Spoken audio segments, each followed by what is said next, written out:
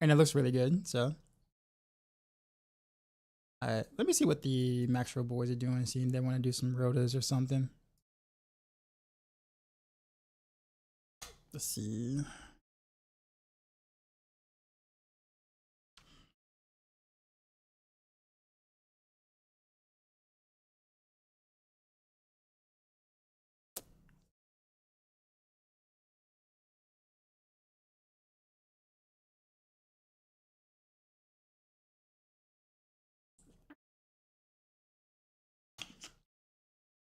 But all right.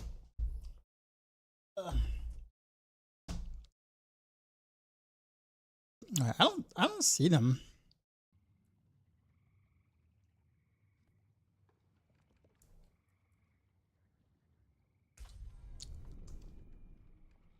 I think I'm gonna transmog that bow. I don't really too much like the bow. The bow transmog.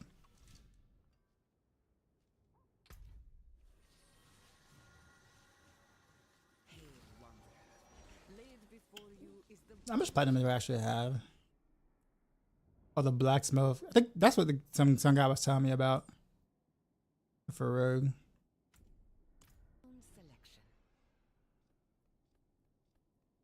Yeah. I actually like the crossbow. The tats.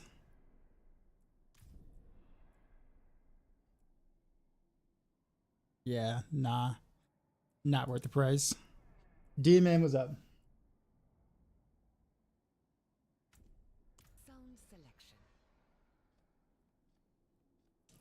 Dude, I do like the red though.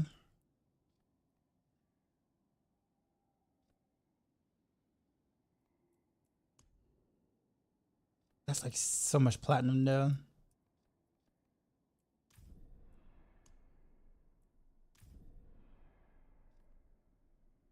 I'm back. What's this one look like?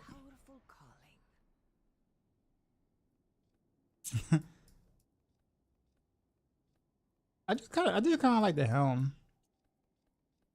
A little bit much for my character though, but I do actually kind of like the helm. Yeah, I would say Blizzard's art team has always been like really good. This is a neat look. Carnival of Chaos.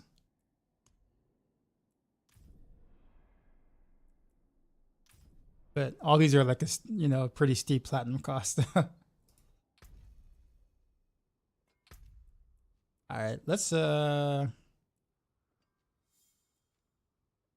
right, what we're doing any bossing right now, so we'll swap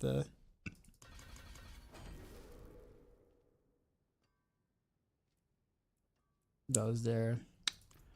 All right, let's see what Boiler's doing.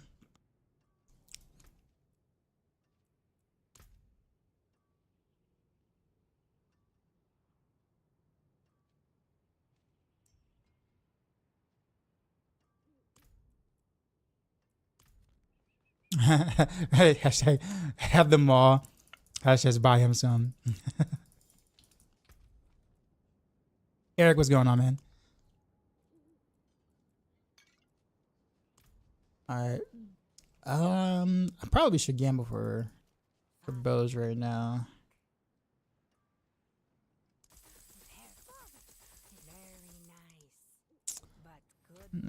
Sag. That was a bad haul. All right. What do we have for whispers real quick? Oh, okay, Gregory. You can go ahead and mollywop him real quick. Done. Is it early one today? So I said gamer broken ever since that one patch. They said that they actually made it better this particular season. So I haven't gambled enough to really know like for sure like if they really have or not, but let's see. You can pick a different bow.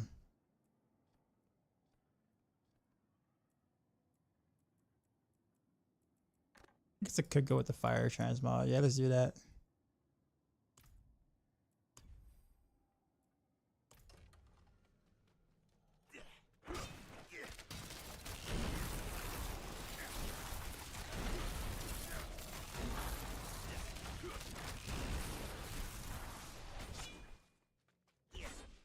still do I have?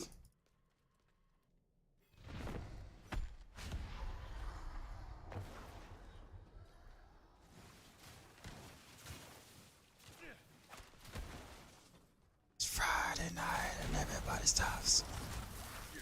Turned down for what?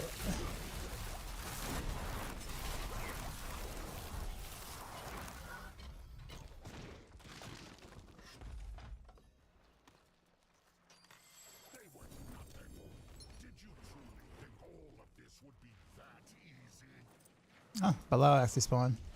I even took the chances out of the urn.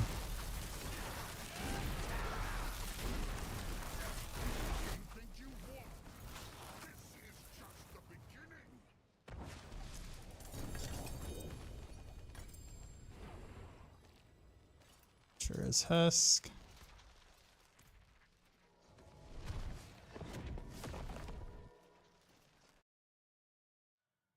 Dude, getting a crossbow with GA life took you forever to get. It's only because you're looking for it now, right? Remember all those seasons before, like this season, where you'll get like a GA bow or a GA crossbow, and it always had like GA life on it, and you're like, damn it, for every other build, right? And then this season, you actually wanted the GA life, and the game's like, nah, bro, you ain't want me all those other seasons. Why you want me now? So now the game doesn't want to give it to you.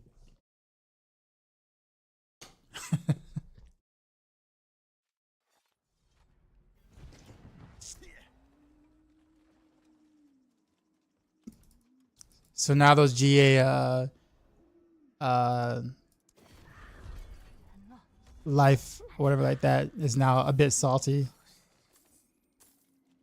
It's making you suffer.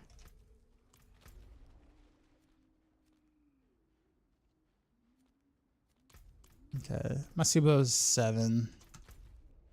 It's kind of close.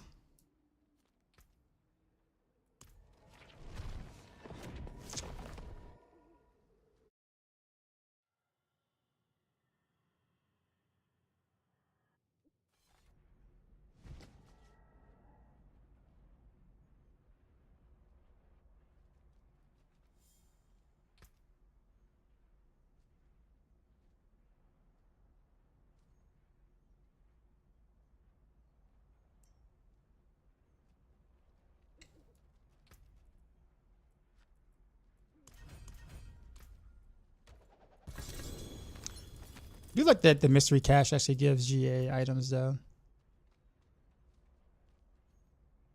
I'm gonna hold on to that for somebody else. Oh, okay, yeah, nice. I'll take that.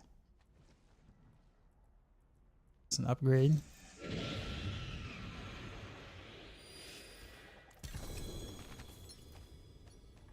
Appreciate the follow.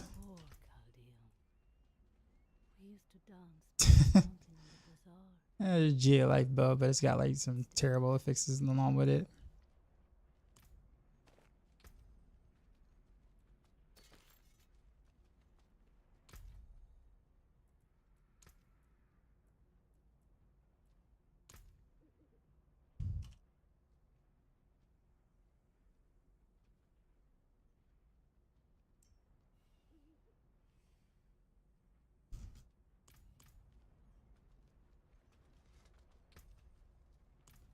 This is what I've gone. Actually, you know what?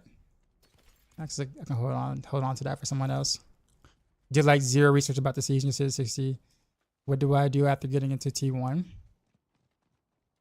I mean, I guess depends on your build and what you need.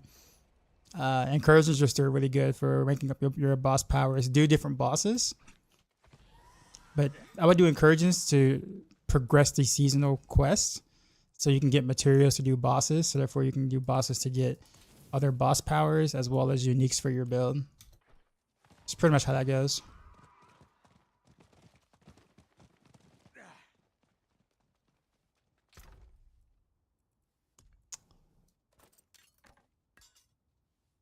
The buff ladder stuff is actually mostly kind of cool.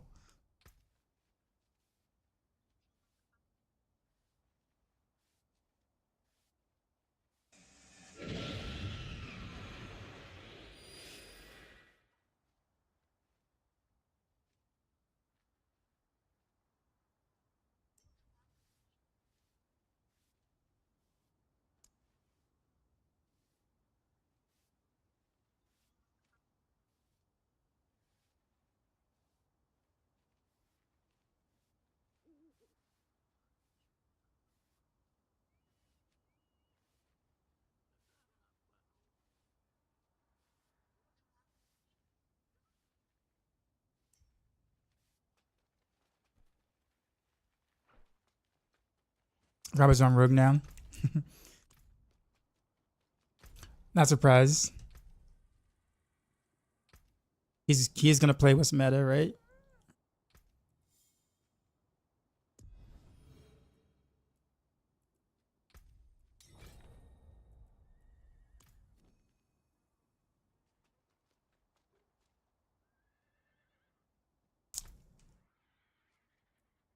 The Kupo.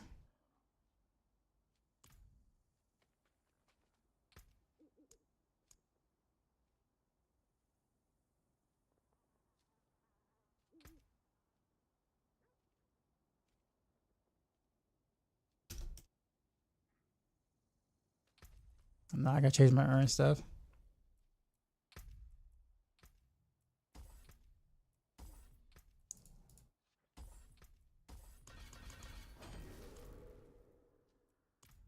Someone does that. Is that a real question? Yeah. I mean, he really wants to like do like, you know, barb or whatever like that. But in more cases than not, you know, he's gonna want to play the strongest thing.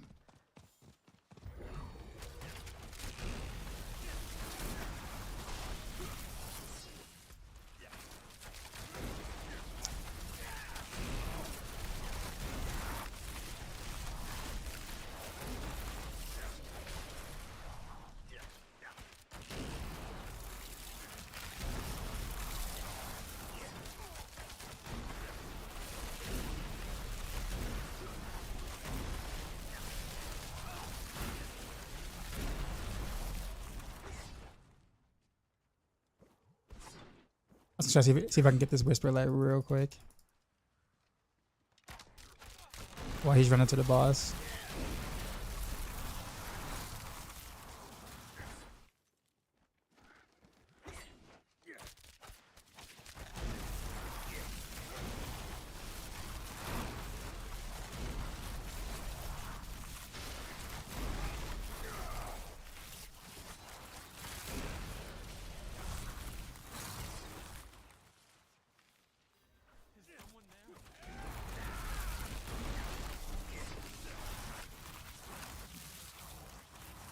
I guess I can do this event while I'm at it.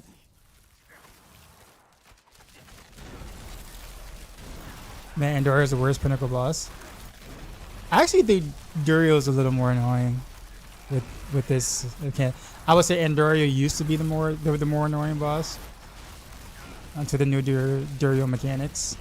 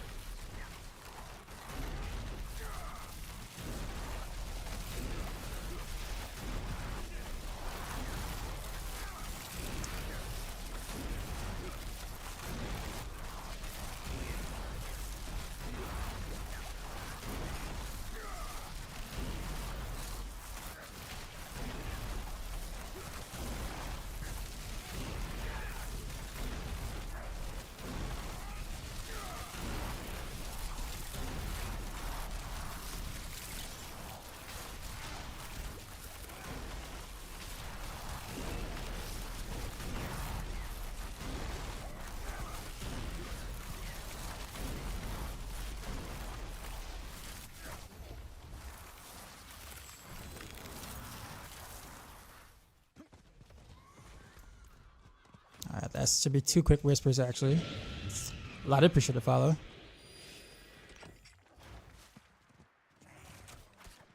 Come on.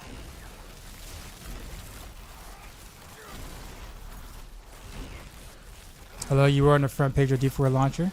Oh, nice. I wonder what picture they used.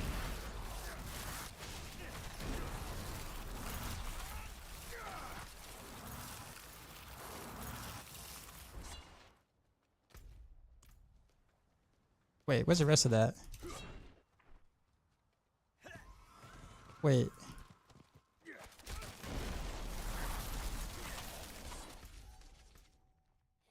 Wait, no way I got robbed. Where's the rest of it? Or did the Whisper Light disappear like the very last second? Yo, don't tell me. Yeah, it did. Yo, it like it disappeared like a few seconds before I finished. Wow, robbed. Black hat. Oh well, all my pictures have a black hat. Oh, the white shirt with press. Oh, okay. I know what photo that is. Okay, not a bad one. Not a bad one. Okay.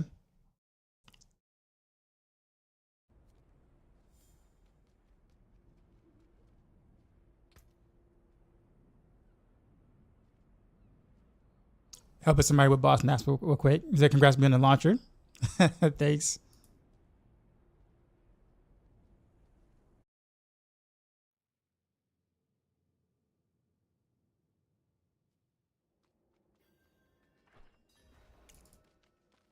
He said, "I want to trade for Bach."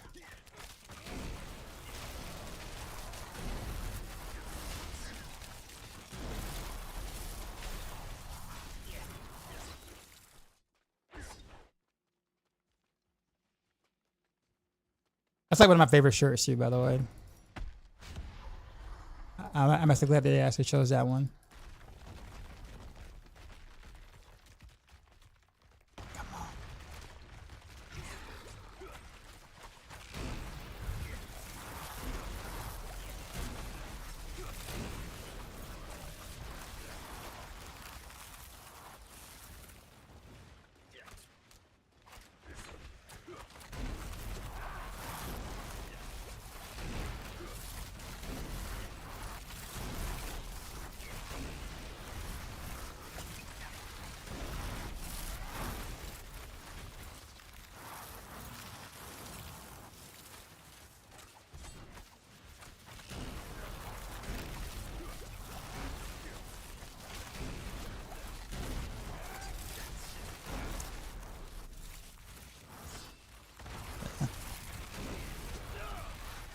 What? No way. Oh, he was facing top. Whoops. Koopa can't really survive any of this, can he?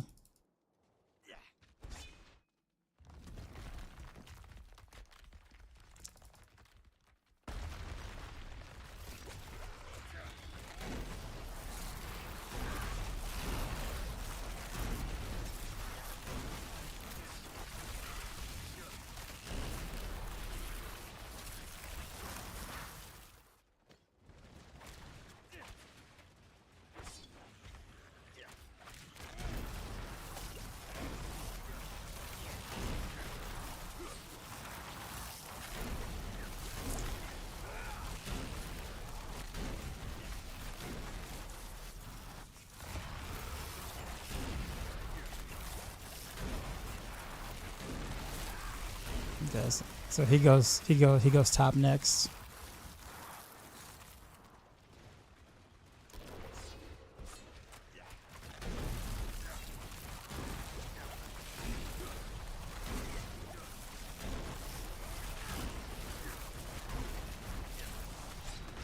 Yep.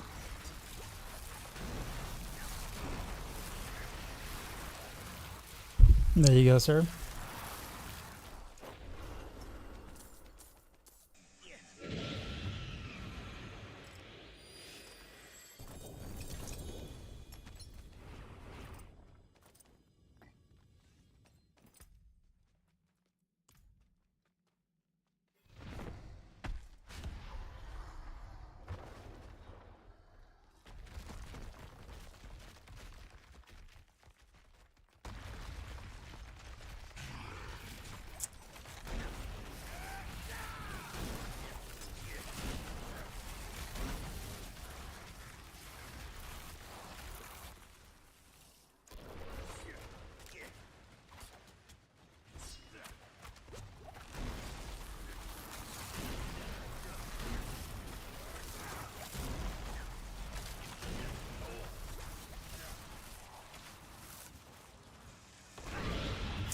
Oh, come on. I wasn't on the outside of that.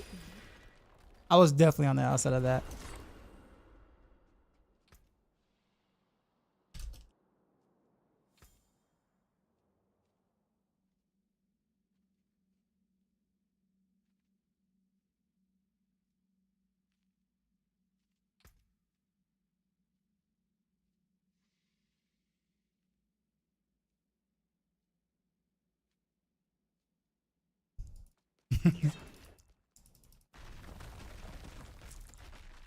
Critical, what's going on?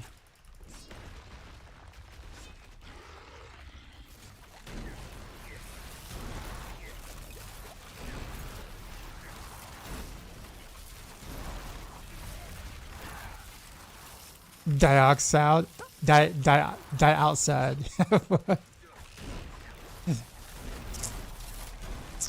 I never really thought about that. That's actually kind of clever.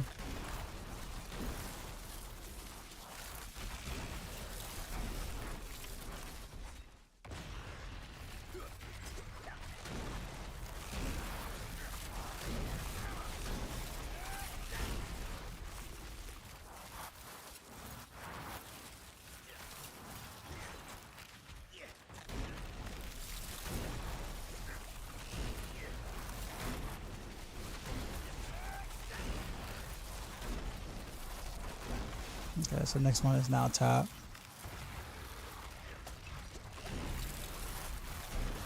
It's kind of how strong this knobs is.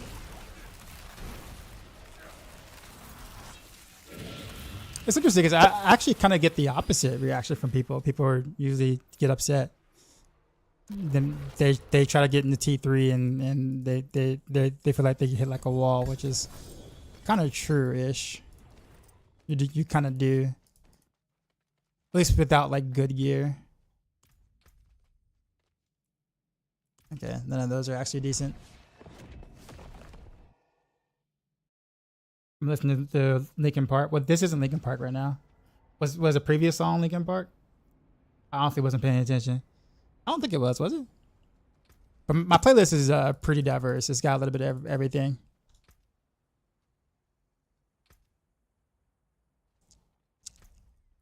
Like, I literally have practically every genre on my playlist except for heavy metal. Not that I don't like heavy metal. It's just that it doesn't really fit the stream vibe. You can't have a chill streamer saying chill vibes with like Death Clock in the background, you know, playing. It's just, it you know, it's not going to necessarily fit the atmosphere.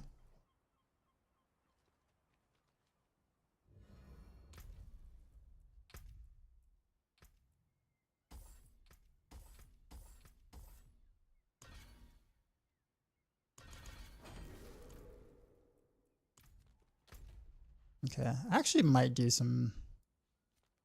No, we'll do some Helltide.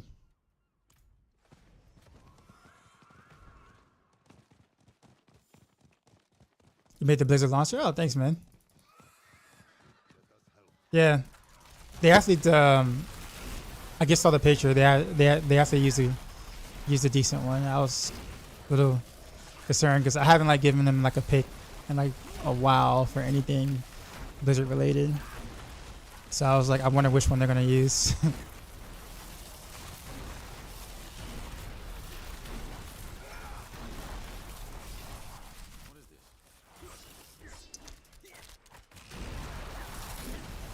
Listen to a playlist called Classic WoW PvP and it's just the right amount of hard to kill things.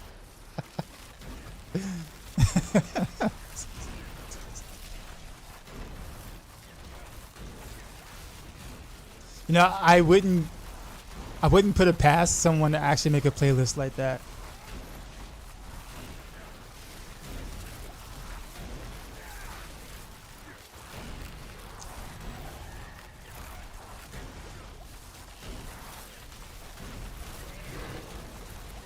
Just had an update for a new patch. Like just now. I think mine is updated. I don't know, but I think they were releasing some hot fixes, giving it a little bit more what is it called for the incursion stuff?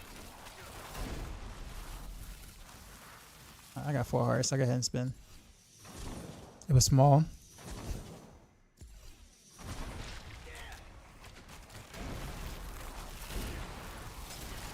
I tried so many ways to not run out of energy using Shard of Arathio. What build are you playing again? Sorry.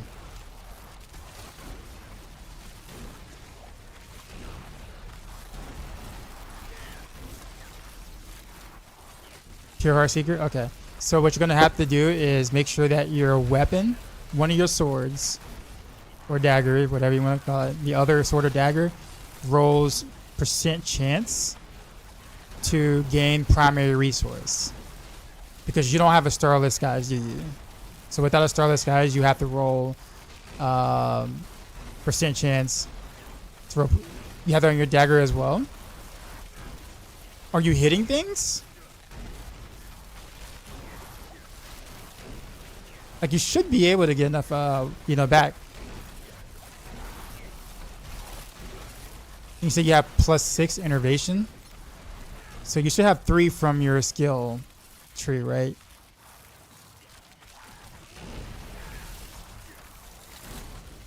Huh.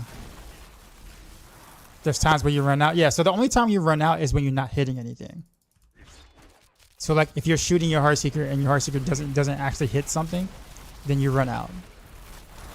Because you can't gain resources if you don't hit. Rip ads? Okay, yeah, I see.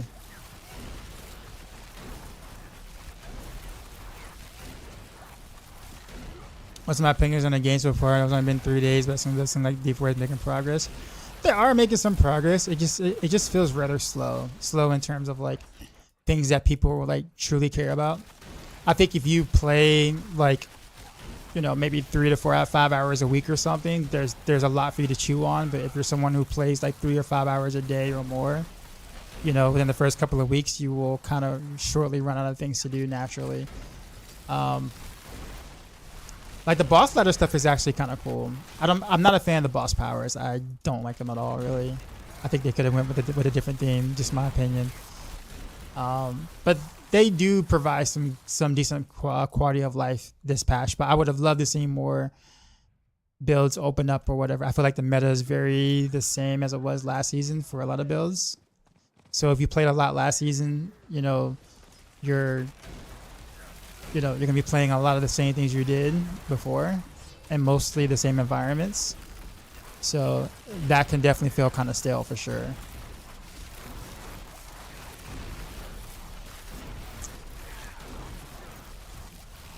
You think if I went with the regular weapon instead of a shard? No, you have to do shard. Otherwise, preparation won't work, and you can't you use your clone.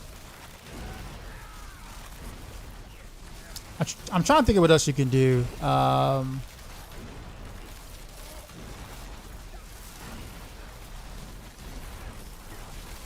Resource elixir. Vandal. Are you using resource elixir? Use that too.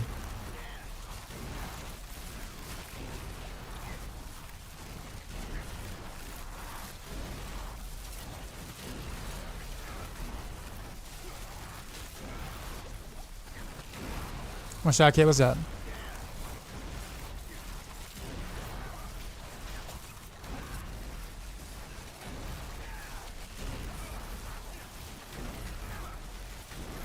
Yeah, man, you're welcome.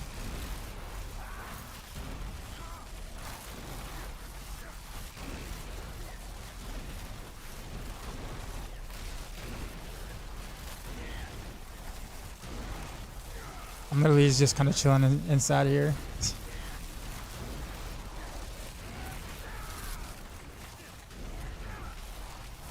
I like that. That gave me a whisper. Nice.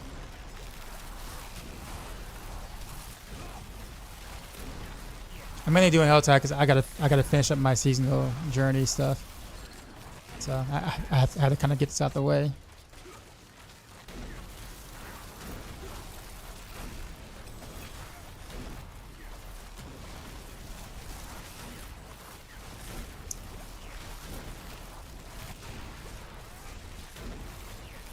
Maybe not lucky hit enough.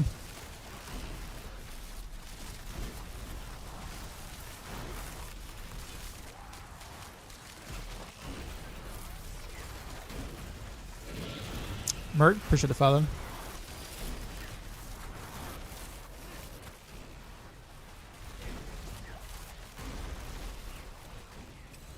Broadside, what's going on? I see you switched it up today.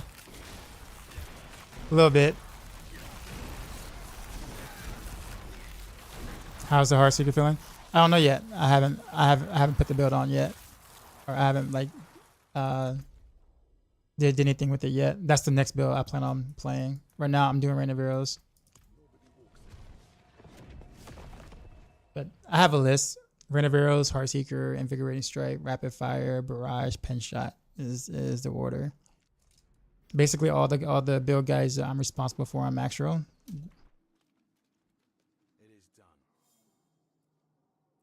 Ancestral Helms. How about I do this one? Am I a fan of? Is that StarCraft and Warcraft Blizzard games? Is that what you're asking?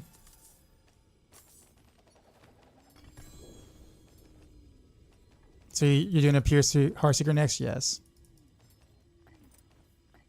So yeah, I actually grew up playing those games. Actually, I spent more time. I spent more time playing those games than I have any action RPGs.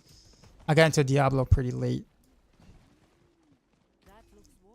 but yeah, I would actually do local tournaments or small tournaments in Warcraft 3, specifically the Frozen Throne.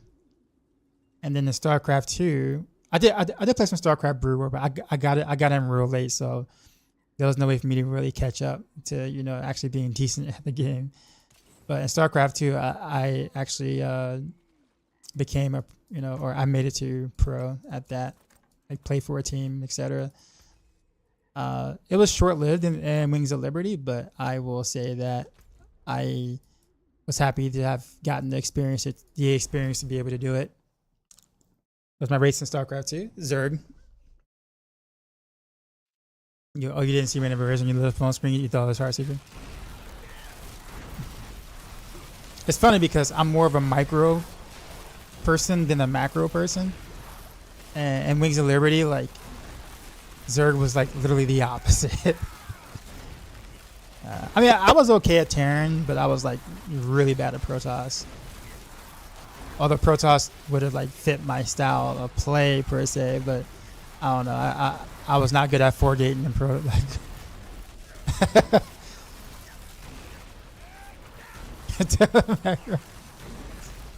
What up, Boiler? We're gonna do.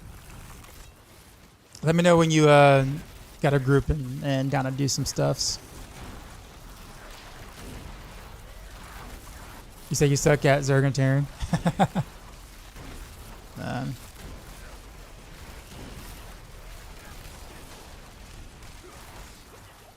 Nah, but yeah, the pro career was short lived. Just because, like, let's say, really realistically speaking, like, there's no way that I would have ever been like competitive, versus Korean players. There's just no way. Not at that time, especially. And me, like, just getting out of school and stuff like that, trying to start a career and all that jazz and stuff. Like, it just was not. I didn't have the time, nor the Koreanness to be good at that level. You know what I mean?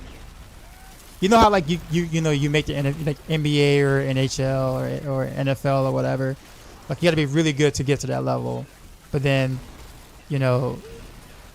there's levels above levels, right?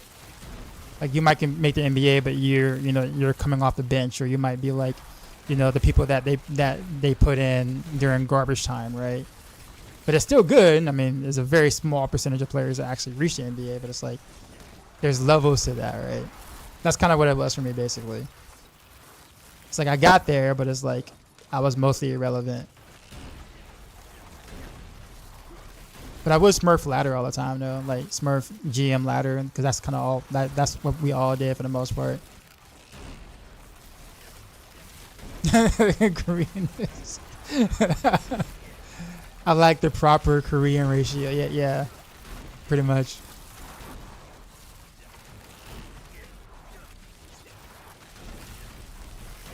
But hey, you got there. Yeah, true. Process says also really early in the shooter scene. Quake, Duke Nukem, Unreal Tournament. Played a bunch of tournaments for Mortal Kombat 2 and 3 in junior high. Nice.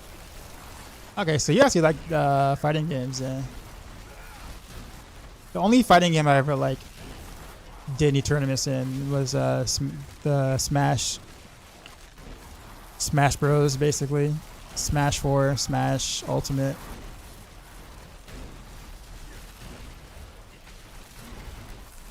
The elixir is working. Okay, good. All right. Well, I'm glad we were able to kind of patch a band-aid for you there.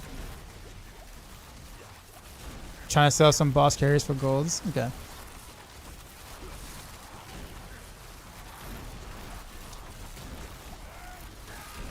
Do you ever go back and play it? No, I don't. I don't. After I left the scene, I literally started Diablo 3 when Diablo 3 came out because my friend was like, yo, you should play Diablo 3. It's going to be the greatest thing ever. And I never played D2. I guess trusted my friend. You know, got the D3, and I had fun in D3. Don't get me wrong. I did play for a decade, so I did have fun in D3. And I guess here I am now, kind of still playing action RPGs, but yeah. But yeah, I can't go back. The fear is that if I go back and play, thank you for the follows, is that I'm going to get sucked back into it. Like if I realize that if I'm even like a fourth as good as I used to be, you know, that will still be like really good for ladder play. And I don't want to know that I still have some chops, because then I'm going to get sucked back into it. And I'm way too old to even remotely be relevant.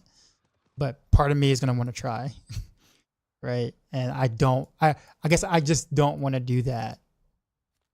Because then I wouldn't play, you know, Diablo. I wouldn't play, you know, I probably wouldn't stream. I wouldn't be doing the content stuff because I'd be too busy watching tournaments and like studying and all that stuff like that. It's just like, I don't know. I can't. Like, I know me. I'm going to want to do all that again. And I can't get sucked back into it. So I have not played a single ladder match since I left the scene.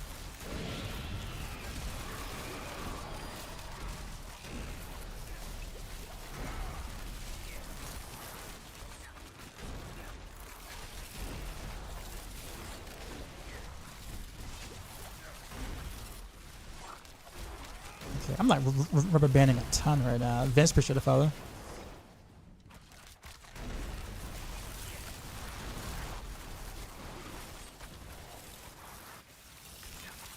Ladders without solo self found doesn't make sense. What game we talking about? Are we talking about Diablo or you mean like action RPGs? I mean, I agree with you. I just was wondering what the context was because we weren't talking about any of those. We're talking about StarCraft 2 for a bit. But yeah, I agree. I agree with you. Kimizama's going on. Yeah, StarCraft ladder. Yeah, StarCraft. But you're not wrong. Your concept was not wrong. I was just wondering. I was trying to figure out the context. So I was like, wait a minute, are we talking about the same thing or? But yeah. But I do agree though. I would love a solo self found. That was like one of the best things they could have done for Diablo 3, but they did it like after the release of Diablo 4, or at least right before. Was it after or like right before the release of like D4? But I would have loved it if they would have, you know, implemented that like way earlier in the lifespan of the game. You just tuned in, gotcha.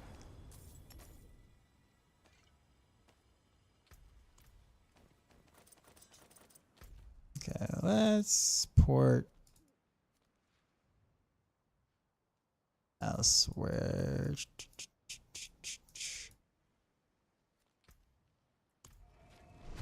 I don't have any of those waypoints, man. I got an early copy of Diablo 1 when I was in alpha test. Added to public, added on 3.5 floppy disk.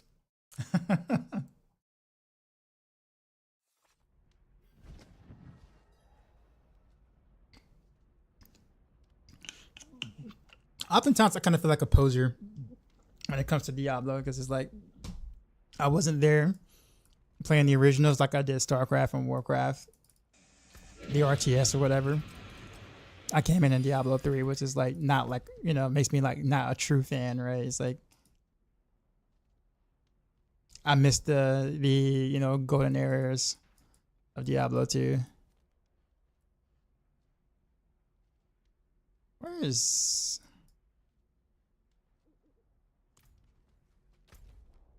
usually is like when I'm around here, right? Usually.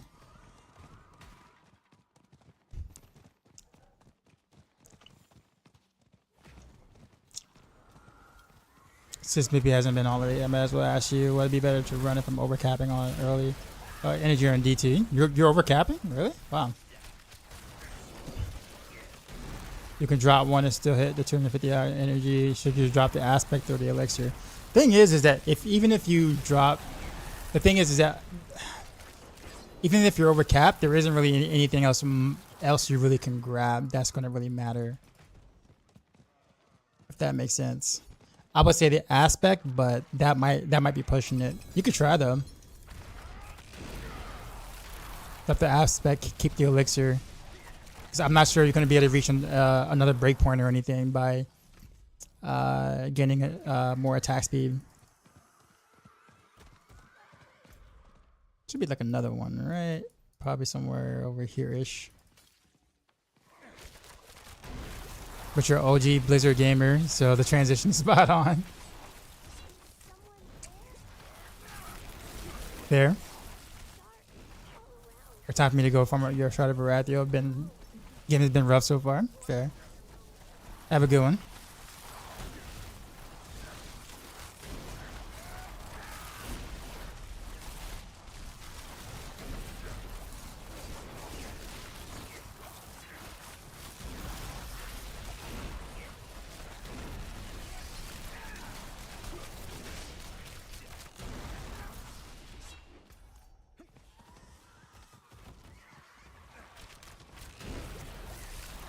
I will run both for the beast ball damage because I'm sitting at 314 energy, but the problem is it's not high enough on Aftermath ranks to recover that high.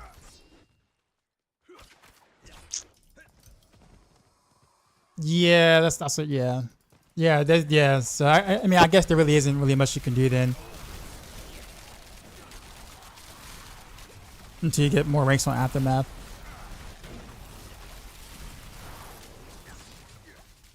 Oh, speaking of which, I gotta pop my elixir real quick. I was feeling the cooldown issue. There's the other one.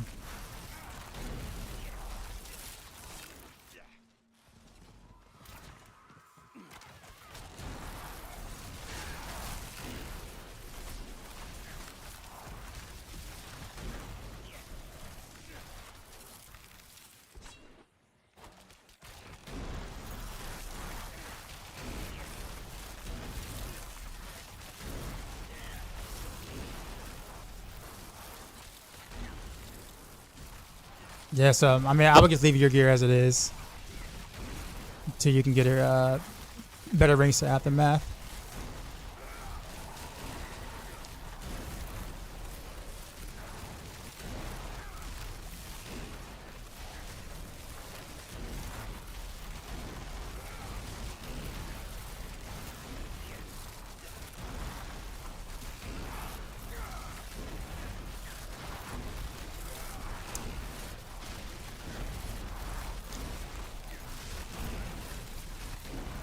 What I major in school?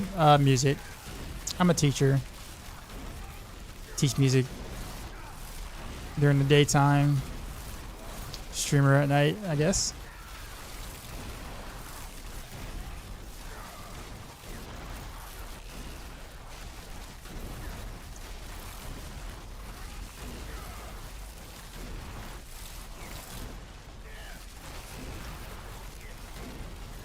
That's why my playlist is so varied between different genres and styles and stuff.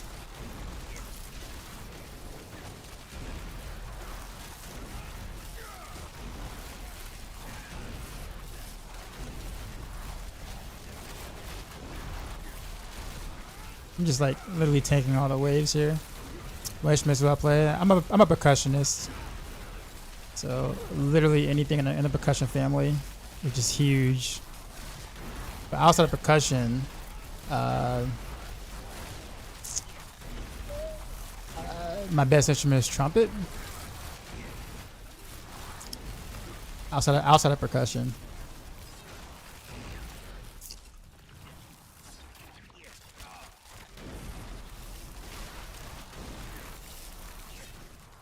Let's go here.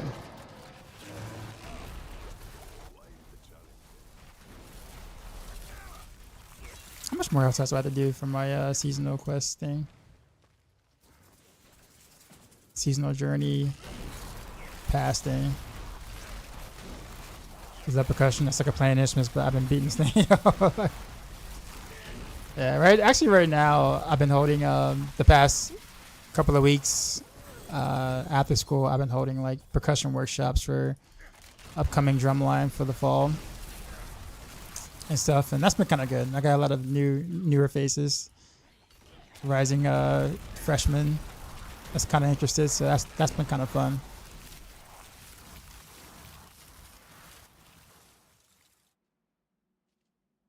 Okay. Actually, so I got 95 cinders. I'll go ahead and pop this.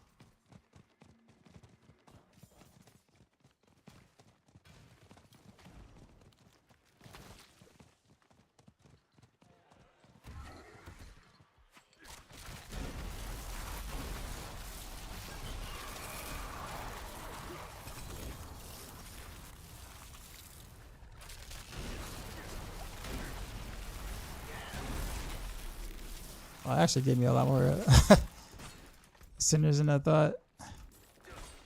Might as well go ahead and try to get this chest too. What is it, 75? Just get the living steel.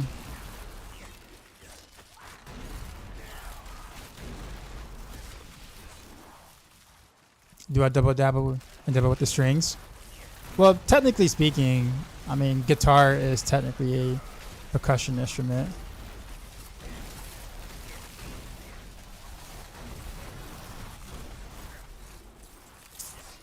And technically bass could also be considered a percussion instrument as long as you're not using the bow.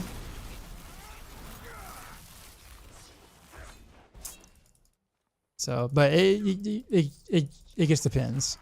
So like a cello can technically be considered a percussion instrument in a sense. Piano too, yep.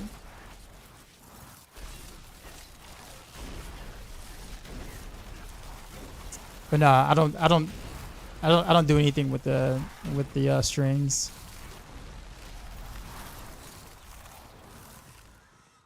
Nah.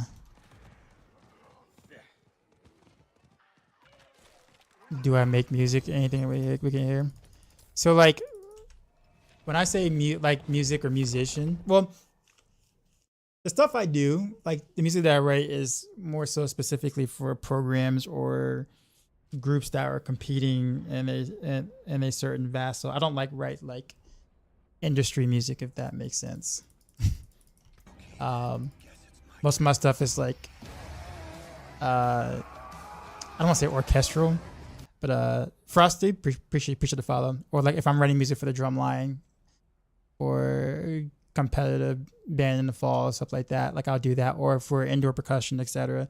So it's not just like, you know, doing like a beat program, if that makes sense, or Fruity Loops type sort of stuff. Like most of my stuff is like notation writing. So I know that's not nearly as interesting as like, you know, someone that's like,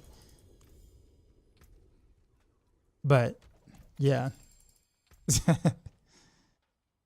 Gear music, gear order. Yeah, so Bimmerbot, so you get it. You get exactly what I'm saying then. Not saying I can't do those things. It's just that there's really like that's a whole different market than what I'm involved in.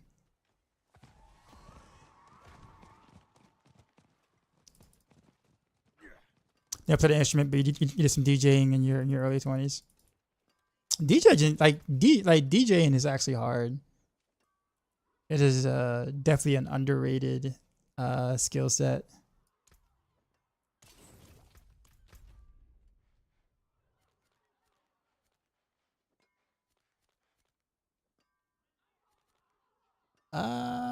You know what? That's a whisperer. Let's go do it.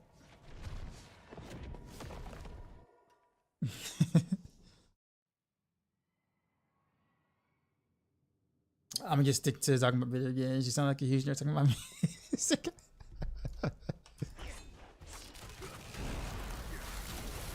Cap. You never went for the teacher credential? Yeah. I did both music ed and performance because just in case. My hunch was right, basically. Because it really just depends on where you are. It's very difficult to like, make a living, as a performer.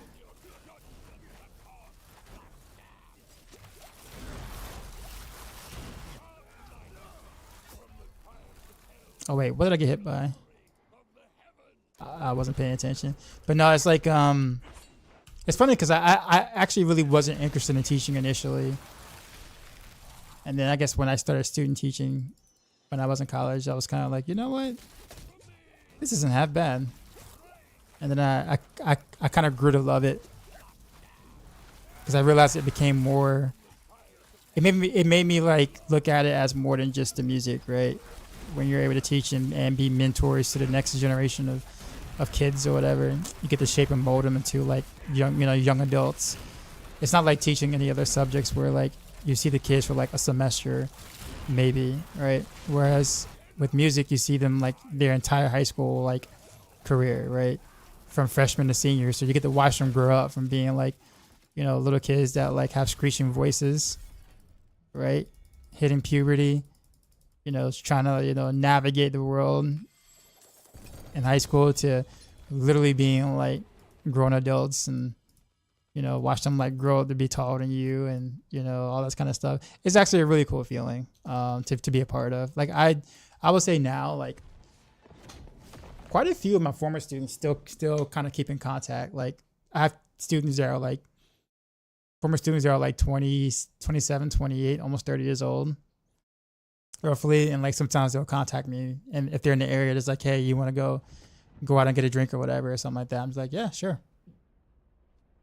And like that's really cool.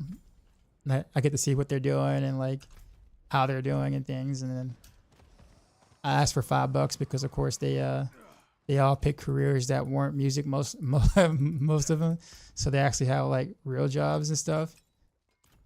But it's cool. It's like really cool watching them grow up and like, them doing what they're doing. So it's hard to really replace that feeling. It's something that performance can't or being a performer or a performer can't really give.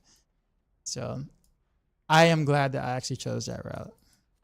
Looking back at it, even though I kind of was not excited about it at first at all.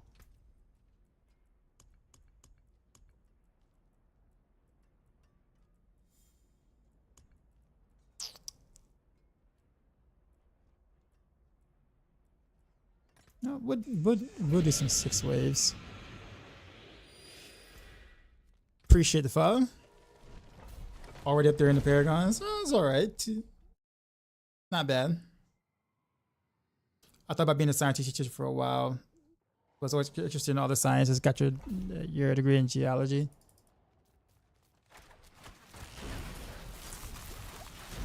Hit him up with the you buying the drinks. Yeah, exactly, right? Usually they do though. Like usually they do because they'll. I don't ask or anything like that, but they'll sit there and like take care of like the drinks or the meal or something like that, because as like a thank you or something, for things. It's like nah man, it's on me, man. And I'm like okay. I don't fight it, I don't go no man, I got it. Because I'm a teacher, I ain't got it. So, if you want to do it, all right, cool, no problem. No problem. I appreciate it.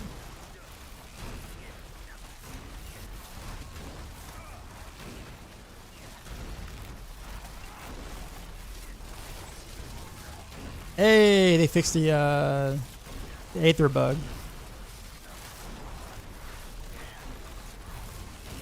Go ahead, take it right. Not letting Frog get in the way. No, nope. Nah.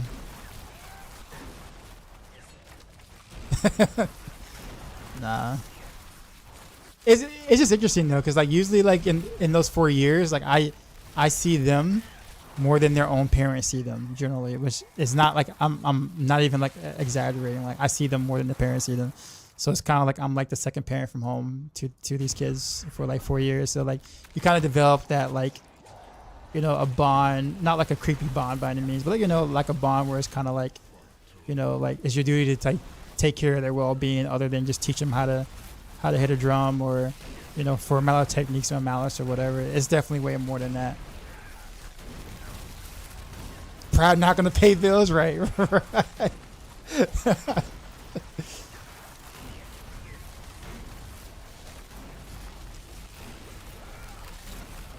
If you think about it, you're doing concentration in Diablo 4. It's basically being a music teacher, except the instrument is the screams of the damned. You know what? Actually, it's funny because I think it was Evan and Pig that actually like made a comment about it. He's probably in the chat looking somewhere. He's supposed to be working today. We're working really hard as a mod, you know.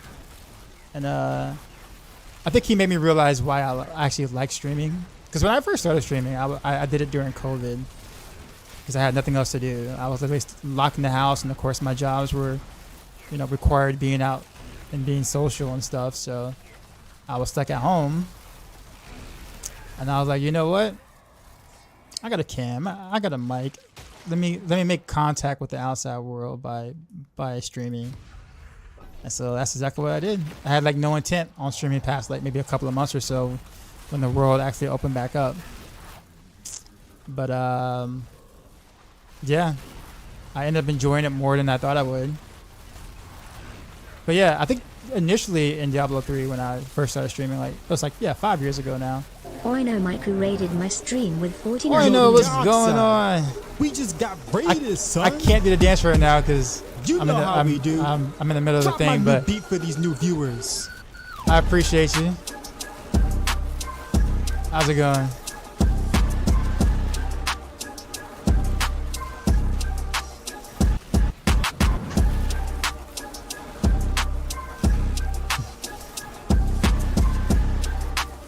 Rating.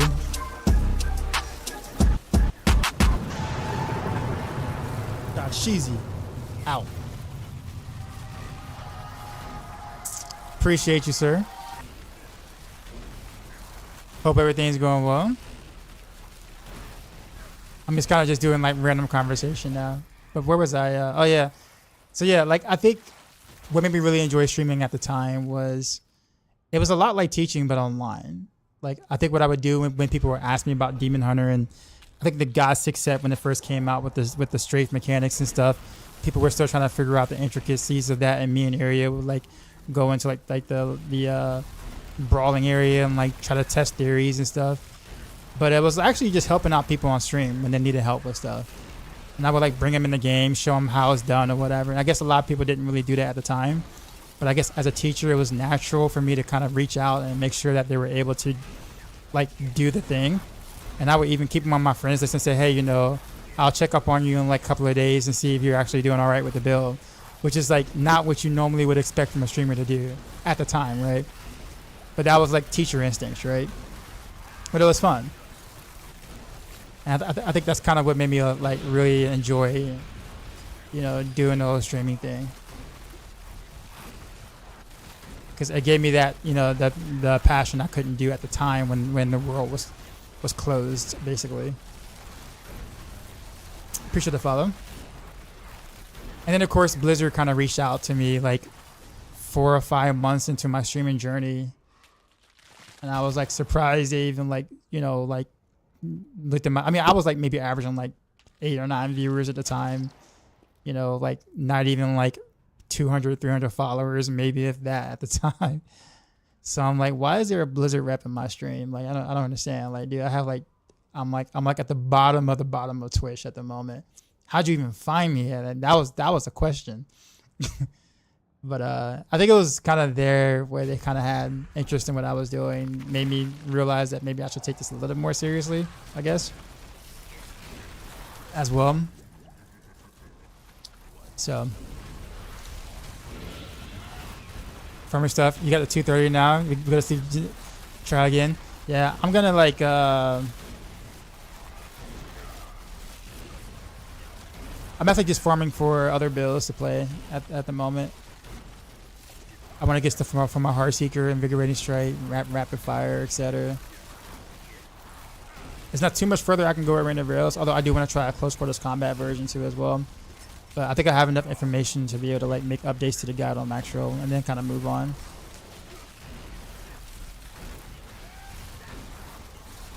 What does it mean if an item is blocklisted? It's probably the Crown of Lucian, right? They blocklist it because apparently there's a bug with it. So I love streaming. Used to raid with Towlet. Oh, okay. Towlet. Okay, cool. And WoW, and there's an officer, and he tweeted my stream out. I had a few hundred people show up and got a bunch of subs and stuff. But then I got COVID and couldn't get it there for 2 weeks, and everyone was gone. Yeah. Dude, consistency is a thing. I remember where, what was it? I remember Ninja made a post one time. This is like a couple of years back, and like he was just saying like he took 2 days off to go on vacation and lost like a couple of thousand followers. More than that, like almost 10,000, 20,000 followers in like 2 days because he didn't show up to the stream for 2 days, even though he said that he was going to go on vacation.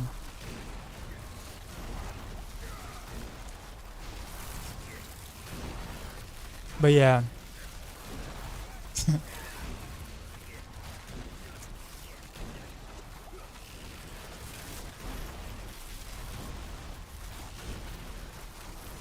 The way I look at it, in terms of my stream is concerned, is like, think of it as like that little like corner bar that you didn't know about. That was tucked away at like, you know, one of those little side buildings. And you're like at a gas station pumping gas, and like you're hearing some like chill music, and you're like, yo, this, what am I listening to? Or like, you know, what am I hearing? So like you check it out because you didn't know that this was in the corner, right? Because, you know, Twitch doesn't advertise streams or whatever, so you didn't know that this bar exists. So after you go, you know, pump your gas, you go check it out. You come inside and you're like, you know what? The vibes are actually kind of cool here. I'll get a drink, you know what I'm saying? I'll chill, get a drink or whatever. You make some friends and, you know, at the bar, you like the owner, etc. And then you kind of come back. He's like, yo, I'm glad I stumbled across, you know, across this corner bar, right? We're not big or anything, but you know. However, the owner, you know, aka the streamer, you know, has to make sure that the schedule is, you know, consistent and mostly decent or whatever, right? So like, if this is your chill spot, right, then you have to be open for people to chill, because it's not really the same thing as like everyone just goes to another streamer, right? Because like everybody who's here now won't necessarily migrate at the same time to the same streamer. So you can't have the same exact vibes you were getting at the previous streamer. You see what I'm saying? So having one place where like those vibes are what they are at the place, you know, can be important to a viewer, to someone who's like stopping by and likes the vibes in a sense. So I could totally get why, you know, some people was like, you know, oh, that was my bar, man, and like, you know, hasn't been open in like 3 days, but that was like my spot, man. Where do I go? What do I do, right? So I kind of get that in a sense, but it can be like stressful to be really, really consistent, of course. Goofing around, yeah.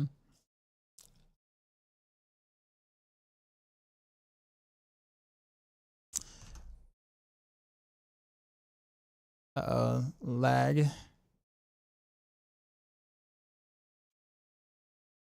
He said, yeah, I get it, especially if you're a smaller streamer or whatnot. Hey, Flag, what's going on, man? I got kicked out. Okay.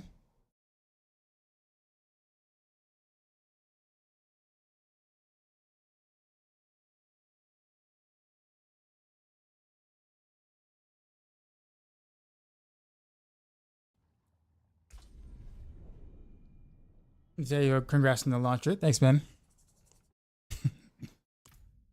They have to use a good pick. They got my good side.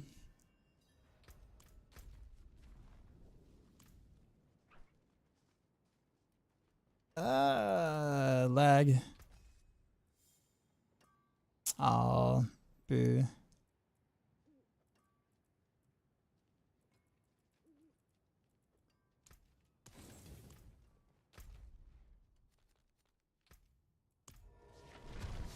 Do you have any idea why the binds in my action will reset? No idea. It will let you scroll up and down to swap pages, really? So, when I first played this or started the season, I was kind of having that problem too. I had to rebind a couple of things, which was quite annoying. Especially at season start when you just want to just go and blast, right? Okay, I was trying to follow the build, and good thing I came in to watch the stream. I finally get the playstyle. Appreciate the sub, man.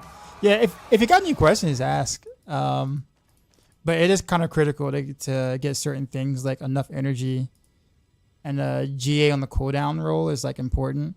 But definitely being able to get 150 plus energy for like the smoother gameplay.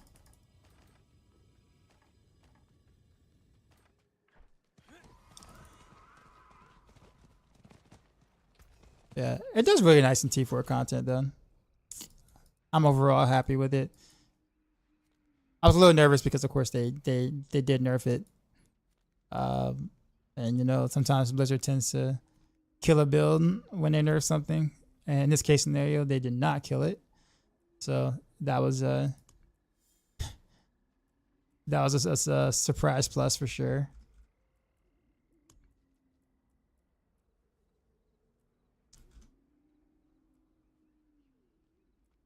Oh, okay, I gotta do this.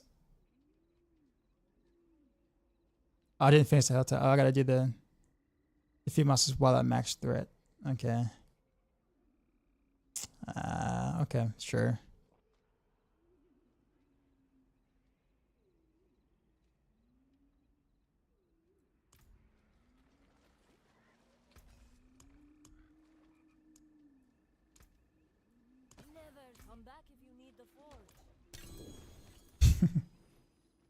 Okay, what I gotta do now? Jeweler. Wear the stars around your neck.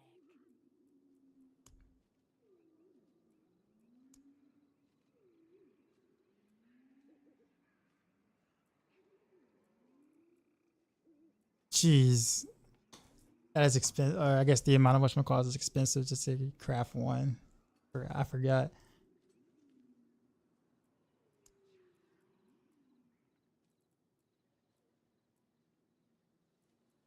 I can't even craft the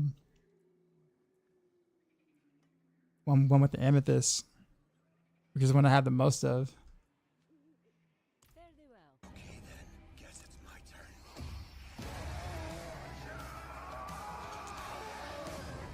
Cheesy with the sub, appreciate you. 5 months in a row, what a beast. Am I on the East Coast? Yeah. How do you edit it? What you use to edit? New to this, I'm on Diablo, just started level 52. Just trying to get your gaming channel going. Stream Elements is a really good streamline tool for like OBS and things. Because then you can get all your layouts and whatever you want for like visual stuff on your screen into one layout instead of having to import several things like with Streamlabs.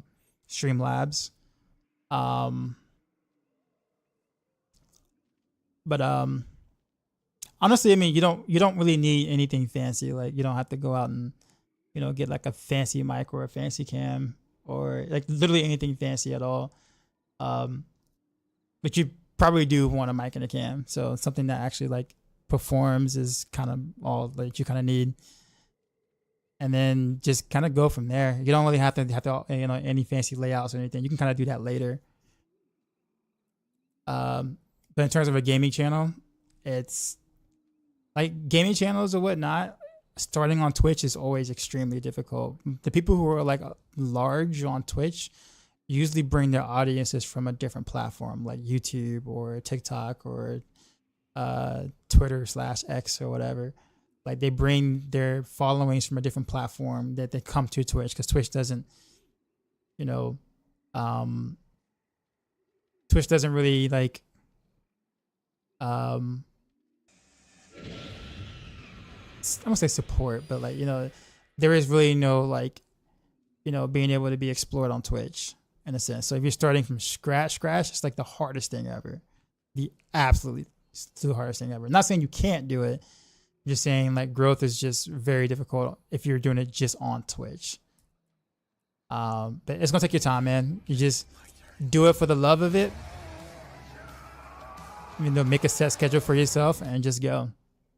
But don't do it for the sake of looking for growth or trying to make a career out of it or whatnot. Like, don't do it with that aspirations. Do it because you like it. Because if you don't like doing it, it just becomes a slog, and it's not worth.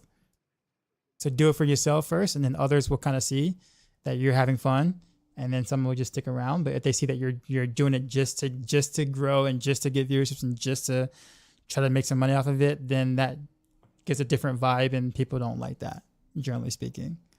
Because then you're doing it for for that purpose rather than being authentic and just having fun.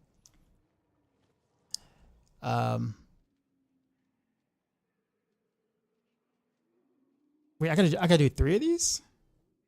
Wait, it says 0 out of 3, right? Oh, 1 out of 6. What? That is a lot of materials to be able to. That is a lot for that one. Yeah, never mind. We're gonna actually do this one.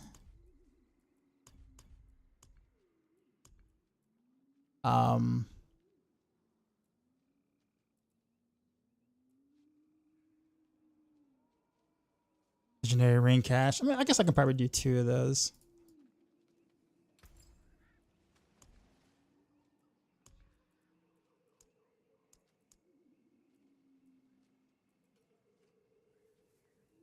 There's still a lot though, man. Let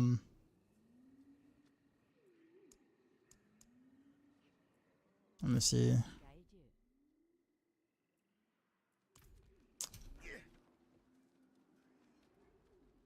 I think I might hit back up Helltide for the rest of that. I'm not even gonna worry about doing that anytime soon. That's too long of a journey for me to care about right now. Hey man, can you compare Lilith versus Beast main powers for anybody else? Sorry if you already had. I mean, you don't really care about the damage, you just care about the utility. So in reality, you kind of want to do Beast and Ice because it's going to give you a chill and like allow you to freeze faster. The Lilith waves are just for visual effect. You don't really care about them because they're not really doing any damage, any real damage. So that's why we go Beast and Ice basically on almost every build, because it actually has utility of some sort. Man, I can't get to the used to the new dance and that setup actually before the old snapshot. You can still do it if you want. That's still a thing. Tron, appreciate the follow.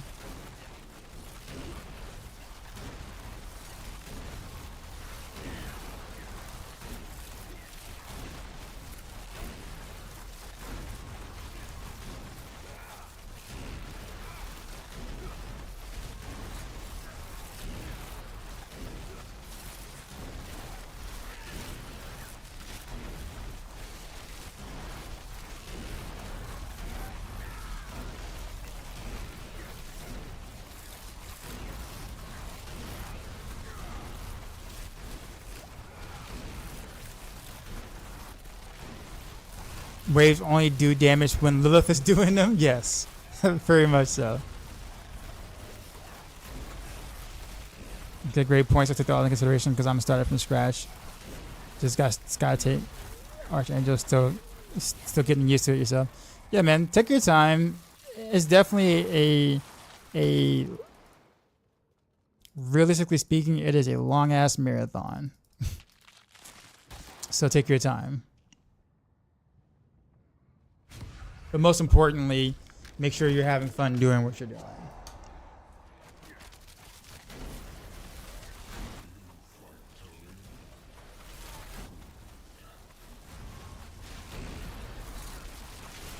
I can't stress that last part enough. I talk to a lot of my other like content creator friends, and you'd be surprised at things that we talk about behind the scenes in terms of like mental health and, you know, what we really feel, you know, like outside of a stream or whatever, or you know, outside the streaming environment, about the streaming environment.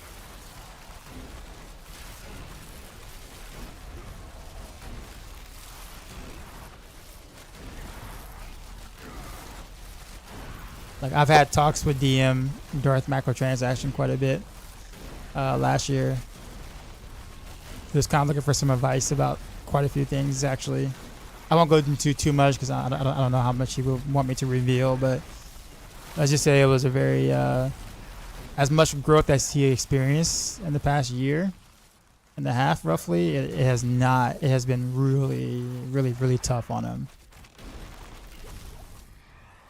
But most people wouldn't really know if you only just watch the streams, right?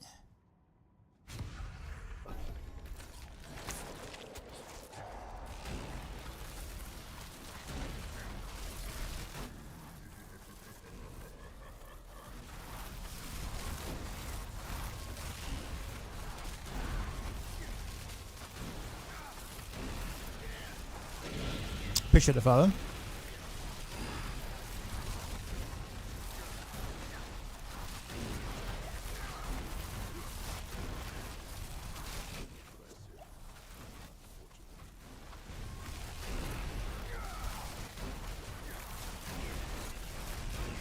PO Thief with the sub.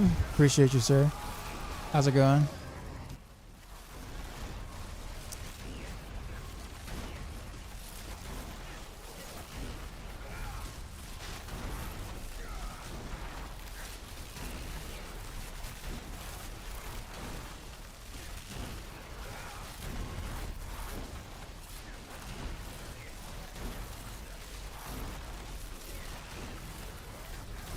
Does Maxroll have Arcada old builds?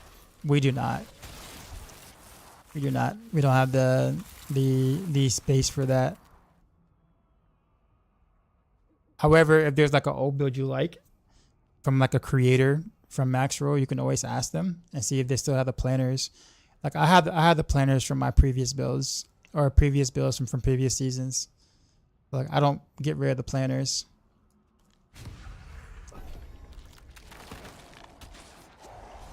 You just had a 4GA Sky Hunter drop. What builds would that be used for if any? The build I'm playing right now, Rain of Arrows. Also Rapid Fire. That's about it though. Those two.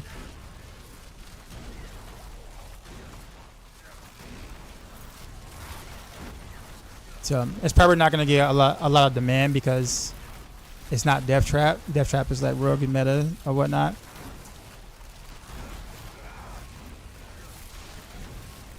But if you're looking to get rid of it, I'd be happy to buy it from you. Actually, what is the unique affix on it?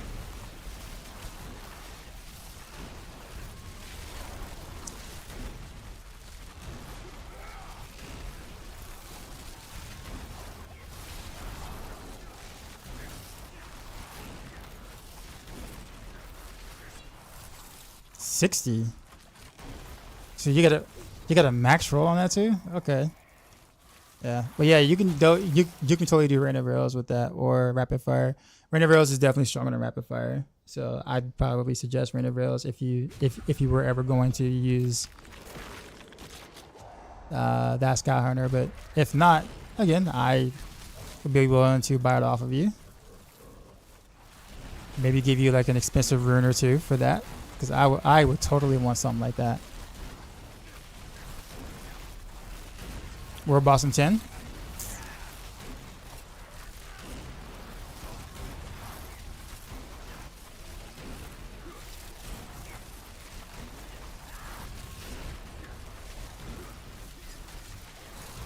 So crap ton of arrows. It's a decent amount of arrows for sure.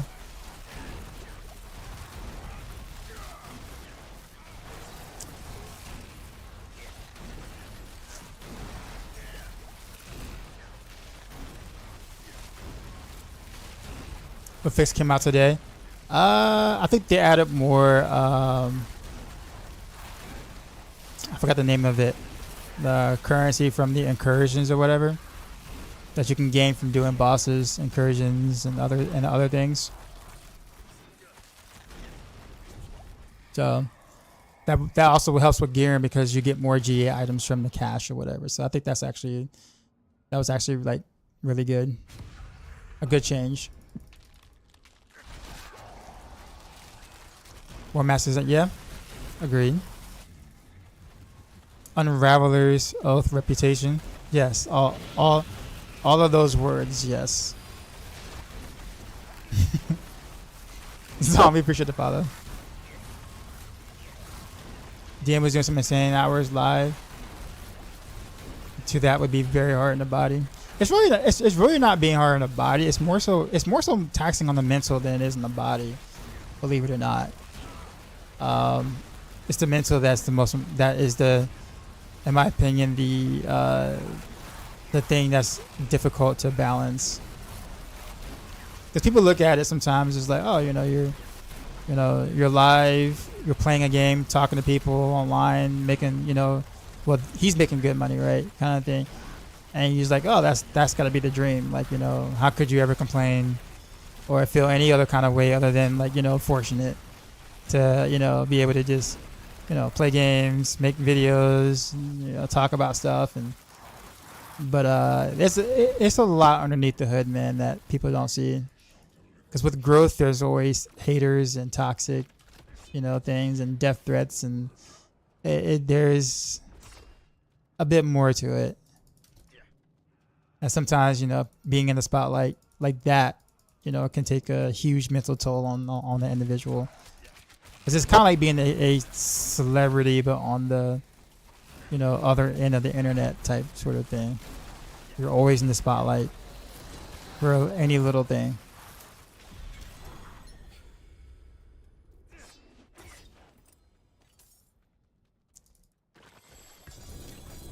Which world boss is it, by the way? Actually, I don't think I really need any other world boss stuff, so I might actually skip.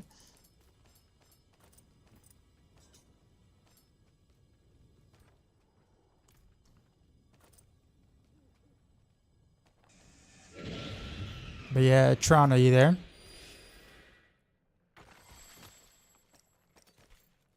Appreciate the follow. How's my master workings? Ashava, yeah. I'll leave her alone. I'm not interested.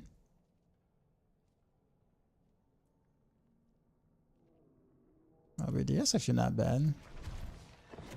Out of curiosity, how do you guys identify the viability of builds to get in the rankings on your tier list? I play Twisting Blades, which is a tier, but it feels underwhelming, pretty underwhelming right now. So,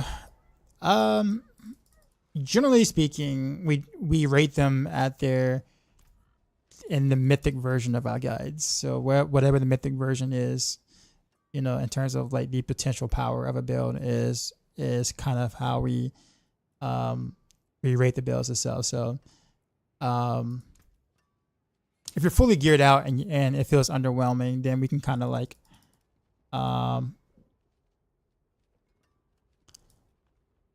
just lost my train of thought actually. Oh yeah, then we might have to revisit some stuff with that, right? So yeah,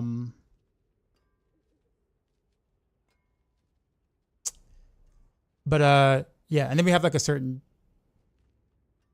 thing. I can't really mention it in public. Like I can't tell you what our criteria is for specific reasons that I also can't go into. But yeah, most of the time when we rate the tier list, some of it is really just educational guess, like an educated guess in a sense, based off the numbers, like raw numbers of what a build should be able to do. stuff moves around on the tier list all the time once we actually play the builds and be like, oh, this actually didn't turn out to be what we thought it was going to be, or Blizzard made last minute changes that we didn't even know, sort of thing. So sometimes we get surprised and sometimes it's like, you know, but I would say our tier lists are usually pretty, I'd say about maybe 70-75% accurate upon launch. And then once we kind of play them and get a better idea of like how things actually perform, then we make adjustments and then they become correct all around usually. Does Maxroll talk to Blood about D4? I mean, none of us specifically talks to, like, it's not like he talks to only Maxroll or something like that. Like, there's like a partner Discord where we can, you know, we do get to interact with Blood, but it's not like a Maxroll thing, if that makes sense. It's just a general thing. But no, he doesn't have like special affiliation with Maxroll or anything, or vice versa. Tron, how much gold are you wanting for that? By the way, for that Sky Hunter, trying to think of what else I might be able to offer you too as well. I gotta check my rune stash. Skull Fire, appreciate the follow.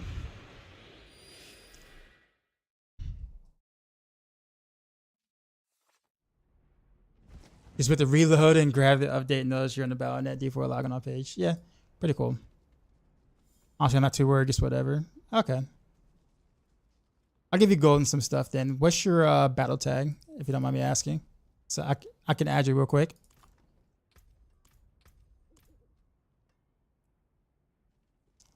Let the role play also props on being promoted on the Battle.net launcher. Enjoying the content so far. Thanks. This is the second time I've been on the launcher. The first time I was on the launcher was like years ago, like almost like 3.5 years ago.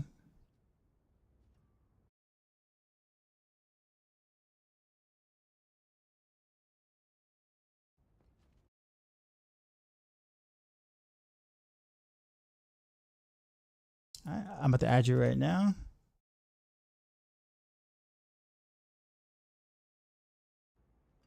What tier are you in, so I can drop down if need be, or are you in tier 4?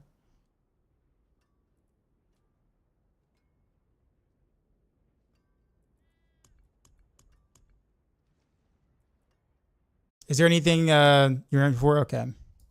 Is there anything that you're looking for gear wise that you want or need? Like, are you playing Death Trap, looking for something?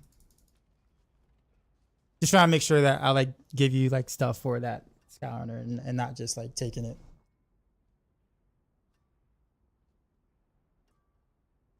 You're in for it. All right. Send an invite, please.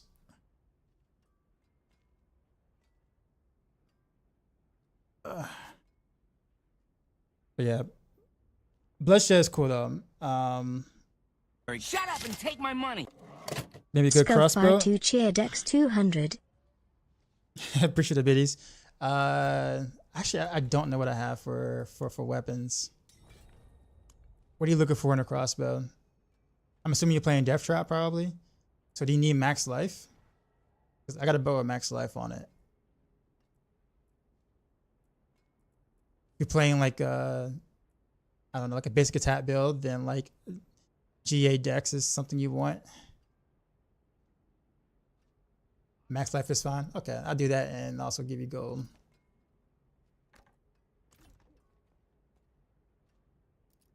Death Trap. Okay, yeah, so you do need my how about boots?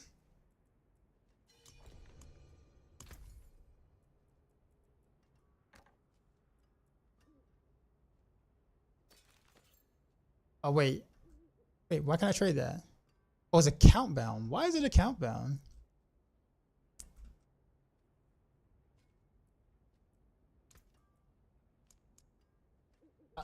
I'll throw you 100 million gold.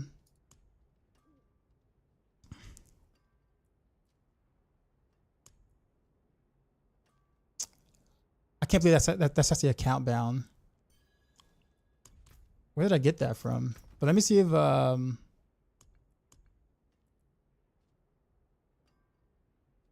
got a GA Beast Fall, but it's kind of meh.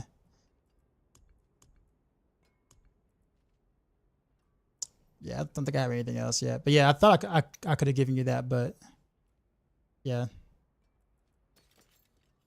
Respect, like I said, I like your content, so it's cool. Well, I appreciate it though. This is for what I have right now, this is a pretty massive upgrade. So I absolutely appreciate it. I'll be able to do some cooler things with render rails and rapid fire because of it. So I appreciate it. Say world boss. Yeah, I'm gonna skip the world boss. Or I guess it is a free whisper though, isn't it?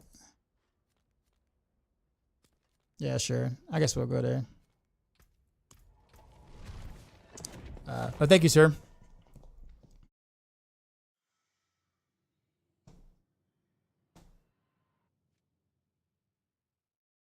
Is pin shot good yet? None, not really. Like, I mean, it's not anything that you can do like higher pits with per se, but if you're just looking to do T4 content, the new pin shot build I actually put together is actually quite fun. There really isn't much you can do with pin shot right now until it actually gets some like respectable buffs, which isn't happening anytime soon, it seems like. But if you just want some fun factor and seeing like pin shot bounces like ridiculously everywhere, the build is on Maxroll. I will eventually play some pin shot myself, just because it was kind of fun putting the build together. Because unfortunately, it just doesn't have the oomph yet to, you know, feel like super strong.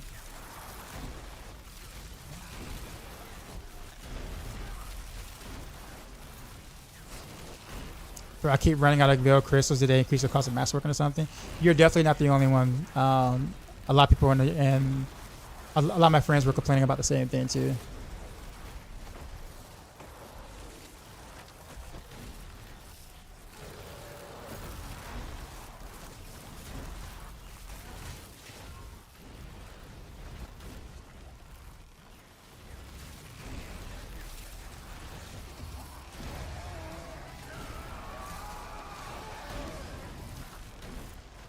Hey, new, appreciate the sub.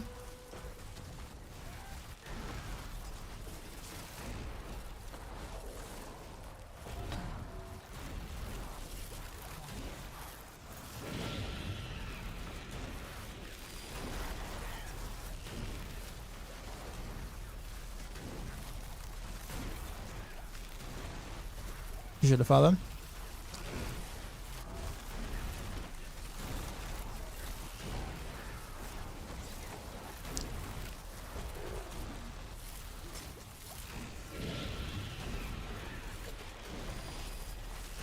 Awesome. Hey, noob, appreciate the follow.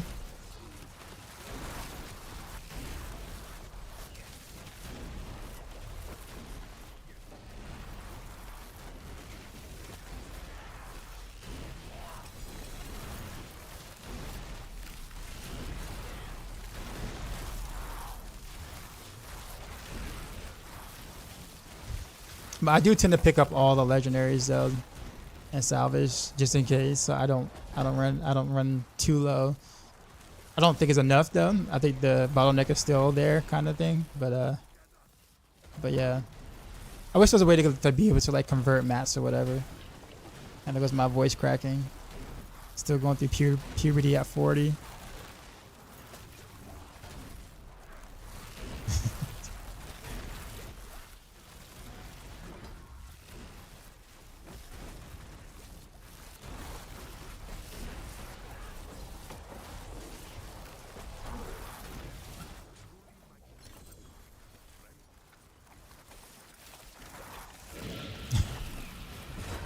Appreciate the follow.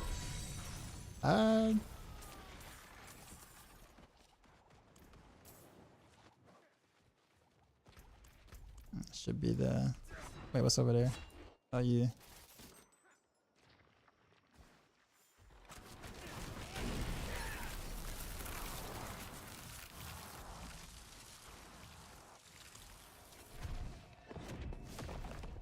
How do you break your brain into enjoying D4?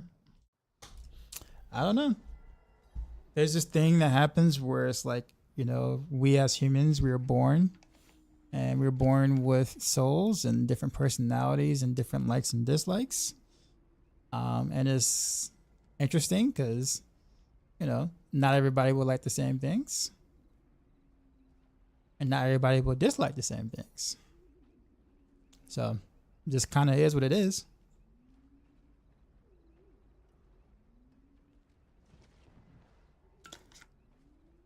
Although, if you hang out on Reddit, you would actually, you know, if you hang out in Reddit enough, you will actually believe that everybody's supposed to like and dislike the same things.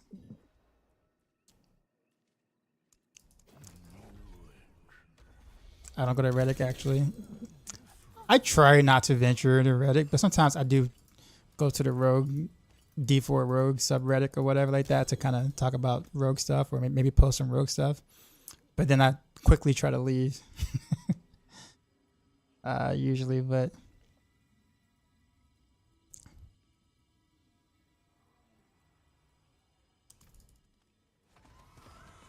yeah, it's different though. Like I guess for me, I can get about maybe a week or two of like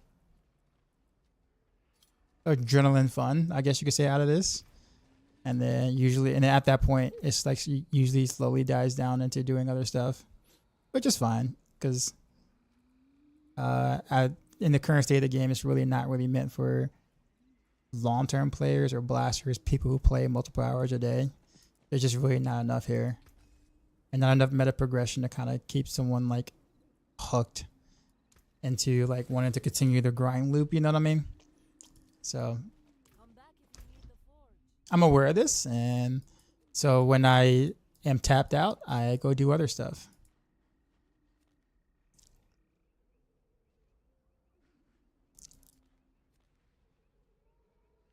Let's see.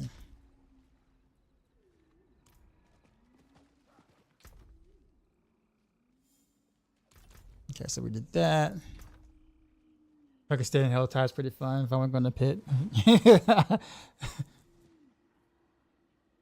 Yeah, and anywhere else. And before I felt depressed. Yo, I don't like pit either, man. I did not like I almost despise pit, to be honest. If I could just sit in the Infernal Hordes all day and like do meta progression, or there's like a meta progression in Infernal Hordes all day, I would do that. Literally just that. I love me some Infernal Hordes. Which makes me sad because I would love to see more. So you like my gear? Would I get it? You mean my my cosmetics or like the gear itself? Yeah, I love me some Infernal Wars. So like, which is why like when it launched in season 5, I was so happy. Like it was really, really fun.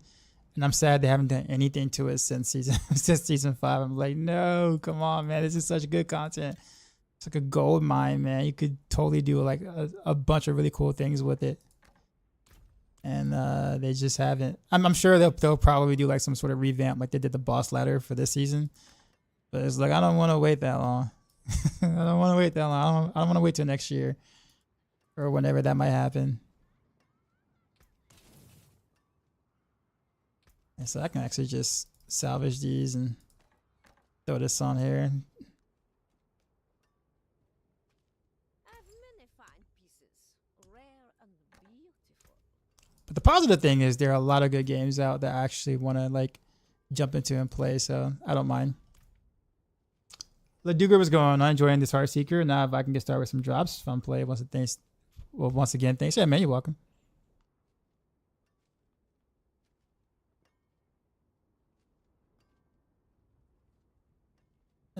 People into feeling that they need to do 150s in 3 minutes. That's a take I heard and I agree. So here's my. I'll talk. All right, let me give my rant real quick about pits. This is what I don't like about the higher level part of this game. Let's think about it this way. Builds right now, or like if we builds are right now, or more so or less judged on how high a pit tier, how high of a pit tier can clear, right? Basically, if your build can clear X pit tier, then your build is good. Like we can considerably just ignore the rest of the content in the game. But if your build can clear a specific pit tier level or above, it's like, okay, good. That's a good build.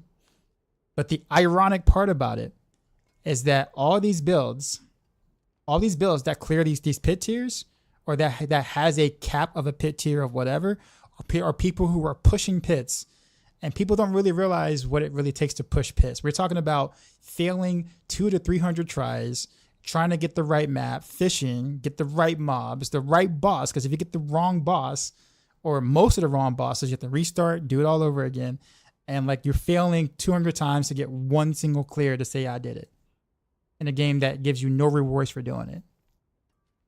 And there's nothing wrong with the people who are doing it. I'm not blasting them by any means, but that's what the like end game of pit pushing or whatever for Diablo 4 really is. And it's cancer. It's literal cancer. And it's just like, but when you think about it, these builds so if these builds are failing 200 plus times, 300 times, 400 times over, like I remember Crafty was trying to do like a rapid fire clear. It took him 1,000 tries to get a specific pit clear tier. But when you think about it mathematically, if you're failing that many times, then what's the success rate of that build? So if someone is say, yo, this build is really good. Okay, well, can it clear pit whatever? Oh yeah. I did a pit 140. Well, okay. Well, so what's the success rate? Oh yeah, less than 1%, because I failed 300 times. So therefore these builds have a success rate of less than 1% to do the highest of highest pit clears. And that's how we judge our builds off of. Literally a less than 1% success rate of being able to do said pit tier that people are looking for. And it's not even like, but when you actually, let's say we cap pit, just hypothetically, if we cap pit at like, I don't know, let's say pit 90 or something, you know, we cap pit at pit 90, all of a sudden the tier list of builds change for the entire game. Now all of a sudden Bloodwave is not one of the best builds, or Death Trap well, Death Trap will still be kind of up there because it's super, super fast. But like things like Bloodwave will fall down like 3 tiers because it's no longer about how many zeros. Right? So you need to actually be able to move fast and get around and actually like clear efficiently, not just stack thousands of zeros at the end of a number, you know, in a pit tier that just has ridiculous amount of health. So that's kind of what I find interesting. And so I just think that is the system in general is in which we rate builds, which is unfortunately just kind of flawed, but I know why we do it, because it's just the only thing that scales in this game. So it's like we kind of have to do it that way, but it kind of really sucks. It really does, because 99% of players are not going to ever do those pit tiers, because they're not going to sit there and spend like 30 hours fishing for one single clear and failing a ton of times. And they're just not going to do that. You're not.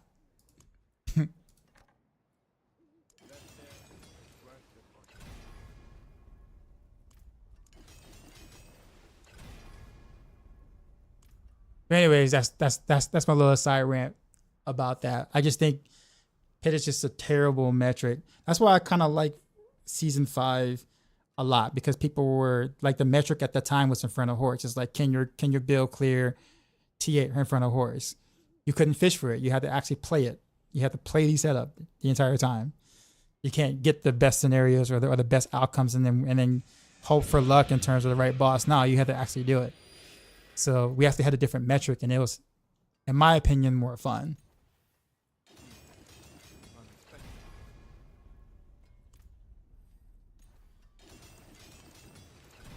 Appreciate the follow. So that all goes into what I'm saying, like having a better metric to be able to like test our gear that we do farm for. I just really think pit is just not good at all for that. It's horrific in my opinion. And there's a reason why, you know, literally 90%, literally over 99% of the audience don't engage in pit pushing. There's a reason why they don't. Like, like. Anything breaks, the forge is hot. What will it be?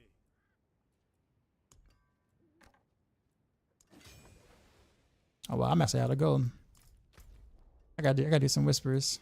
Oh yeah, because I gave that a go for the Sky Honor. And yeah, that's my little small rant. We just popped up advertising about it. Yeah, they said they wanted Spiritborn to be broken on launch, but they didn't mean. But did they mean bugged or just OP? No, they didn't. The devs never said they wanted Spiritborn to be broken. They never actually said that. Like ever, they never said that. Generally speaking, from a marketer perspective, you want the new class to be strong. So you want the new class to be like one of the better classes in the game. Obviously for sales and marketing, let's be honest, it's a business at the end of the day. So of course they're going to make sure that the new class is strong when the expansion launches. Now, in terms of how strong Spiritborn ended up being because of a few bugs, that was not intended. They did not purposely make Spiritborn that much stronger to where it, everyone else felt extremely weak by comparison. But yes, they're going, generally speaking, they will want the new class to be strong. Yeah, Duffman's exactly. Yeah, say less than 1% or less if you're doing a pit run 100 times or more to clear. Yeah, pretty much. But that is what pit pushing is. Yeah, so it's like. Do I think Paladin's up next? I would be very surprised if it wasn't. Very surprised.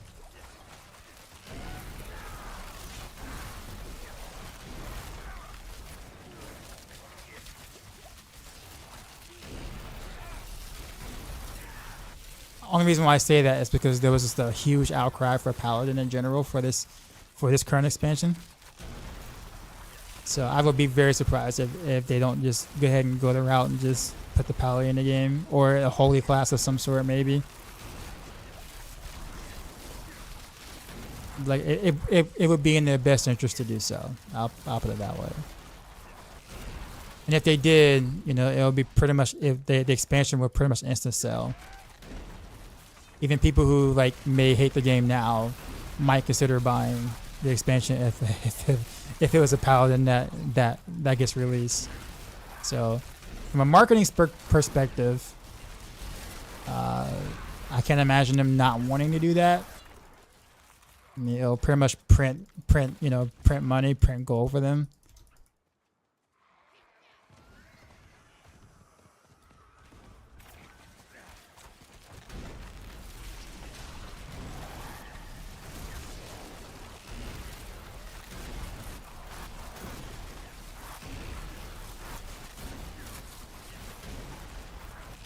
Shot in front of a horse for gold. I'm gonna buy 5 mil per 100 Aether.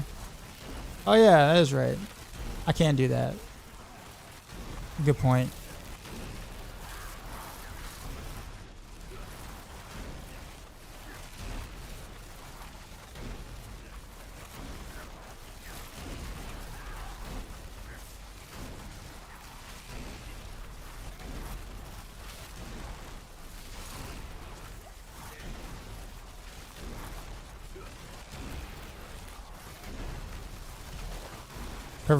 Time to rework shields with the introduction of Paladin. Yeah, pretty much.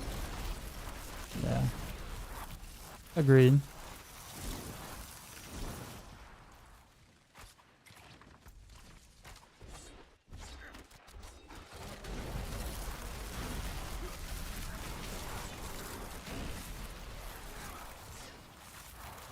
Try to collect my cinders real quick.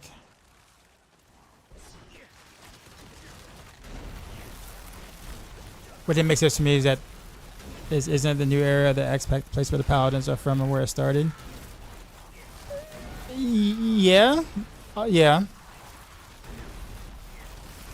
At the same time though, I don't really like, I mean somewhat. I mean Paladins too. But I think I don't blame them for wanting to try something new. With the Spiritborn. Mechanically, Spiritborn is a great feeling class mechanically. Like some of the updates they did for Spiritborn in terms of how they did the skill trees and stuff like that, and even some of the uniques and things, I wish they would do for the other classes.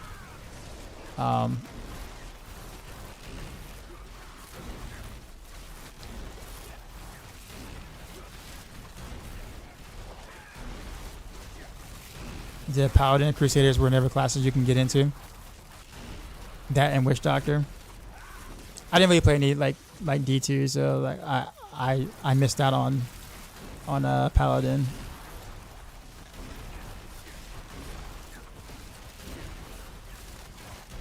But I would play Uther sometimes in Heroes of the Storm though, so that's the closest thing to Paladin I got.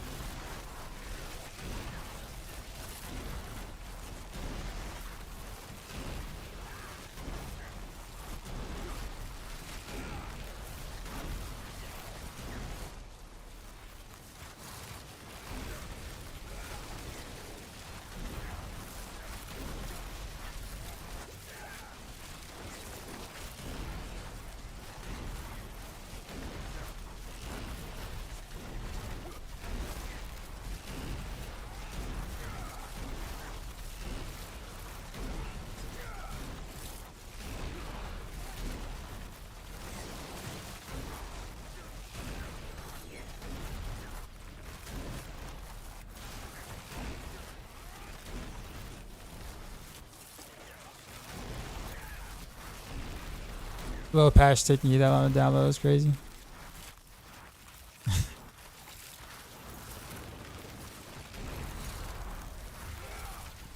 Are you talking about the hot fixes? So I can go ahead and get this mysterious thing here real quick and then turn in a whisper.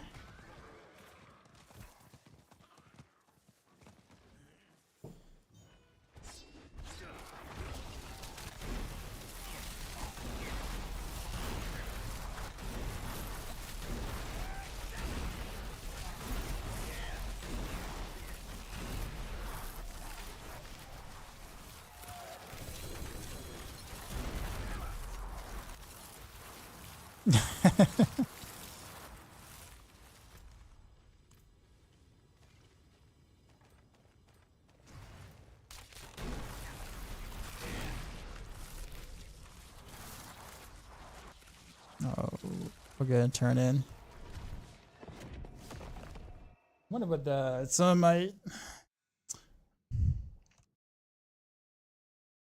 But yeah, I guess the thing is to end off my rant with Pit or whatever. Pit is like in my opinion, a worse version of Greater Rifts. And I also had similar problems with Greater Rifts, but when I look back at it, I would have much preferred that over the way that Pit is like been designed in general. So like, but I also feel like if the meta progression was going to be exactly like it was in D3, I think that's just not a. I think that was not a great idea because it's like if people who've played Diablo 3 for years, why would you want the same meta progression in D4 but in a not as good state? Why not something different? Why not Infernal Horrors be the meta progression? Why not some, like it kind of boggles my mind that like that became the thing because I was just like, oh man, we already did this fishing and type stuff in D3, man. I was really hoping for something like different when it came to that.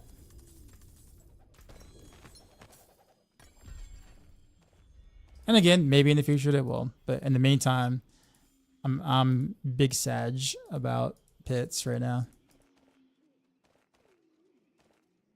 But man, if they ever add a meta progression system to Infernal Hordes, man, I would set up my air mattress, get me one of them like mini coolers, and like legit live in there. I would not leave. You couldn't pay me to leave.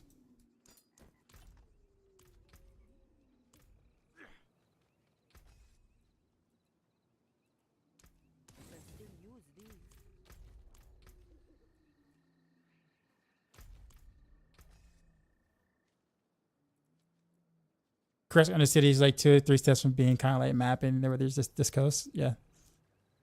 We've been popping Greater Keys for what, 10 years? Yeah, exactly. Memos. Yeah. So yeah, you know how you get how I feel about it.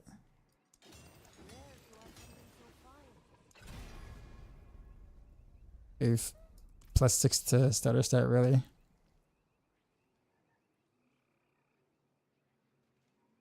No title. I have to have a title. Oh yeah, I forget the. How do I even do that? I don't remember how to even do that. Is it like it's not kind of a customization. Is it profile? Okay, no tile select. Okay, so edit. There we go. There we go. This is how long I have not done this. Bitter. Okay, that might explain me at the moment. Brittle, brimstone, cackling, celebrated, charismatic, chilling.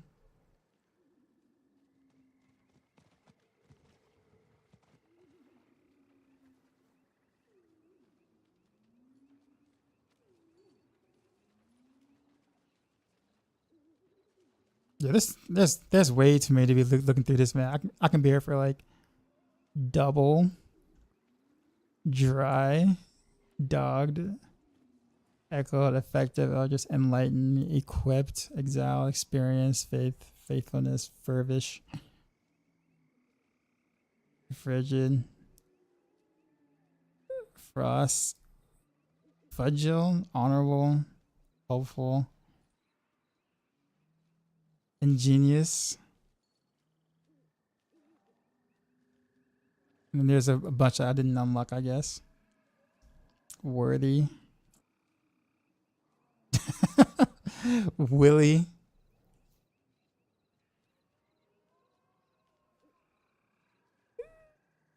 Vindictive. Versatile. Vault. Vampiric. Unyielding. I don't even know. Toxic. The trees. Tenacious. Temperate. Yeah, I don't even know. Studied. Soulless. Smiling.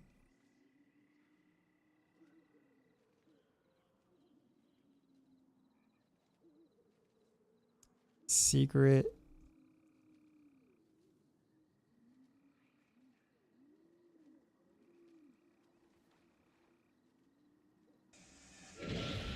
Casualty, secret cat, secret chaos.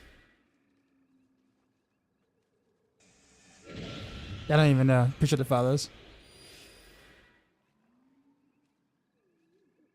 Is there a consensus top build yet?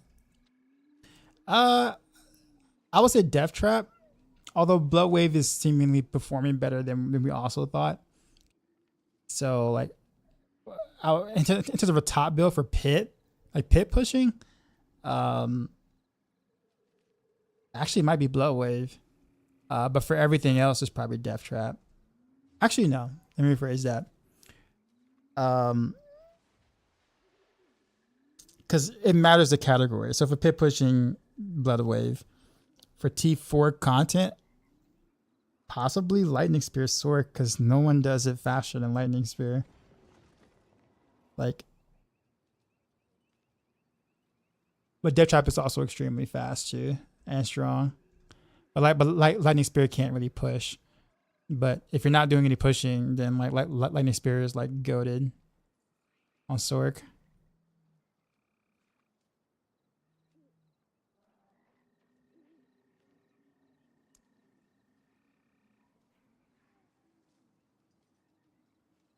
Yeah, I don't know. I'll just pick something for now. We'll come back and make something more witty later.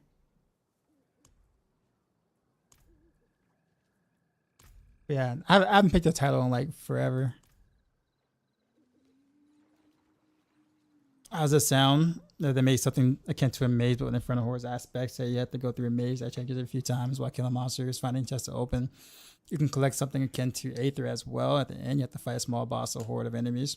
And when you defeat those, you pick a power like in the front of hordes, and you go down the level where difficulty increases the length of the maze and so.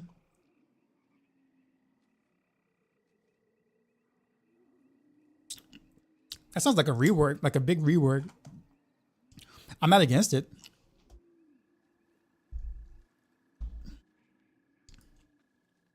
Like I'm totally not against it, but like that sounds like a pretty huge rework to it. If I could think about it in the sense of where it is right now, if I can look at Inferno Hordes and be like, what would I do to it? I would make like a second key, like a greater Inferno Hordes or whatever cheesy name you want to tack onto it. And then that greater Inferno Horde will be the one that actually has like infinite scaling difficulty in a sense. Or it's like infinite waves or whatnot. And instead of boons that we pick, the boons are random. Sorry, the boons happen as certain waves. So you start at wave 1, you know, things are pretty easy or whatever. And then you clear that, you know, and then at wave 5, all of a sudden you got to fight Hellborns now. So now Hellborns are like the standard from wave 5 on. Then now at wave 10, now maybe Hellfire or Hellfire Rain now rains on the ground. So now you got to deal with Hellborns and Hellfire Rain at wave 10. Then at wave 15, Aether Lords. So now Aether Lords now spawn. So now you got to deal with Aether Lords, Hellborns, and Hellfires while doing the regular, you know, ramping up of the difficulties in the waves. And then like wave 20, now the Butcher spawns. So now you got to fight the Butcher along with the Aether Lords and all the other stuff as well. So it's not just that the enemies get harder in terms of they hit harder or have more health, but there's actually more challenge. You have to deal with other things. So you have to think about it and strategize based on what's being added per waves. So someone who cleared, and then you can also do like a leaderboard based off of that too as well, because it's like, you know, who cleared the highest wave kind of thing. And you can't fish for it. So you have to actually play it to know how far you're going to be able to go. So someone who cleared wave 19 will be different than someone who cleared wave 20, because wave 20 is significantly harder than wave 19 because wave 20 has a Butcher. So from wave 20 on is harder because of what's there inside the waves. And so basically the way that you fail is that you get overran. So kind of like a D3 mechanic with, what's the name of that mode? Crap, I can't remember the name of that mode. It'll come to me in a bit. But basically you have an overwhelm meter. So if you don't kill fast enough, or if they're spawning faster than you can kill, then there's a meter that builds up, and then once it hits max, petrified screens, echoing nightmares, there you go. So like, there you go. So if you can't kill fast enough or faster than they spawn, then, you know, basically, you know, the meter will fill and you'll get overwhelmed, and then that wave ends. Once that wave ends, that's the highest wave that you've done, but you're still not done yet. You still got to kill the 3 bosses like you normally do, and those 3 bosses get harder as you are going in the waves or whatever. So once you do that, that's the wave that you clear and clear, and then there's a rank or a leaderboard based off of that. So if I can do like a scaling content that I think would be repeatable and stuff like that, that's what I would do for Inferno Hordes. And of course, the amount of waves is endless, so you can go as high as your build allows you to, or your setup allows you to, or you strategize to, or whatever.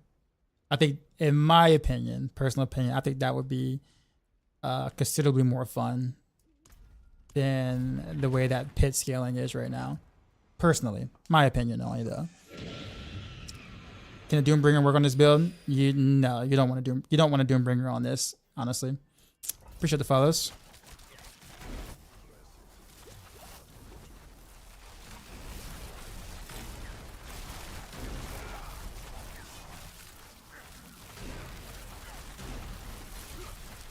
Please reskin it so it doesn't have one color and one boss. Fair.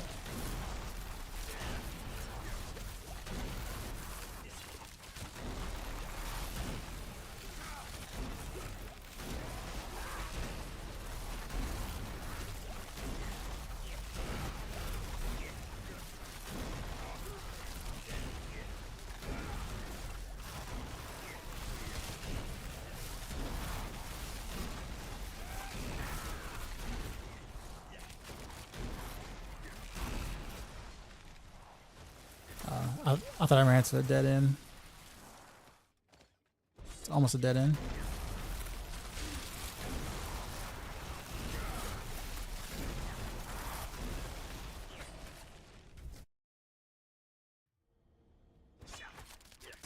Could you join? I'm actually prefer to play solo at the moment because I'm actually trying to test a few things.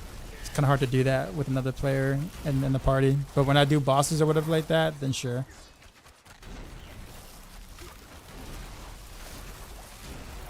I just got a new bow, so I'm like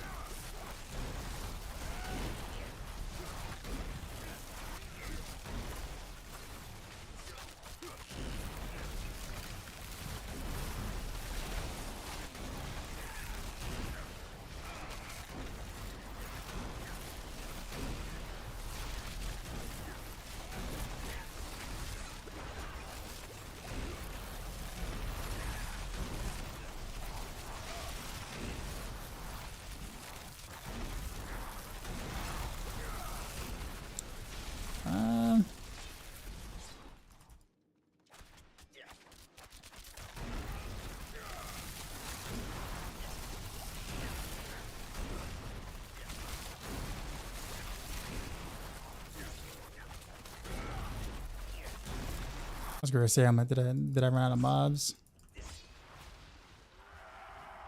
It's a percentage, 98%. Okay.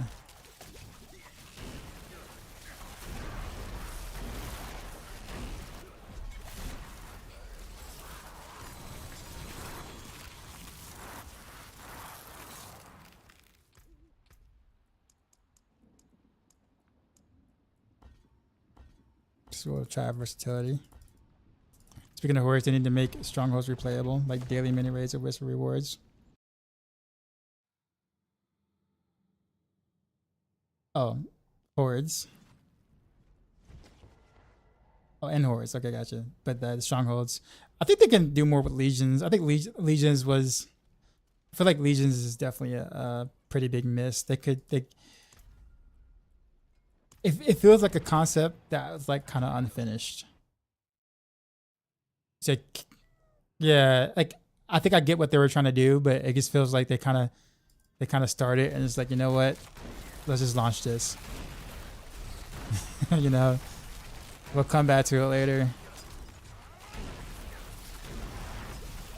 But I get what they were trying to do with it.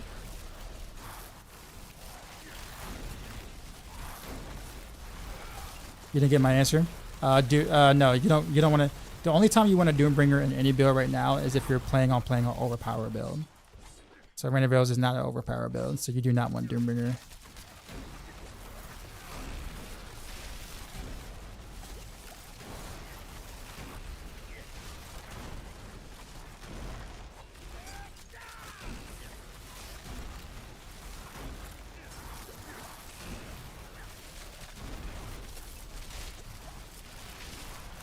Ugh.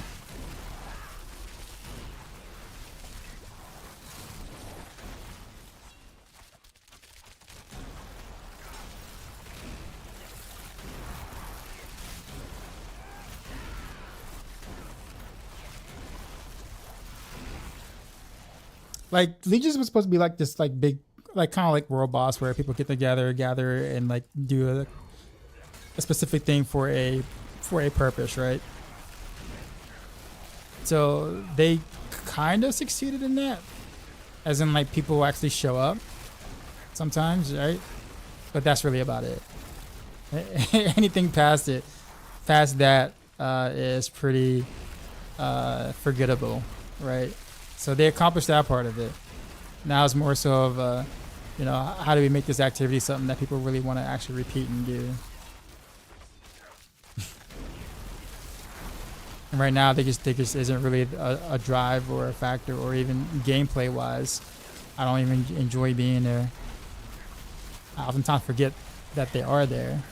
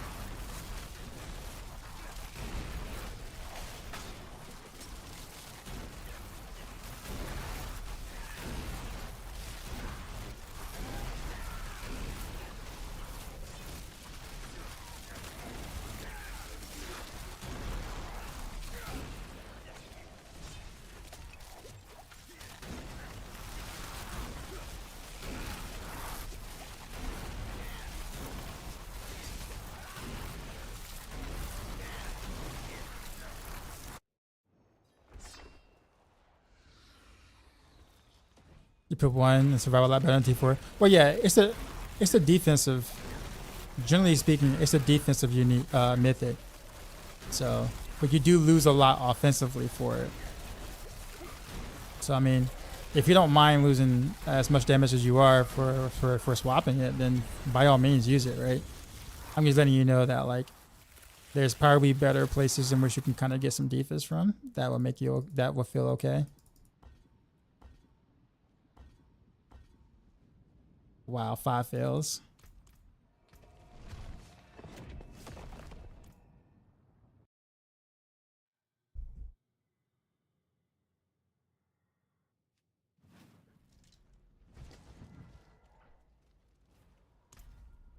actually felt okay. I'm gonna try to see if I can find some way to fit in the Cax rune.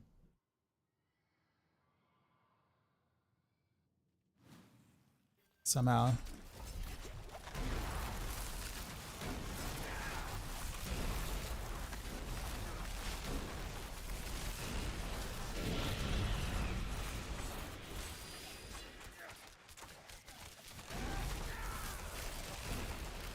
Should I follow him?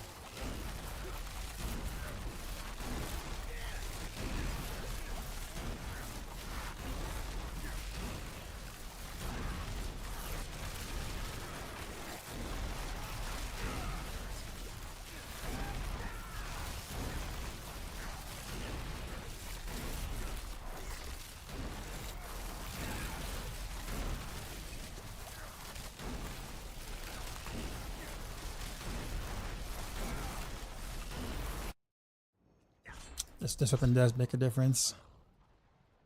If that was a bad run and this wasn't too bad.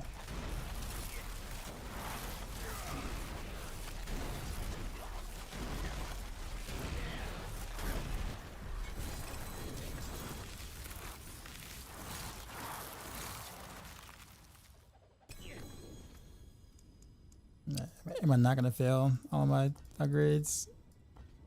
Oof. 5 fails. 10 fails actually. 10 fails in a row. It is 16%, so I get it, but dang man, that feels bad.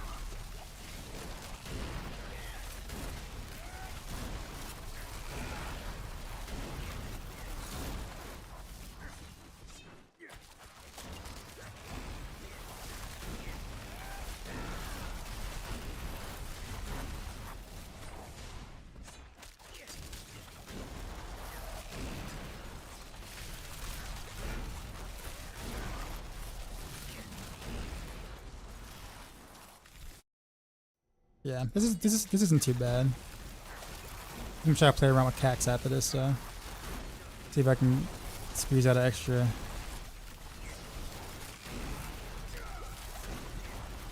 Almost 100% damage or so.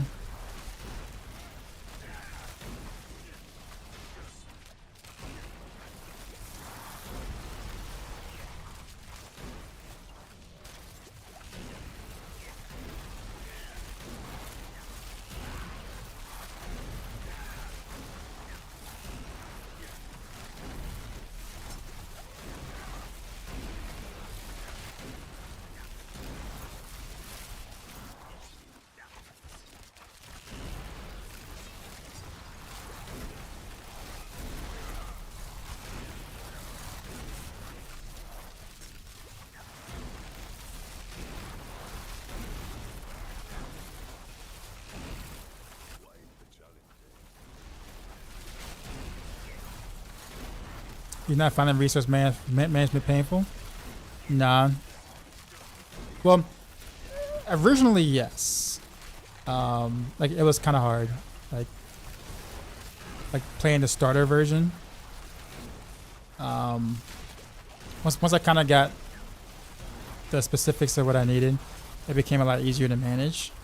But managing them in general never really bothers me. I'm the kind of player that likes to push buttons, so I'm the opposite of, like, let's say Rax, that, like, you know, if he can look at his mouse and everything clears the screen, he'd be happy about it.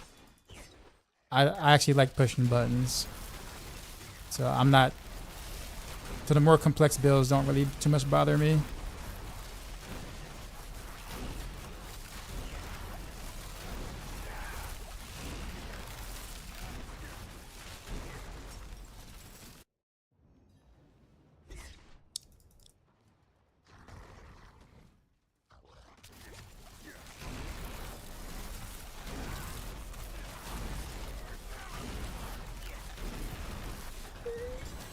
Especially playing for like long periods of time, like I gotta be engaged.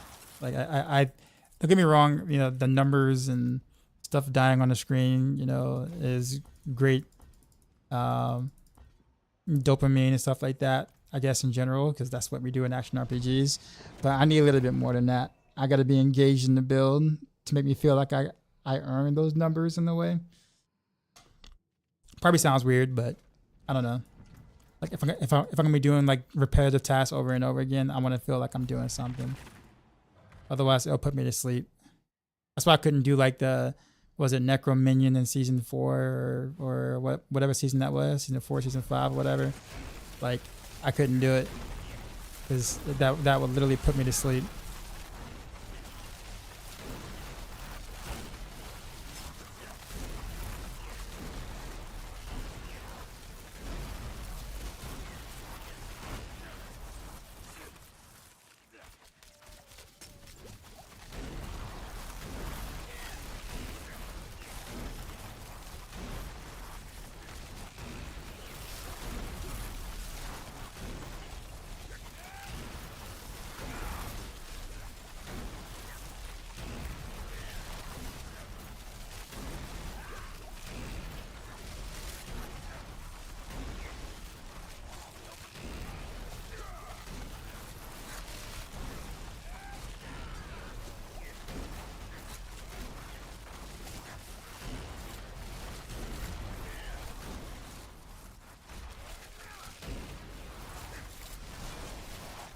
You trying to catch me? You gonna pay 70? You speed farming 70s right now?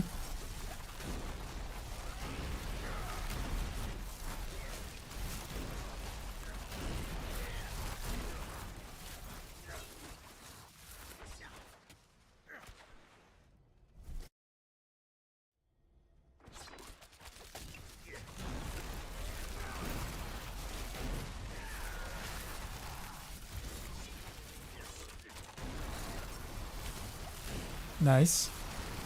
What bit are you playing?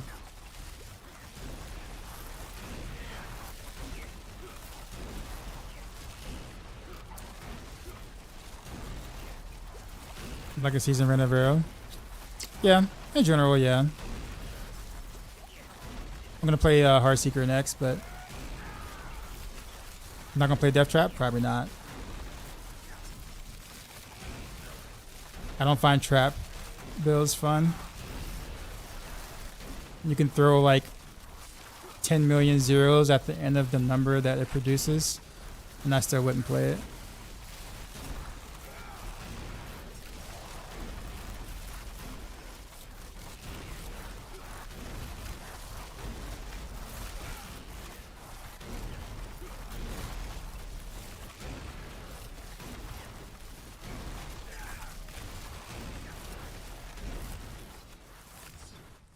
Don't get me wrong, I think it's a cool build. I think it's a cool build. Very, very strong build. But I just don't like traps. What a weirdo. Imagine doing what you find fun instead of what's best.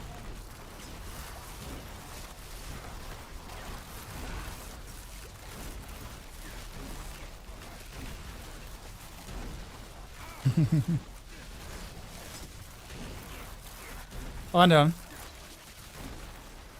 I was trying to think of a witty combat, and I couldn't think of anything. That's why the silence was there. So I failed.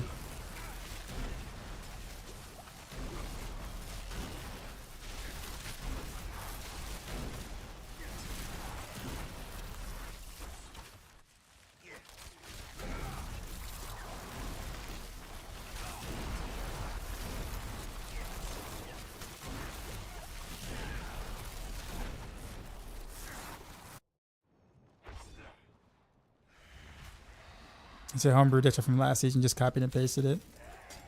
Yeah, maybe most of it still works. Like, it pretty much functions mostly similar.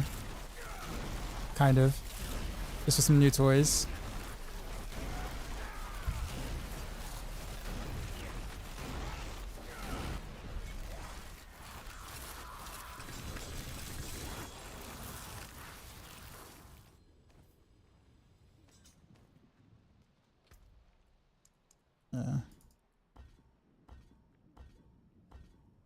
I feel like that 16% is I'm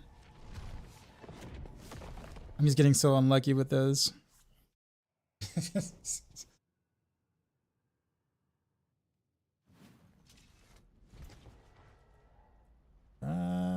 say that sword.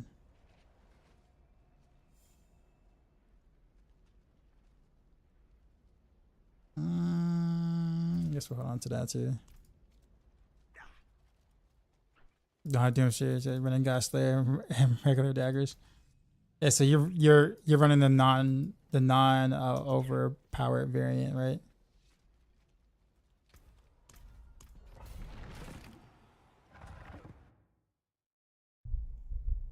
The gear progression for that build is pretty insane. Like, it's like a pretty long journey. So honestly, I think most builds should feel a lot like that, honestly. But every piece matters, right? That you get, like, you feel a progression. But they remove mystics from the game. Every single one, but you probably killed over 100 bosses. Well, the regular bosses have like a 1.6% drop rate for mythics, so if you've done actually 100 bosses, then it's not unlikely that you didn't see one. Now Belial, like the big Belial or whatever, big boy Belial actually has a 4.6% chance of dropping mythic. So like, if you really want mythics, that's the dude to kill.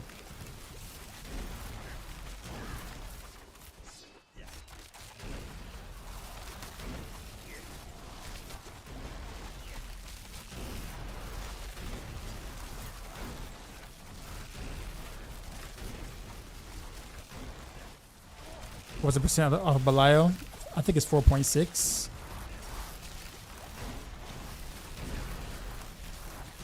If the data is still correct.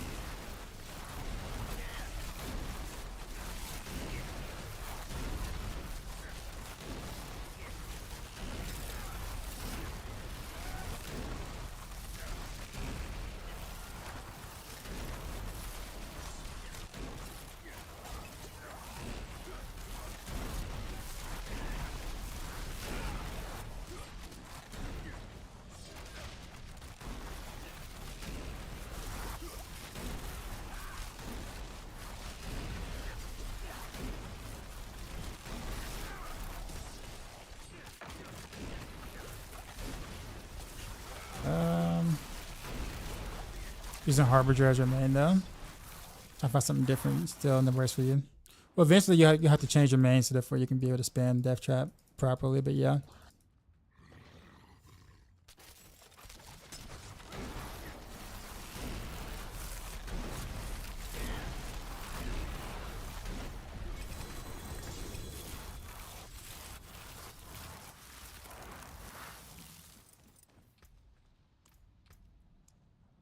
Can I get to 90? Yay.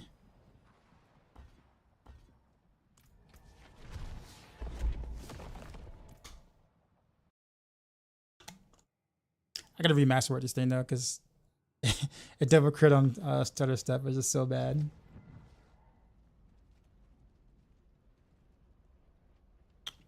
I don't have to go to like reroll for now.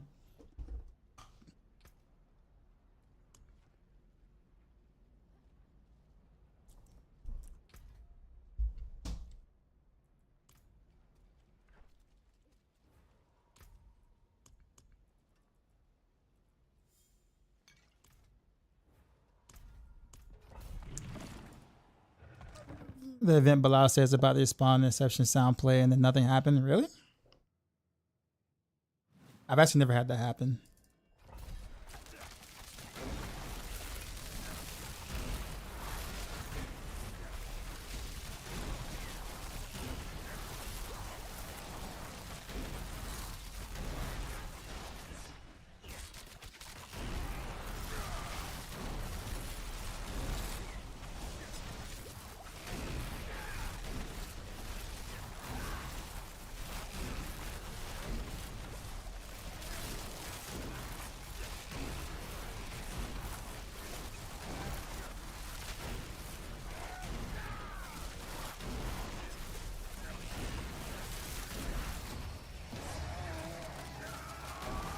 Magda with the sub, appreciate you.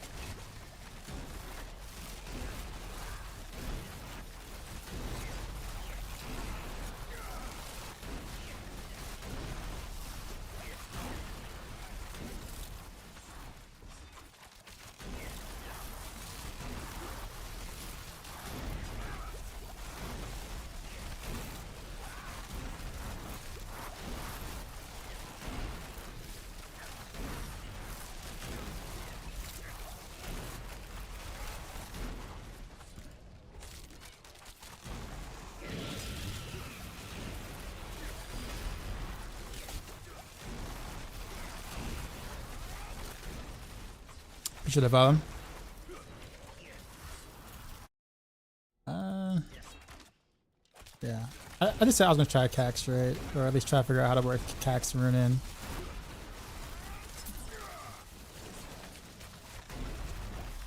Because I would like to get rid of Ohm if I could.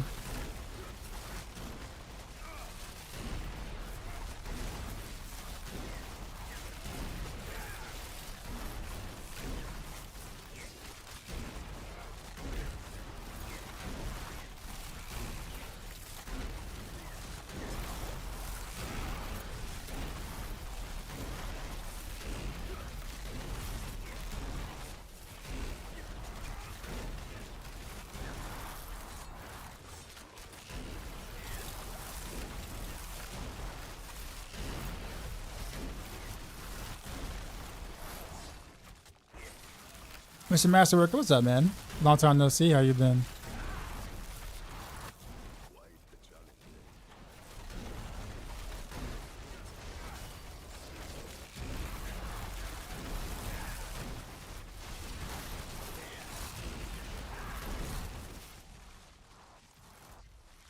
Oh man, I like running around the circle. Will I have to change for it if it's going this well? What do you mean, Death Trap? I mean, you're practically playing the ancestral non-overpowered variant. So if you're trying to do the overpowered variant, it's different gearing like Beast Fall Boost, Banished Talismans, Doombringer, Shaco, those kind of things.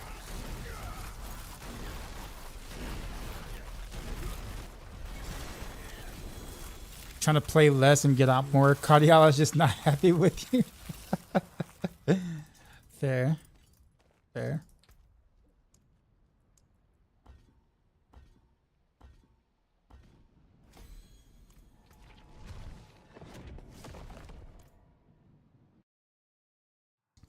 Alright. Let's go to the training dummy, see what I can do with Cax.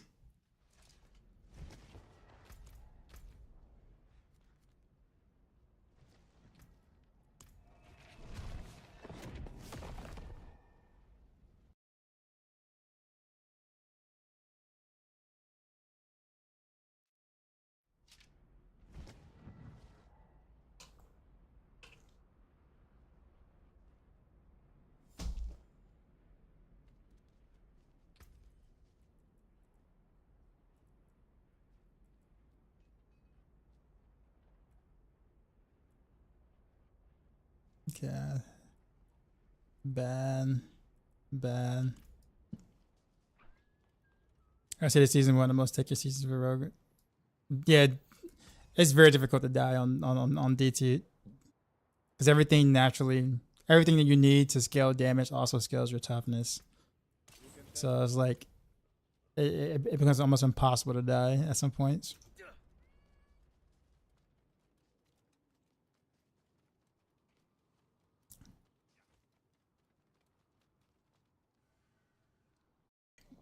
It's morphin times. Check out the guide.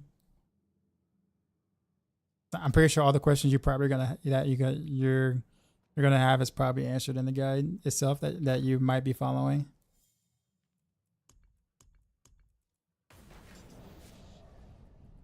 But yeah, I mean you're doing speed 70s, which most of the people who have like or who's close to having the best of slag gear Death Trap are like speed farming like 85s or whatever. So a whole 15 pit tiers above. Pretty massive difference. Barrage. No, this is random arrows. I see Cax. Yeah, I want to recommend. Yeah, Maxroll. The one we have on Maxroll by Mippy.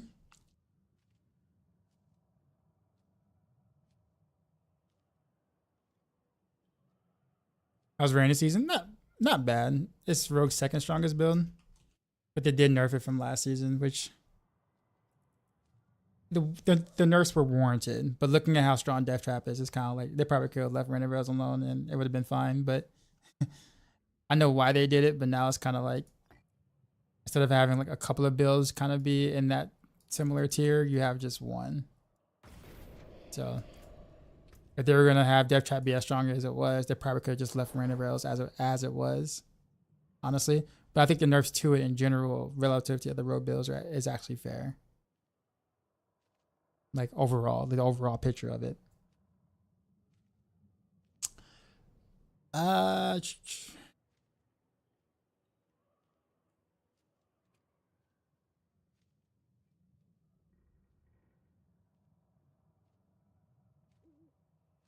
don't know if I can spend all my energy with Puck though. Or if I can get the thing with Puck.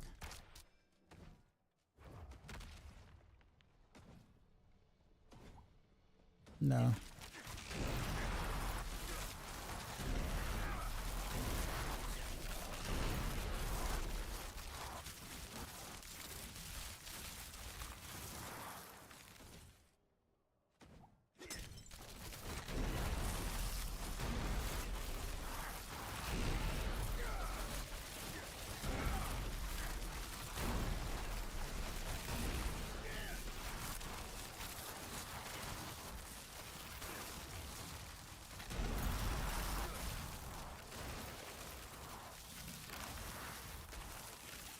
Wait, the boss power actually activates Cax? Is that what's going on?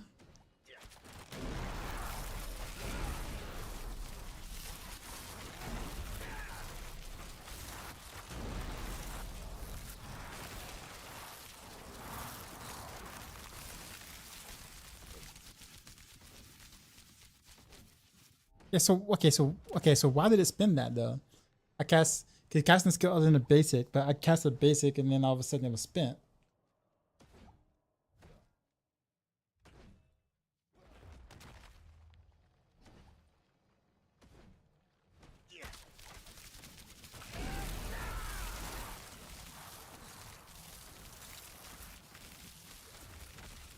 Weird. What's going on with it?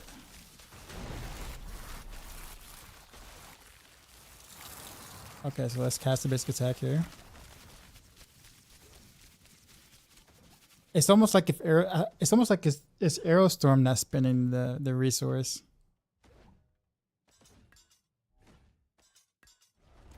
Let me see.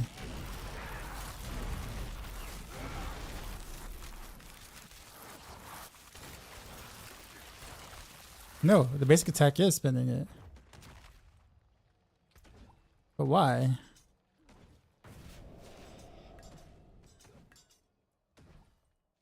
Casting a skill other than a basic or a defense. Spends all your primary resource to increase your damage up to it. So I cast my basic and it spins it. But then it's saying casting a skill other than a basic.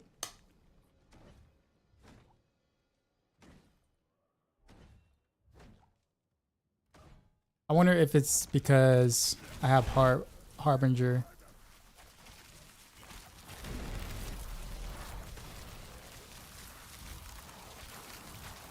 It might be because Harbinger is also spending, so it might make my basic attack count as a spender of some sort. Yeah. Okay. So that's what it's doing. Well, that means I can't do the thing then.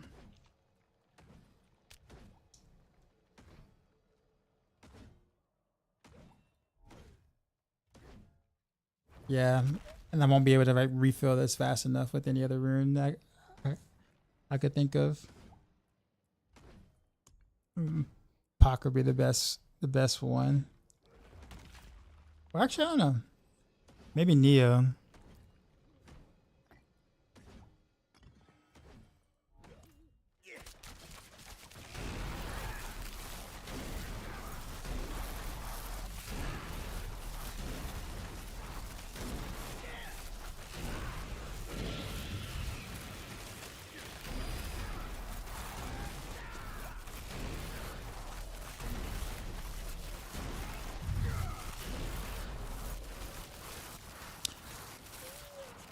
Oh, no, I spent again.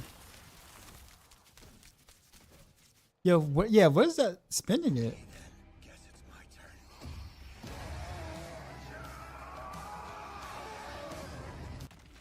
Or it was spending? That's weird. Appreciate the sub. Why do I use Shroud? Don't need to.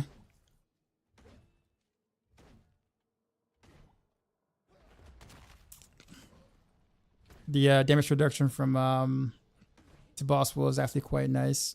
So it's kind of hard to fit into my bar without losing damage.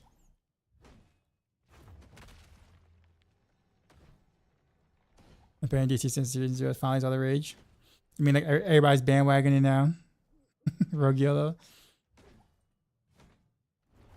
The Banishler Talisman does a unique effect that's higher proc than 3 GAs.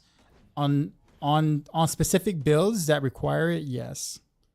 So like on Death Trap or any like overpower build in general, like an overpower based build, Banishler's Talisman is a must.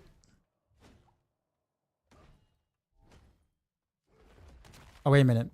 I might have misread what you said. Hold on. There's a unique effect. Oh, it's a unique effect of higher priority than 3GA. Okay, sorry.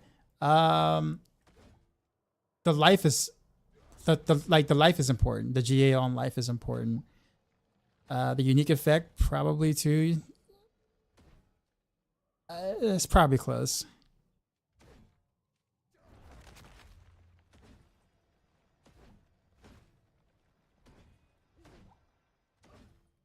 So I need to figure out what's going on with hacks. What's my personal Shadow Clone so far? Did they fix it? Yeah, they did. Shadow Clone does more damage than you do. So I actually think Shadow Clone is too strong now because it overshadows your damage. Like any build that, like if you play any build on Rogue that isn't an ultimate build like Rain of Arrows or Death Trap, you have to have Shadow Clone in your build. So it went from being complete trash, like Shadow Clone just being an emote basically, to actually being like stronger than you in all aspects basically. So I think a happy medium is in order, but I'd rather for it to be too strong than for it to be completely like weak. But I don't want to base every other rogue build around Shadow Clone either every time. So I don't know. It's gonna be a hard balancing act there. I'm trying to figure out how Cax is spending energy.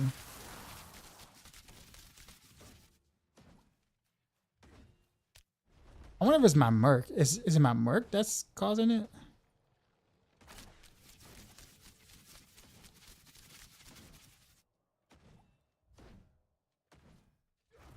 It might be my Merc.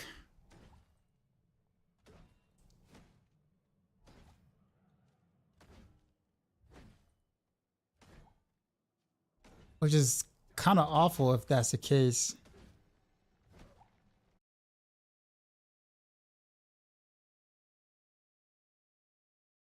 Let me ask Ava, see if he's on.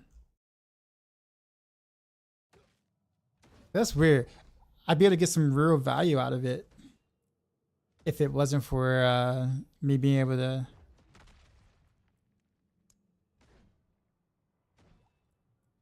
He might be.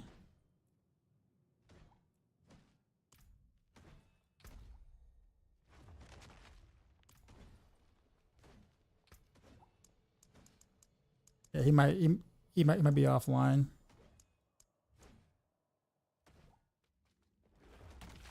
That's so awful though that that's the case though. Like this would be such a major ruin for this build if I can not spend the energy on accident without doing literally, or without spending the offering without doing literally anything. See, he's spending.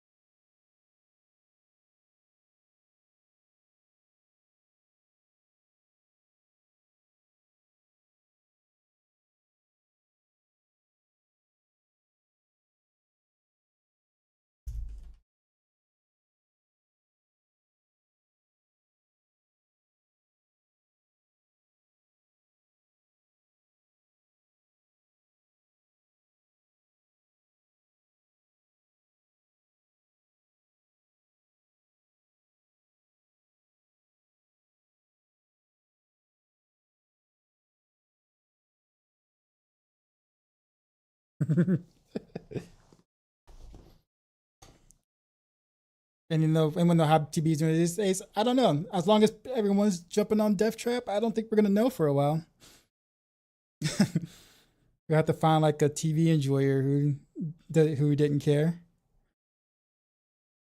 about the other builds and just wanted to play TV to kind of know for sure. Seriously, what's your impression of? Oh, I already answered that already. There's Ava. So yeah, so check this out. All right, so I'm using Neo, right, to proc Cax because I think I can proc Cax every other rotation, so that's about a 50% damage increase, which would be better than Ohm, right? And it's a good procer, I guess. So here it is, right here, right? So I do this, and I'll proc Rain of Arrows. It comes up here, and then it procs, and then I do nothing. And it's procking. And then I do nothing, still feeling, it procs. Do nothing, and it procs. No Arrow Storm. I do not know what's going on. It's so weird. So I have no control over it, it looks like. Otherwise, it would be every other rotation, which would be actually kind of good. But I can't get it to not do the thing that it's doing, which is proc on its own, basically. Whether there's skills happening or whatnot. Damon, what's going on? How many people can pull that hat off? Looks good on you, Dad. Thanks, man. You think it's Neo then?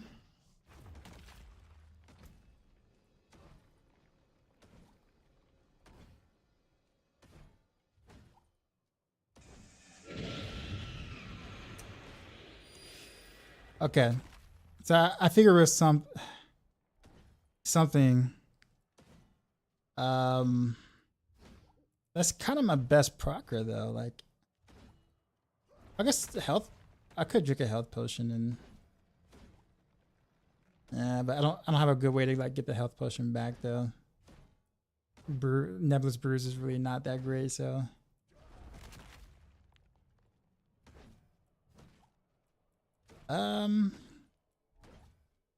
Pocket's not. It's not good enough. I tried that for a bit.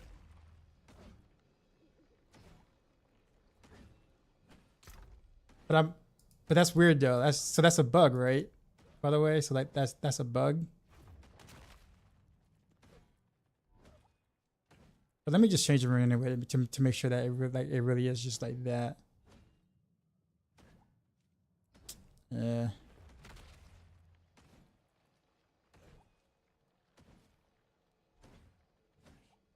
Because I guess I could do Zan, but if I did Zan, then that's like every third rotation, so that'd be like a 33% damage increase, which I guess would still be better than what Ohm is. But Neo would have been great.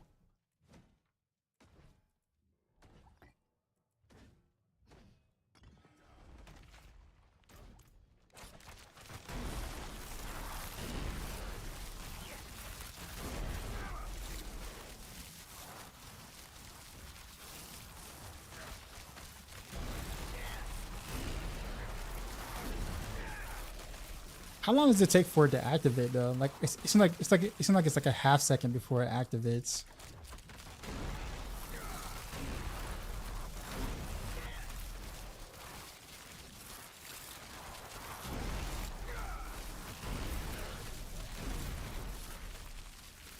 So I'm not even sure if I'm even getting that on the random rails itself, or is it the Merc doing something silly? Probably just fire my Mercs for now. Actually, how do I fire my Merc? Do I have to go to the den?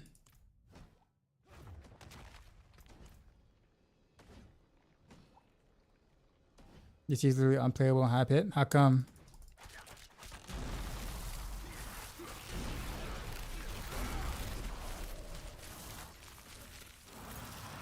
Let's try a different rune. Let me see if I can. Let's see. Hold on. Cause it might not be Neo. Hold on. No, it's not Neo. It's the Merc. That's what's happening. So the Merc is getting the extra is triggering the thing. It's like literally, look, I can do potion here, right? I do another potion, I'm full, and then it's procced by the Merc. That has to be a bug.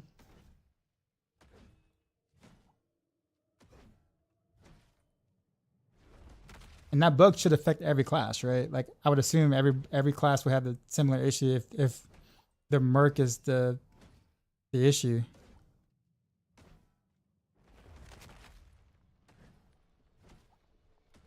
That so sucks though, man. That's like 50% damage I could have gained.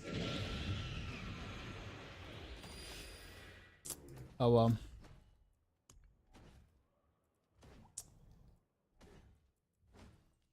I'm gonna pull 3 packs or more. The server decides to hate me and turn the game into glue. It's one of those. Okay.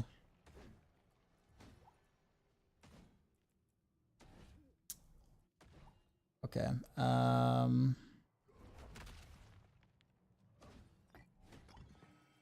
So I guess I'll go back to Ohm for now. Well, I guess good to know then. But yeah, I guess I'll make a report. All right, see you, Ava.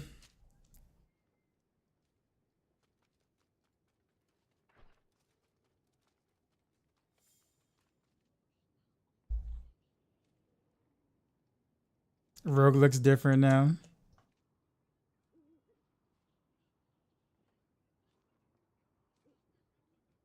Do missed runes get auto picked up? They probably they get sent to your stash if you miss it, but they don't get picked up from like your pet, if that's what you mean.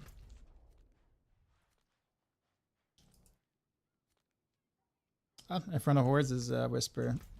Let's go do that. I like me some Inferno Hordes. We can do A key.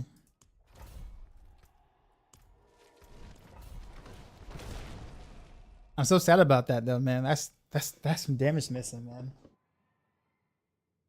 That could be good for both like rain and rapid fire, really.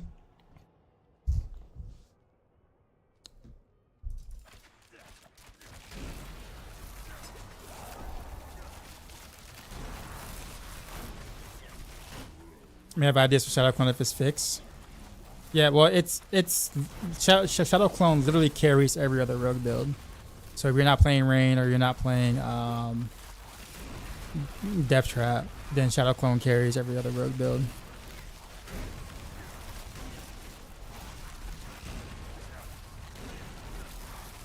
I mean, you almost don't know it because you're attacking with your Shadow Clone most of the time, so you don't realize that it's your Shadow Clone that's actually carrying. But it is, because your Shadow Clone is always out 100% of the time. So appreciate the follow.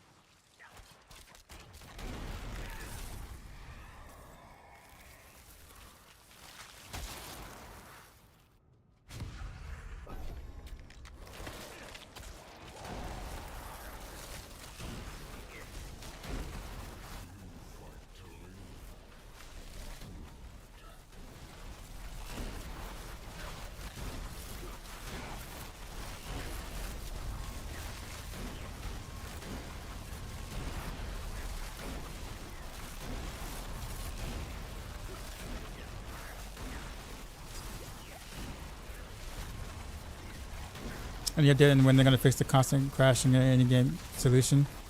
I've been play all season at all. It seems like I won't be able to. Never had this problem before. I would check the Battle.net forums. Usually they have updates there for hot fixes. I'm sure it's probably on their radar because a lot of people have been complaining about it, including myself. But I don't have like a timeline for you, unfortunately. Yeah, I've had several. I've had several crashes. Probably not as bad as you might have had it, but I've had several.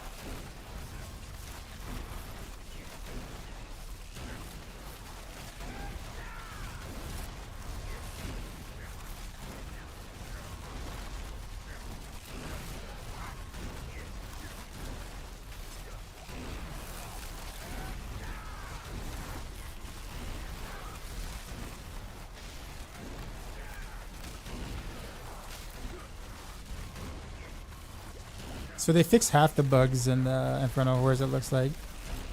Like the eight, you can see the 8th one now, but the wave count is still still kind of busted.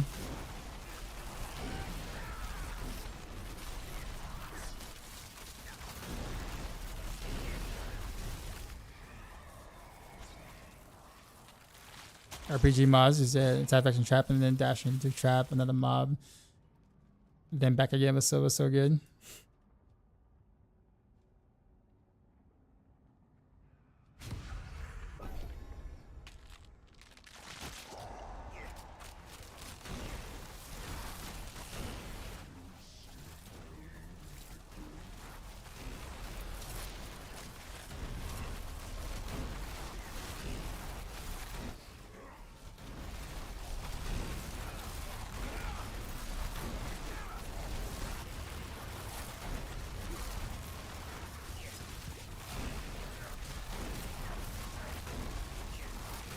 Here's a twist and blaze build.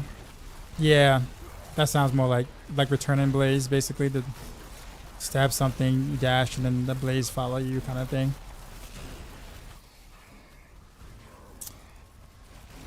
Unfortunately, like that playstyle is practically dead on twist and blaze. It's more of a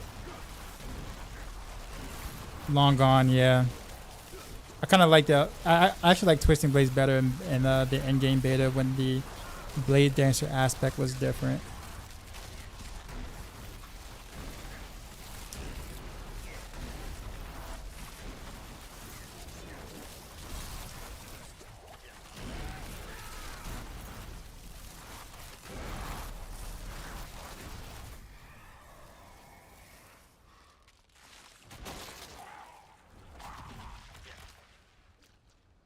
Yeah, all these are actually pretty bad bins.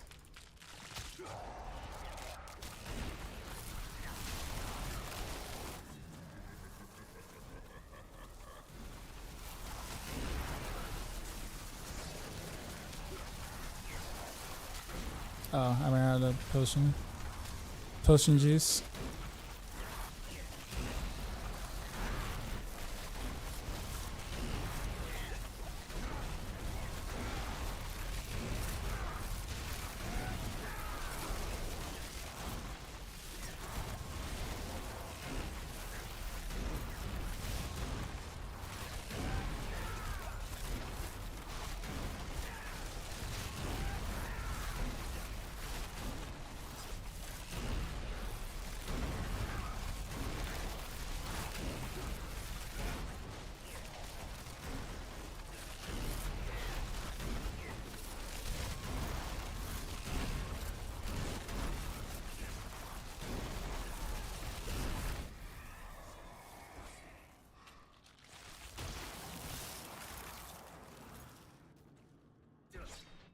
Yeah, in general, playstyle wise, I like Rain of Arrows.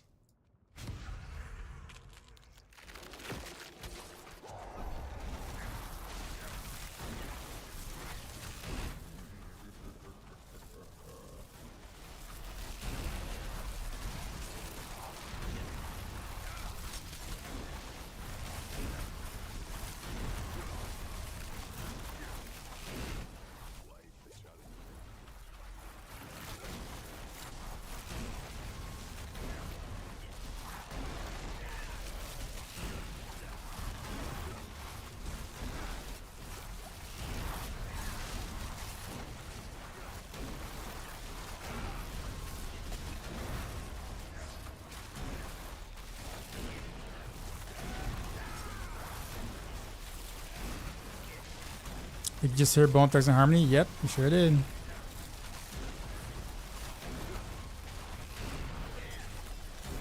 Oh, song too. Crossroads.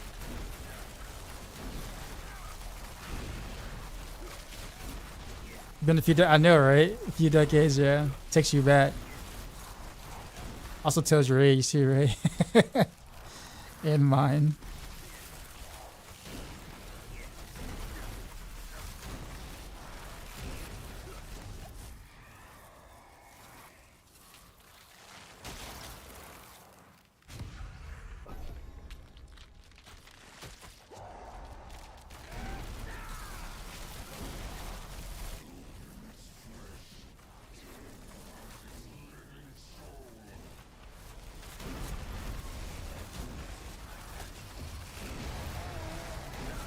Appreciate the sub, sir.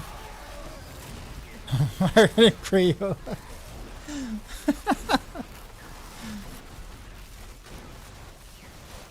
Nah, man, songs are timeless, regardless of the culture. Everyone can enjoy them, you know. Andrew, what's going on? I played Diablo since season 4. Do you think Barrage is still a viable build? Not in the sense that it was in season 5. Or I guess season 4, I guess you could say. It's definitely one of the weaker rogue builds. They can still do T4, sure, but I think you'll probably, if you're looking for something like strong, you'll probably want to go elsewhere. Death Trap, most likely. Death Trap, and then, you know, Rain of Arrows is also not bad either. But those are your top 2 for rogues this season. Tiny's R&B was different. Yeah, it was.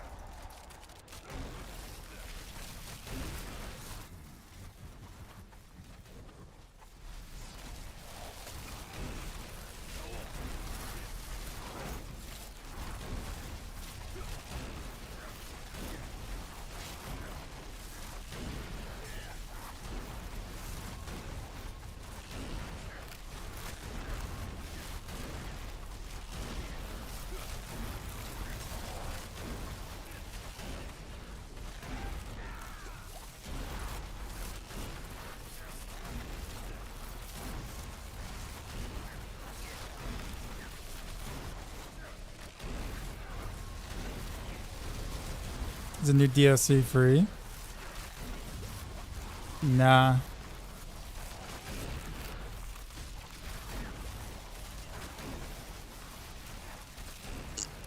If you mean like the expansion DLC, then no. If you're talking about like like seasons or whatever, like seasonal content is free, yes. But the expansion, if that's what you mean, then no.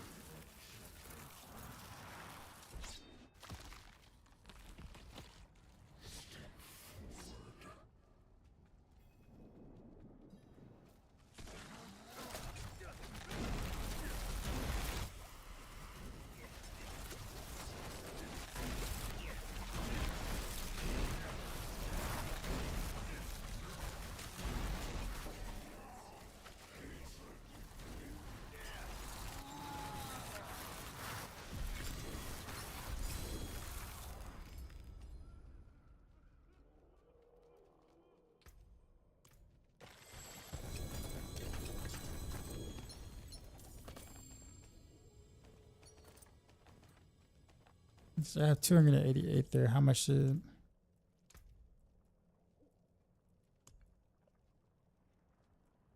material is going to give me? Let's see, I got 4K now.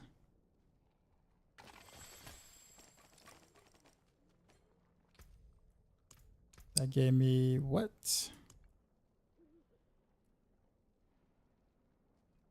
3,600 for 3,500 for 288 there. Okay.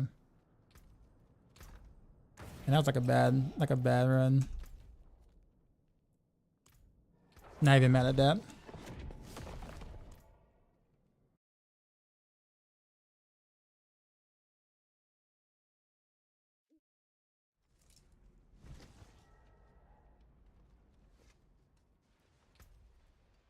But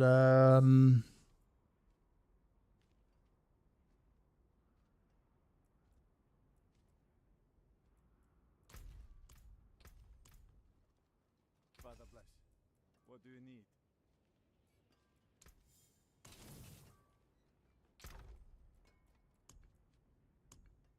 what does my boss mask look like?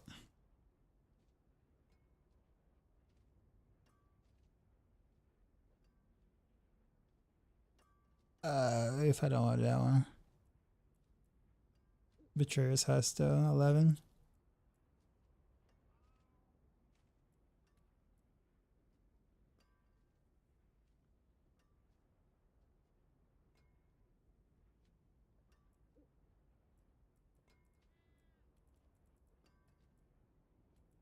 Probably prefer to do Endarios over whatchamacallit, to be honest. Over Duriel. If I had them have a choice between the two. No witchcraft here. Only Father bless. Oh, battle. Very nice. But could be better.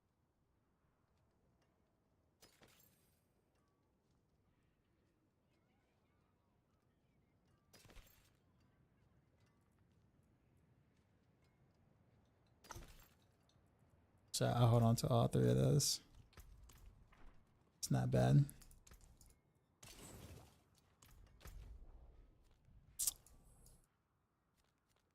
We can get a quicker whisper here.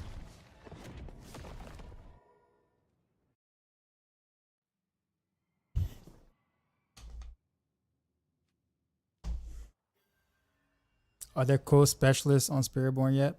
So when you say like, when you say cool specialist, what do you mean by that exactly?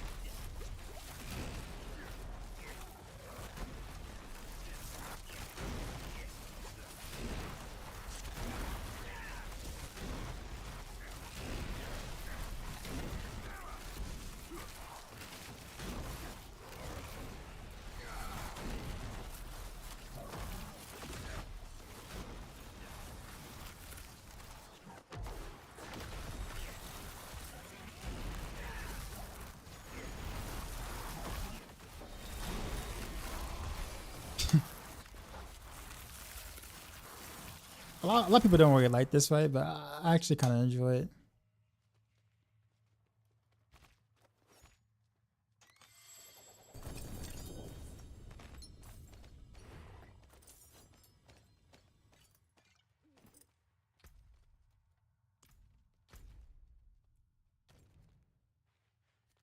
I whisper. I think I'm gonna go back to the encouragement for a little while.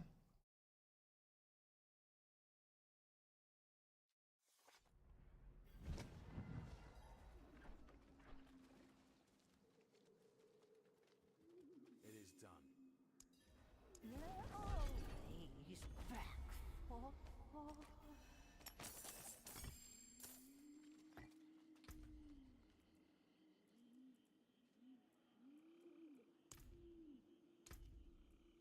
Actually, what did that give me? Nothing I wanted.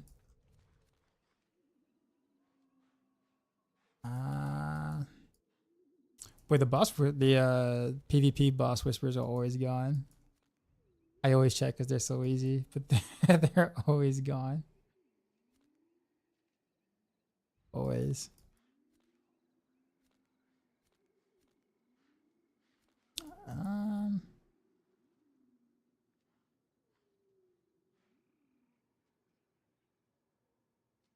Oh, you can. Oh, like class specialist. Gotcha. Technically speaking, Chronix, DZ also kind of. He does kind of both rogue and Spiritborn. We did have.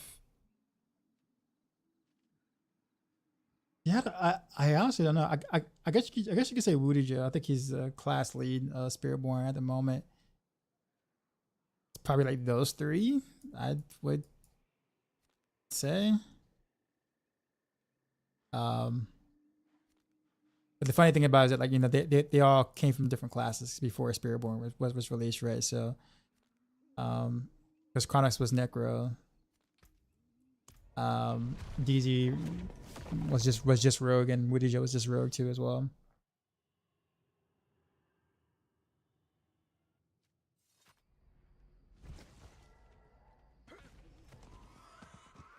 But ironically enough, I don't really see them really playing much of Spiritborn in the recent-ish. So, like, someone who, like, in terms of like a Spiritborn loyalist, I don't know, honestly. I couldn't tell you. Like, someone who's gonna play Spiritborn regardless. Kind of like, you know, maybe we'll play Rogue regardless, sort of thing. Or Lurkin will play Sork regardless.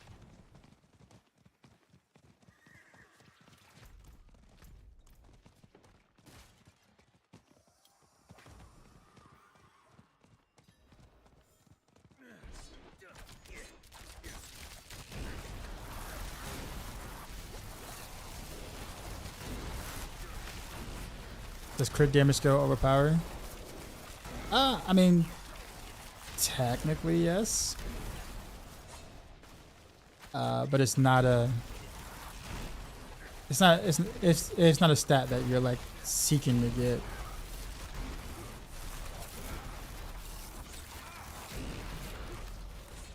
Like, it doesn't have any like multiplicative scaling, I guess you could say. It's like specific multiplicative scaling. I'll put it that way. Make sure I say that right.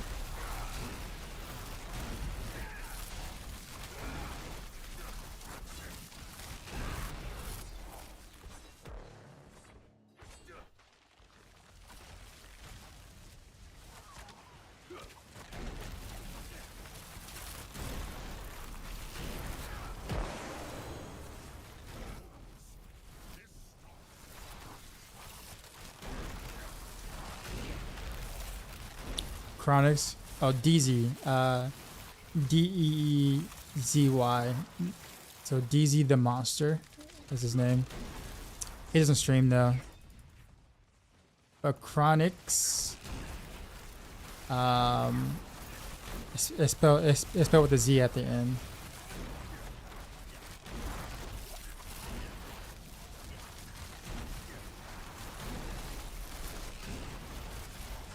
Chronix XZ, I think it is. Chronix XZ, if I remember correctly.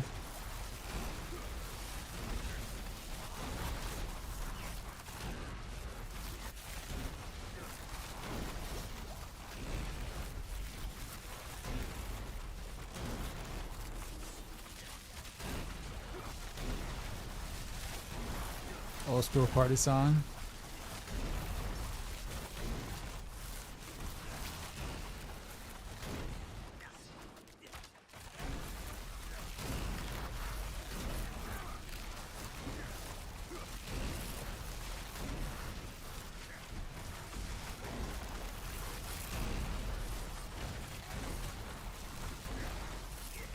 Dak Scott, what's going on? What's the best build for Rogue now? Death Trap.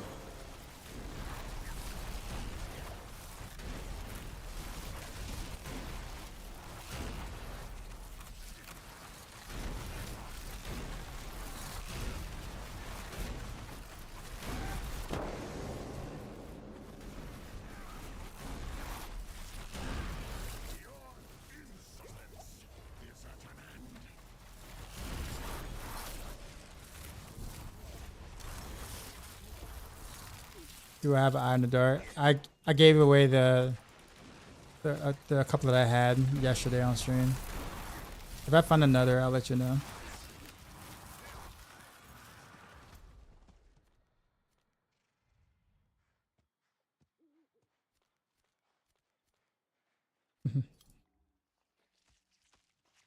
Sounds like because I've listened to you guys like you basically thinking out loud and explaining certain mechanics. You don't copy those. Fair.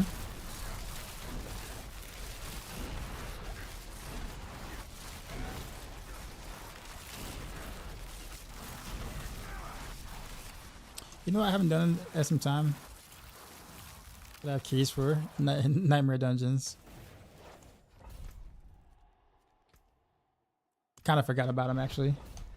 Where can you find Eyes of the Dark? It's a boss loot drop. So I gotta remember recall which boss actually drops Eyes of the Dark. I actually forgot. Is it Zir? But I don't remember off the top of my head.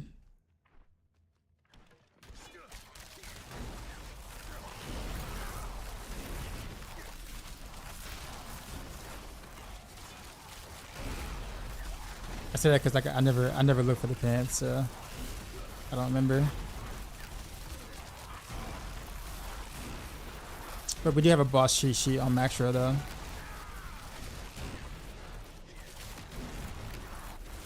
There you go.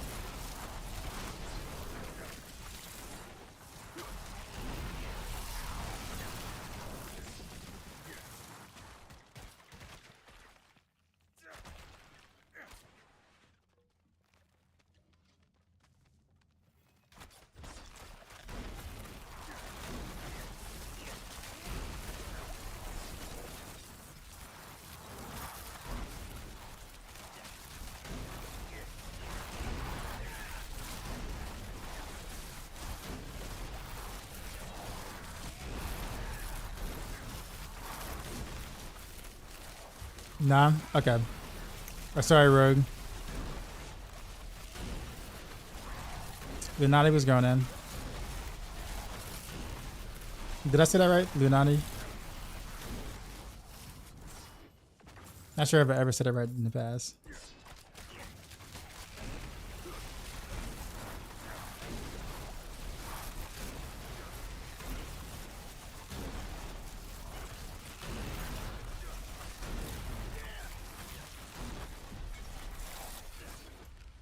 Oh, I thought that was a curse thing.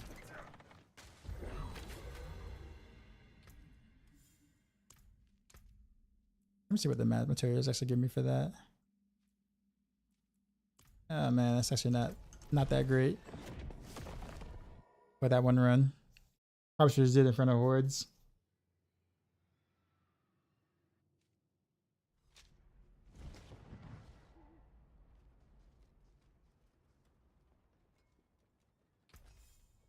Alright, I'm about to get up and walk around a little bit for health purposes.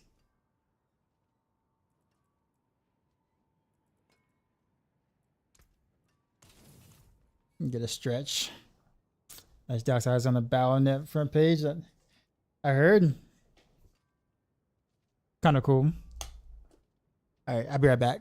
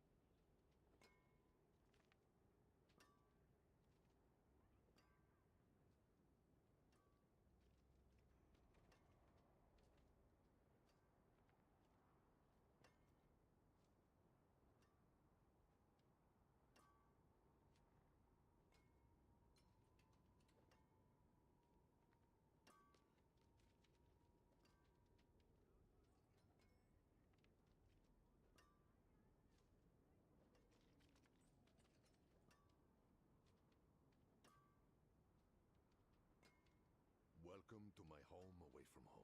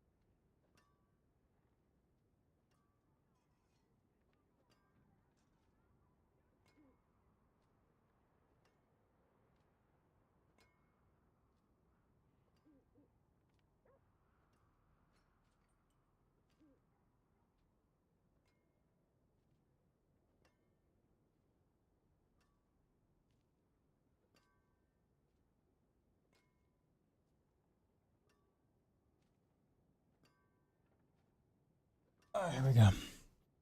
Darkham says, this build playable early in game without Waterhook on? Nah. Waterhook on kind of makes it happen. Much like Death Trap with Eyes in the Dark. Like you can't really play Death Trap without Eyes in the Dark. It's kind of the same thing.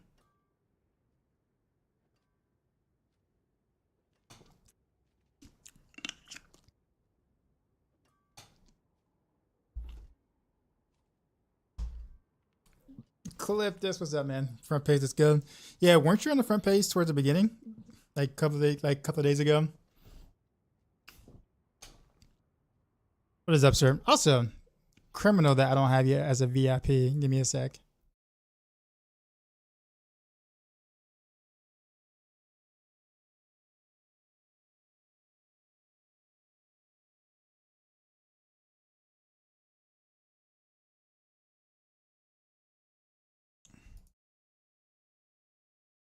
There we go. That is fixed. Is it on launch day?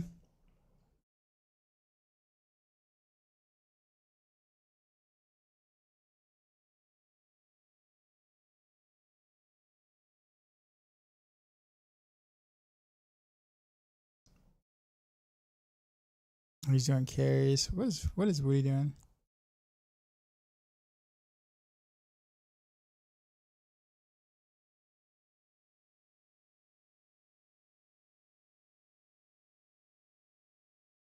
Actually, what is one of the panties in hardcore? Actually, what is Ciroc doing?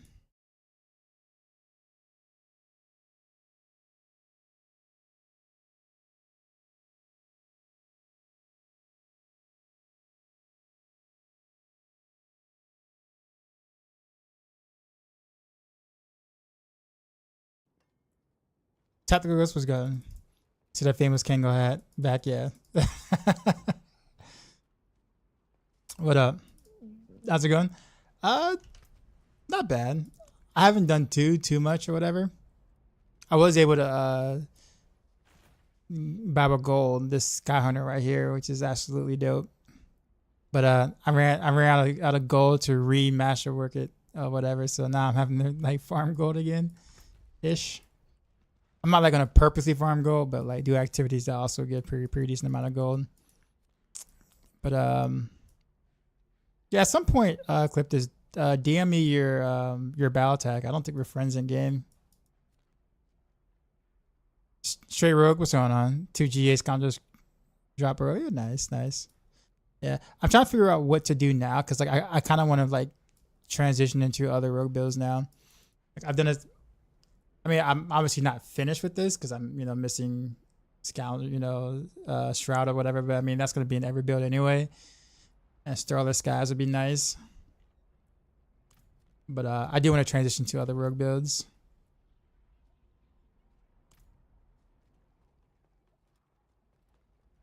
Like Heartseeker, etc.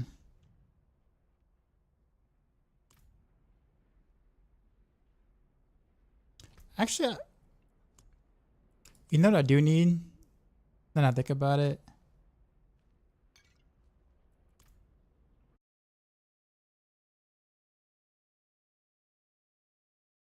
I think I actually want to mess with Pit Fighter's goal.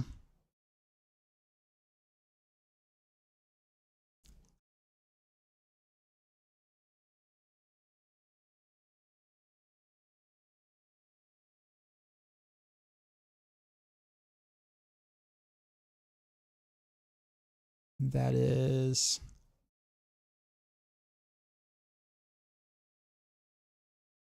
I think that is whatchamacallit. I think it is 0.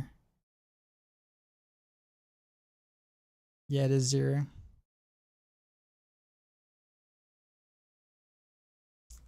And then Gregory for Grass for Shadow. Okay. I got blood for that. I'll do some 0.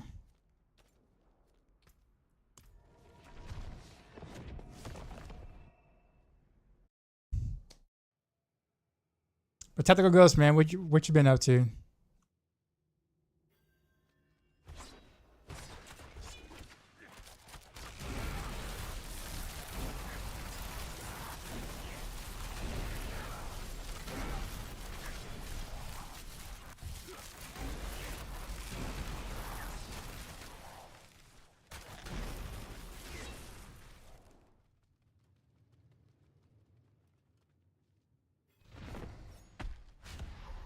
Sorry, I pushed the pistol a little bit yesterday. Made a summoner bar. How's that going?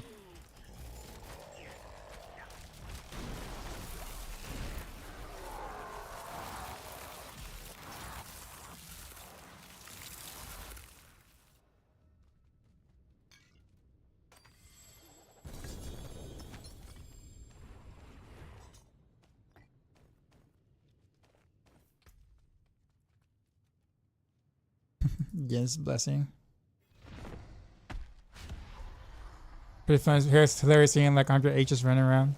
It's kind of interesting that the best minion build right now is Barb. It kind of reminds me of, ow. I literally just like dash into his hug. It kind of reminds me of like D3 days where like Necromancer didn't have the best minion builds at the time. Like when monks were technically they had the best summoning builds for a bit. With the Enas.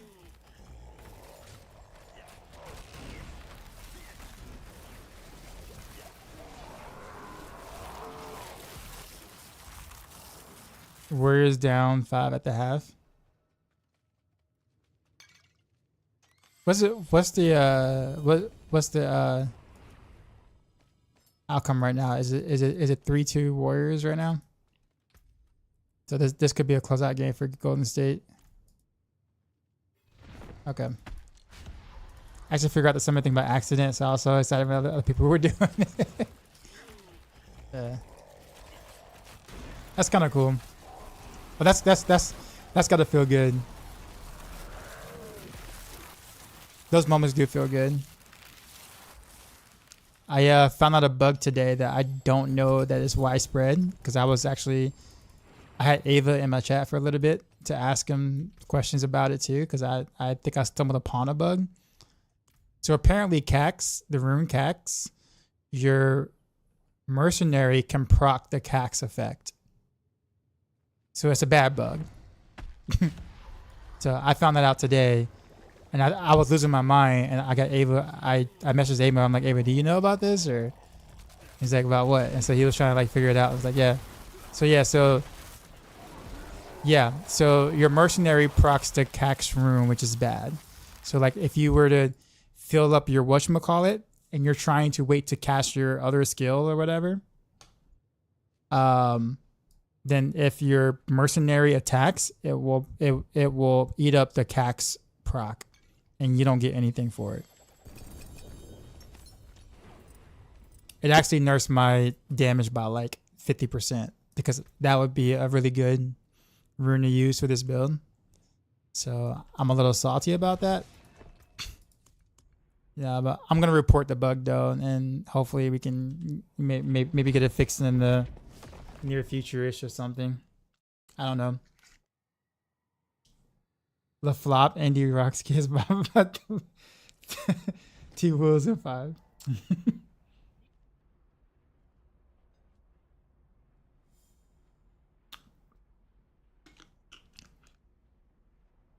Shane, did you hear about the Doc Rivers interview for some time back? I don't say interview, but like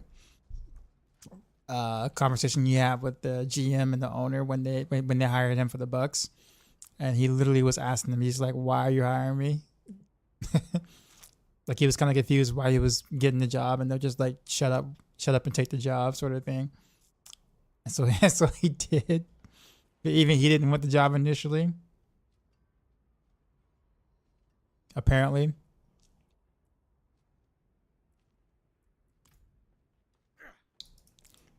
Duchess, what's going on?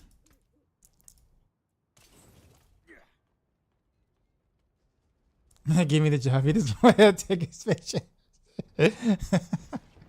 No, it was just kind of hilarious how it just transpired. It just like I think he was just confused about why whatchamacallit got fired and why they were hiring him. It was just like, I don't understand why, what was wrong?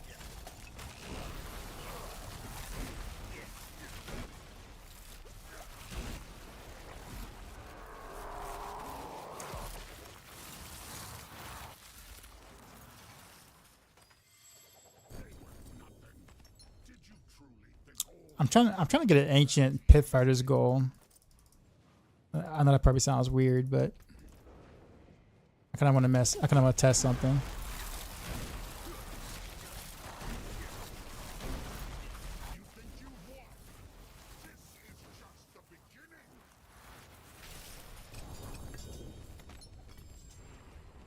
But I'm pretty sure I found a couple. But I guess salvaged them. I just didn't think about keeping them. But now that I want it, the game is not going to give it to me now, of course.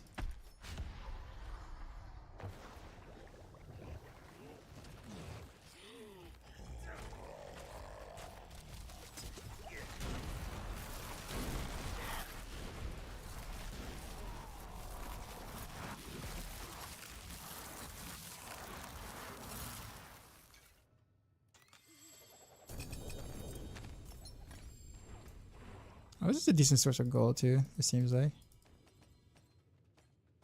How much blood I got left? Oh, just enough for another.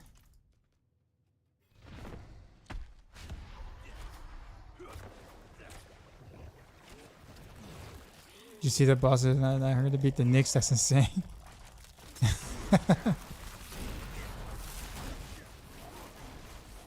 Tell you, man. Cavs versus Boston Eastern Conference Finals. Who you got? Who you got, Machine? Some reason when I swap just a nice Cold and Beam goes hard. It should. Cold and Beam is very strong. Under the right circumstances.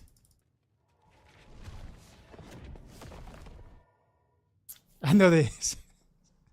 I kind of want to see Cavs though. Take it though. Right.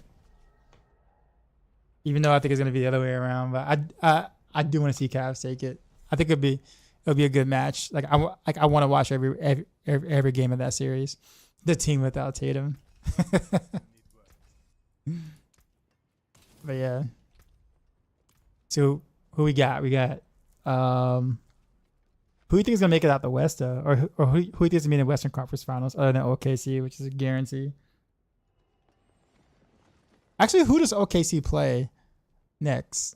The winner of which matchup? You think Spider is assy? What? It's not Spider. Not my boy Spider. It's...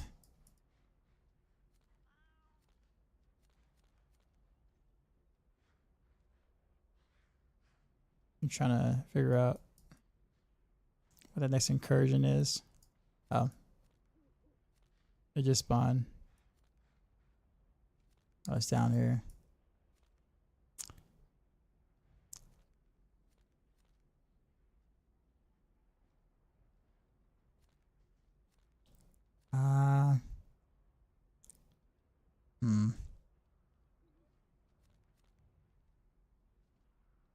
Oh.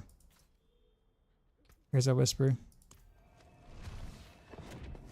They play the winner of Nuggets and yeah, so they pretty much have an easy path to, or a pretty easy path to the Western Conference Finals.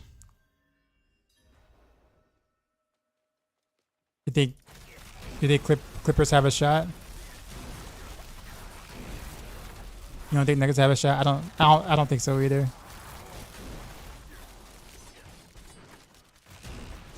'Cause, Unless Joker goes 50, 20, 20 every game. Fair.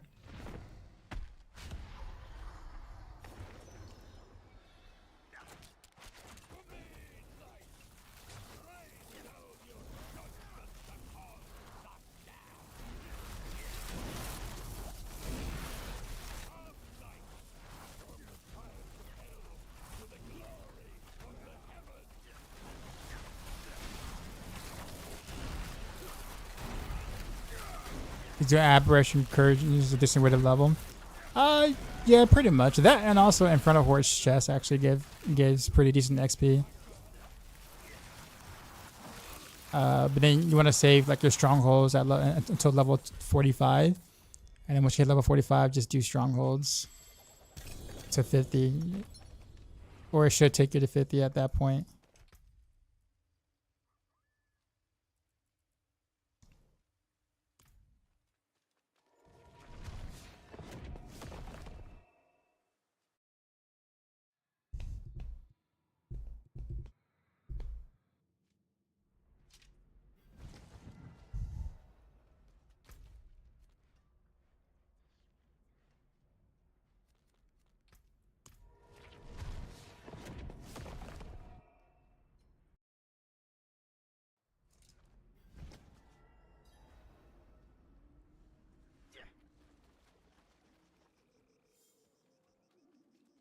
It is done. Kill Thrun. I mean, it really wouldn't be the internet without those takes, right? Like non-constructive. I don't say non-constructive, but like just one-liners like that. I imagine there's like a cult on Reddit where their job is just to go places where they have a quota to meet. They have to go into like 3 or 4 creators, stream or YouTube videos, and post a certain phrase, right? At least 3 or 4 times a day. And then they have to go and like report back to the leader of the cult and say, did I do good? Because I can't imagine going somewhere onto a stream or a game that I don't like to tell others that I don't like said thing in the said product that I don't like. For me, if I don't like it, I don't play it. And I definitely don't go watch anyone else play it or post about it anywhere. I feel like my time can be better spent elsewhere, you know? So the only other logical reasoning I can deduct from people who want to do that is there has to be a quote on Reddit where a quota must be met for doing so. And then they all, you know, and then there's like ranks to it, right? There's like leaders, there's like titles you get depending on how many people's content you can do that in, you know what I mean? To me, that makes the most sense. But at least you're doing something. Your boy, what's going on? Were there any changes to the last patch for Rogue? Oh, you mean like the hotfix today? No. If that's what you mean.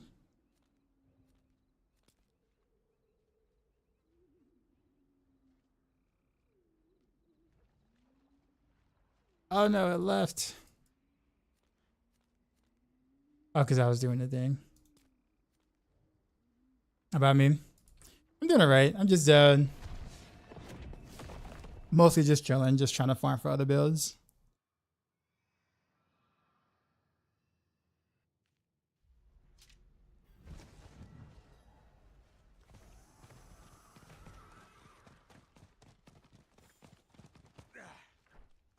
Yeah, I mean, just be mindful that there might be a death trap change maybe in the future.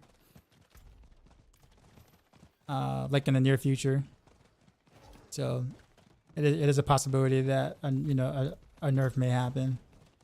But outside of that, I don't think I see anything else happening to Rogue in any patches in general, unless they do like a slight buff to things. But Where's your favorite build? Which one's your favorite? I'm sorry, is it Heartseeker?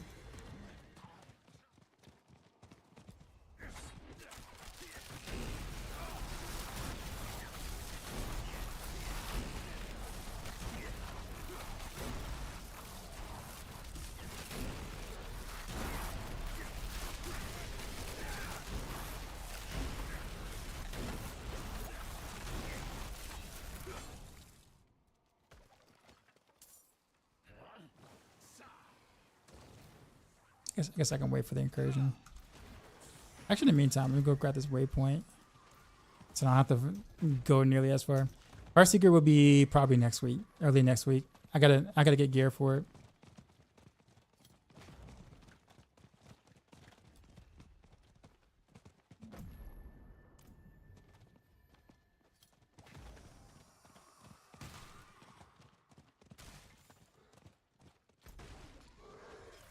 Oh, whoops.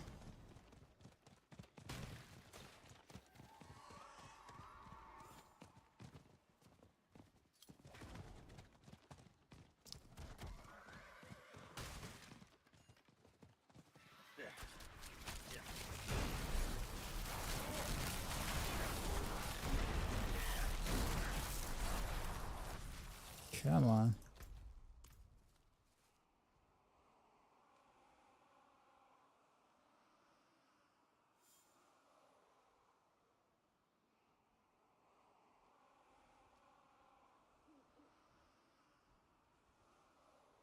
It's ours graduation.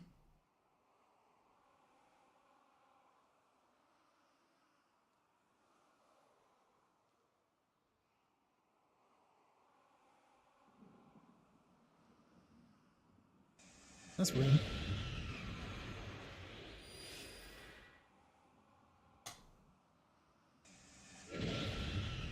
Appreciate the follow. Follows. Alright. Your efforts are for naught, mortals. This realm is mine. Is there anything new coming? Shape it as I For what exactly? Or I guess what in specific are you asking? You mean like builds or like patches or?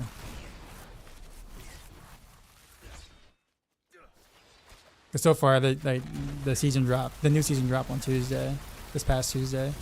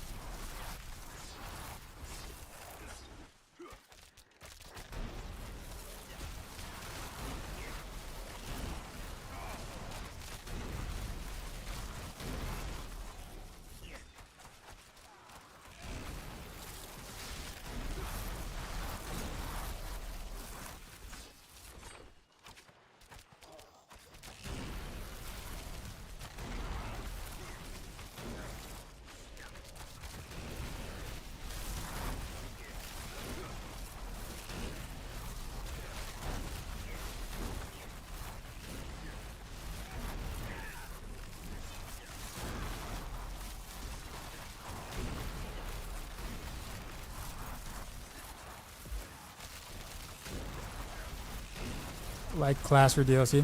Well, expansions next year, which will come with the new class. We don't know what the new class is yet, but many people probably assume it's going to be a paladin because everybody's been asking for it. So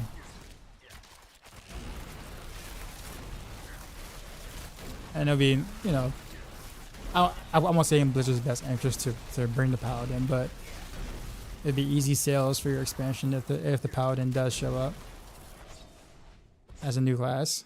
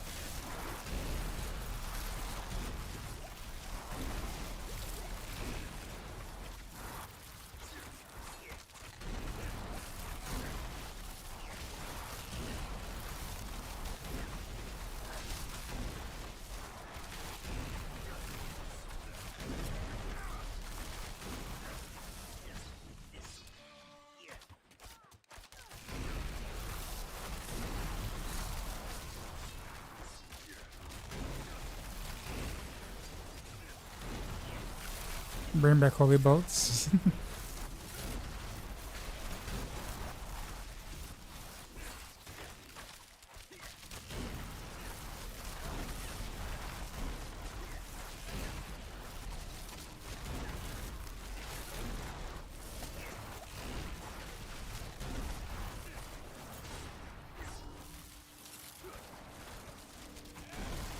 What about the Blood Knight idea? Oh, you mean like the Blood Knight from wasn't that from Diablo Immortal? I believe it is. It was a cool looking class in Diablo Immortal.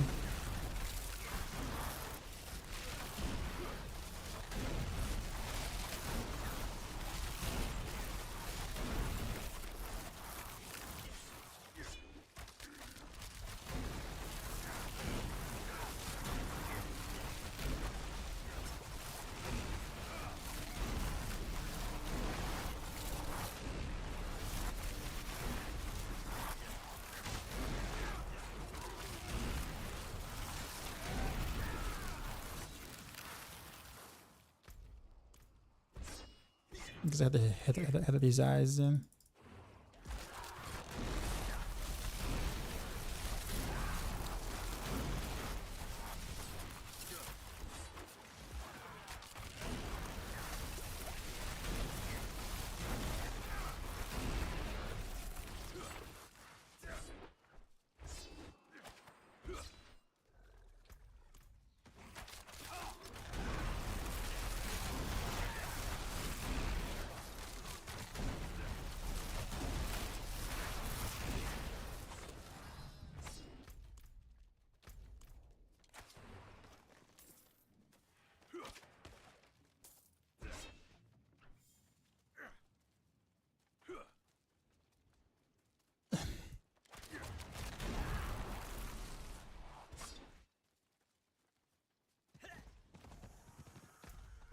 Is there anything else? Yeah, where the rest of the mobs at? You have to cut that one loading thing up the top. You love a gunslinger. I don't know if that would fit in the world of Diablo though.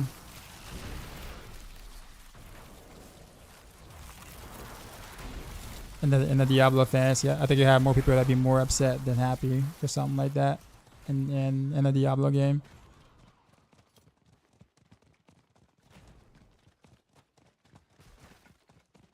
I personally would not be opposed to it, but I can understand the, you know, why people would be a little upset about that.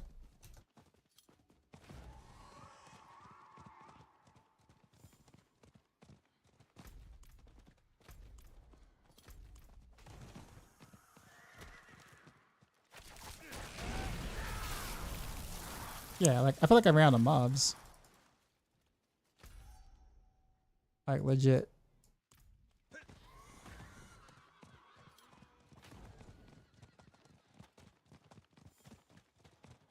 Or I don't have any eyes to get more things, or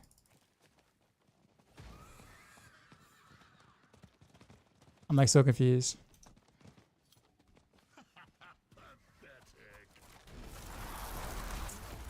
Yeah, okay, well.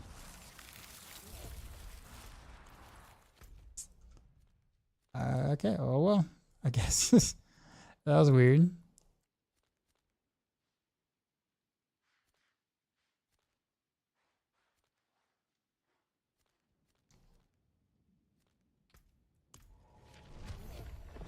Any builds this season that are performing a lot worse, better than expected besides Death Trap?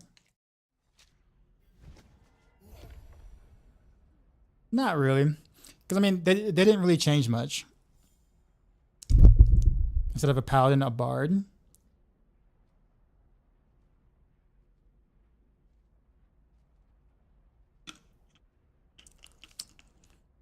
I mean, I guess you could, considering that a bard is usually something more like a support in more cases than not. Not saying you can't be offensive with the bard, but like in a game like this where people fantasize dealing damage in the trillions and quadrillions and quintillions, a bard might seem like it's kind of out of place.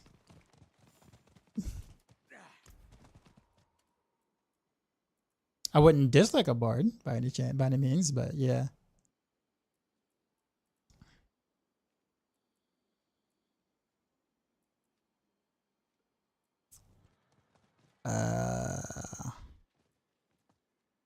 Guess we'll do this one.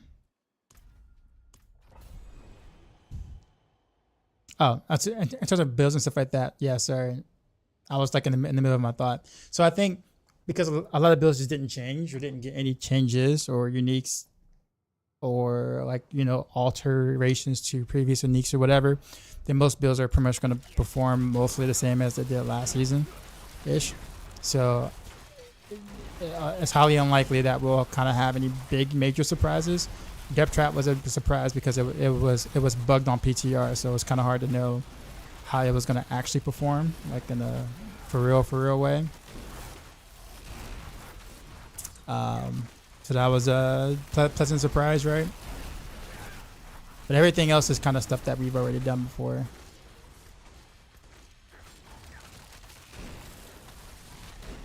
Your guy has little powers to the Beast in the Ice, but the pitcher has Beast of the Ice. For Heartseeker? Yeah, it should be Beast in the Ice.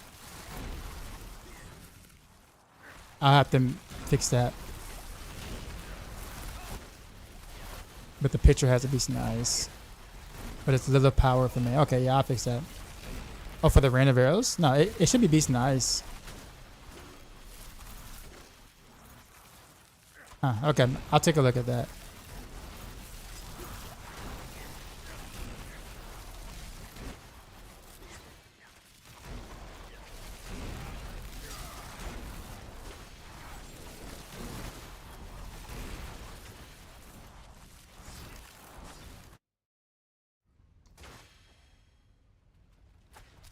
You did miss DPS meta for a player D3, which should have more support stuff in D4. I mean, I guess you could say that. I think what ended up happening in D3, which could be depending on the kind of player that you are, I think is like the unfortunate part about having supports in Diablo 3 was that if you were a lower Paragon, you were destined to play support in every group that you're in. So if you weren't someone who was playing like 8 hours a day or something like that, then you literally did not have a role in parties other than a support. Because you didn't have a Paragon for the DPS or whatever that the group may want in a sense.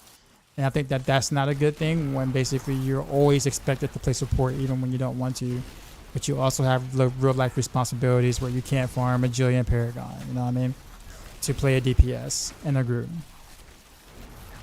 So I think that was kind of bad because people would actually get kicked from parties or whatever. You know, maybe they want to play their whatever, you know, DPS barb or whatever, and they'll get kicked from the party. Not because their DPS barb is bad, but because their Paragon is too low. And that they're only looking for support from them. You know what I mean? So like, that's kind of toxic a little bit. But I can also understand like having more kind of support options, I guess you could say. There is a support druid right now. Like a support druid exists this season by Boiler.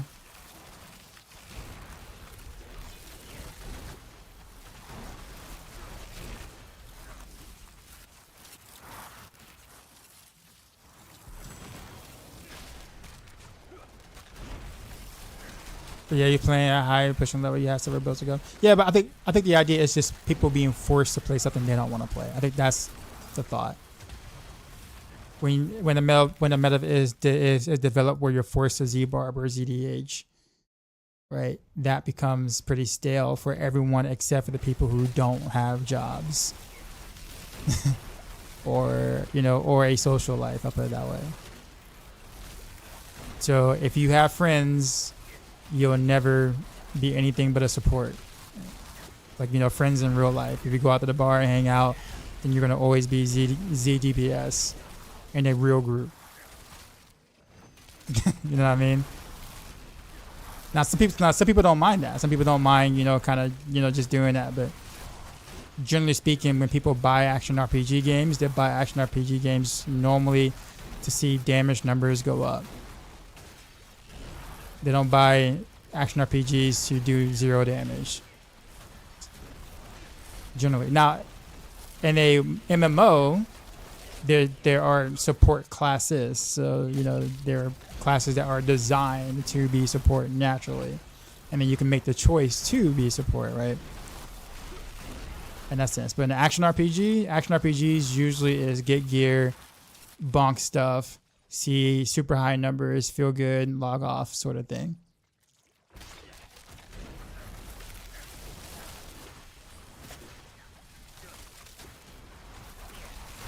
So I think that's why that is probably a little bit more discouraged in action RPGs, and let's say MMOs or whatever. How about you said a War Mage or Berserker? I guess you can argue a case for a Berserker. You just gotta think about the lore, like, and how like some classes would actually fit. You know what I mean? I think that's kind of the thing to think about.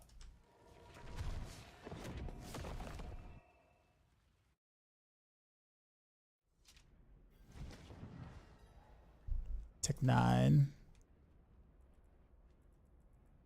Our group was cool about it. Actually, Sixum's got to be a good support. Keeping everything else is right, making sure you kept the rotations up. For Barb, yeah. So Barb, you have to have like for Z Barb, you have to have a good Z Barb. Like there's a difference between a Z Barb and a good Z Barb. Like big difference. I would say ZDH was pretty mindless. It was hard to be bad at ZDHing. But yeah, I guess the thing is that like as you play more and you want to get into better groups, you know, the less options you have as a player if you're not grinding Paragon or botting your Paragon, etc. I think that's kind of where I was kind of getting at in a sense. And that creates toxicity for players who might want to actually be or play damage or whatever in like public groups or whatever, but just keep getting kicked all the time. I think they kind of wanted to prevent that in this game. So I think that if I had to guess, that's kind of where that came from. But again, like I said, there are people like yourself, right? Where it's like, you know, you don't mind, you know, being dedicated support the entire time, right? But I would say you're probably like, not the entire time, but you know, a good chunk of the time. But I would say that that's probably a minority take for an action RPG. Not for an MMO per se, but for an action RPG.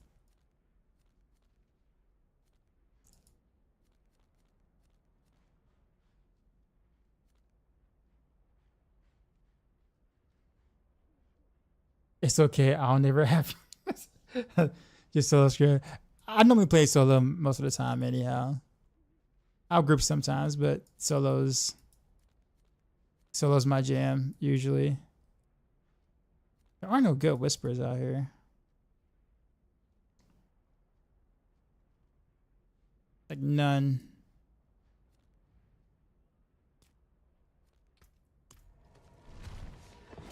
Bliss workers are shit.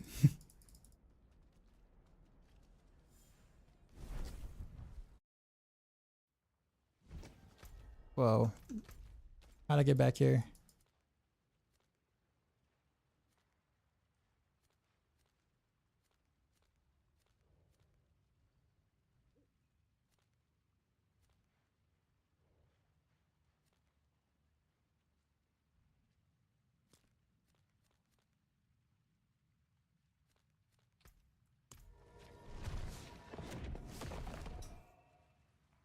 A warrior that has lost everything and went berserk.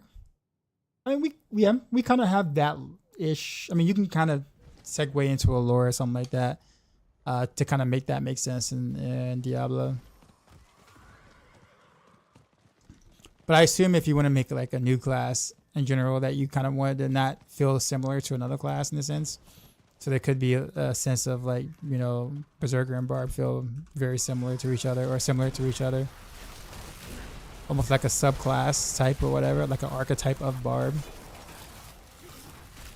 Might have to be better to do something like that, where some of the classes have like sub or different archetypes for the class, kind of like ascendancies on like Path of Exile 2 or those kind of things.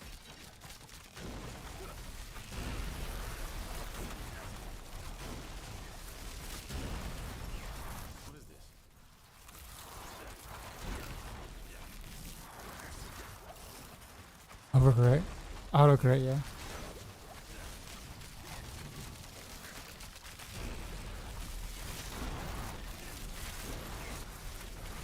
Oh, that was Twister season, wasn't it? No, it wasn't. No, it wasn't Twister. Was it Twister? Season 4? Mammoth Hydra Wizard season 4? That was a thing there?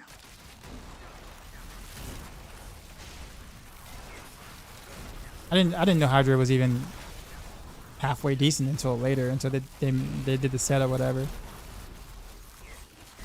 Oh wait, no, okay, I'm not talking about now. Never mind. I remember now.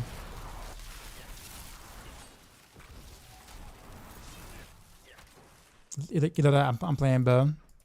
I like Bo Rogue. Be sure to follow.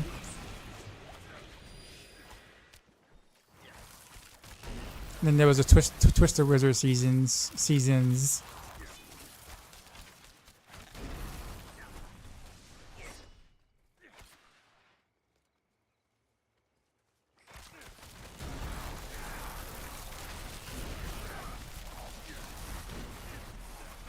Where's the Ranger?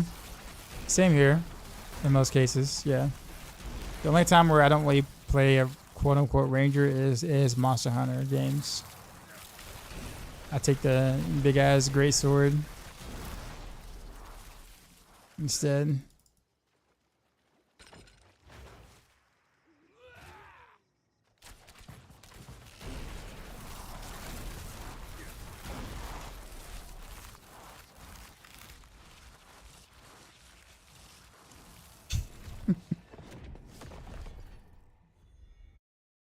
Yeah, same here. I gotta get back into some Monster Hunter Wilds though, for sure. They got the Arch Tempered raid out. I really want to fight before he goes away.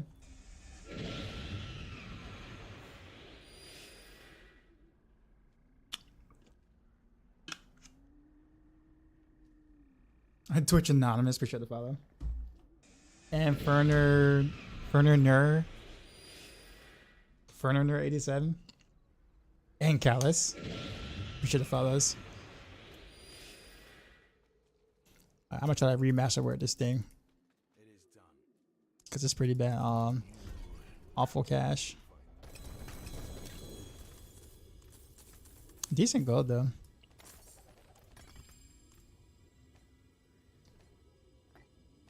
Okay then, guess it's my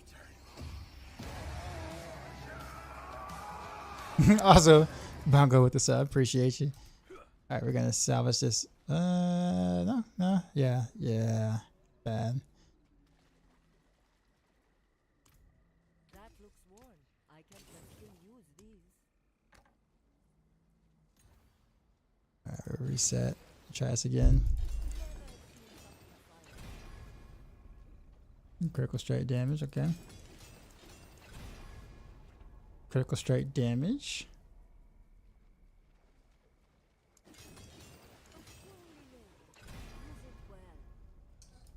I got the very nice, perfect, literally the absolute perfect masterwork I need for this.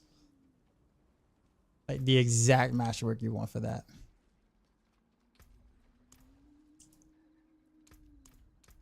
That like never happens. Okay. Yeah, it's like the exact role I will want.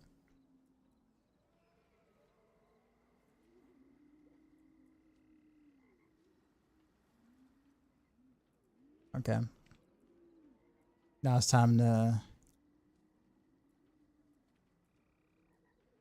fix my ring situation. My rings are pretty bad.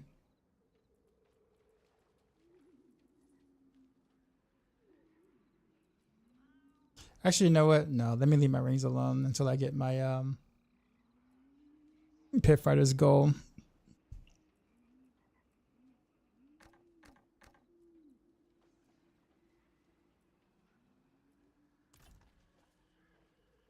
Nice hat, by the way. Both Endgame and in real life. Nice. Yeah, this hat was like my favorite thing coming that came from like season 3. Pretty nice. You have anyone grasp a shadow? I don't. I'm actually looking for like a decent one myself. For Heartseeker. So I can build for Heartseeker. Speaking of which, let's hit up the board real quick.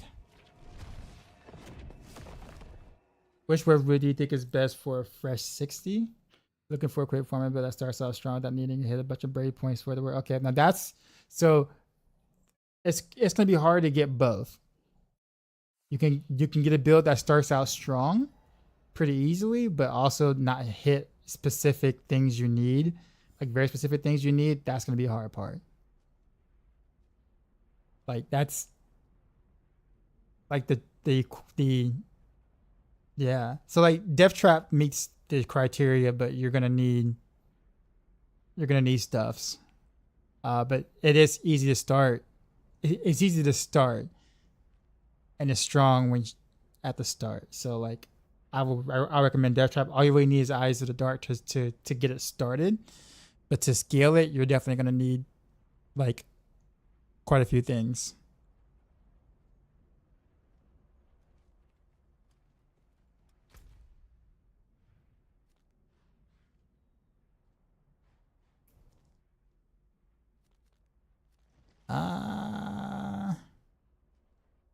Okay, 30 minutes.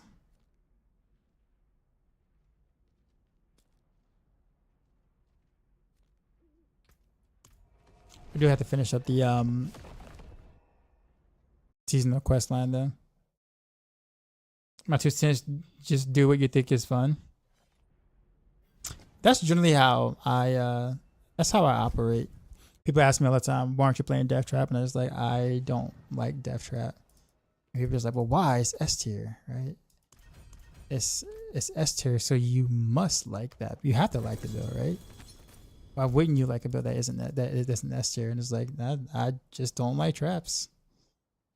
I know, crazy, right? But yeah, I'm in that same mindset where I play what I like.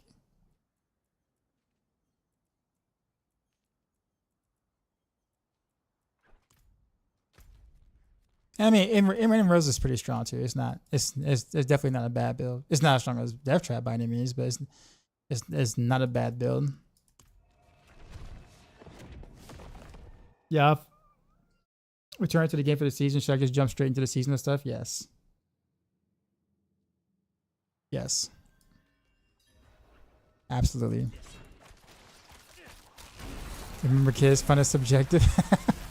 What up, Jim?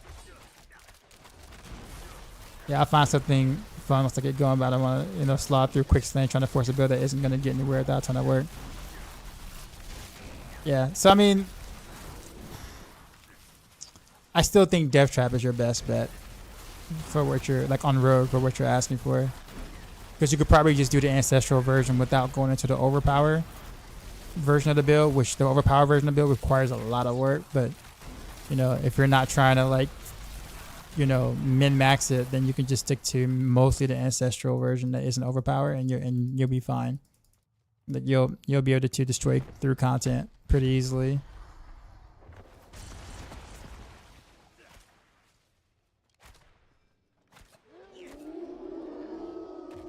But you're not going to find a build where you put on one unique and then that's it. And then everything just falls over. You know what I mean? Like, they're actually trying to prevent that from happening. Where there's too much power into like just one unique and then everything else is like, doesn't matter. But I understand the whole slog part.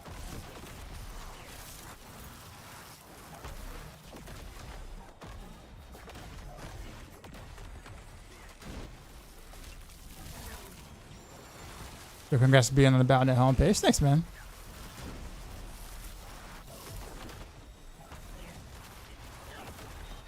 Oh, what? I don't know what hit me. UV Lurgan, appreciate you. You're enjoying your new Soundcore Liberty 4 Pro earbuds. I thought about actually doing earbuds at some point. I thought about it.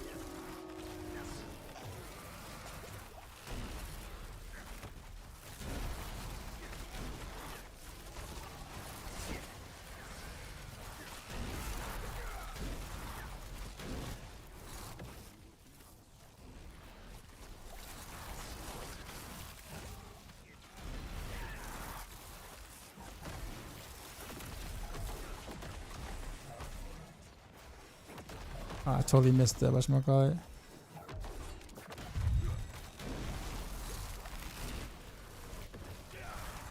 I was trying to re-up my elixir because I ran out of my resource on this. I didn't think he was gonna jump that fast out of the portal.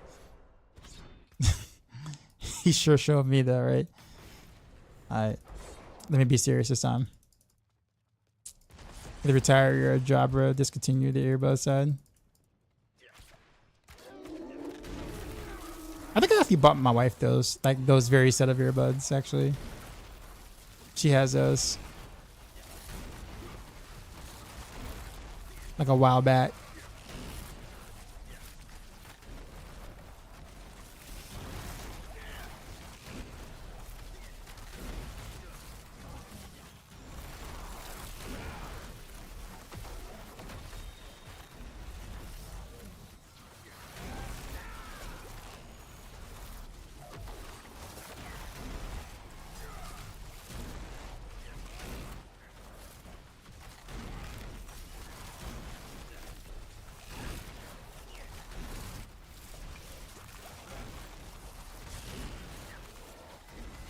New to D4, but does the war difficulty affect pit levels as well? No, it doesn't.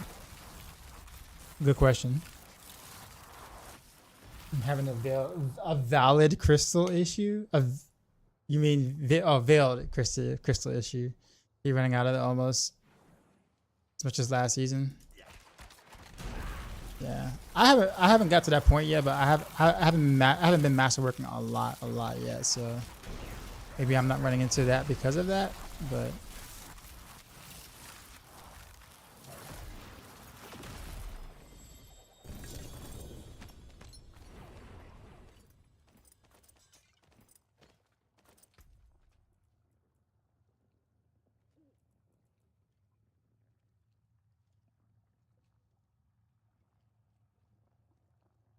I hold on to that for someone.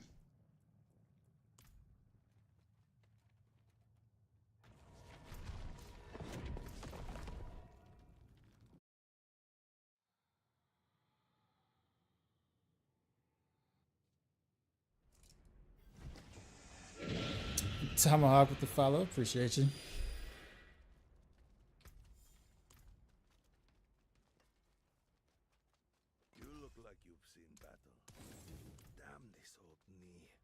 Alright, go back to pit. Not pit, Helltide. Do the daggers kind of stat sticks if you're all in on archer? Yes. Sure does.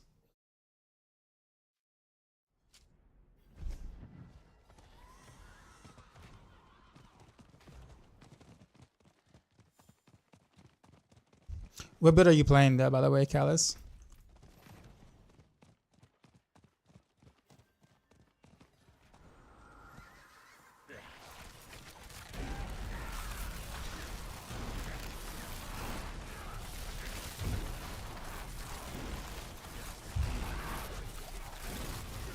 Got to boss Will with GA on max life. What is the resource on it? Because that's honestly the most important part. That's a boss Will. Download it now. Okay, okay, gotcha.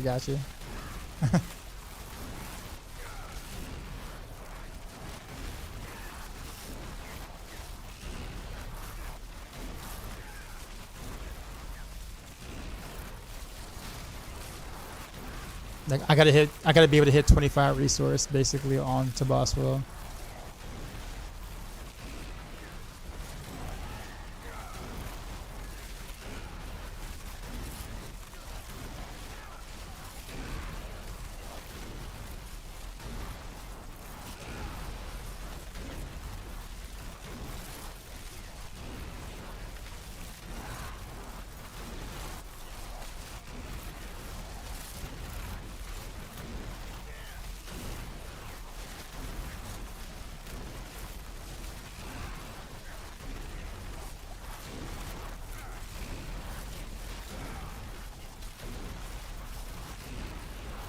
I convinced that Archer class is a fact of life. Yep.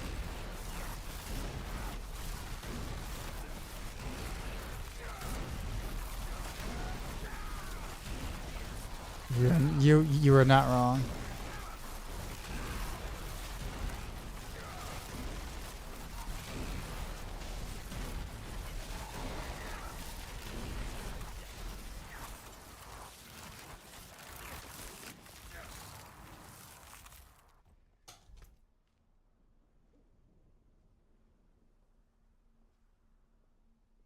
Oh, 16 resources. Okay.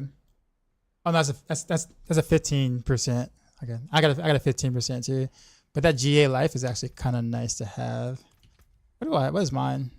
Mine's GA on a maximum resource.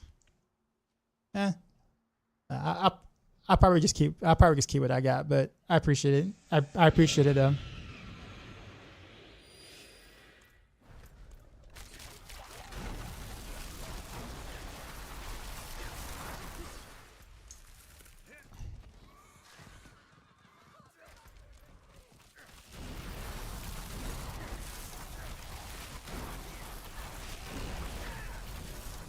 This song is so good.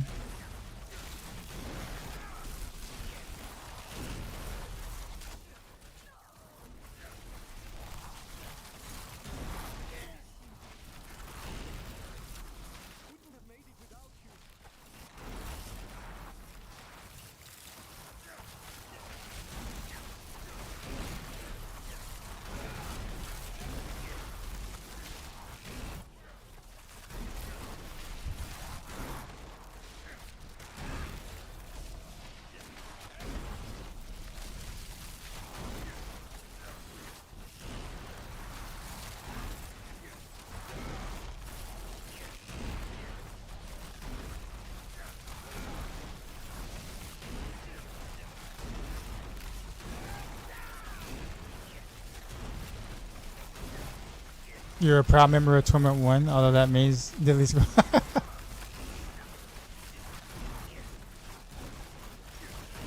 I mean, it's all pretty much most of the same. It just your skills, health, and damage. The loot drops are a little better on like the bosses and stuff, but that's about it.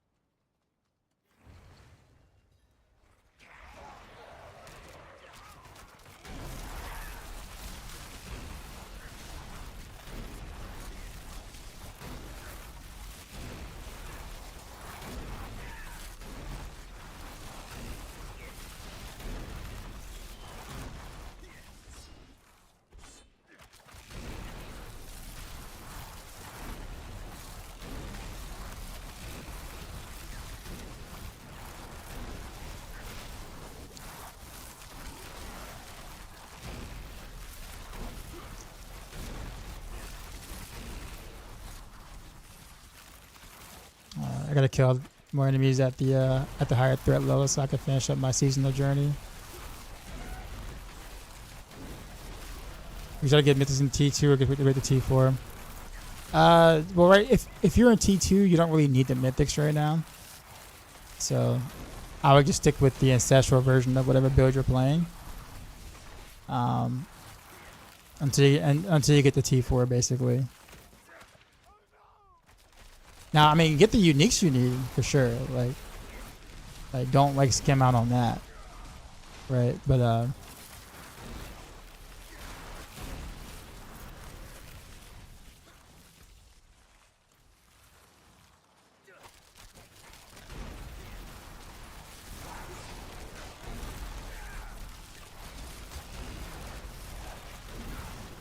Playing Bone Spirit. Oh yeah, well yeah, you got room. That's a strong build.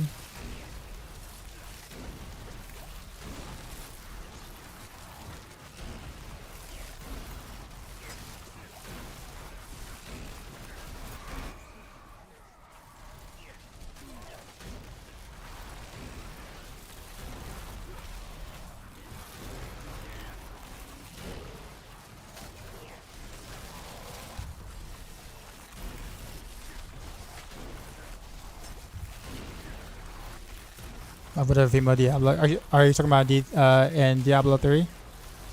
Danger, what's going on, man? Just dashing by to say hey real quick. Don't bother responding. I'm already off screen.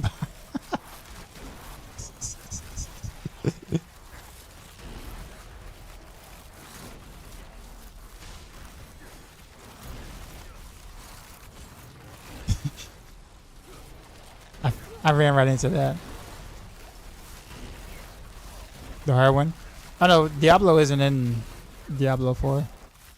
It sounds funny to say that, right? Yeah, Diablo's not. It's not in Diablo 4. Must be talking about Lilith.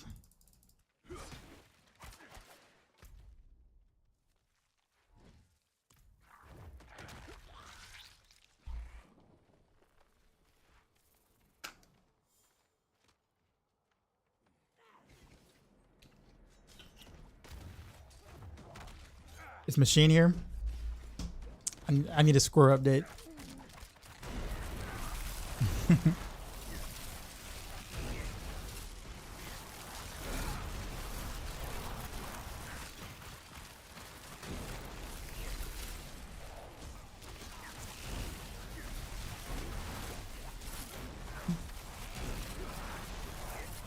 Yeah, that's Lilith.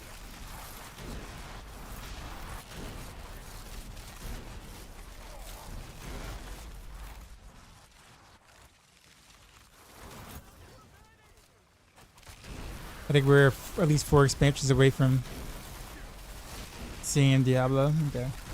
Rock is up by 12. 6 minutes left, really? Oh man, I'm so glad to ask. I was doing level plus 14 pit stuff. We're sticking that pit scale with that. Yeah. I lost tons of mass oof. Yeah, I mean, it was a good question to ask. Because I mean, everything else scales with the, you know, the torment level, but pit is the only thing that doesn't. But there's no way to know unless you just knew ahead of time.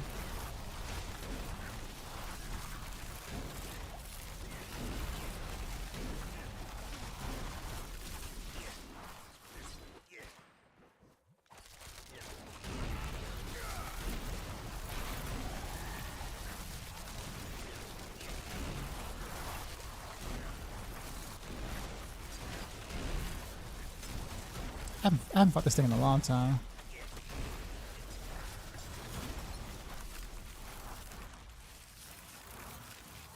That's all he gives me?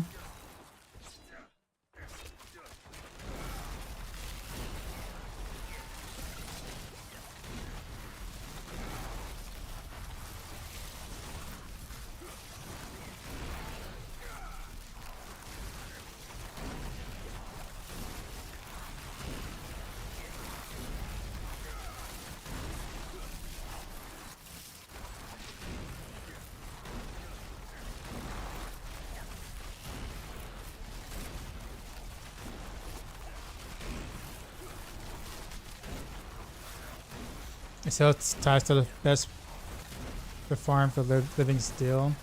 I mean the tributes are like the tributes for Cuirass Undercity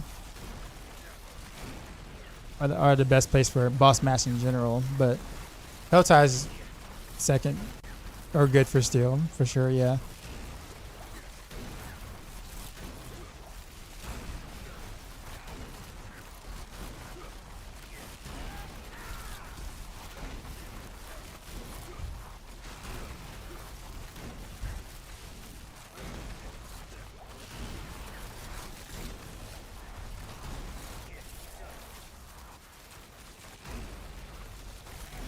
You need certain keys for about a certain tribute basically. we call them boss tributes, but they're actually it's called Titans. Tribute of Titan, which is just right here. Earn layer boss war keys, basically.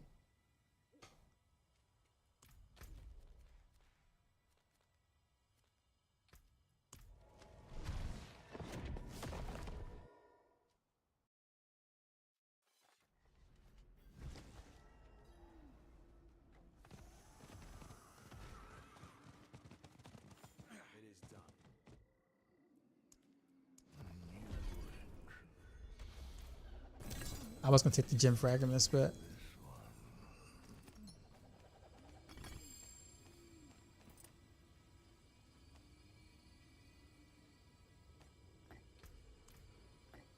I will grab it all and salvage the mats.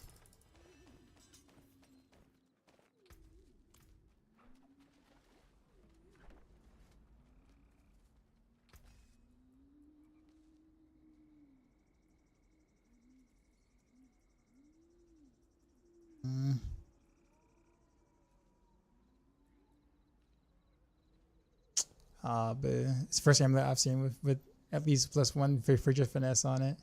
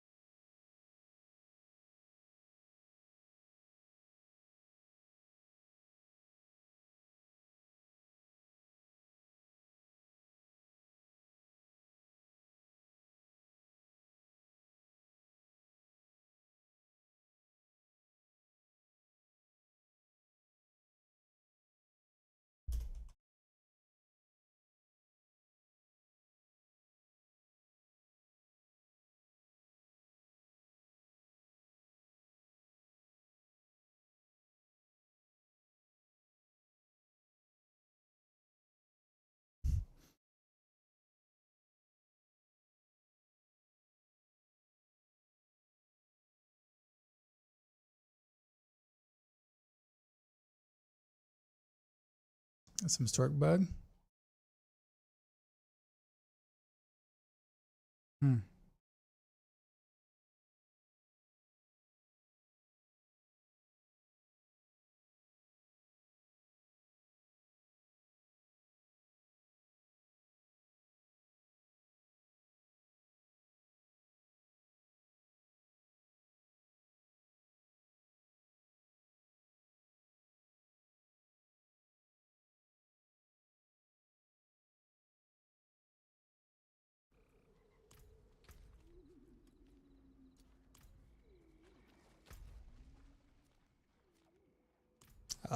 I gotta finish out the whatchamacallit, don't I? The lights was going on, Alex. I saw you're gonna be in the app today. Thank you, thank you. Yeah, pretty cool. They actually use a good picture of me too, so I was stoked about that. That was the thing I was concerned about. As funny as that might sound.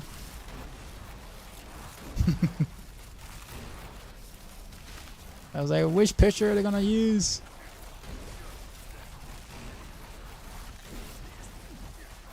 Wow, Golden State, what you doing, man? What you doing, Golden State?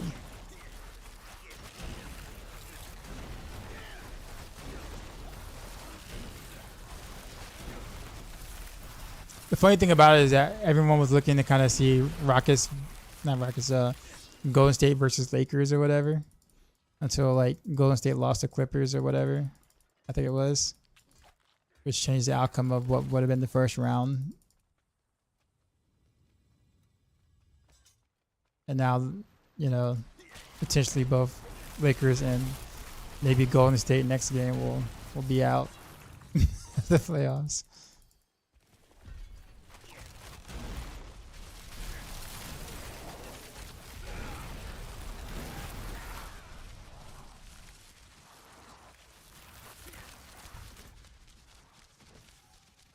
I should get that waypoint at some point.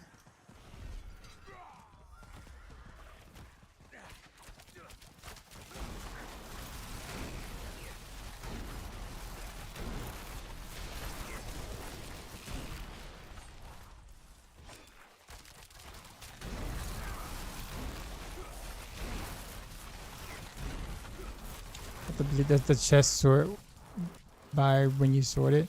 Yeah, when you do this right here, I mean like this. You can do the same thing inside the chest too as well, or your storage space.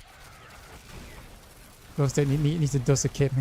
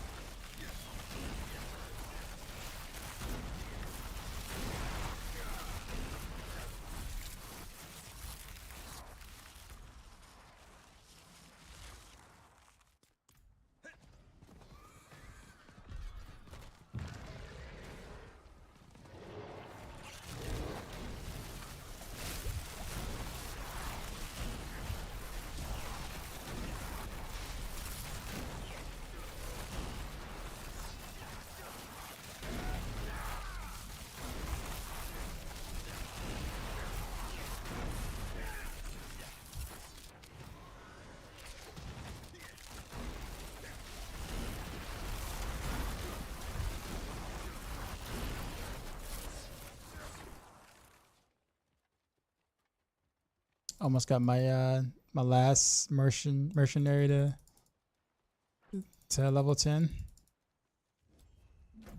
Renevails is back. I never left. I think Renevails has always been strong ever since the build was introduced. I mean, they did nerf it from last season, but I mean, it still performs good. Like it's still really good relative to like the other rogue builds, right? Only build that's above it, of course, is Death Trap. But you know, Death Trap is bonkers this season.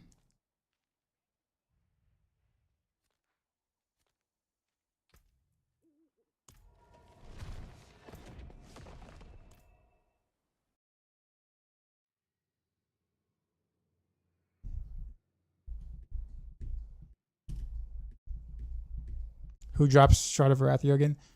It's the Inferno Hordes thing. Mine's about as good as that one, but I appreciate it. Morphin times.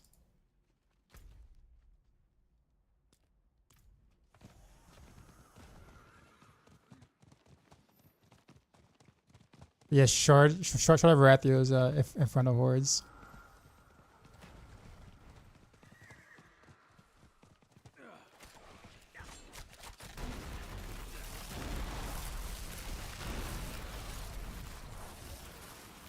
If you're Oak Time Boy, 2015, 2018 were glorious, 2022 Old Look Surprise, and now meh.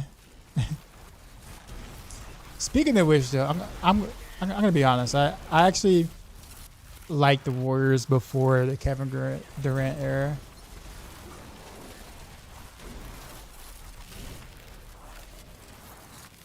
Not that I dislike Kevin Durant by any means, but like, I like the way they played basketball before Durant became part of the team and the focal point of the offense.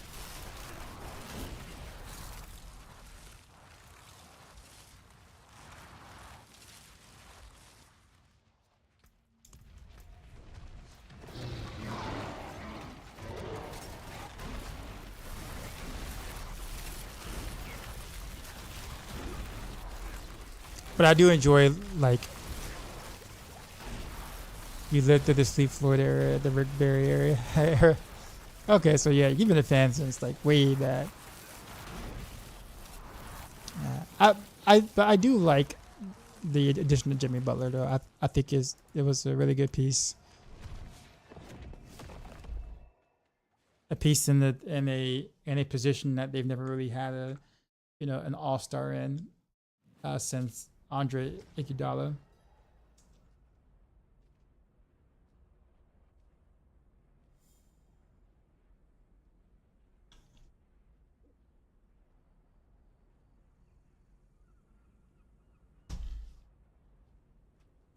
Potato, Decoy.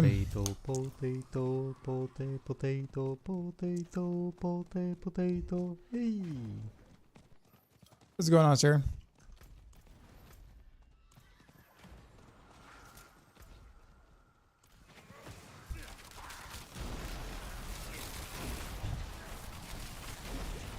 Here's Shindan. What's happening, sir?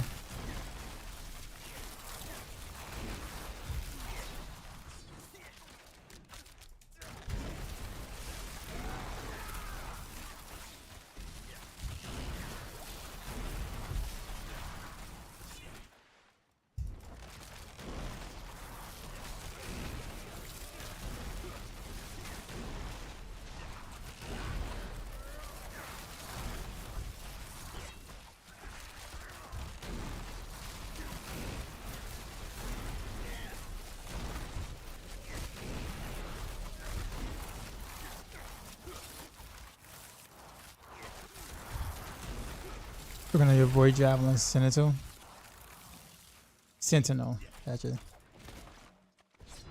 How was Sentinel this season anyhow? Wouldn't people were like upset that it was like practically the worst class last time around?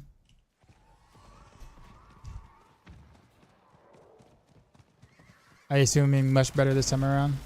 I literally have not been keeping up.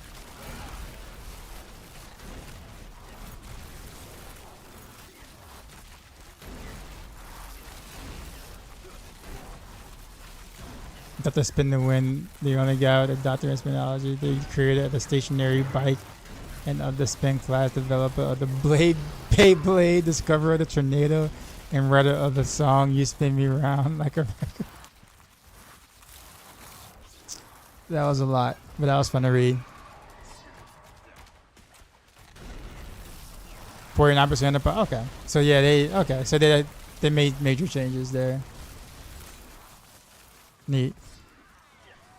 I mean, I'm rogue for life, no matter what. But yeah, I was just curious.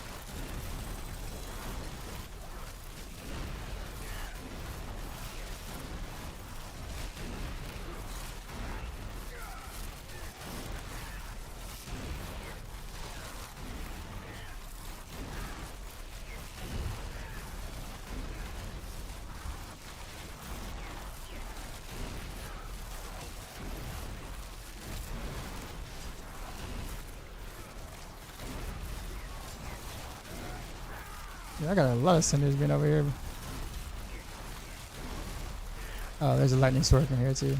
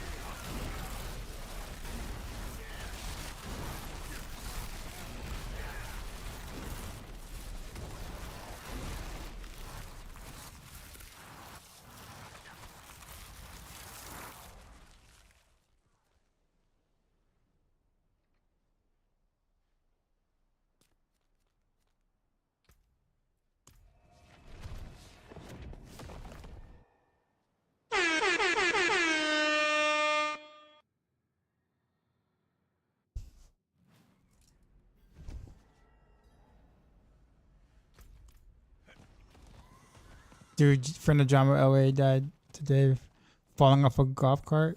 Darwin awarded finalist for wow. Wow. Oh man. What a way to go though.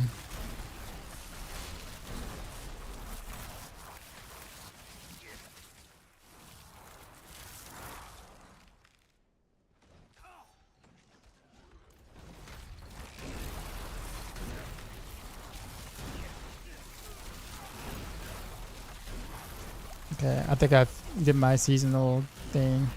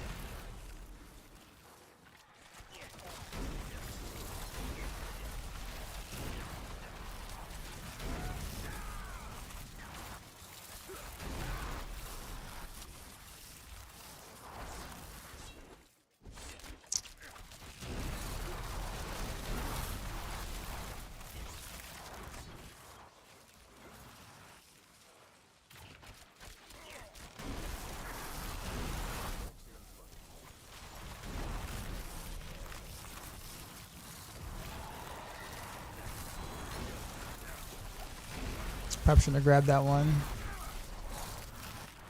I wanted like a small one, but like this. Oh well, I guess they're both 150. Now I need 50 more whatchamacallit for that chest that I was supposedly trying to get in the first place.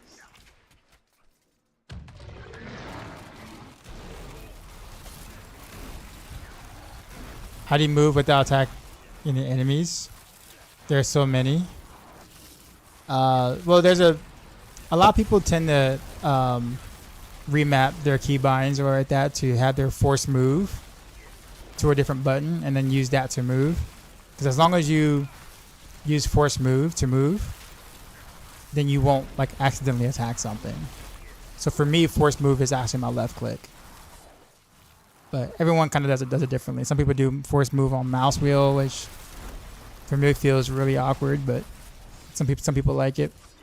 It was really popular in Diablo 3. But yeah, it's a remapping of keybinds thing.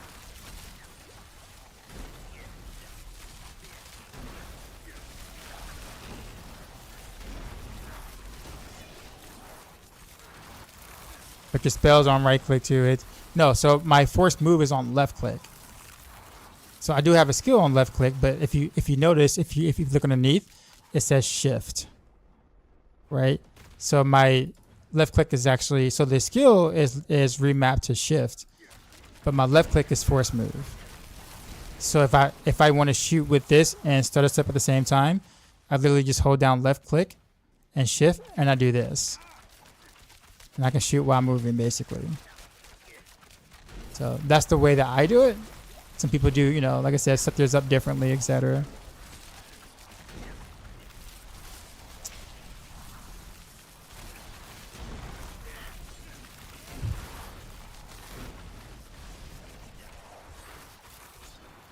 Yeah, you're welcome.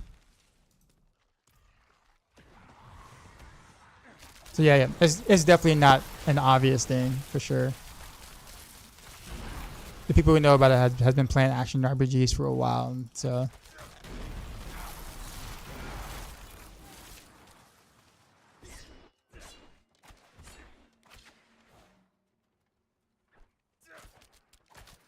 banging, what's going on? I can start in the front page of Blizzard app to start Diablo 4. Congrats, man, that's awesome. Thanks, dude. I'm just glad they got the good picture of me up there.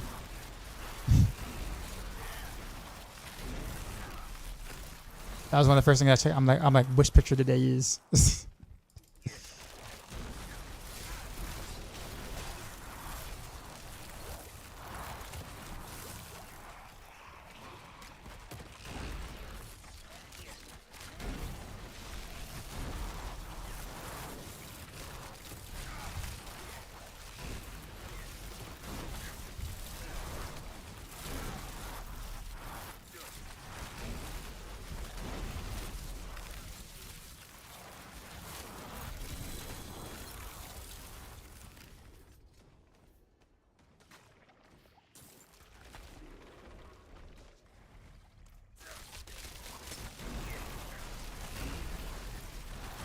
Yeah, 10 to 20 bills addictive. That's kind of on the low end. I don't really get to use my multipliers to like have a scale to like 70, 80 to over 100 bill per tick of a wave. So like I was saying before, like Random Bills is actually still doing decently good. I think it's in a good spot. It's not too strong, but it's not weak.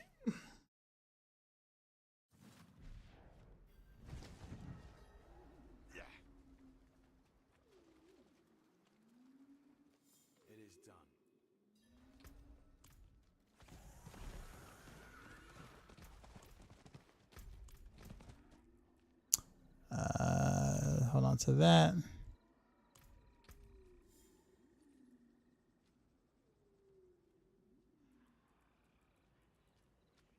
I can't even find a good like non-ancestral amulet. That's been kind of killing me.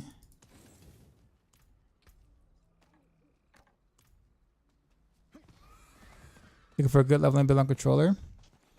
I think Dance of Knives does fine on controller. Pretty sure.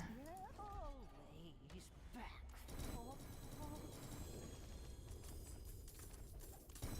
There's definitely rogues, or Distant Nuts is definitely the best leveling build in the game.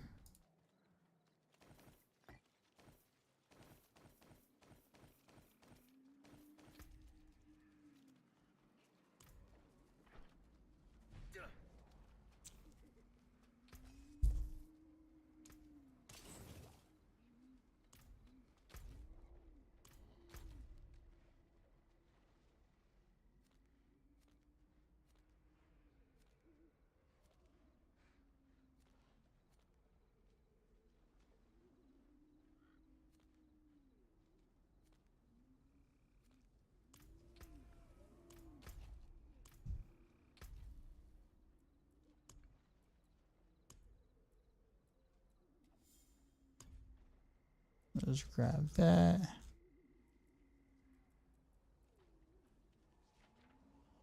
Okay, so I can't do these objectives until I actually get here. So like I can't do them ahead of time. That's what it looks like.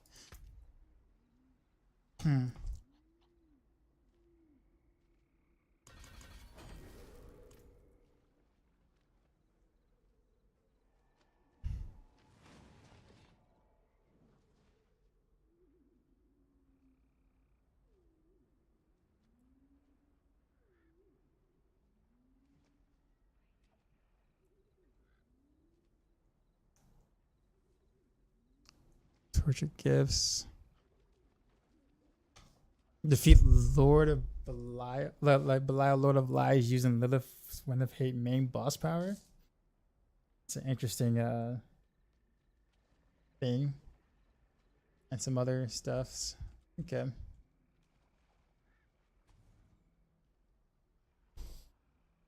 Defeat the Torment Echo the Beast and Ice with the Beast and Ice power.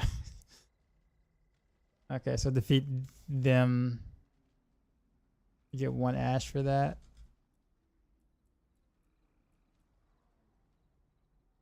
Oh wait, oh no, you get 1 ash per. Actually, I don't know how that works. What the rest of my completing these give me the okay, it gives me 3, and then that one gives me the 4th ash. I see, and then I get a thing. So 4 objectives I gotta do. So 1, 2, 3, 4. Probably these are 4.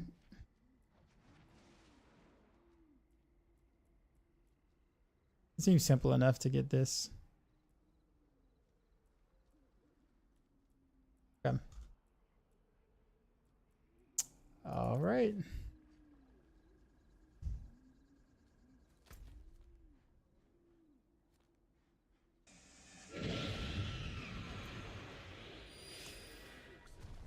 Is there a viable endgame rogue build right now?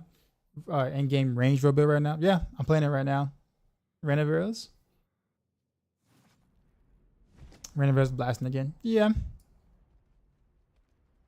Didn't work for you. I did a couple of horrors and got 1300 and never gave you the objective. No? Weird.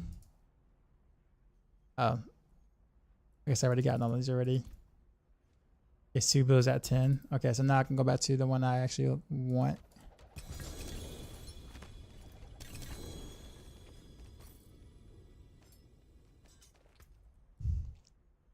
Wrong ring.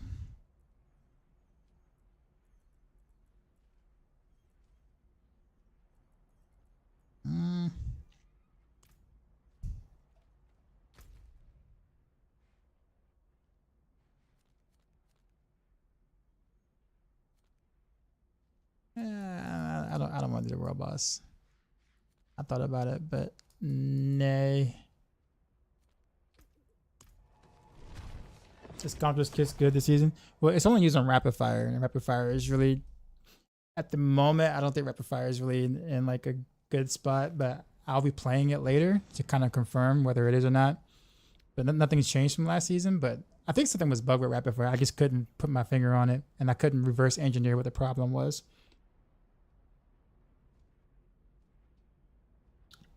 Is there any advice you would give the new players looking to start playing Diablo 4 and a new season? Yes. Play by yourself. I know it sounds weird. You might have some friends to be like, yo, I'll hook you up with all kinds of gear. I'll boost you real quick. I can get you to X level really super fast. That's literally the worst thing that they can do for you.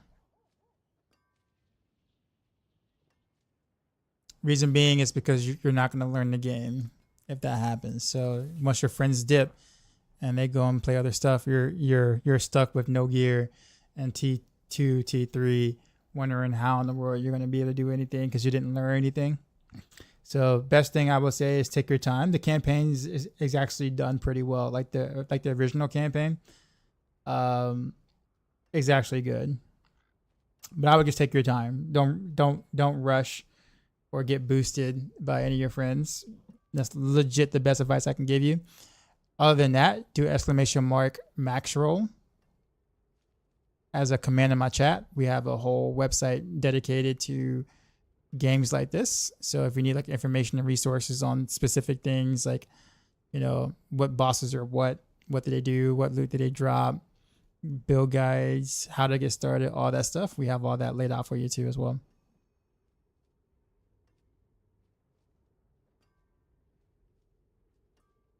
Do they need to buff range rogue builds in the future? I would say range rogue builds have actually been on the forefront and the more recent than like cutthroat skill builds have been. So I wouldn't necessarily say range builds or melee builds per se, but I do think that the range play style needs to actually be a thing because it's really not, other than random arrows. But all the other marksman skills play up close, which is really weird that's the case. I say really weird, but it just doesn't. It just kind of awkward that is the case.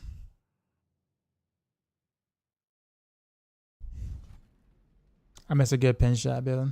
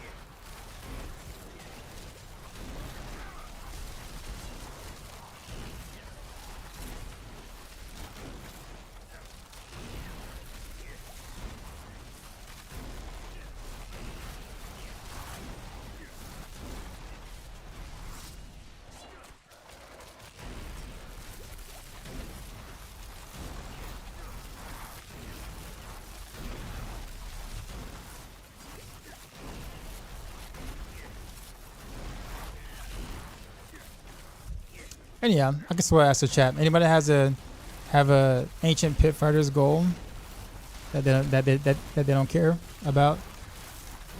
Maybe you kind of saved in the stash and not know whether it was like DC for anything.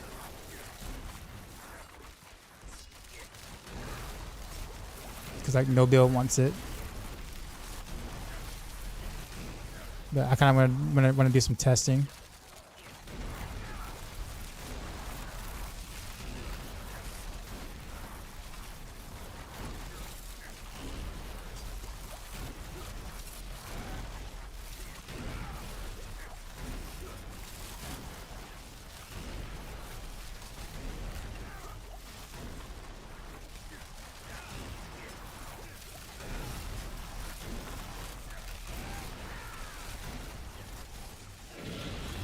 Spicy Brown, appreciate the follow.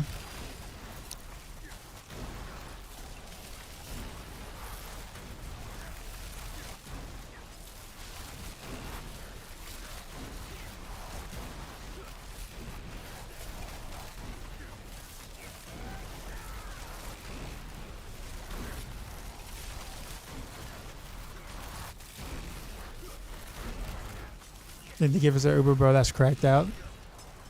A mythic bow? Or even like a unique crossbow. Surprised we have 3 unique bows but no unique crossbows.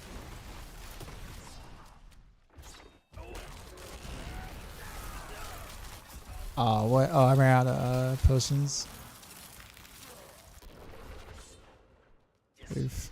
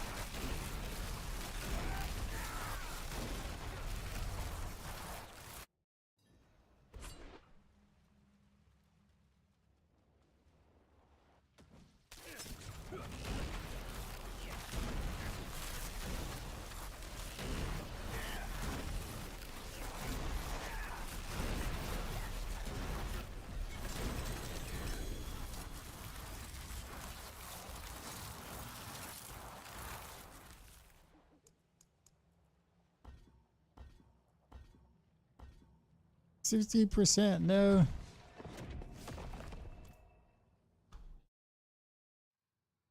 You just want one pit run?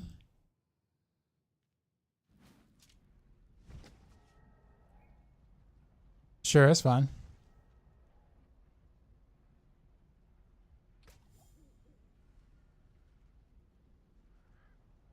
Sure, Lexi. Yeah, I mean, I don't really care where the GA is on. If it was stealth or like that, that would have been fine. But I mean, this is for testing purposes. So if you're okay with giving it, giving it away, I'm cool.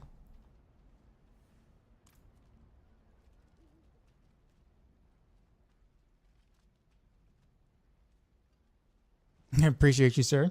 I didn't know you was lurking. It's not even your best one. That's fine. This will work. Thank you.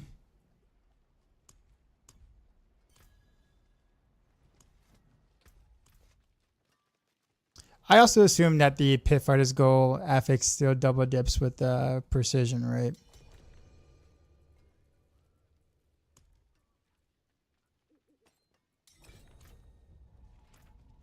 I don't think they ever fixed that. Given that trick attack still double dips with it. So I think that mechanic is you always lurking. But yeah, I think it's still double dips with precision, so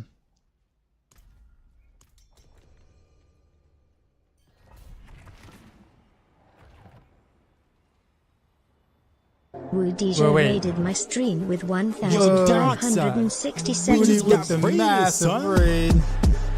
You know how What is we up, do. sir? Drop Before my I new get in the beat for rift. these new viewers.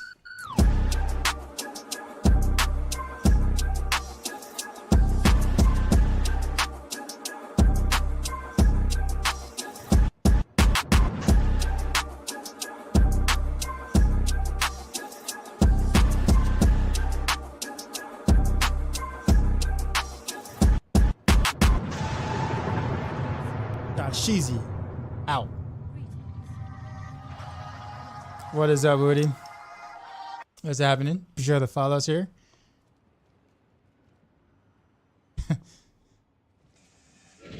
Boy, you went in for a while, or you went in for a long stream today. I'm surprised you're able to do like that long back-to-back streams, bro. After doing a 30-something hour stream, the first one. That is just nuts. Also appreciate the follow. I'm excited for the Berserk collab on Tuesday.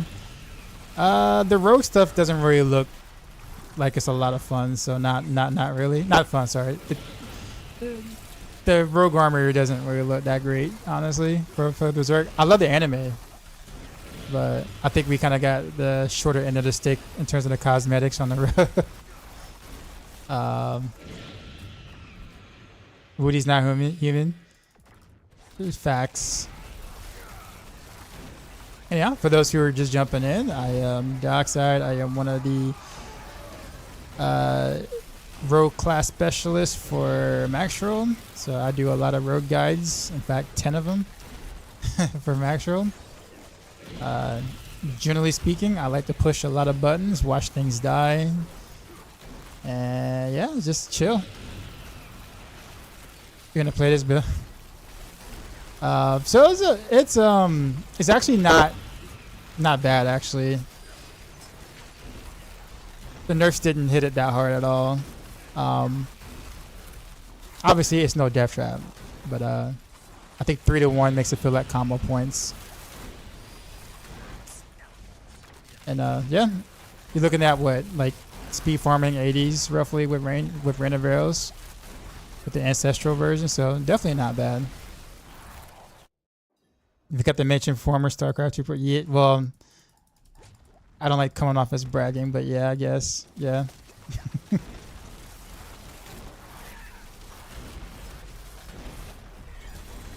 But yeah, there was that too.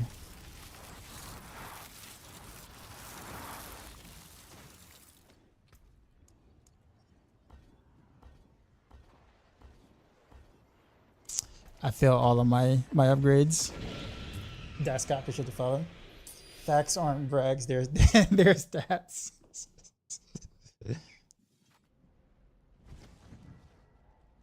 Was that the one run you wanted to do morphin times?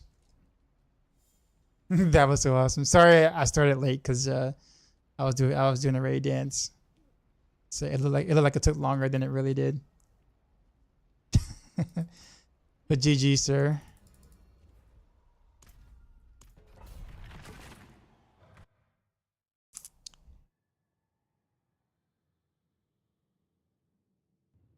I gotta start like putting together some upgrades though. Do I have a scoundrel's leather? I might.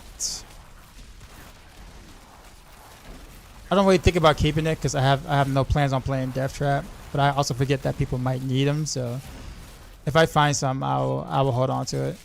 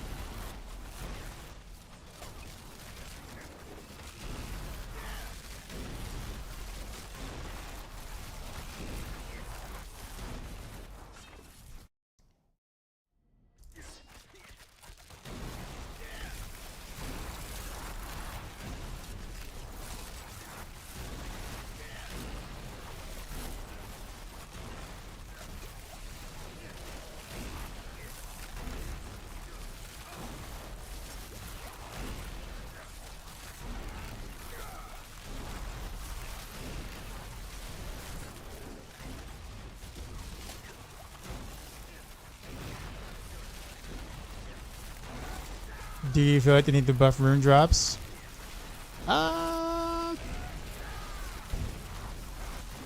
Probably. Given that we're not like just only farming bosses or whatever, I do feel like the rune drops could be better.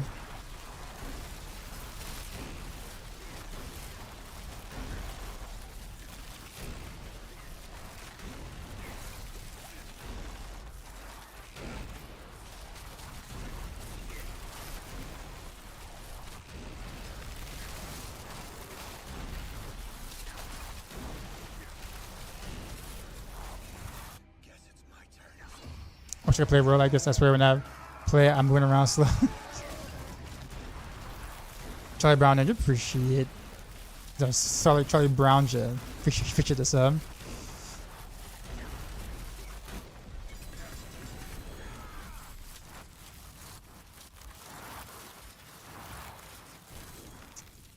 I have an 8% chance here.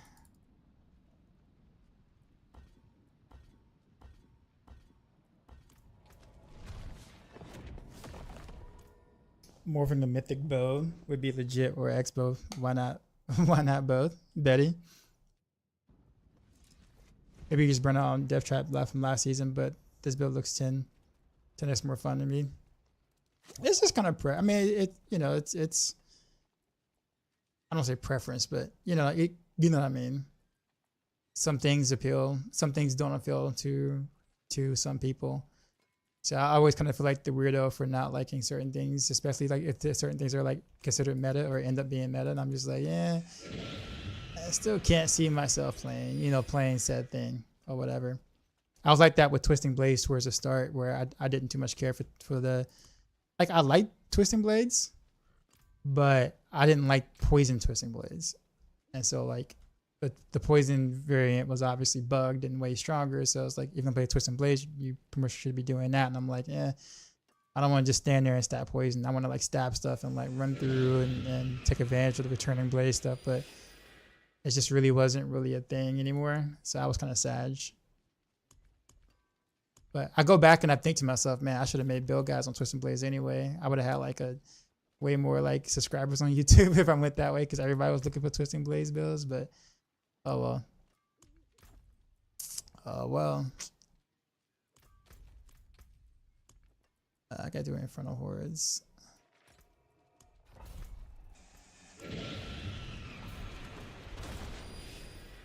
You think we'll ever get a loot filter? No. Doubt it. I wish we had a loot filter, but I doubt we're gonna ever get one.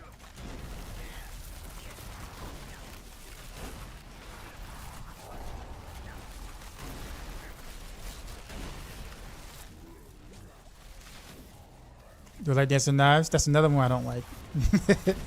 I know I'm weird. I'm super weird, right? Best leveling build, best endgame build. Best leveling build, dancing knives, best endgame build, DT right now. I don't like either one. But my reasoning for not liking Dance of Knives is that it's just basically a knockoff of God 6 Demon Hunter from Diablo 3. And God 6 does it way better. And I played years of God 6 Demon Hunter. So like, I'm kind of spinning the wind out, sort of. From playing it for so long in D3, the better version of it, that I just don't like it in I just don't like it in D4.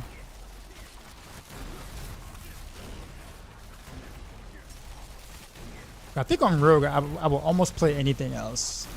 Right? Dancing Knives, no. Death Trap, no. Haven't tried Shadow Step. I want to at some point. But yeah, I think those are probably the only two builds I probably would never touch. Just because I just mechanically don't like the way they perform.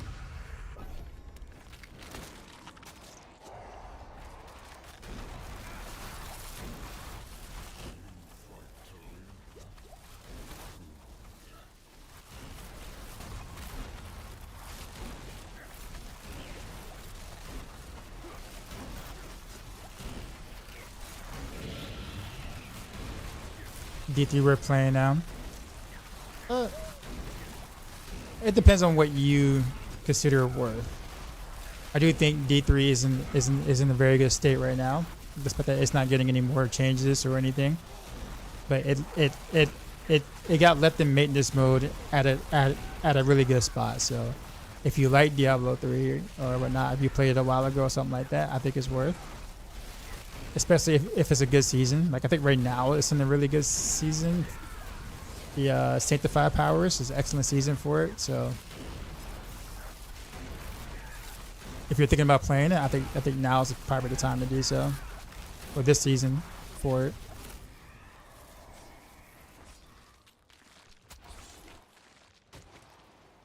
It was the only real option at first. Oh, you mean Twisting Blades back in the day?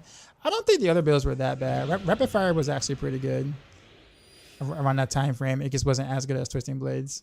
I think people kind of like, when we go back in time and we think about stuff, like it you know, things that tend to get overshadowed or not thought about in a sense. But yeah, Rapid Fire was actually doing pretty good during that time frame too. It just wasn't nearly as, you know, it wasn't popular. It wasn't as popular because Twisting Blades was just so good in a sense. So like right now, I'll tell you right now, like think about it right now for rogues, right? what's like when you think rogues, what do you think right now? You think Death Trap, right? Why? Because it's very strong, it's very fast, it's it's the best build in the class, right? So anything that isn't Death Trap is going to get overshadowed naturally because it's not gonna be good. It's not gonna be as good, right?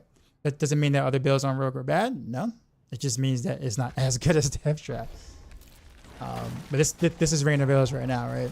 And those who are watching, you probably might be looking and being like, "Yo, this is actually like slamming." Like, well, yeah, it's not bad, but no one's gonna talk about it because it's not Death Trap, right? But that's how it be. Nothing wrong with it. I understand it. I get it, right? But like we end up remembering things a little bit differently, because other things, naturally gets overshadowed.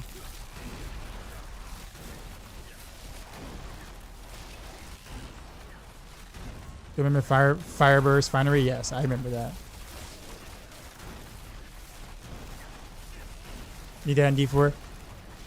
It was pretty janky. I mean, maybe a fixed version of it, sure, but it was pretty janky with the mirror images having to do all the work.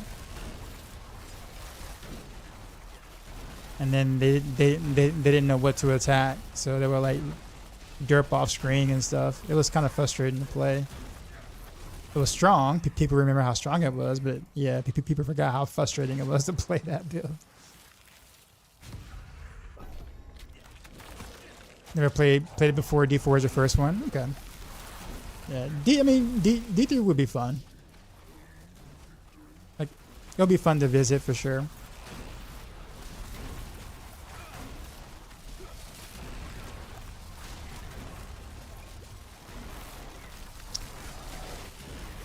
D3 still a good time. It is.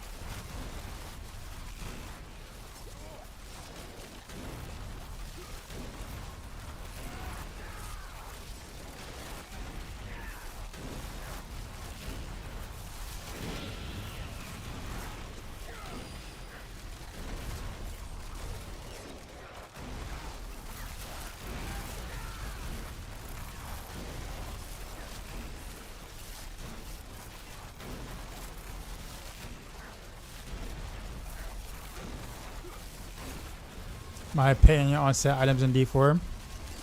I don't like set items in general. Well, I'm gonna rephrase that.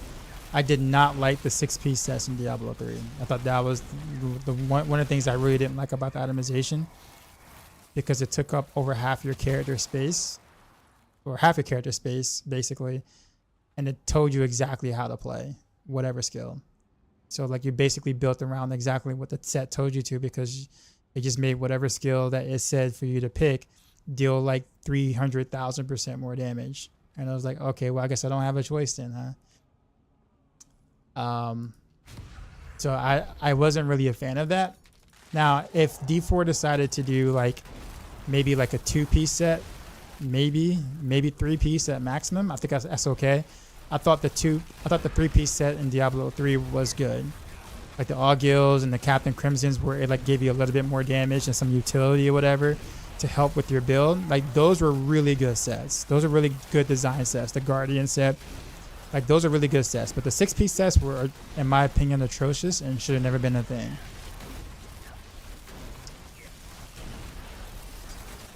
So therefore, we can kind of open up how we may want to play certain builds instead of being pigeonholed into exactly how they want the set to perform. It made it easier for them, the dev team to balance the sets, sure. But I just thought it wasn't. I just didn't like them personally. When am I uploading a new season 8 Reign of Veils build? You mean like as a video guide? Because I have it on Maxroll right now. So like I have the written guide. In terms of a video guide, I don't know. I don't know. I mean, I think I should, but at the same time, I feel like a lot of things this season kind of stayed remotely the same for a lot of rogue builds. So it'll be a lot of information that I'm repeating from the previous season. But I guess it'll be nice for clicks, I guess. to sit there and say this is the updated version when it's really kind of the same thing as the previous season, just with boss powers instead of the whatchamacallit, instead of witchcraft powers. But we'll see though. We'll see. If I can find some passion to kind of make it more interesting than that, then yeah, I'll do a video. Or videos.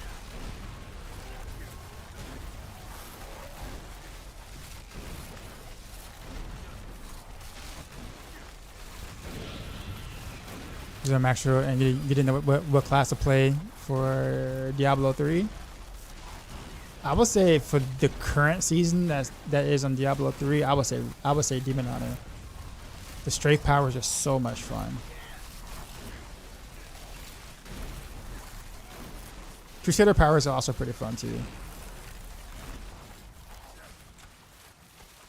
Does the master working mats drop in the pit? No, they don't.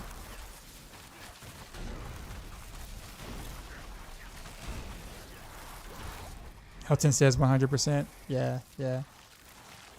Yeah, we agree.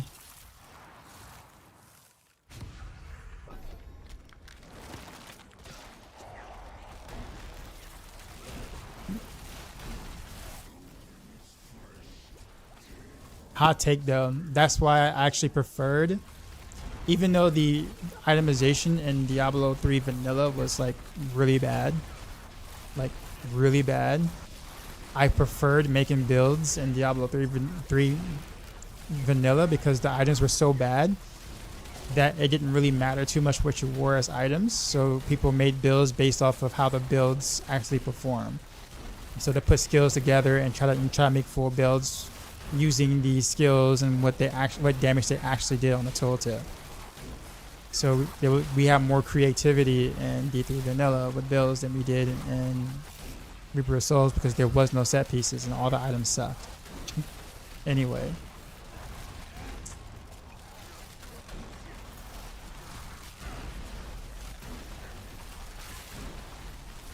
Which Disney's build work like this? Oh no, I mean it farms really great. Like in terms of farming, like it's really really good. Right. So I mean it can clear waves too. Now maybe T4 it might struggle a little bit, and unless you have like a really geared out Dance of Knives or whatever. But I mean, you can thrash. Nicholas the Nice, what's up, man? Came from Woody Joe's stream. What's up, sir?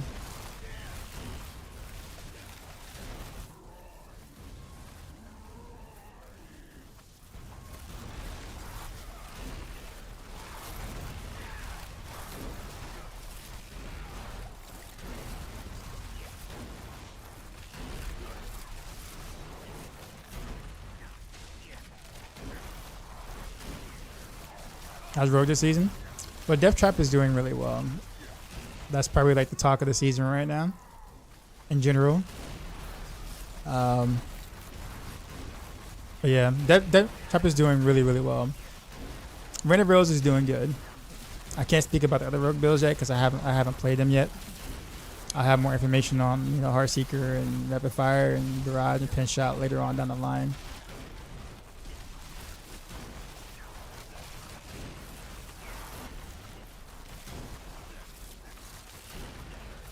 Rockets 1.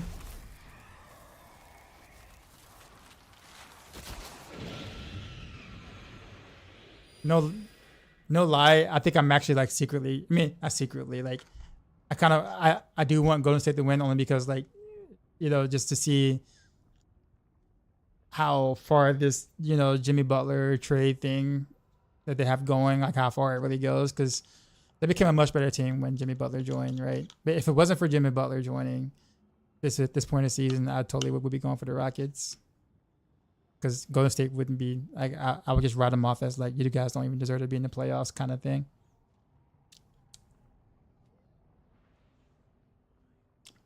Death Trap is not bugged, no.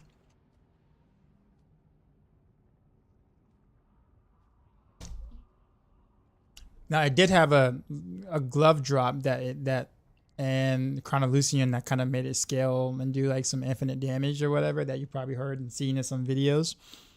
but Death Trap itself is not, and they've disabled Crown and they disabled those gloves. So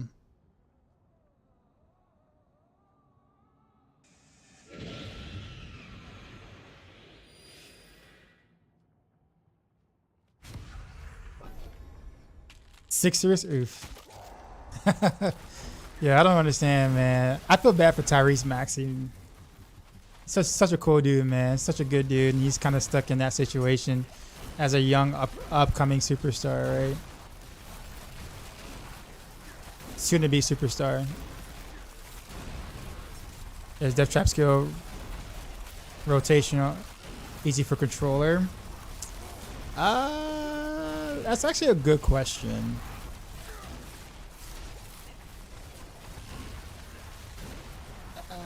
It should be fine on controller. I wouldn't necessarily say easy, but it should be fine. You said Tyrese is sound like getting wasted. I know, man. I'm a huge fan of Tyrese Maxey, man.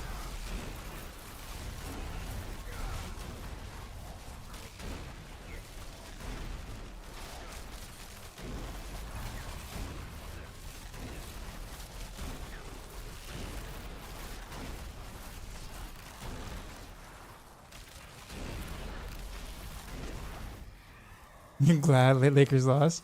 Hawks fans. Yeah, same thing with Trae Young, man. Like, Trae Young needs to get up out of there.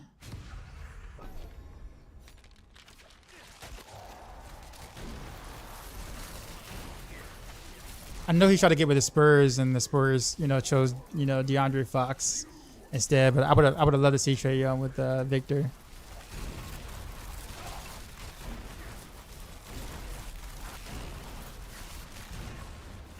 He's EOZ, what's going on? Is it EOZ 85? Is that how I say it? Does Timberwolves play OKC? We don't know yet. No, wait a minute. No, we do know. I think so. Yeah, because they beat the Lakers, right? So. And then OKC plays the winners. Denver versus Clippers. I'd rather see Clippers take it, to be honest, because I think they have a better chance of like having a good series versus OKC rather than Nuggets. And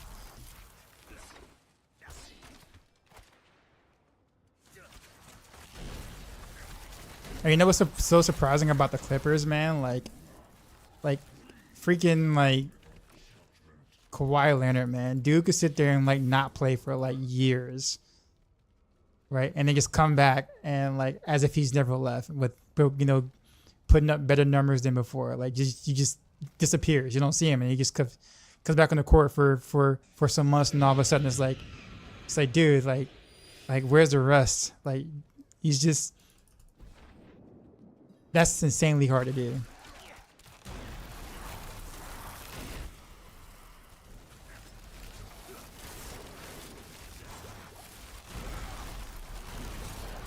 SGA versus Ant-Man.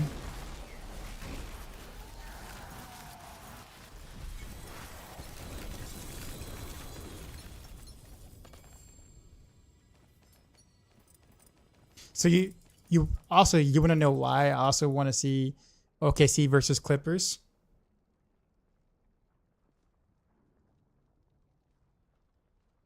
I think you guys might be in ads. Most of you guys might be in ads. I'll wait.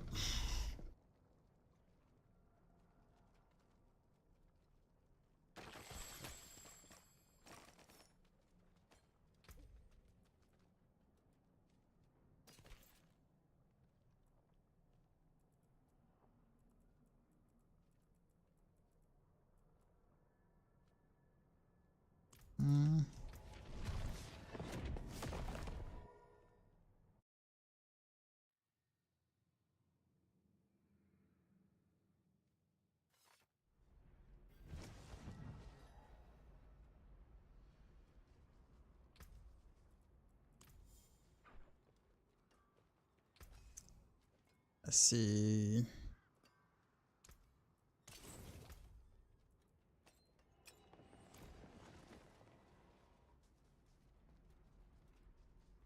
Who do I think is winning this year?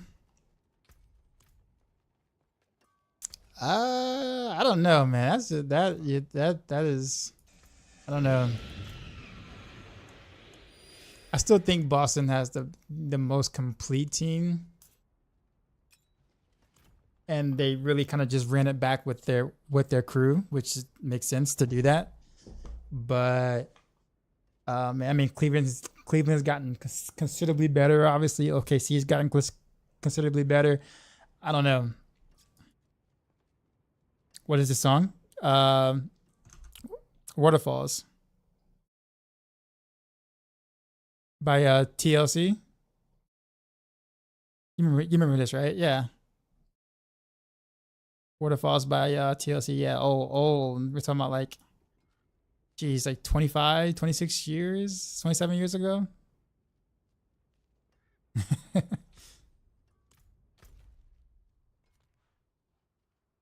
And it still sounds great to this day. As a Vendit, welcome back. 1995. Yeah, okay, wait. Yeah, 30 years ago then. Nicholas with the sub, appreciate you. About the bed? You have a good one. So like you know why I really want to see Clippers versus OKC? Because I feel like I don't know if a lot of people know this, but I think like what happened back when Doc was coaching the Clippers at the time, they got rid of SGA from the Clippers because Kawhi Leonard didn't think that he was going to be that good. Some time back, so they got rid of SGA, and like Doc Rivers was saying, no man, like about a year or so he's gonna be good, and like Kawhi Leonard wanted him traded so he can, whatever. And now you look at OKC, and it's like, you know what I mean? So I think there's gonna be a chip on SGA's shoulders, and I just want to see that matchup.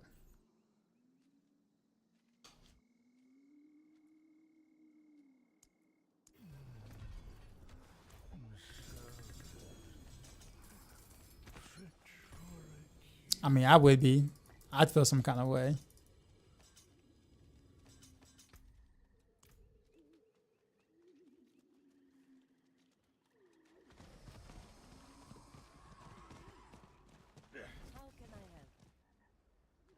No way was that long ago. Are you talking about the waterfalls? TLC waterfalls? 30 years, yeah. Crazy, right? Like when you think about it. Jurassic period music. Yeah, man, that was, yeah. I remember exactly what I was doing, like where I was and what I was doing when I first heard that song.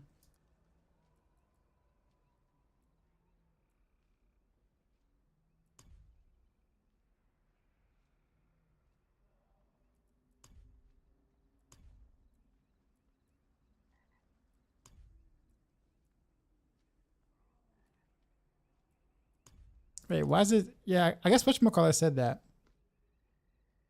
It's not counting. I guess because the counter isn't working, I guess. No, the counter should be working. No, I don't know. This didn't work either. I feel like those are bugged, maybe. Oh well.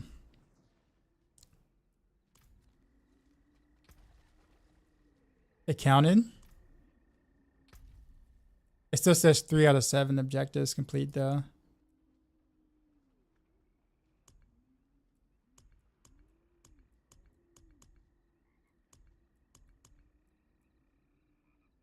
This is gonna take some time. I guess a visual bug. Okay, so these are counted. I guess I gotta do that one. And then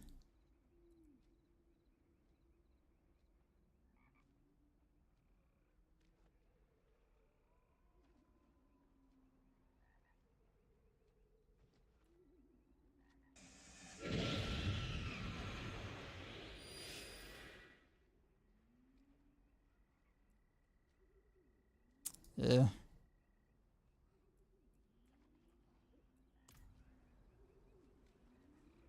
Lilith one is hard. Well, that's yeah. Fighting Lilith in T4 is hard. Like she is hard. That was a pleasant surprise because I actually just walked in to fighting her. I'm just like, you know what? We're gonna just go ahead and get this whatchamacallit real quick in T4, right? Back when I like my gear was like not as good. I was like, all right, this won't take too long, right? And this man, it's like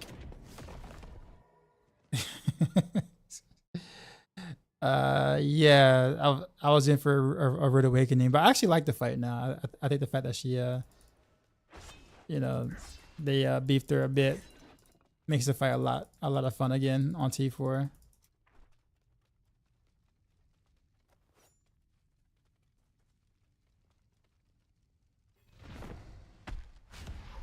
You can kill her and turn out. Yeah, I get that, but I think because I was in T4 at the time, I was just like, okay.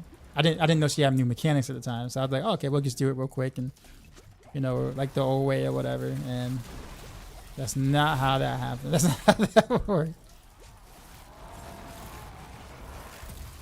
But I didn't want to do it on T1 or whatever. Like I want to do it when she's challenging because that's kind of the point for me. So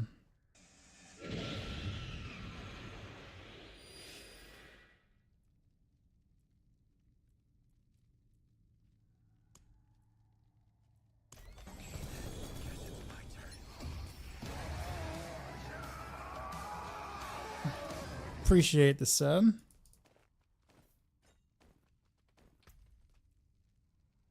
Try to Kundaris. No, wrong GA. Boo.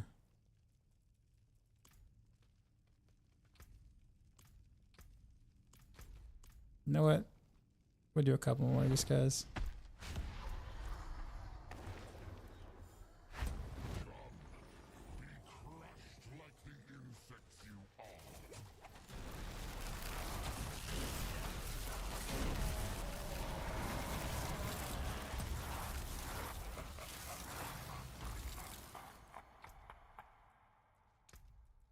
I wish it like remembered your which one you picked last time. Instead you have to kind of do it again.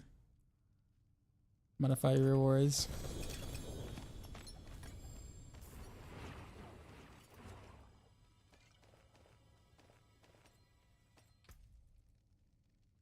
Wrong GA.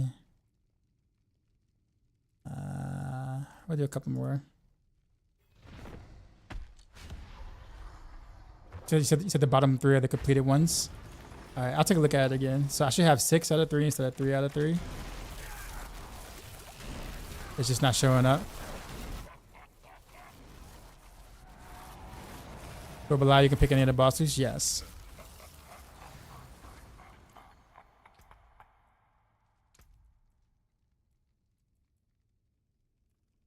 I'm doing Gregory because there's something like specifically I want from him.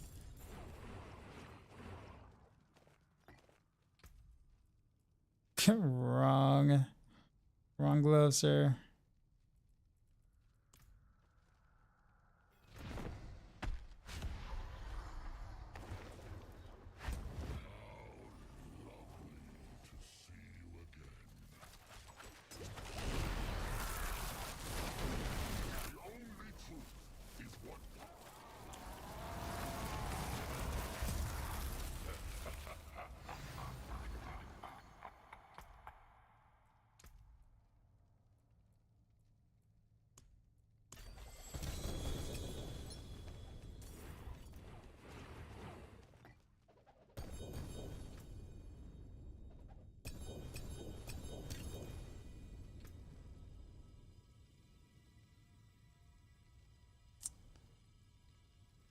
It does not want to give me the GA on the marksman. Oh, that's all I really care about on the gloves.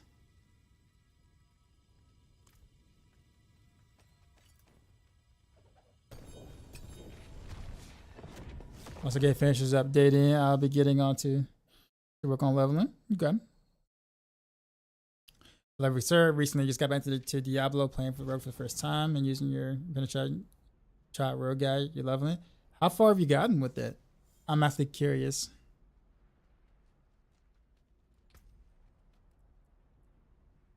Or where are you with it now?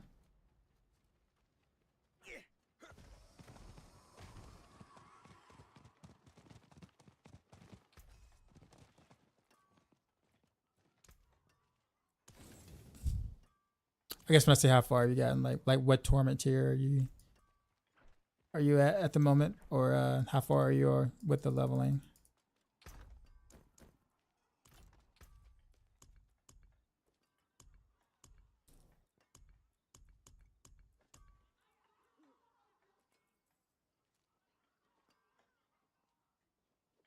If they're good. Oh no, I'm not asking you. I'm just saying I just want to know where you're at in your journey.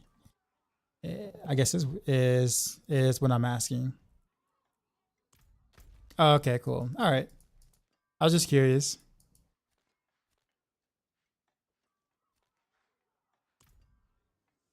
Okay. So wait, so let me look at this thing again. So the ones that are green are the ones that completed.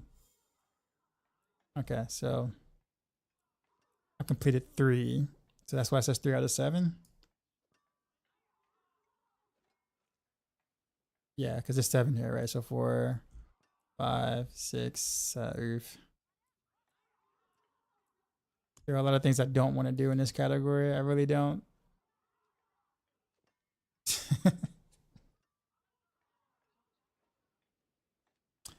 I mean, I guess we can.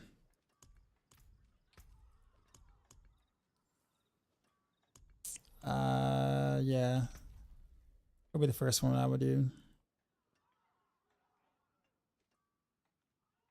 Using Lilith's boss power. Okay.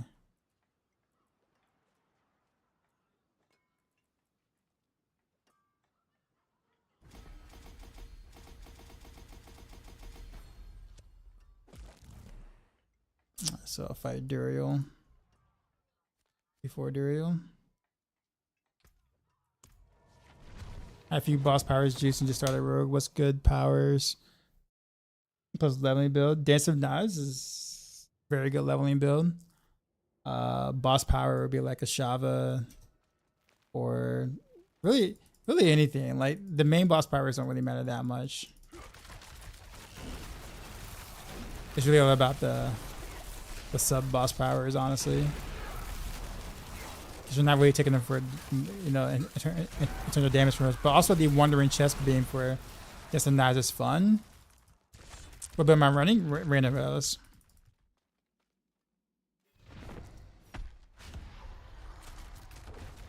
Start giving you Ubers that you don't need.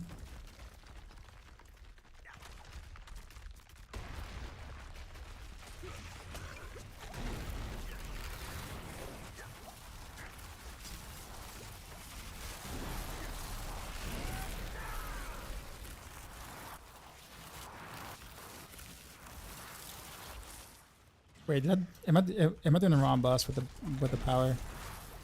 I might be. I'm supposed to do Belial, right? I might have misread that. Oh well, we'll just do Duriel real quick.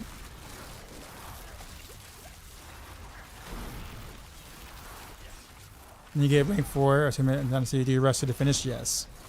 Yep. Because at that point, it doesn't matter what you kill. It just becomes a waste of time after you get your 4. You just rush straight to the end.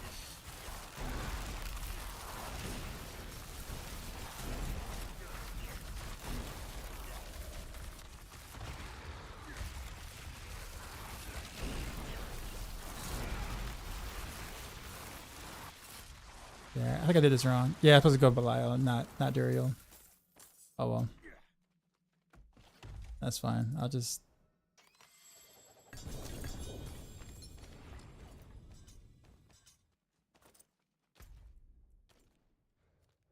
Okay, so...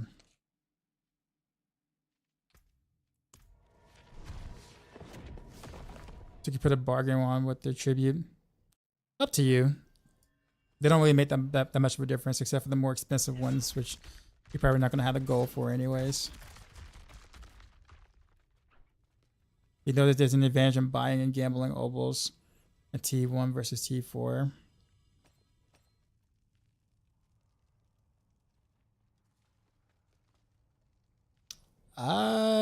It's actually a good question. I don't remember. There used to be between the difficulties. I don't know if it's still the case now. I'm on the Diablo Battle.net front page. Yeah, cool, right? They even used a good picture of me. Victimize or close quarters combat for Heartseeker this season. Has to be close quarters combat. Victimize is not worth, unfortunately.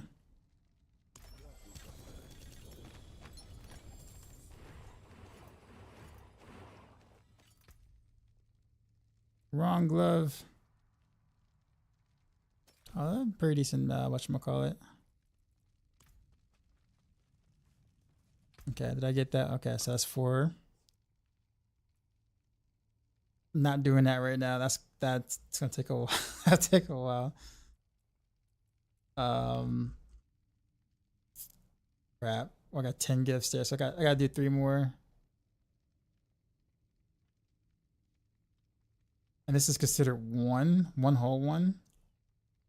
That's so like, that's a lot of work for 1. So 5.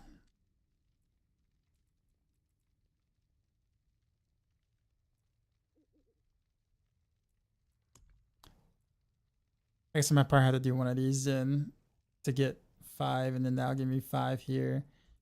Then I do this one, I guess 6, and then one of these 2 for 7. I guess we'll work at it. So I need Varshan. Use Varshan's power for Varshan.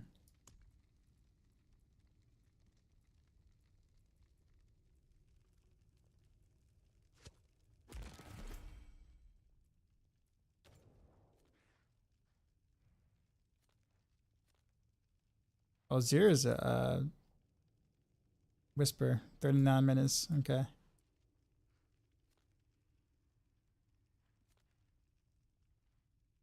I can't see the whatchamacallit.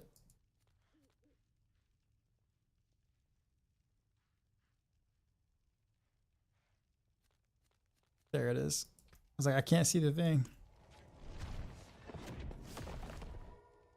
You get to pick what boss the tail's from. Yeah. On Belial, yeah.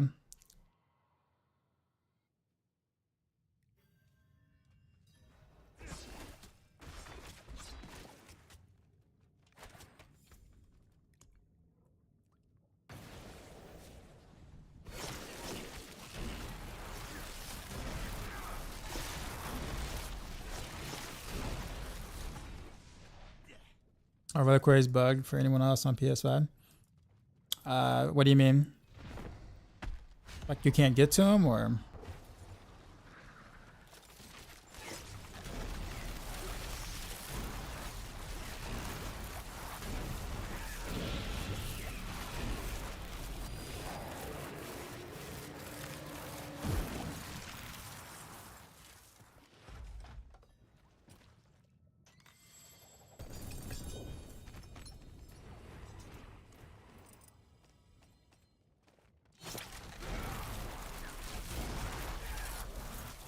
Okay.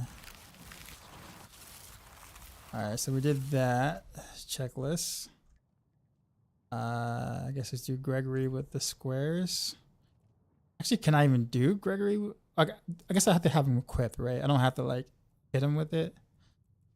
Because I don't have a core skill, so I guess I can use it and like hit him with it or whatever while I do the thing.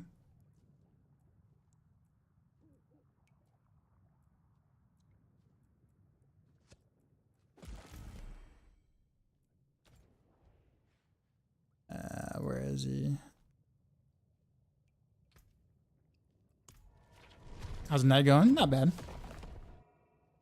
Not bad. Just chilling, chill farming, trying to get geared for other builds I also want to play. So I want to get my Reign of Arrows stronger, of course, but I also want to be geared for other builds I want to play.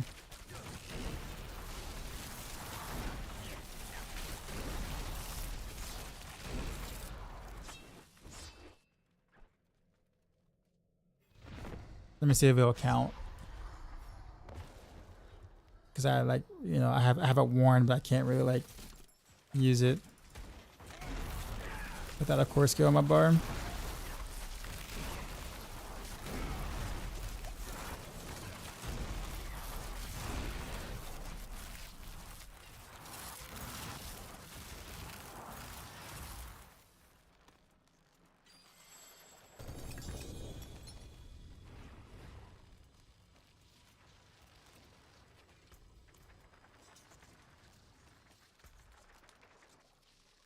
Igorn.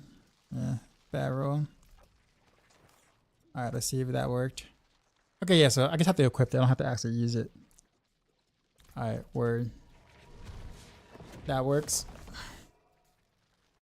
Then I think after I get that spark or whatever, I'll do a random mythic and see if I have to get one that I can actually use. Chances are it's probably not gonna happen, but you never know. You need steel work? What's next? Gotta do Lord Zier with his power.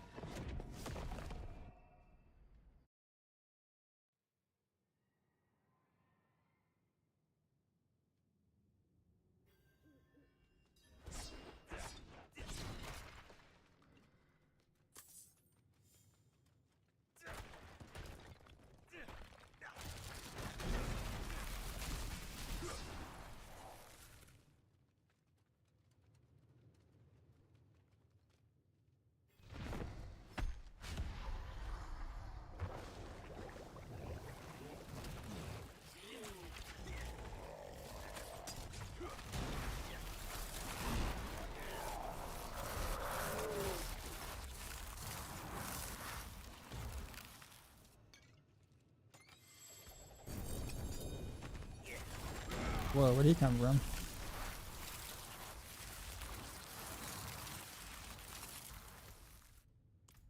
Okay, that is 4 of them. So now Duriel and Andoriel. Okay.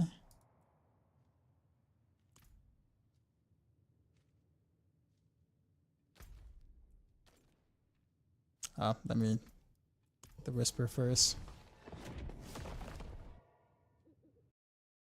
Got a 4 GS kind of. Oh no, so the World of Con is a 3 GA, but the amount of GAs in the World of Con doesn't really matter. The only one that you really care about, honestly, is the Arena Hills cooldown reduction. So that's really not that impressive, but this one is. That is impressive. I had to use all the gold that I had at the time to get it from somebody in chat. So I was very fortunate at the time for him to be there and like be willing to sell that to me. Then again, everybody's playing Death Trap, so I guess, you know, it's probably not a big deal for some people.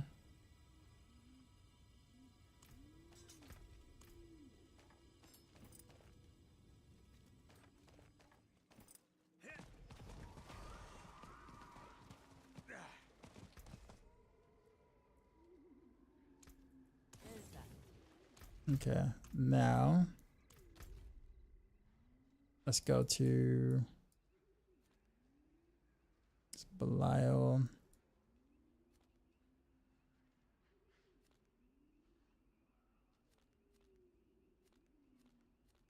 And Doriel.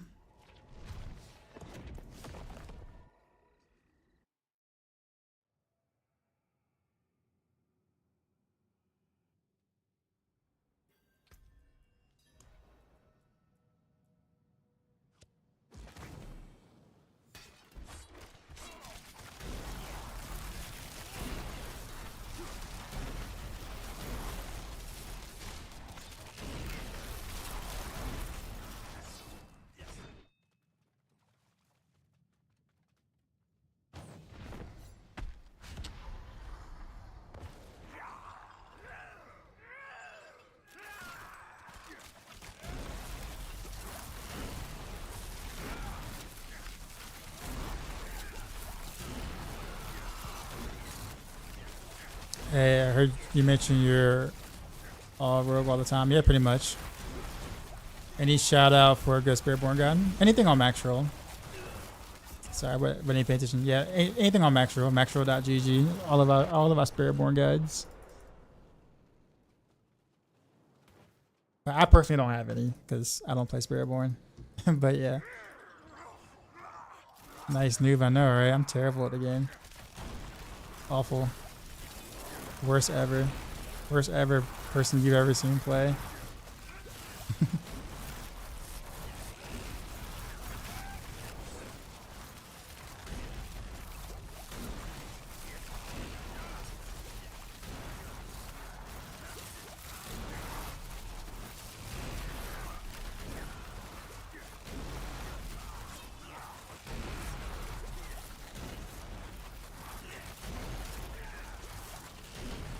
Clover, what's up, man?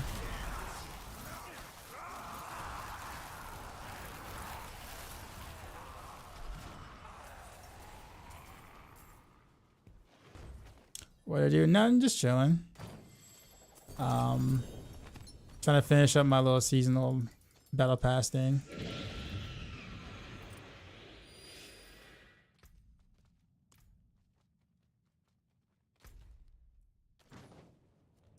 And then last one would be Duriel.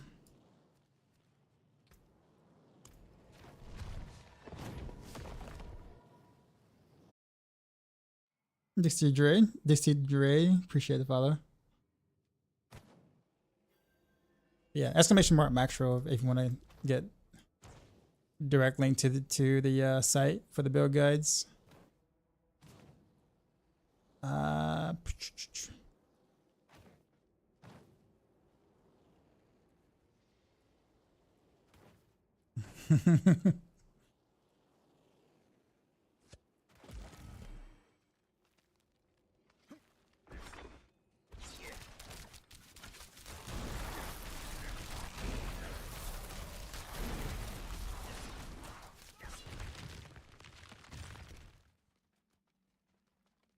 Actually kind of cool. I never actually used the Duriel power. Look at that thing. Season 7 reskin. The boss powers kind of feel like that, yeah. But in terms of the quality of life stuff, no. Like the layer boss, a new difficulty revamp or whatever feels quite a bit different than it felt in season 7. Outside of that, there isn't like anything like actually new per se, but yeah.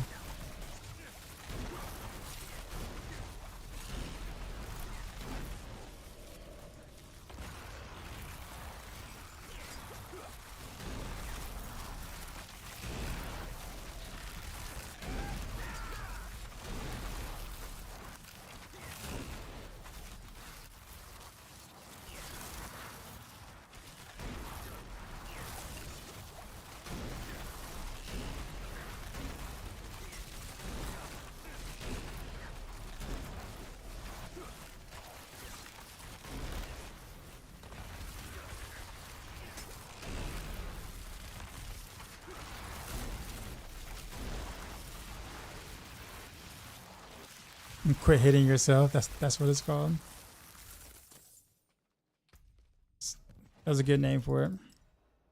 They make the fights harder? Yeah, quite a bit harder. Yeah. And there's 3 new bosses. New boss ladder system-ish type thing. It's actually, I would say that the new boss ladder stuff is actually quite well done. I mean, don't get me wrong, there are things to dislike about the game still, but you know, there are positives to the season. But if you only visit Reddit or whatnot, you would never know, right? But I think it's just okay. Like if I had to give it, like, you know, in terms of overall itself, I think the overall season itself is just okay. I think the quality of life and stuff like that makes it okay. I particularly just don't like the boss powers that much. They just, most of them are just glorified visual cosmetic stuff for main, and the sub powers is just kind of just there to kind of give you a boost of damage. So to me, they're not really that exciting at all. But I do give them credit for like the work on what they did with the bosses and stuff. I think those were done pretty well. But I would have preferred to kind of see the meta builds kind of shake up a bit. More ways to play different the skills or whatnot. I feel like they were very conservative in that aspect this patch for this season. So like, let's say for example, like a lot of classes are playing much of the similar builds that they were playing last season. So that can feel kind of stale for sure.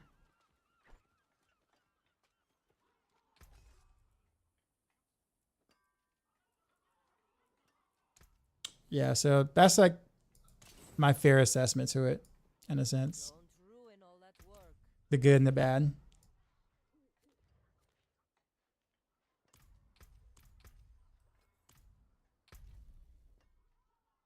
Oh, I did enough to get this already. Okay, cool. Sweet. Get that reward for this. Whatchamacallit. I probably should have had that spec in when I was doing the bosses. Just rip me. I am a noob. Who said I was a noob? Maki, nice noob. Yeah, do right, man. I'm terrible. Totally missed the chance to sit there and like do the thing. Oh man. All right. Let's hope for a useful mythic. We're looking for either Shroud or Starless. Please be one of them's. And chest armor. What is it? It's another Tyrios Might. No. That's a third Tyrios Might I've gotten.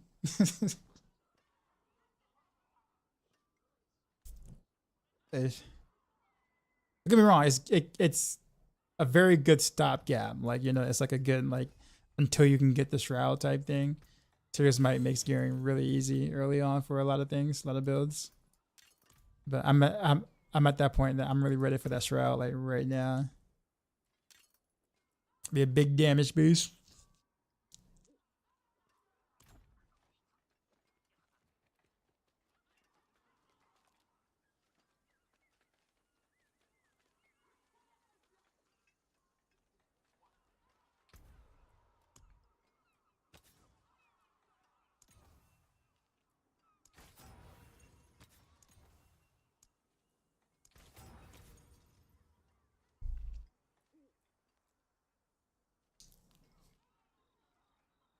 That Blastsmith cache is a scam. I got 3 Siligs in the room.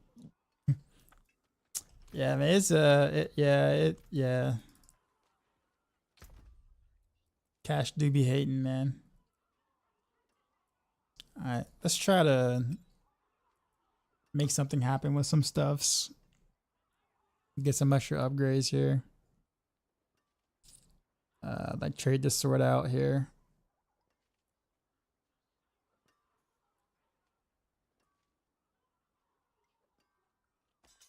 Because now I actually have a GA sword somewhere. Need to actually just clean my stash out for sure. Stash is so bad.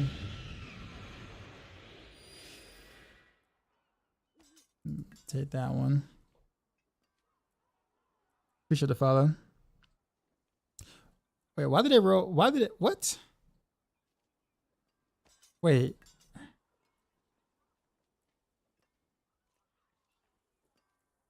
Am I seeing things? Chat, you see this? Both of these swords roll the exact same rolls.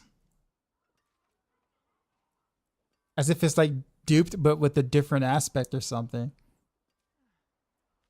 How rare is this? This has to be like extremely rare.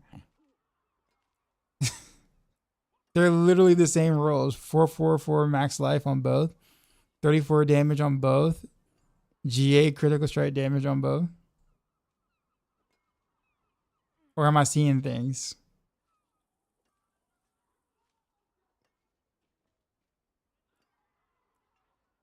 It is, right? Okay.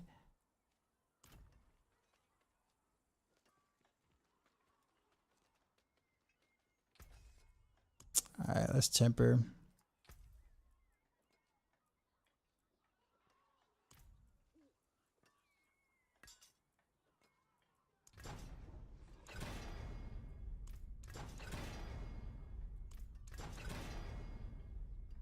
%. Are you serious?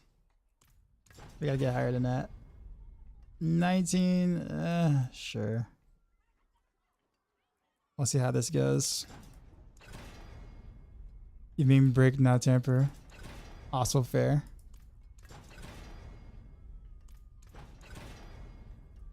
%65%. I got low ball on both. Let's take a scroll and see if we can do slightly better. Without like actually breaking it.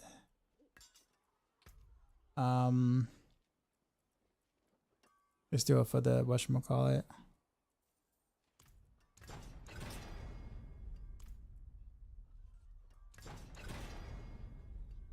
%17%. Oh man, I got 3 rolls left here. Yeah, I'm gonna just leave it as it is. In fact, you know what? We have another sword that literally like mimics the other.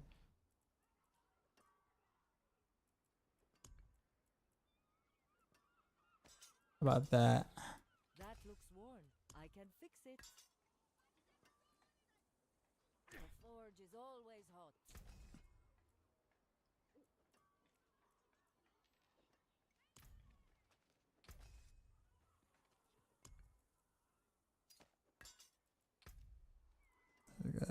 Assassins.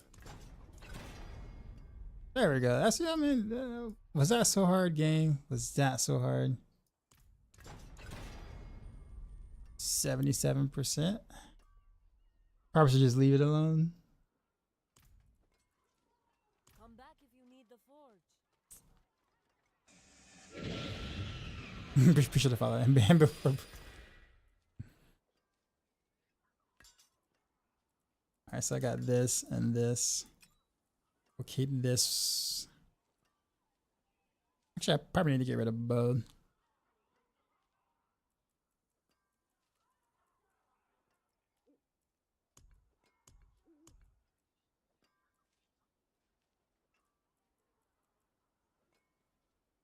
I was gonna say, I'm like, I know I have a crit damage ring somewhere.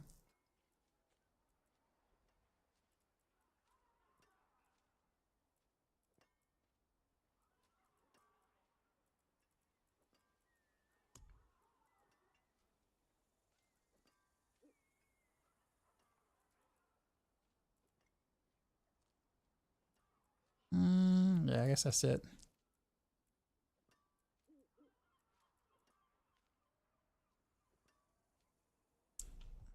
I want to hold on to that. I don't want to touch that one. So I guess we'll just keep it as it is and just go for this one ring here. Tempering, crit damage.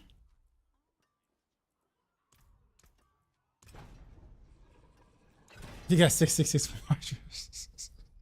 Twitch being weird again. Giving us half it in this rogues were in D4. I remember them in D4, D3, and they're my favorite. Rogues haven't always been effective. I'll put it that way. Death Trap is just really sick this season.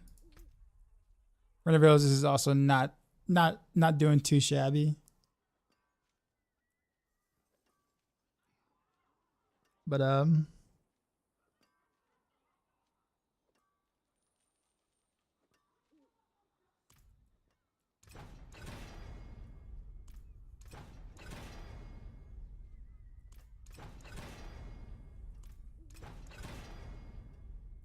sure. And then I can roll this into something different if I need to later for a rapid fire rogue. Doing all that work. So I guess that works. Don't dull. Hand it over.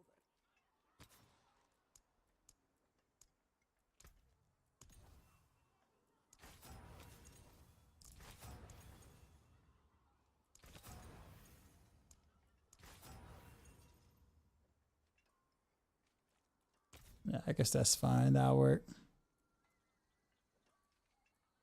Okay. I don't have a lot of masterwork in mass though, so I probably just need to chill.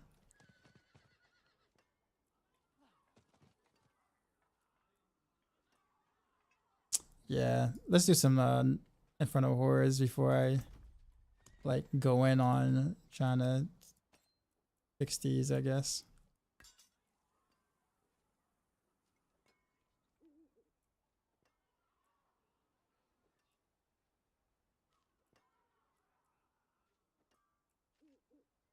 Second 44 credit. That was actually really good on the top end there. Makes me actually want to keep that one, but yeah. Yeah, we'll do some in front of hordes. Get some mats. Remember, we had to be super creative sometimes, especially after the Northern D3. Oh, the Demon Hunter. Yeah, yeah, for sure. I remember those days. Played Rogue several seasons by myself. I was trying something new, so I'm giving Druid a try. What Druid build are you playing or going for?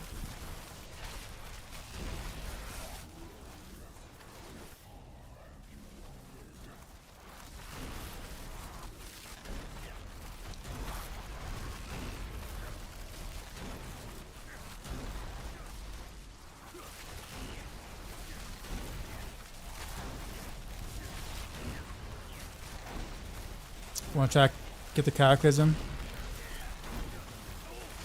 That's probably one Druid build I probably could never see myself playing. Just mechanically how it works with all the snapshot and stuff. I don't know. It feels awful to me. It's very strong, don't get me wrong, but it feels awful to play. At least it looked like it would feel awful to play. But it is Druid's strongest build though, so.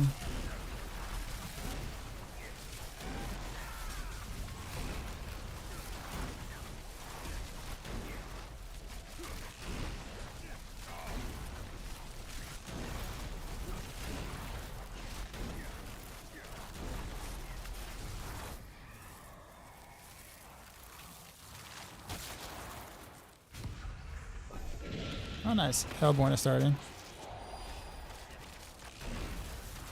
I mean, I'm not trying to like get you to not play the build by any means. Sorry if it seems like it.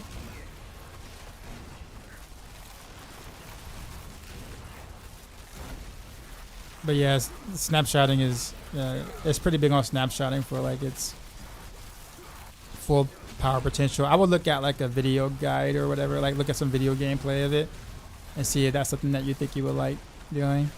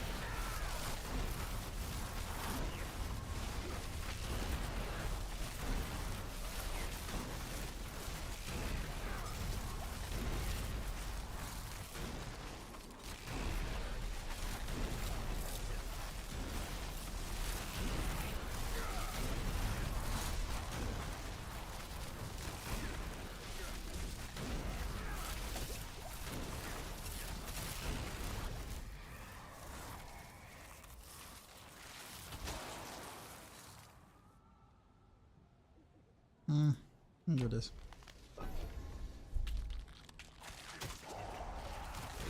The Aether count is bugged out again. Looks like.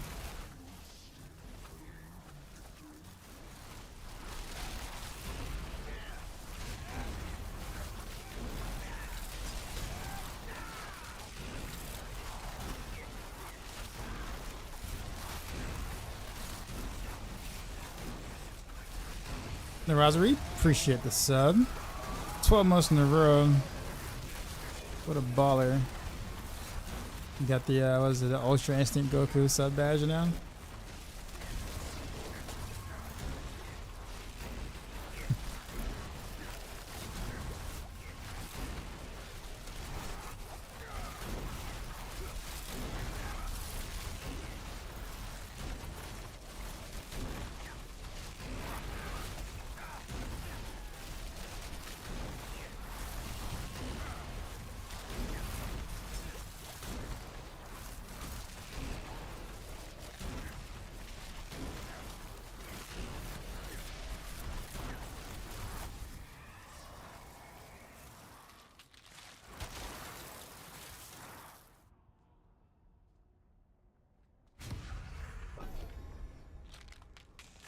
Eric with the follow.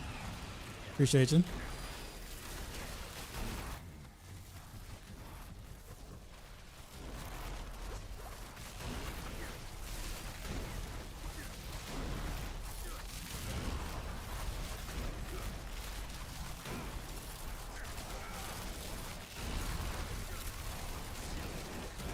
Also Eric with the sub. Thank you, sir.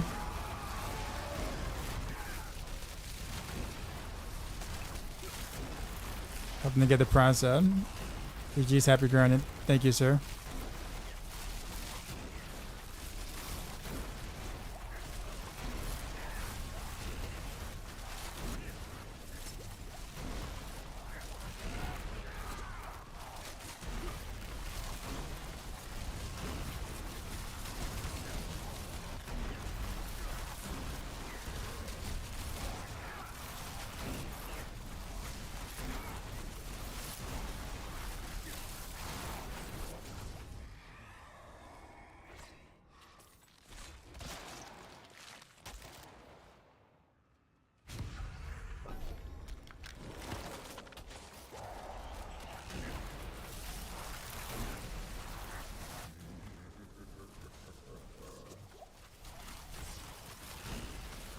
Yeah.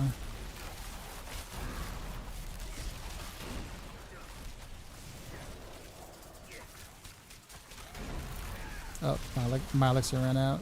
I felt that.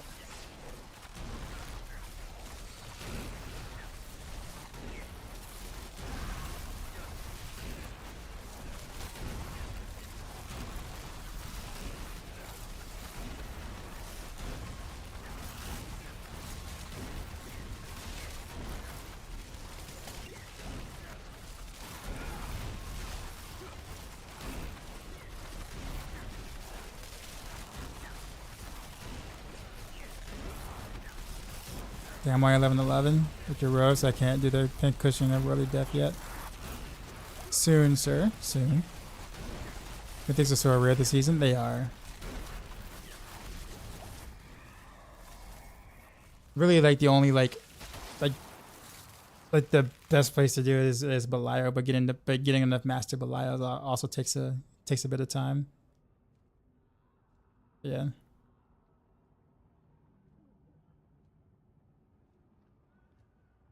You don't have the damage to kill Belial T4.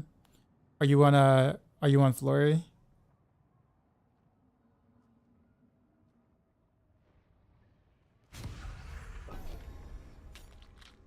How geared out are you?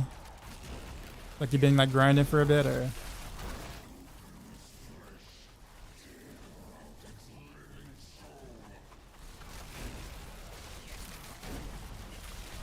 Also, is there like an overpower Flurry?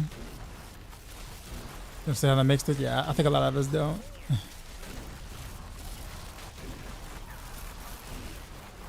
Like, are you going to overpower Flurry, or are you going to nah, just pure spam? Do you think the overpower variant would be like considerably better?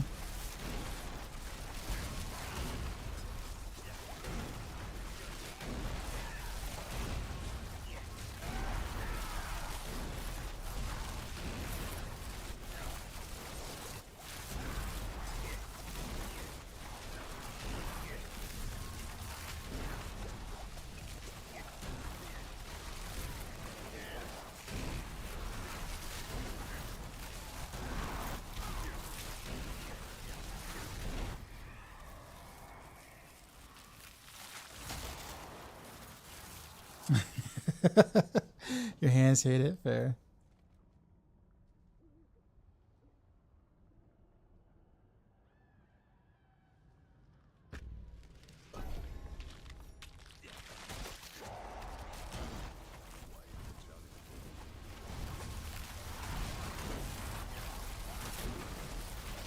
You cannot get a Vex rune.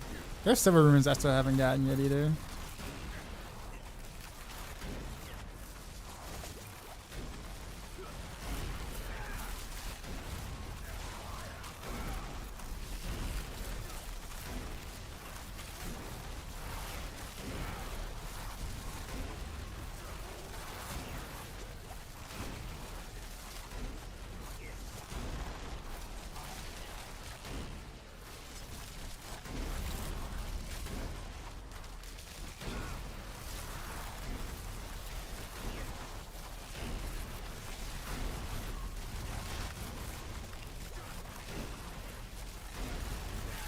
They just trying to force a seasonal victimized Heartseeker build. I mean, I would give it a try, but yeah. That's said, did they disable Carnolucian? Yeah, it was causing some problems.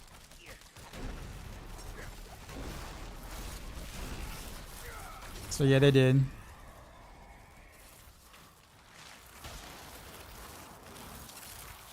How? It was allowing for some infinite scaling stuff or some like big issues.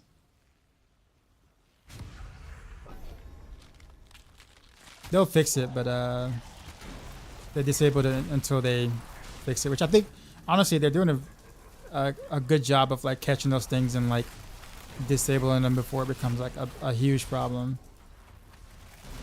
So kudos to Blizzard for doing that. Would love to see that, you know, like in previous seasons and stuff. Oh, you said you need it for the seasonal thing. What's the thing that requires?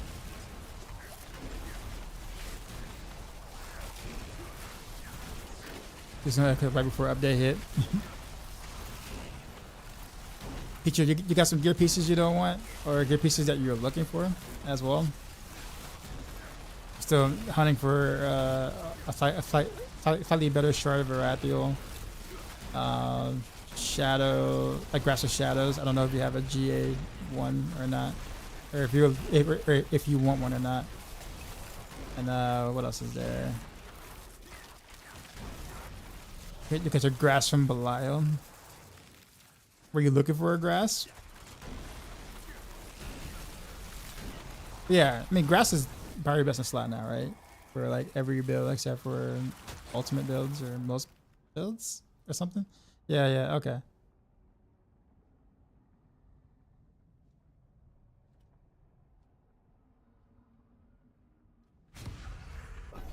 It's in the objectives for Slayer. Oh, is it? Okay. I thought you just have to like get it, right? So like they still drop, it's just disabled. Like the affix is disabled or something. So I mean you can still, you know, equip it. You just, you know, the affix just doesn't do anything. So I think it still drops. Yeah.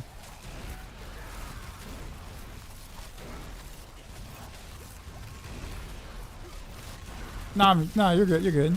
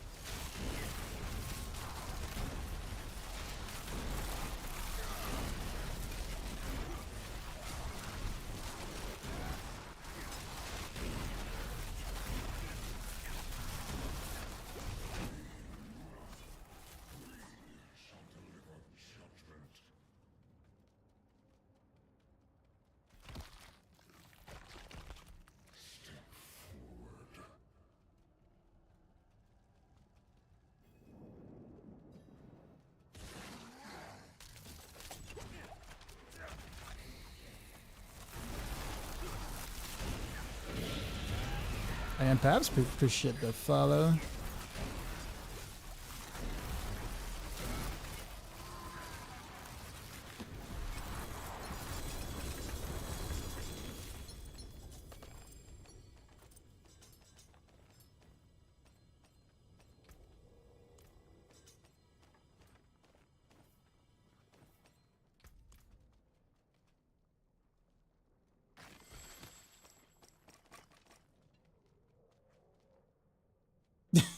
Interesting. I know, right?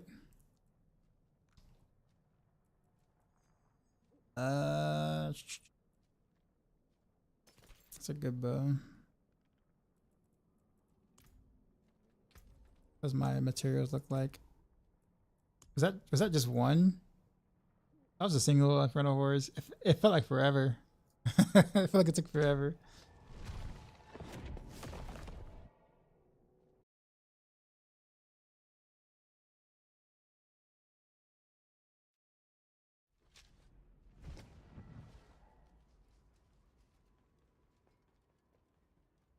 That should be enough to switch out some rings and stuff and whatnot. Father bless. What do you need? Oh, I can also go to I forgot. Mercenaries. Grab all these.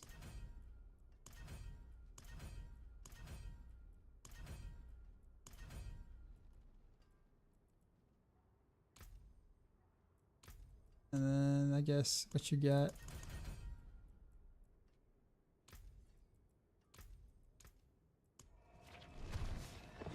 Gotten decent drops that can make me rich, but it's a season too much of I play.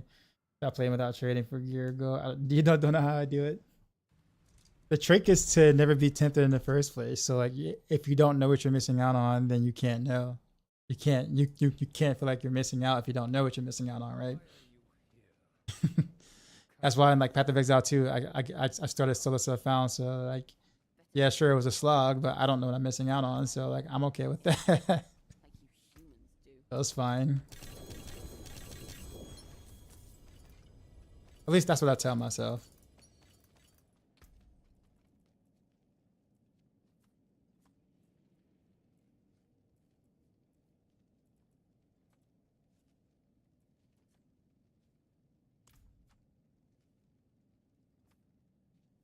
I've run about 300 million trying to reroll masterworking. See, right now I'm at the state where I kind of just take mostly anything from masterworking. Like I don't worry about like it on like most pieces of gear. Now on the Skyhunter, yes, but that was kind of really it for now. I'm gonna go back and like perfect some masterworkings or whatever, but right now it's just getting it to 12 with at least hitting one stat that I want once is good enough for now.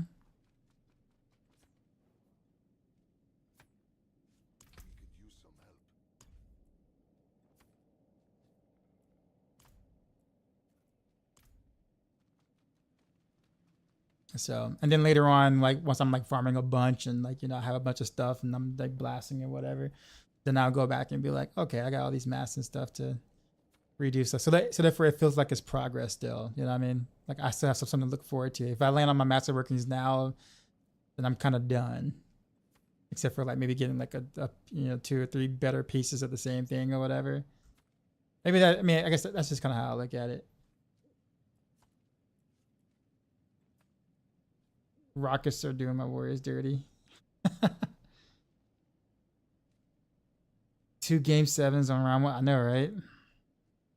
What should we be spending Smoldering Ashes on first in the season? That actually depends on what you do, like what content you actually are doing first.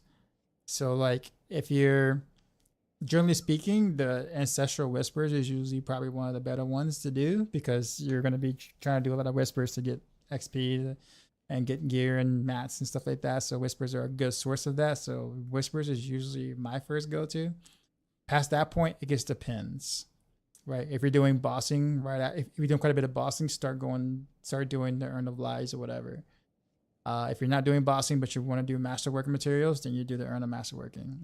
If you're doing glyph leveling, do the glyphs here, in a sense. But keep in mind, you can always change them, so you can always like re-roll them, you know, or whatever. Like you can re-roll each point or whatever, so you can switch them in case you don't have them all filled out. I just finished getting them all filled out. So I will say, honestly, it just depends.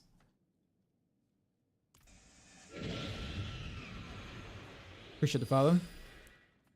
We supply, you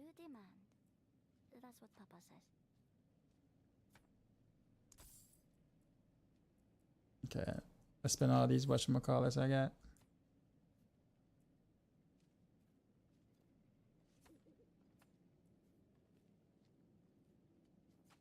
Oh, that's a max moonrise. Word. I wouldn't even gonna check that. But then I saw the whatchamacallit and I was like, huh, okay. But not max for actually no, that's not max because that's non-ancestral, never mind. It's max for non-ancestral, but not ancestral. Debated.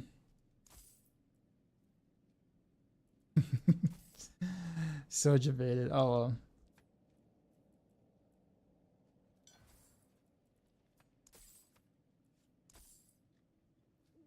Does the game have a leaderboard now? There is a third-party site that has a leaderboard that has its own leaderboard for this game, but there's no official in-game leaderboards.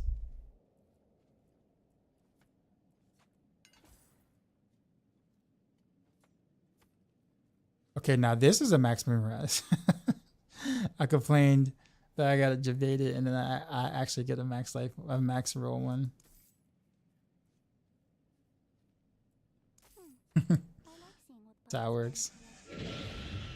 They changed the boss through tables a little bit.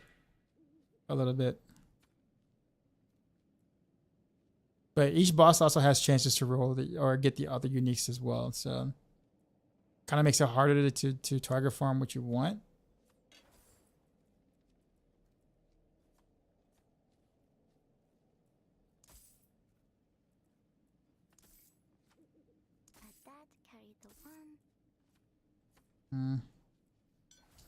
That's like a lot of coinage.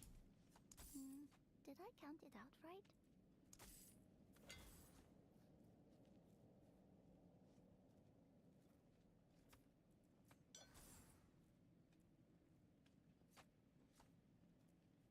Checking on amulets because I don't have a good non-word of Hakan amulet yet. So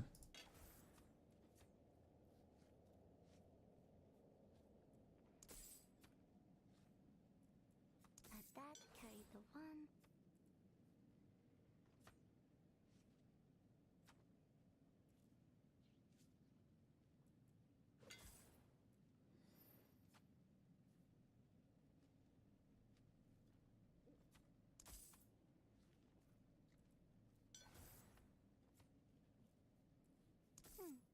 I like seeing what Papa's friends collect. Did I count it out right?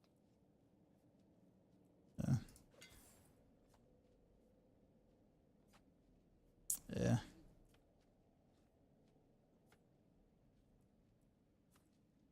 That carried the one. Plus 2 barrage.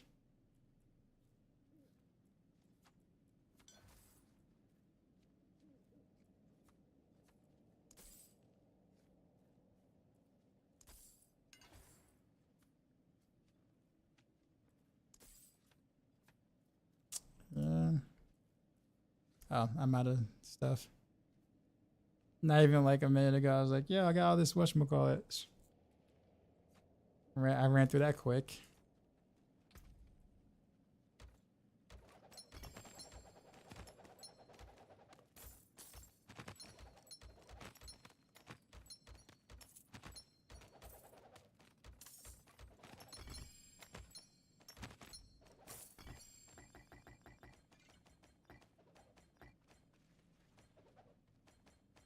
I'm out of space for runes again.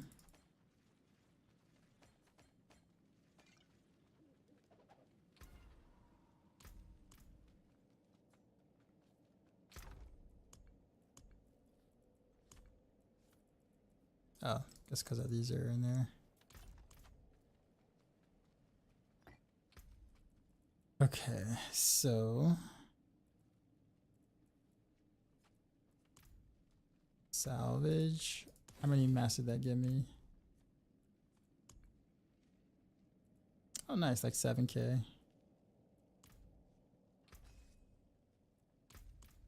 Alright, so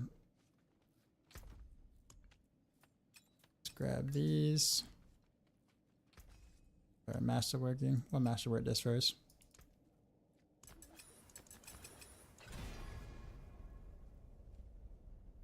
whole pit in one zone. Yeah, the super big map. Yeah. Posture chat. All right.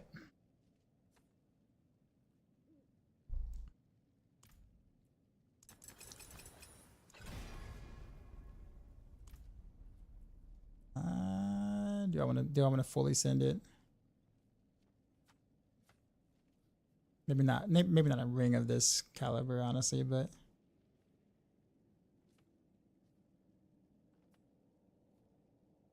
nah, we'll just keep it at that because I don't even know if I'm gonna actually keep it.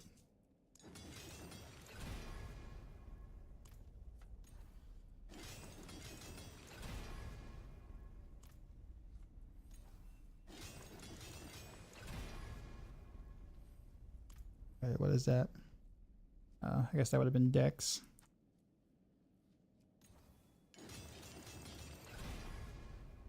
Critical strike damage. Dex.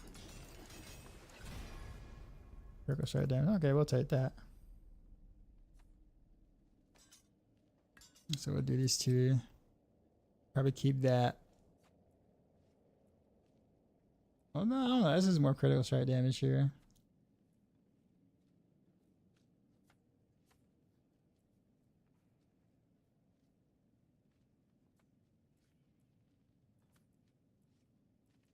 I guess we'll replace this one then. We'll replace this one.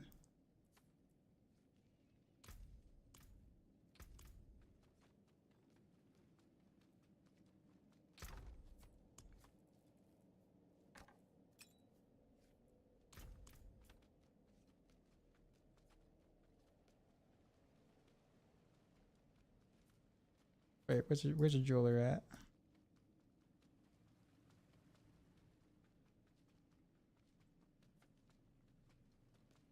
I guess we don't have a jeweler.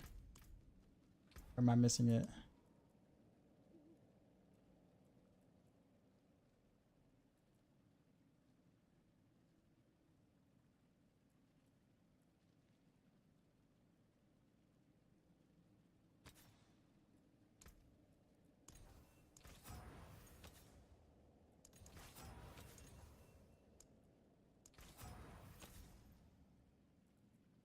Okay, and I'm missing, what is it? Vengeful and a paw.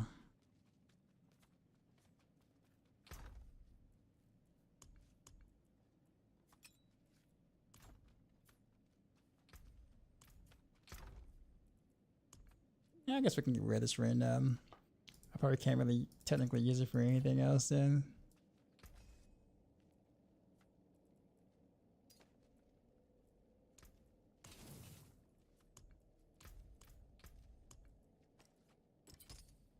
Oh, I can't even do that, so I have to go to a jeweler anyway.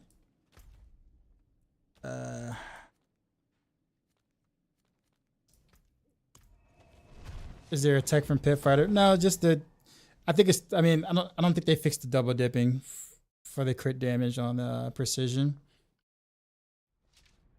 So given that we don't roll damage versus distance on gear anymore, which was a huge scaling multiplier, we just do crit damage now, which is still big, but not like not as big.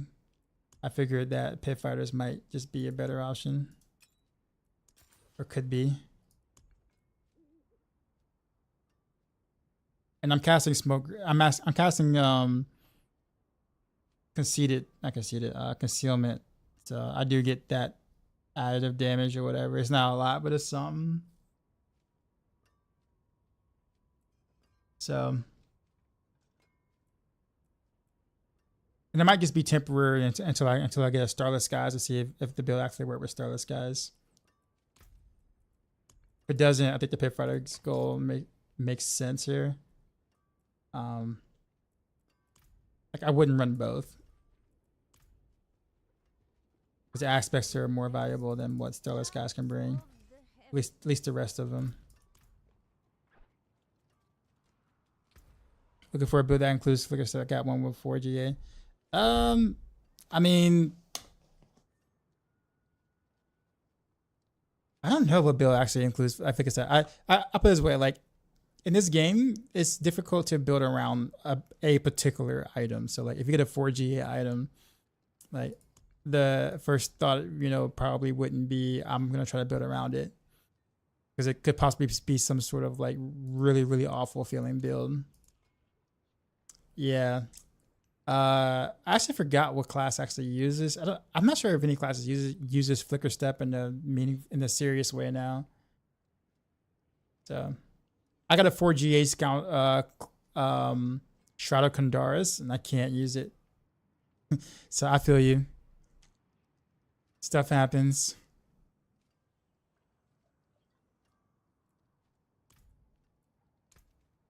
Got a rare one.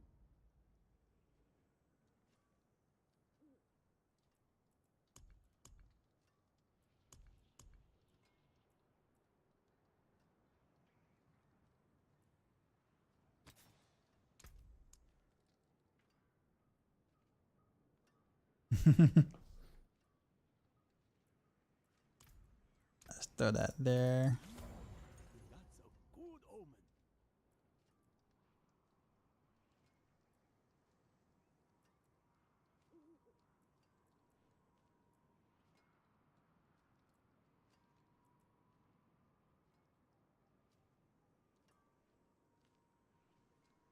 Okay. I guess this is all the upgrades I'm gonna do for now. I don't think these are major upgrades, but they were minor upgrades that were worth doing. It's a specific boss that drops from yin now. I haven't like looked over the boss cheat sheet and like try to like study it, or like, you know, getting a better idea of like what actually drops now. So I just use a cheat sheet, but it should be accurate. What's a heart just drop from 0 in Torment 2. At least you get a free what's it called? Shard? A spark, that's right. I don't forgot what it was called. Let's see how this B80s feel.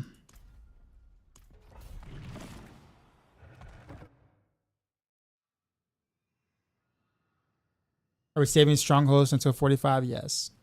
I just saw that, I'm sorry.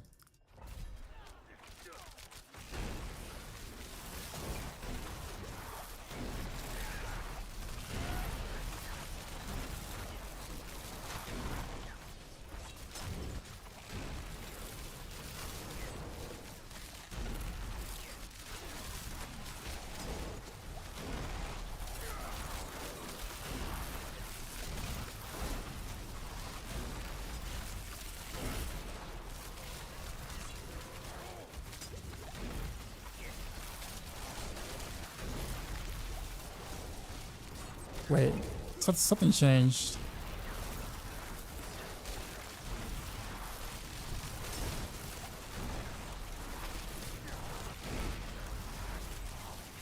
Yeah, something's different.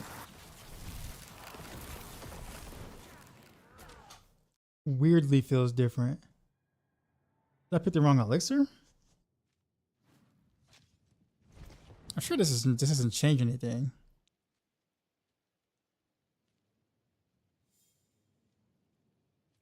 Was it a boss power thing? No. Harbinger's there. That's there. Flesh Ripper's there.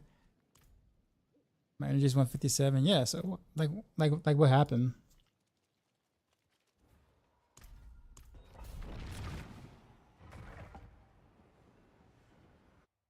Why push it from Heartseeker? So I can use left click for force move. So I don't accidentally like attack a target I don't want to. So I can just hold down shift and left click, and then I'll stutter step forward like this.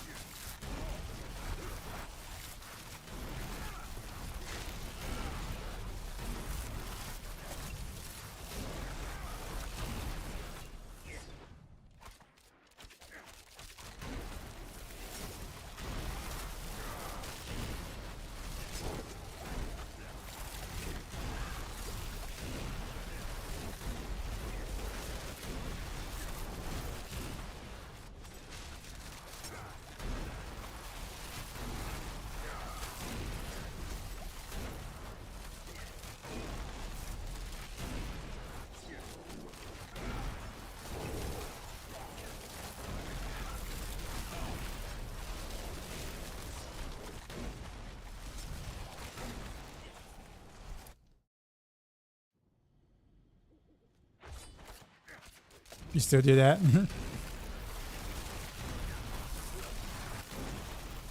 Yeah, it feels good.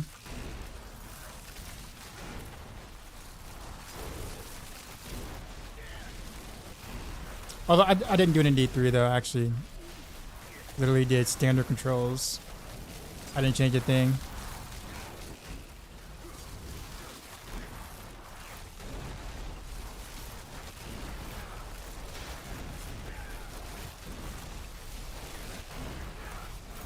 What classes I play in D3? Demon Hunter, primarily. Sometimes Wizard.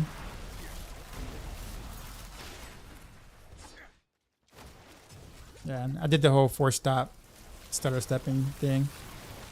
But I did it the manual way, I guess. Or the try hard way. I just got so used to it that I didn't want to like change the keybinds or anything.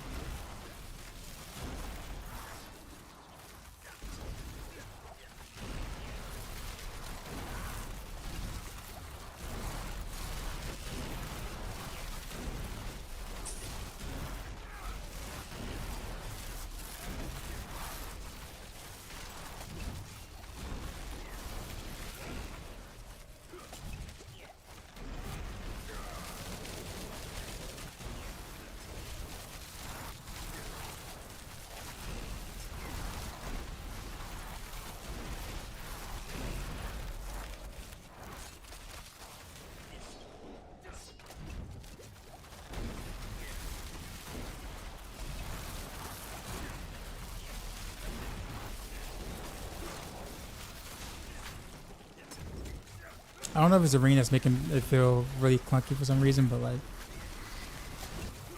I wish McCall not resetting like it should. I don't know why.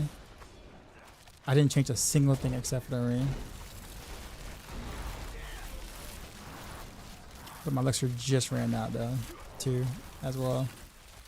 But earlier in the rift, man, like the last run, like right now, yeah, weird.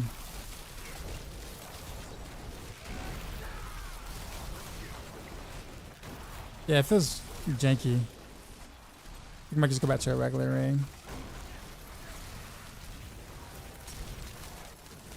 Yeah, I can't.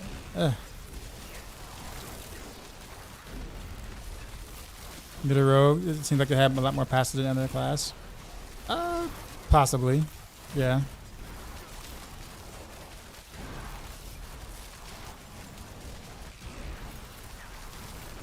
But most of the passes are kind of, yeah. Because this took me longer than it normally would for the 80. I got upgrades, but I'm definitely a bit slower. Melted Heart and Andy's dropped back to back on 0 and Torment 2.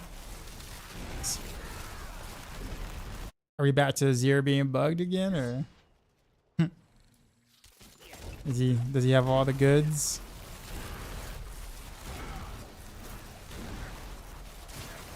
So when the passive seems really good. I mean, I would argue some of the other classes have have stronger scaling passives than we do. We might have a lot of them, but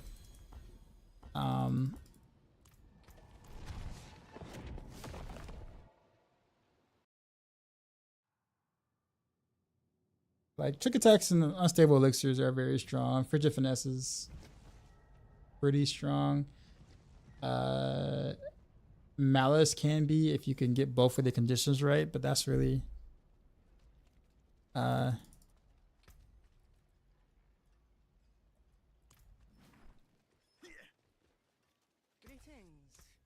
did not like that at all. Let's take a look at this other ring I got.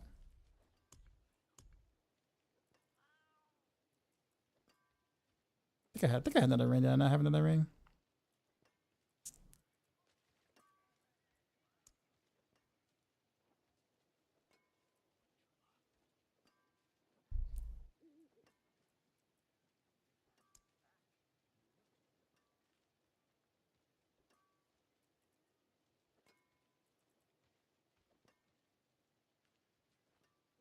Okay, yeah, this is the one. I just didn't masterwork it.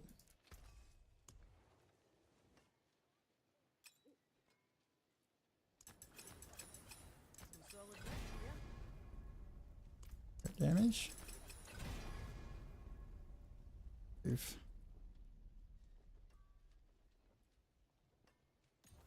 We'll do no. Let's not do reset. Let's just send it. Amount of gold. Are you kidding? A double crit on the resource. Ouch.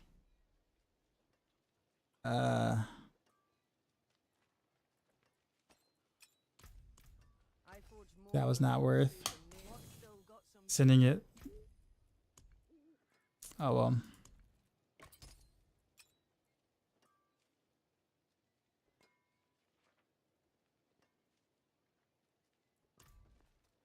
Magic is neither good nor evil. How may I help you? Let's go conceited.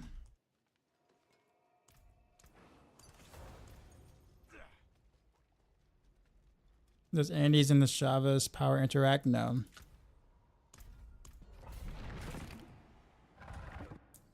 I watched a macro Bible last night, losing his mind farming unit the uniques. Very-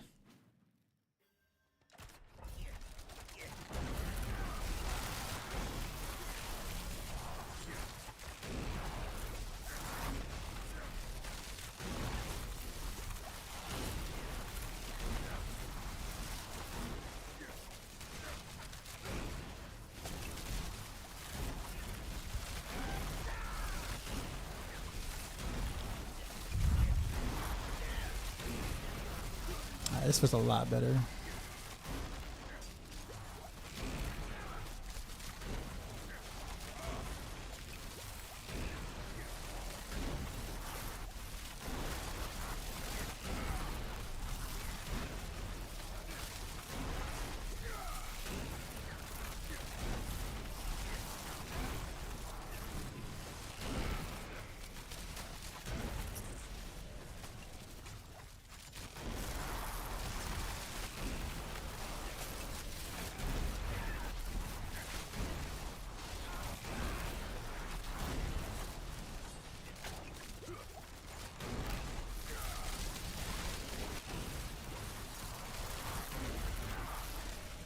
Way better.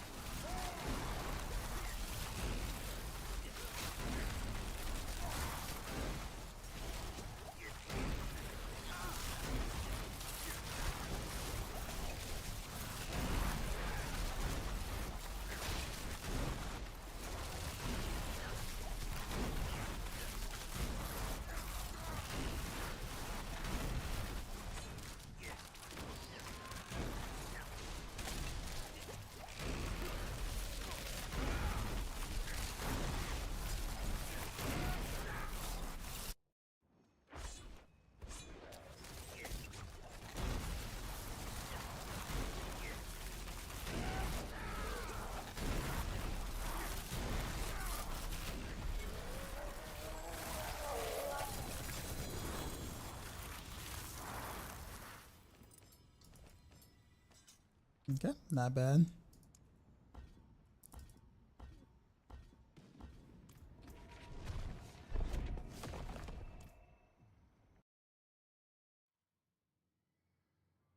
I'm actually wondering why I'm keeping swords for. Why am I keeping swords with decks for? I just thought about it. I feel like I get more swords than daggers.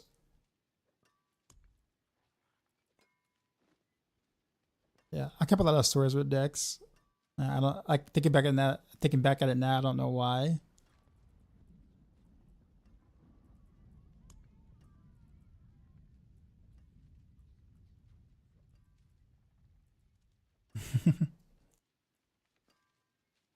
How about you fixing the random variable on Eternal? Now, what do you mean by fixing? What do you mean by what do you mean by fixing? You'll just play it like you'll play Beastfall Barrage basically. The way it was last season, the 1-to-1.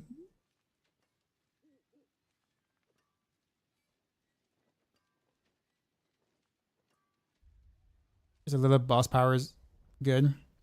I mean, it's just like the boss powers they don't really deal any like actual like damage or meaningful damage. So you go for boss powers that actually kind of give you like utility rather than like damage, because they don't really do any damage.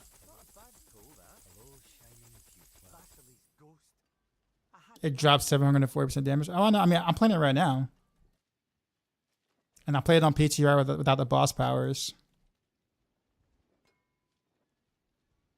So like I'm well aware. Yeah, I played it on PTR without the boss powers when it was harder. When the game was actually harder. I mean, it still works. Go on Maxroll and look at my random rails build, and you just literally do the same thing with do the Beastfall Barrage variant without the boss powers, and you'll be fine.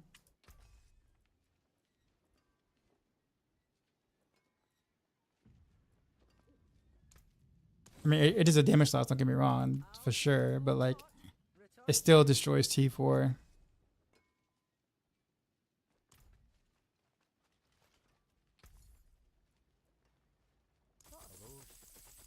Hello, shining beauty.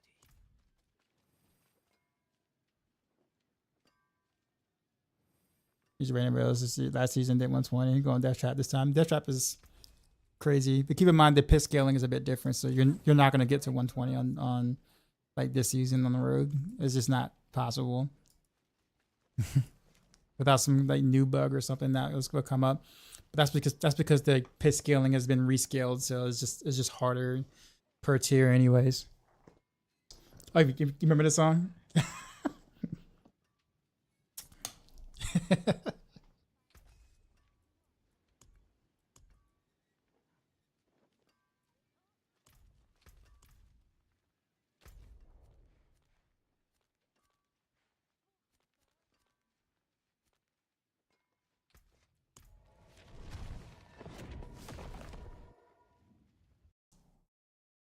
Instantly transported to rollerblade dance parties.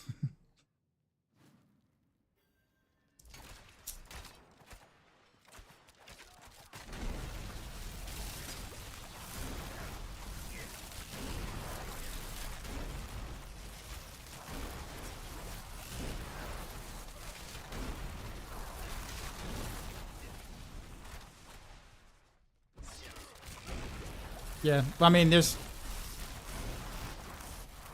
keep in mind you don't roll damage versus distance anymore on your gear on Eternal. You have to roll crit damage you have to temper crit damage on your gear now instead, because you're capped with just a Paragon damage versus distance. That was the pretty big nerf, or the bigger part of the nerf, I'll put it that way. So make sure that you don't have damage versus distant or distant damage on your gear.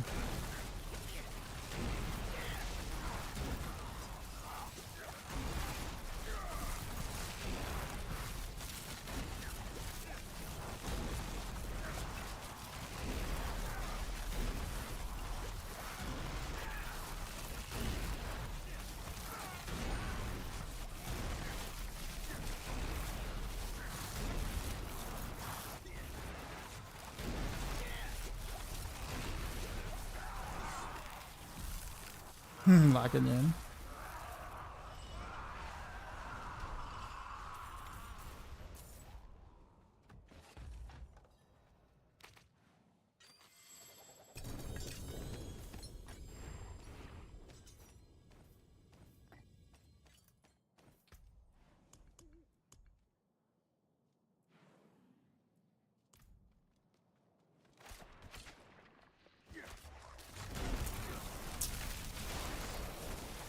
Yeah, you just gotta make sure that you take all the distant damage tempers off your gear though, because it's a waste. So you'll be missing a lot of crit damage if you don't swap the tempers.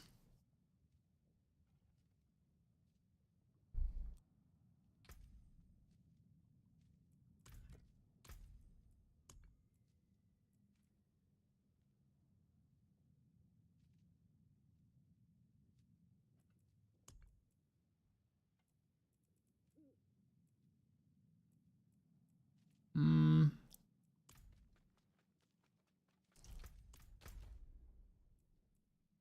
I was in it for a temper. That's why I was like, why was I here again?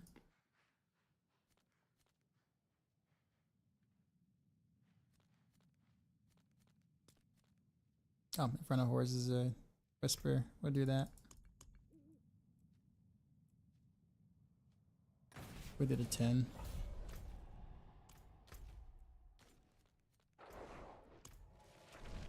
Beastfall variant was fun. Honestly, that was my least favorite.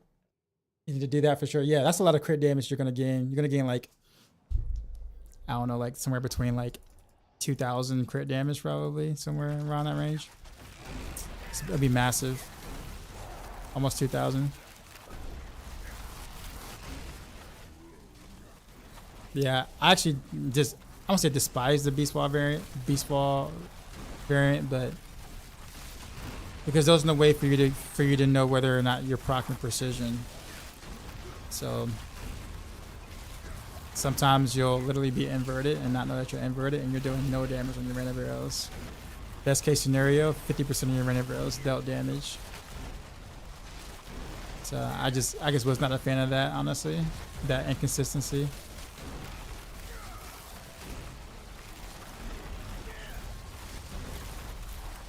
Really, they need to give us an indicator that we can see like underneath a character or whatever.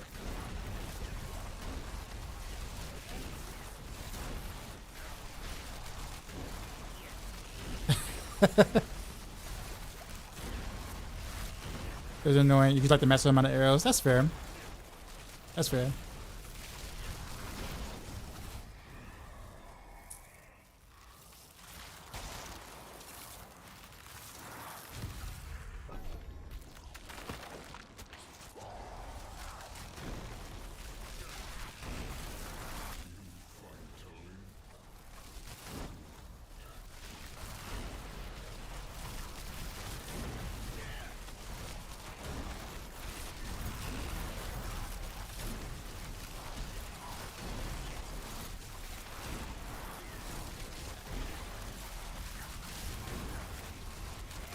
You guys know it's the shades on the energy.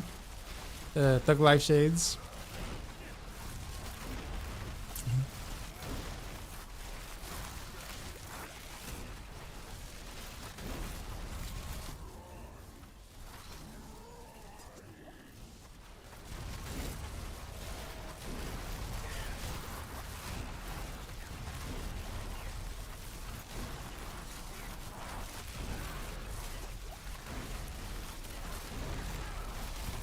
You don't need to 175. 150 is enough.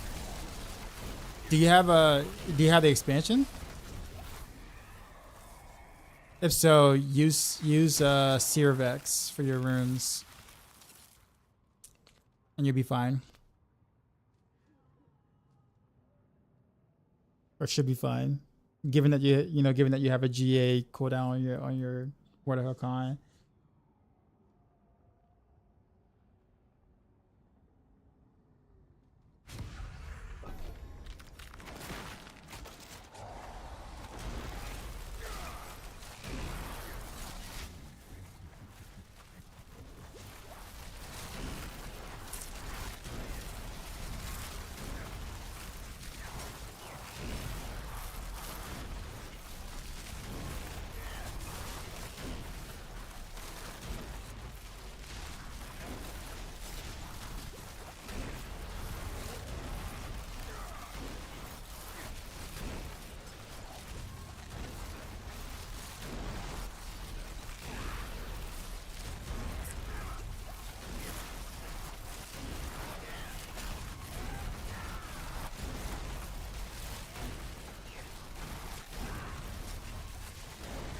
Surprised they don't have like a week or add-on from World of Warcraft or something.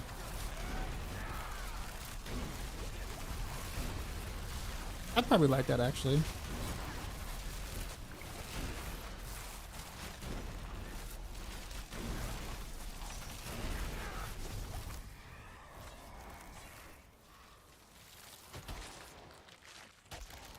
There's a mass cooldown, right? Yes, there is a mass cooldown.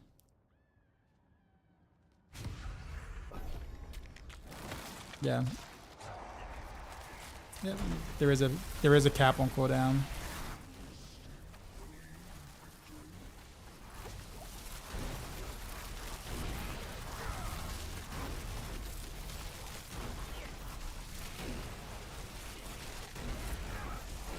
Jason, appreciate the follow.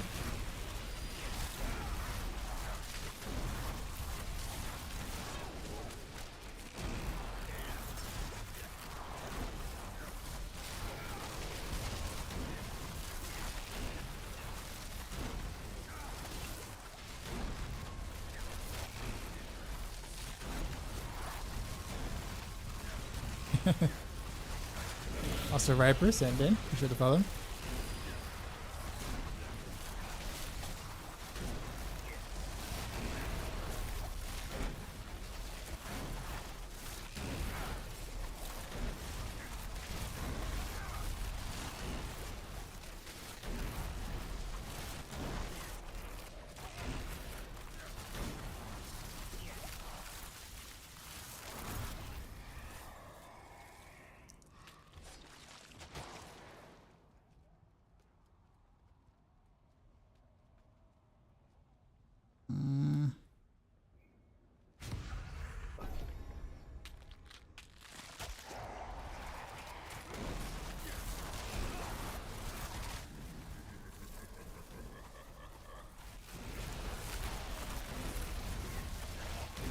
I'm farming for a DT build. No, I don't plan on playing Death Trap at all this season.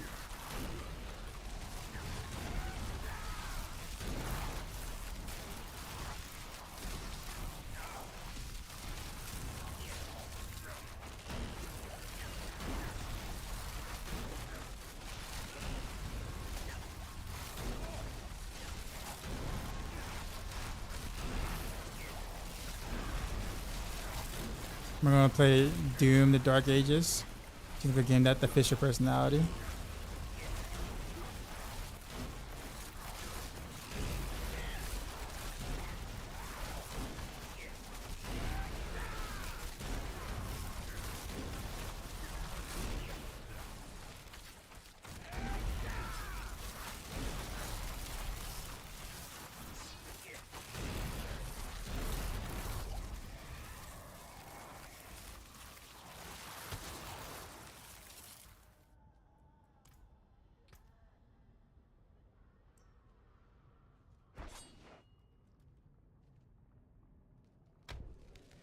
I might try that game though.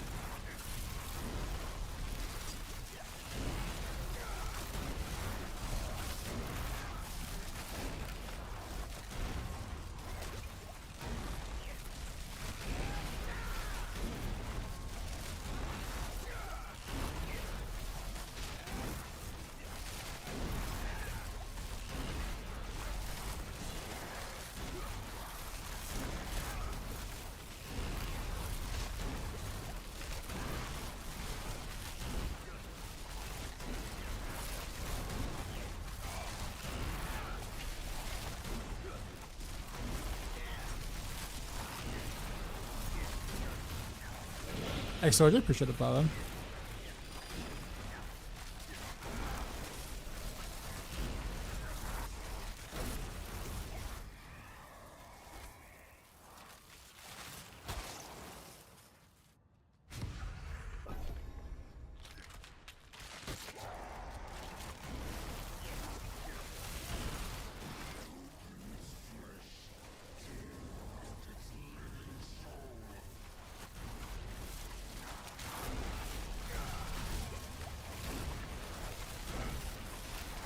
You playing the same build with some tweaks?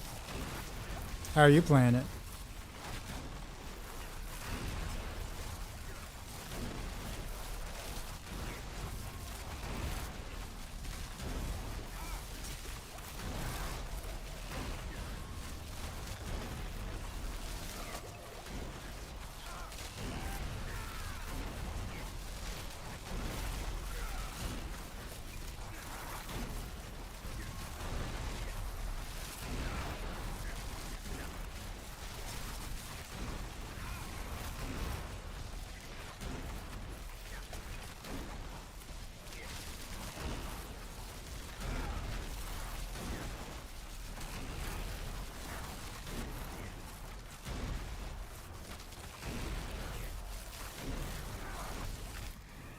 How am I getting my rain of arrows up so quick? I'm struggling.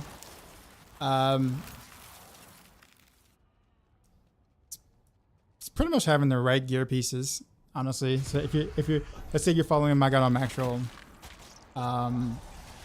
then it's just a matter of getting the right stats in the right places. You need a GA cooldown on the Wardo Con on the ultimate. You also need 150 energy, so you need 25 energy from the resourcefulness elixir, and then you need 25 energy from the Tabasco pants. That would allow you to do exactly what I'm doing right now. If you don't have those, then it's going to take a little longer for you to reset your cooldown. Also, Harbinger's secondary boss power to make this actually work.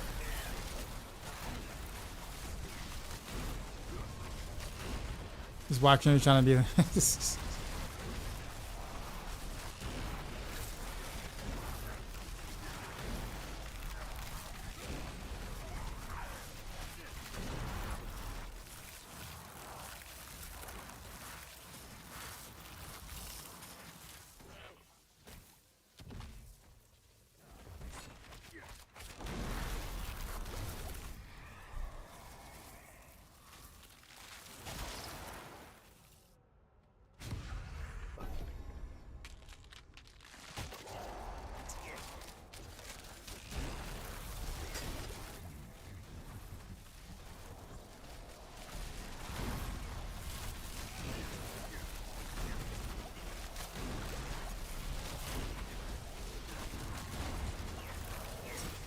Yeah, man, you're welcome.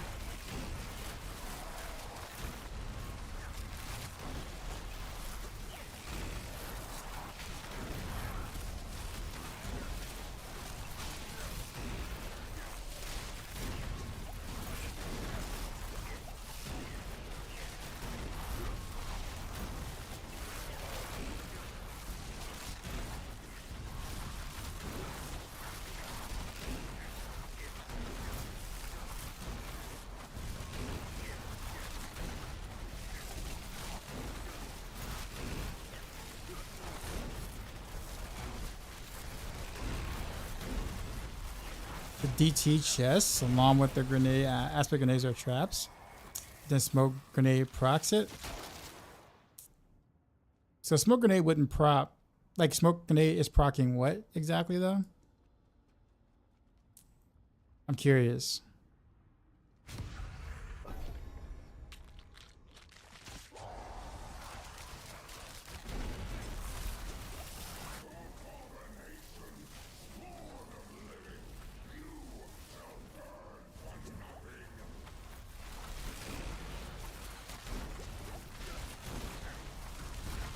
As far as I know, there's no way to actually proc rain of arrows. Oh, proc and DT. Oh no, this isn't DT. This is rain of arrows. So I was just like, wait a minute, we're playing the same build? Like, nah.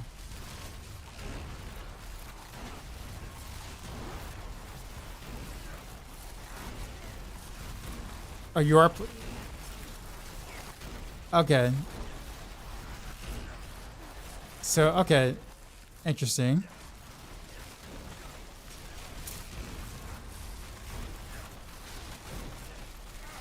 That's interesting. Okay.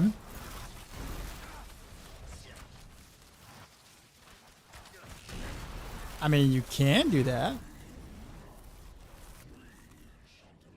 Never actually thought about it like that. That's actually interesting. What made you what made you choose to do it that way? I wonder how much you give up in damage though for that kind of utility, but that's actually kind of interesting.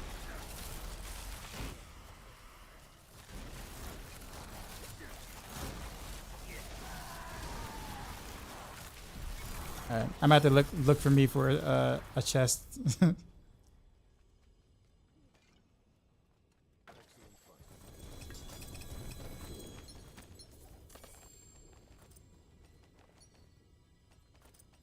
So like, do you put ranks into like Death Trap 2 as well? And are you running Eyes in the Dark as well?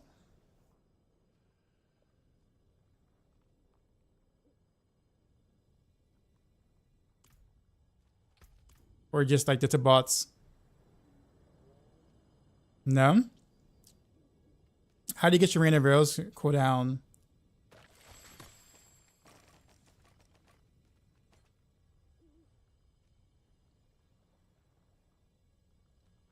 Wait. Okay, now you have me real curious. What do you mean what do you mean you still get Rain of Arrows?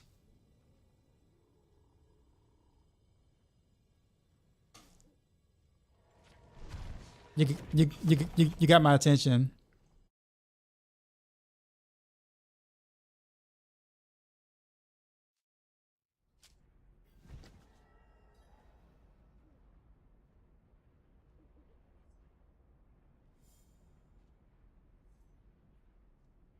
Okay. So you don't put any ranks in the DT.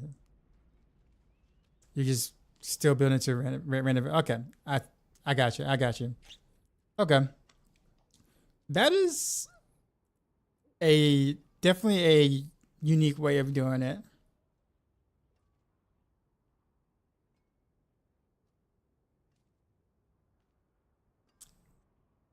Wait, so your death shot can be thrown and spawn death shot every 10 seconds when cast. Granting you 18% increase. Oh, so you also get the multiplier. Technically.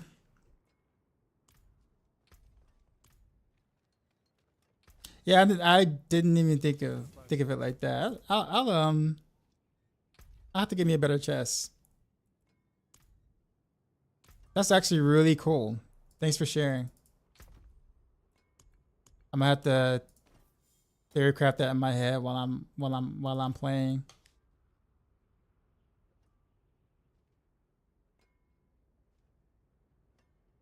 Sean's like, that's my problem. My energy is not 50, it's 135 after I've drinking elixir. Then it's probably because you don't have enough energy on your Toboss will. So you have to have like 25 energy on your Toboss will. It's not easy, but that's definitely what's necessary.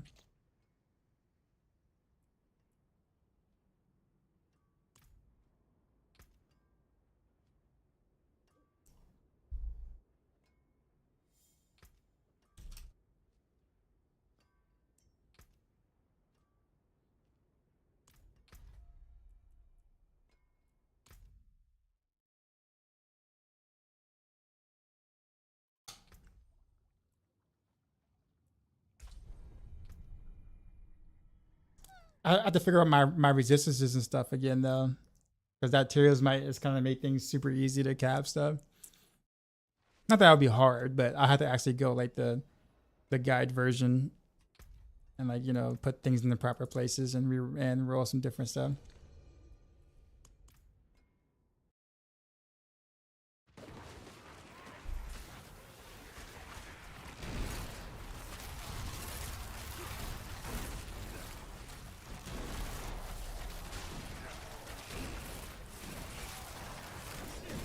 How's Rogue this season? Death Trap is doing really good. Rain of Arrows is also not doing bad either. Haven't really done any other builds yet, so hard to tell. But Rogue's top build is doing well.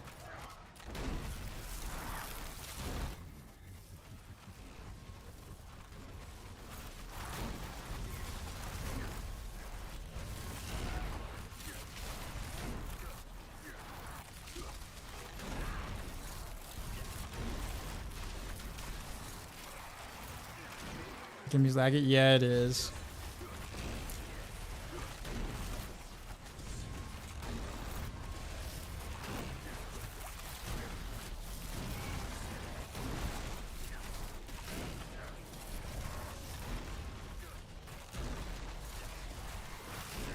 Yeah, Sean, you're welcome.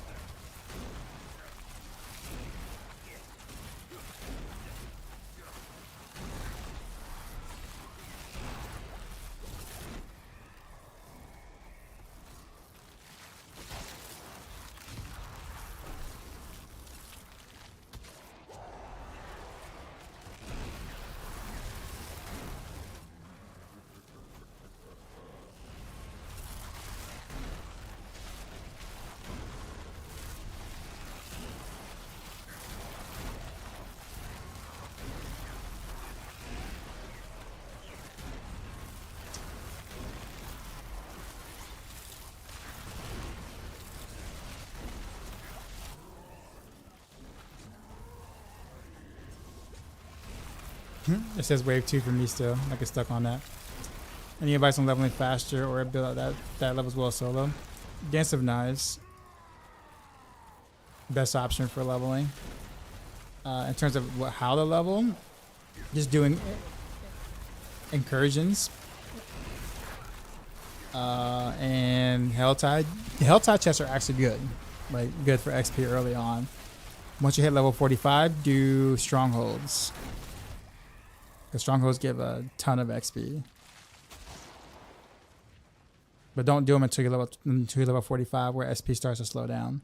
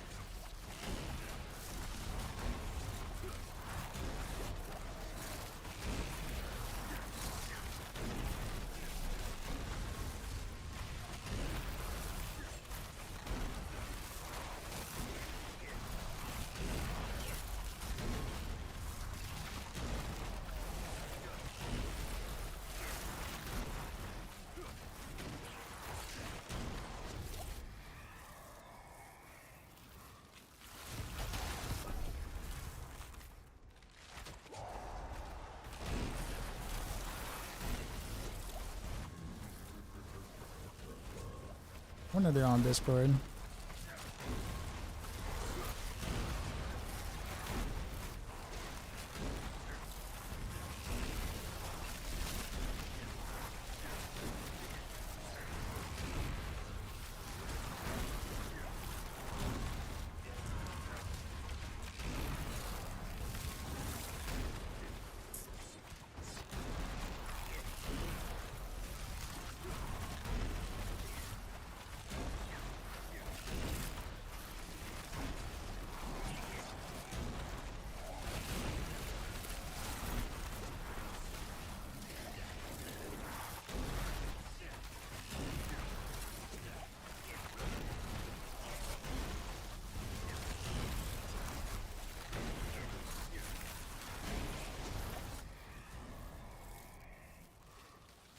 Decent amount of hit there, actually. Hydrate, yes sir. What after this one?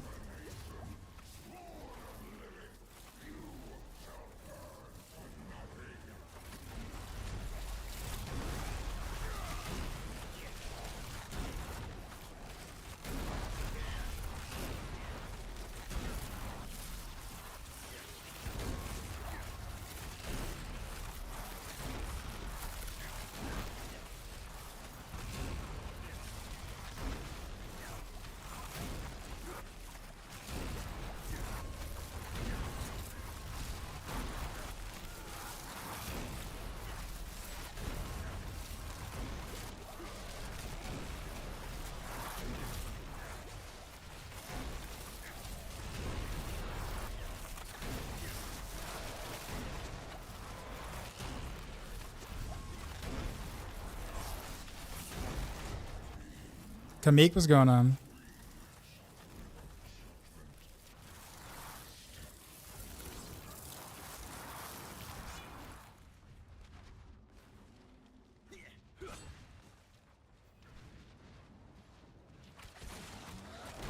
Blanket to shake up, nice.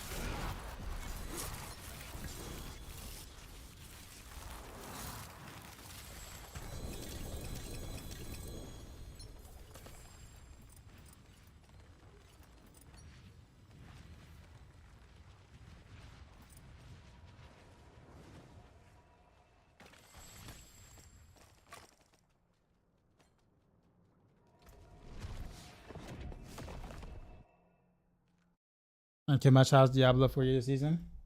It's okay. Not really a fan of the boss powers. But some of the quality of life stuff is actually kind of neat.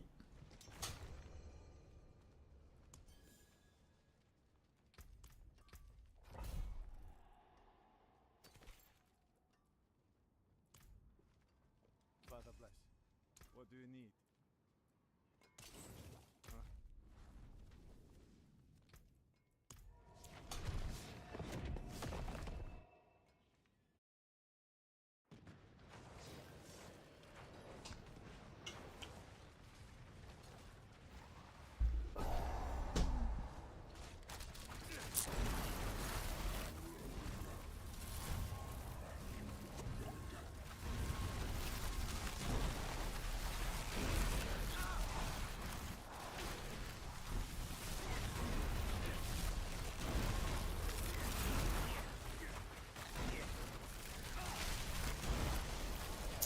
Just give you a Doombringer now. Yeah, I found like 3 of them. None of them rolled GA life though, but I did find 3 Doombringers. I found 3, 2, and then I crafted 1 from the random cache or whatever. I was big sad, big sad.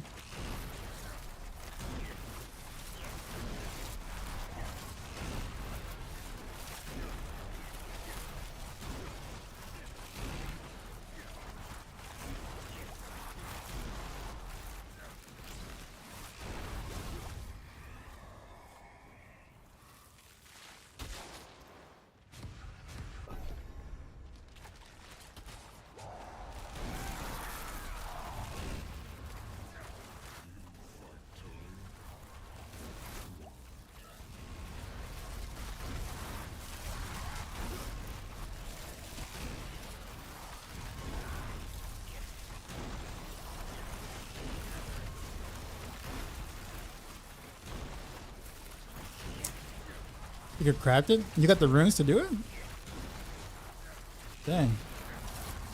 I'm liking the season so far. I'm playing Poison Dance and Knives build that I'm making up as you go. Okay.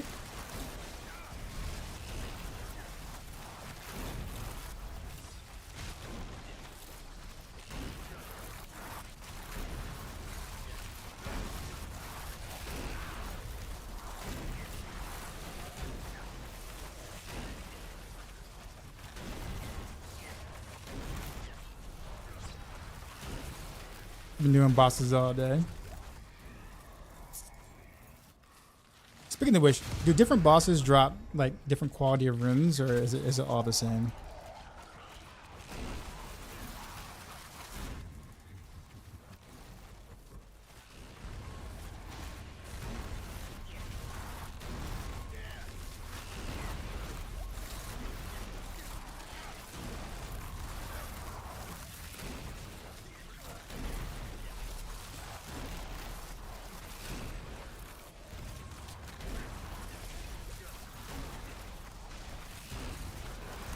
I got you to T3.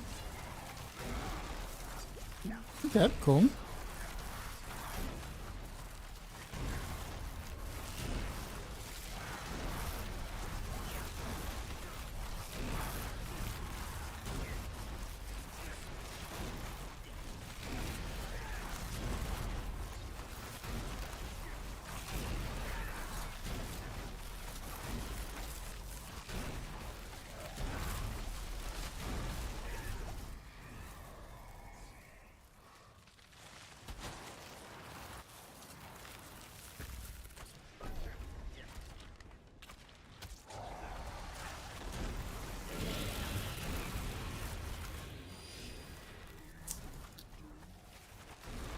Appreciate the follow.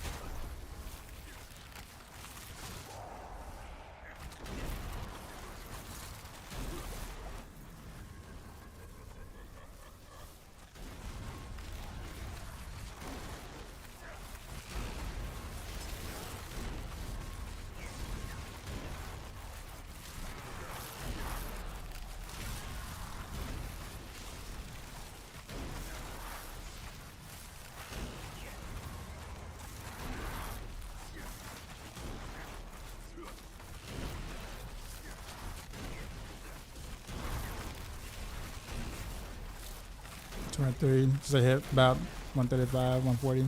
There I go. Okay.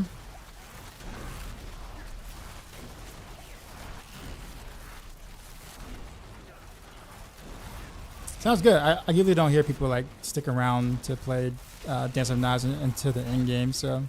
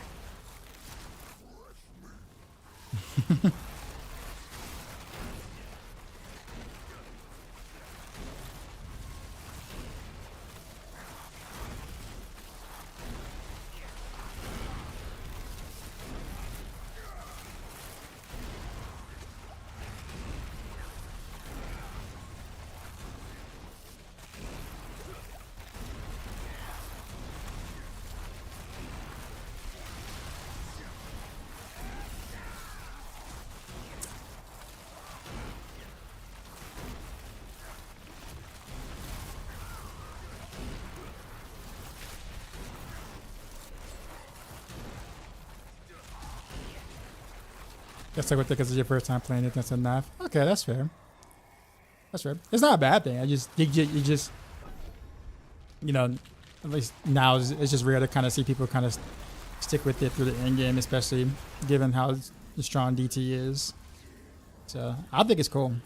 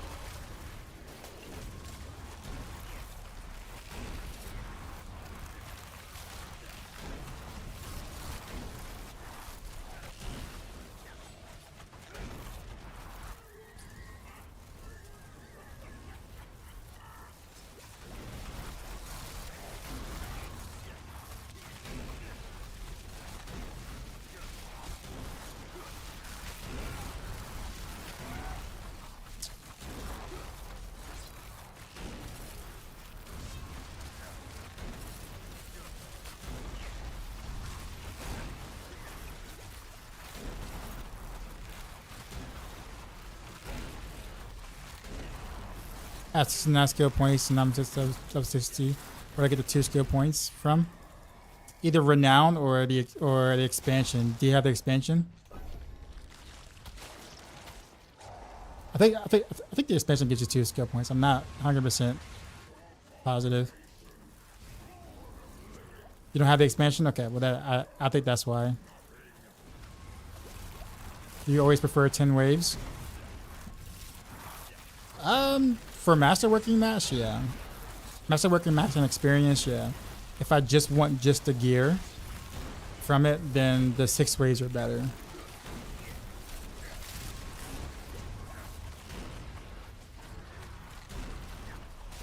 I'm not even really using my keys. It's actually they're the ones putting the keys in. So, but yeah.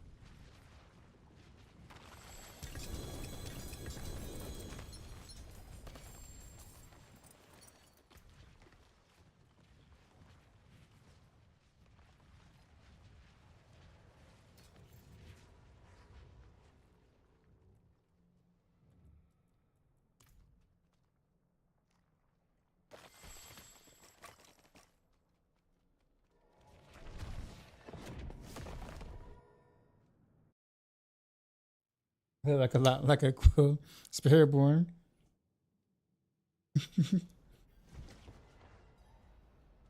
Lurk support. Thank you, Ashen. The daily check-in.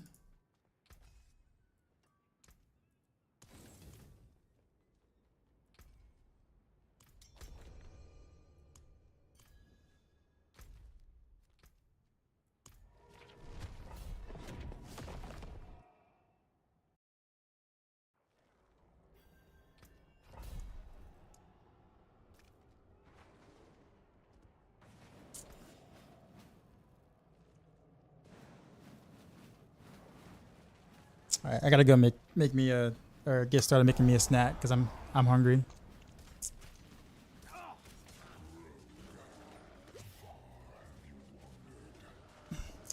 I guess they'll just they got so much clear. I can have to go downstairs and not and be alright probably.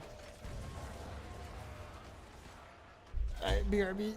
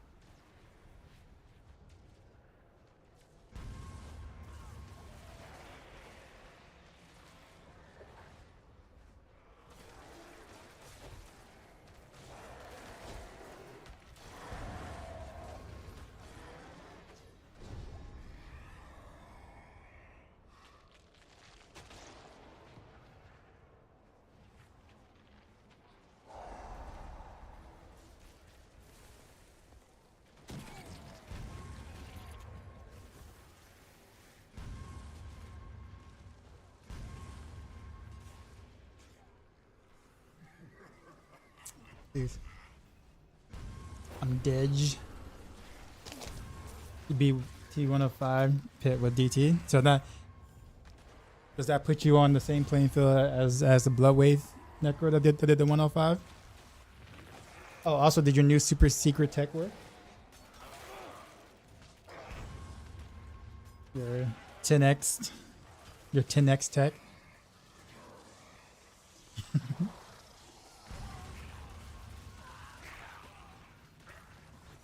Don't you hate it when you go to the kitchen and open the fridge only to realize you're the only snack in the house? What?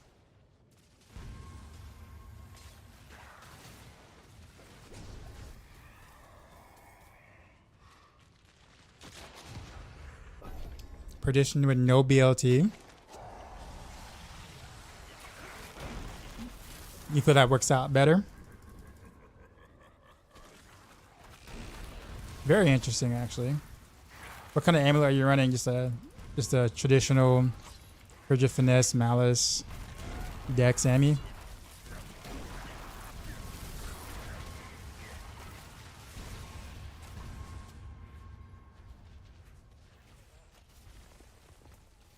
Oh yeah, no, that's what I was asking.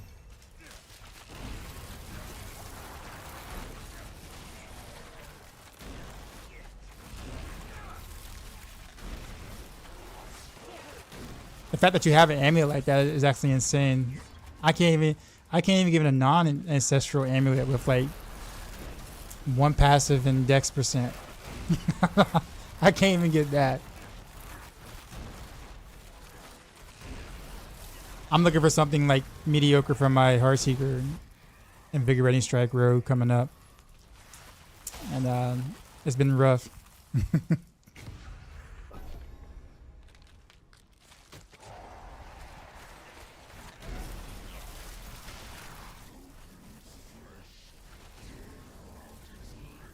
So close quarters combat instead of momentum.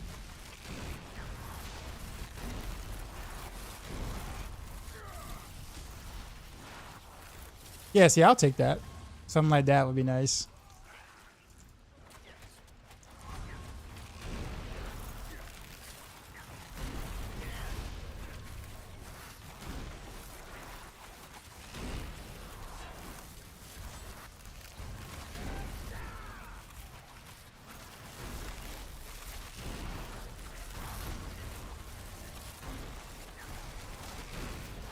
How long did it take you to get the 105 down?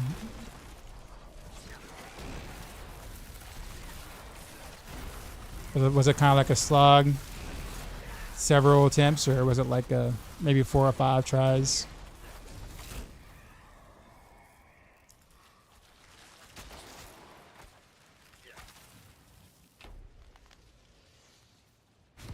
$30 attempts. Okay, that's not too bad.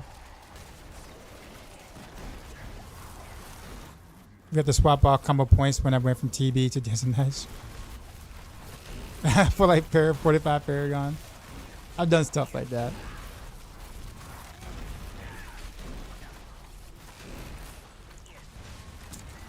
It's a hilarious place. So it plays differently as well.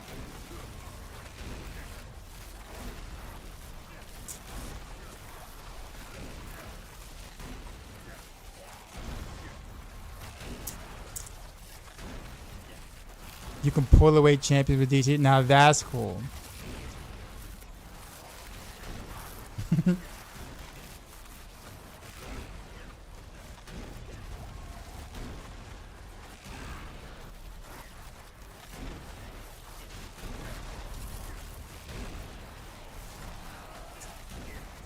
So you're about to single-handedly like have the market in shambles now for Rogue.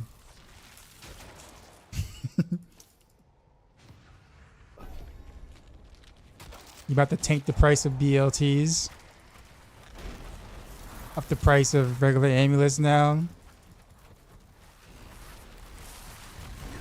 And everybody like being like, oh crap, I gambled this Shaco, man.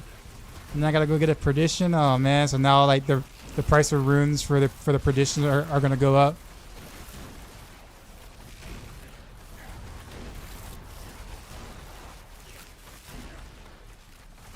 All because of one person.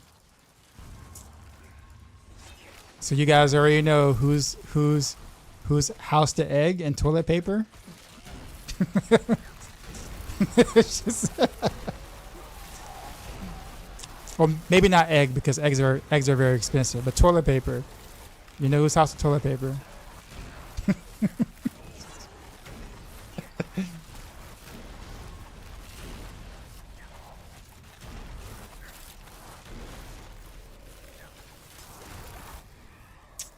Interesting thing is that Mippy just put out a Death Trap video guide too, like less than 24 hours ago. I mean, it's still relevant. Don't get me wrong. Like, it's still good, obviously, but like, you know, if there's better out there, like a better version of it.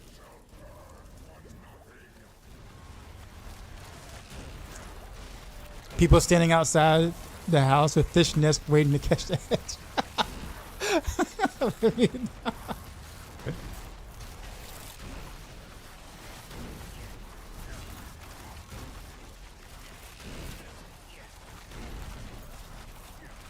I mean, the version might be perfectly good. I'm not sure yet. Yeah, but until you know how the market works, right? Whoever gets the bigger number in the pit wins, right? So until the other version clears a 106 to dethrone the 105, you sir are now at the top of the mountain, right? So whatever you say goes. You gotta start, like, you know, putting out a prep guide too, right? Where, like, you know, how do you prep for these, like, you know, like runs or whatever, like what kind of toothpaste you use, you know what I mean? When you're putting on your pants in the morning, is it one leg at a time? Do you even wear pants? You know, like these are important questions, right? As you're getting ready to prepare for pushing, right? Like when you comb your hair or brush your hair, do you start with the left side or the right side first? And how long should you actually spend doing the activity? You know, you see what I'm saying? Like people don't ask the real questions, right? Like, you know, having to build is one thing, man, but you got to prep. You know what I mean? They start getting the sneakers. Which energy drink are you using? Is there a slurp? Is there a slurp to gulp ratio when you drink your energy drink that we should know about? Are there breakpoints to the sippage of your energy drink, sir?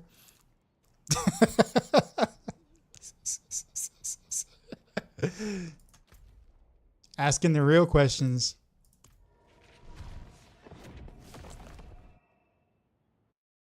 You had the shotgun one before starting.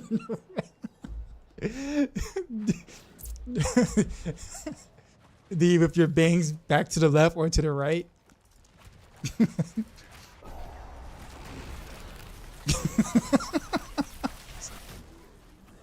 I used to do this stuff with what was it? I used to do this stuff in D3 all the time, way back in the day. Like when someone would post in the forums, the Boundnet forums at the time, that they got a certain GR clear. Like I would be asking these questions. I'm the one, like the reporter, asking these questions. Usually it was DMKT. Usually that was pushing a lot, and he would like legit answer all of my questions. It was fun.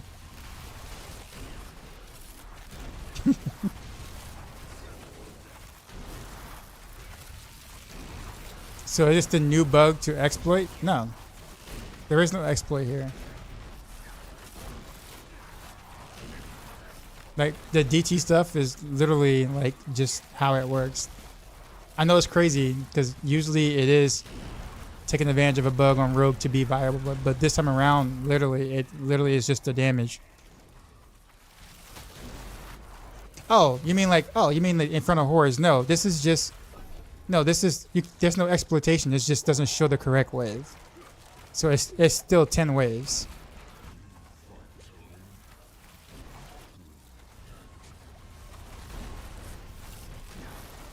The waves are bugged, yeah.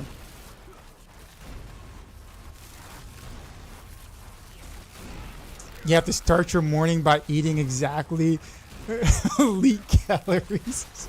If you're not elite, you won't beat.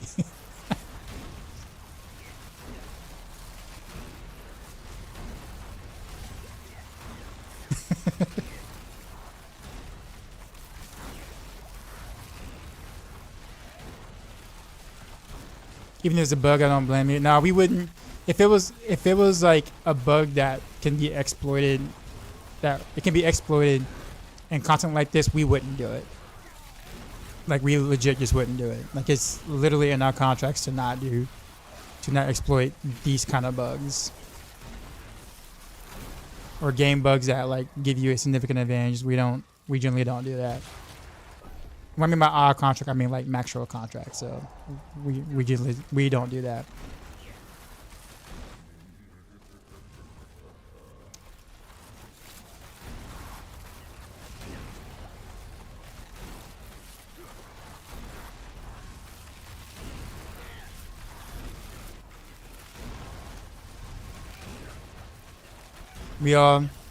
All guys practiced the acceptance speech in front of a mirror as kids until bro walked out, or until bro walked in and made fun of us.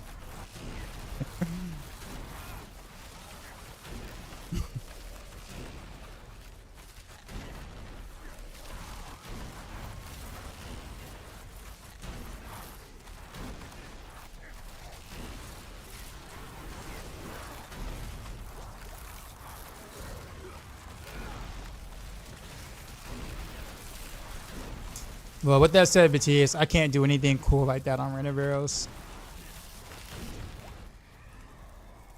Although there is this thing that someone in chat was telling me he was doing with the Scoundrel's Leathers with Rain of Arrows. I don't really know how exactly that works, but he was trying to do that, and he did the smoke grenade counts as traps or whatever like that, and was like casting Death Trap while doing Rain of Arrows, but I'm like really tired, so I have no idea why. But that actually kind of sounds fun. That I just want to try it out. What's the best road builder season? Death Trap.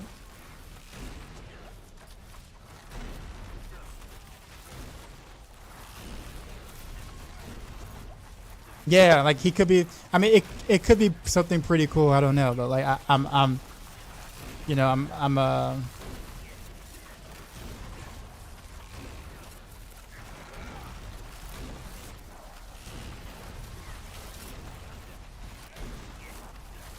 when it comes to exploits like that, do people look for them or just stumble across it?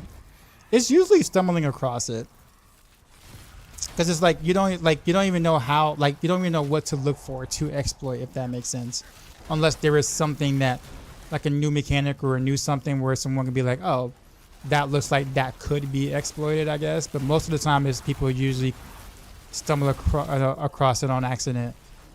And it's like, wait a minute, what? And then they try to do it again to replicate the said exploit. It's like, yo, this is doing the thing.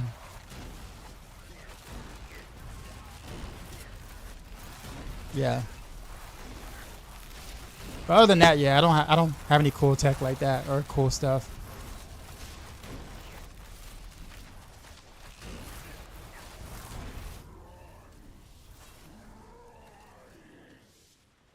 I tried to use Cax though with Rain of Arrows, but I found out earlier in the stream that Cax is bugged with your mercenaries, as in like your mercenaries can proc the Cax proc. So because your mercenary skill apparently counts as a skill, like whenever they attack something, it counts as a skill, so it procs Cax on its own. So we're essentially giving up to 100% more damage to our mercenary. Which is awful, because that's like 50% more damage I could have added to the build. But I can't, because the mercenary decides to want to use my Cax proc. I even got Ava on it and like showed him on stream, and he's like, yeah, report the bug. And that was sad, because I'm like, oh man, we could have pushed for more damage, but no. Stupid mercenary. It actually might be more efficient to run without the mercenary, to be honest with you. Like slightly more efficient. Like it wouldn't be worth anyone actually trading out for it, but like if we just want to gain like maybe a 10 to 15% damage increase, running without the mercenary and then doing cax might be the play.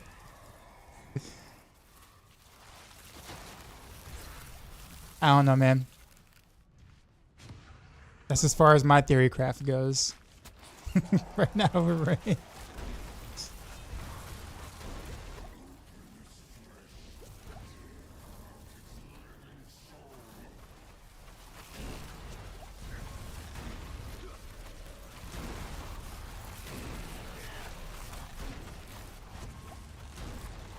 Back in the day in WoW, there were lots of guys on how to get to arrows and do things that not meant to happen, and you would think, how on the F did people figure out these steps in the amount of time it took them?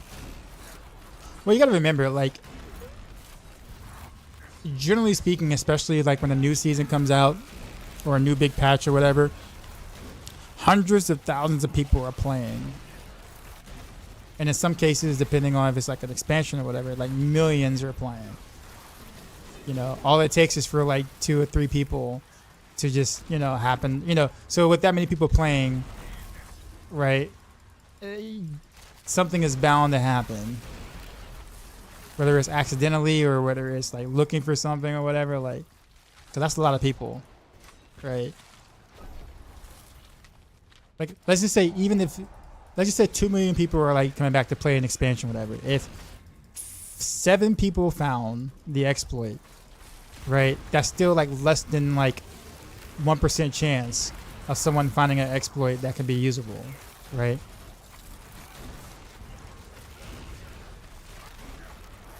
You know what I'm saying? Like, but then you would think, oh man, 10 people found this, like that sounds like a lot, like a big number. It's like, oh man, you know, but you know, but in retrospect, with how many people are there, it's like, nah, it's just, yeah. So it gets to, you know, a matter of happenstance at that point. It's not a matter of if, it's a matter, almost a matter of when. Yeah, pretty much.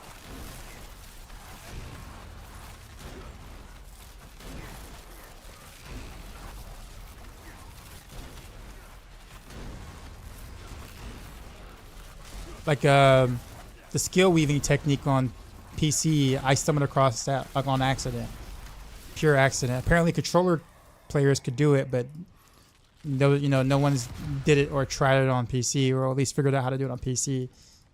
Not that many people were trying, but like, you know, it hasn't been like figured out yet. And I accidentally was like holding down my basic attack button with shift because I switched. Because like you have to do it with shift. You have to remap your keybinds to shift to be able to do it for the your left click button or whatever. And so I just happened to accidentally hold down shift and right click at the same time while I was fighting a boss, and I was realizing that my basic attack and my rapid fire was actually casting at the exact same time. Like they were like casting in the same space. And I looked at it and I thought maybe it was bugged or like some lag or something like that. And I'm like, wait a minute. And so I did it again with the same buttons or whatever. I'm like, wait a minute, am I casting both skills at the same time? And then I went from there to explore that. And I'm like, wait, so if I can cast this and that at the same time, what other skills can I do at the same time? And so then I went to the training dummy to try to figure out how to make use of it. We can still do it now. Like it's still a thing right now. There's not really a reason to do it because those skills are just far from meta or even use, like, you know, I don't say useful, but like they're not like in a good state or whatever. So even if you can cast Pin Shot and Barrage at the same time, it doesn't really matter at the end of the day. But yeah, it's possible. And that happened like totally by accident. Chinese bots make it unenjoyable for you.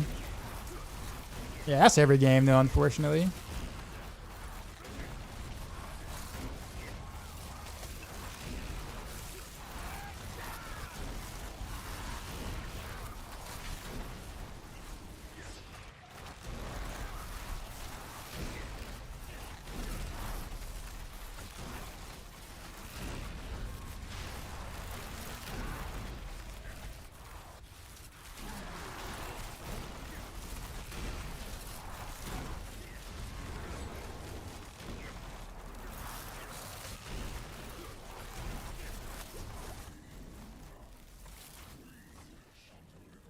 Yeah, 'cause, I mean, they don't really get banned in, like, they don't really get banned in China. It's apparently, yeah, it works differently there. They don't do anything. Or better yet, they can't really do anything. Oh, I forgot to salvage. Whoopsie.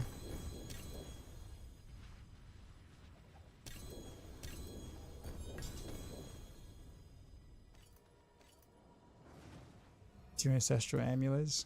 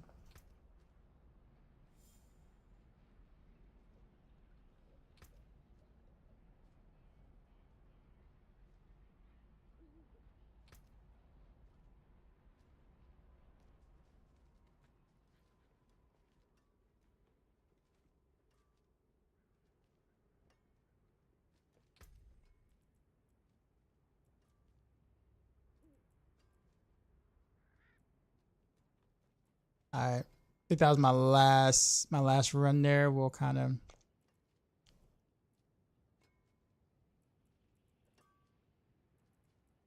look at the stuff we got. We did get a better Sky Hunter. That was good. That was a big upgrade. Got a better ring. Got a better sword. We're still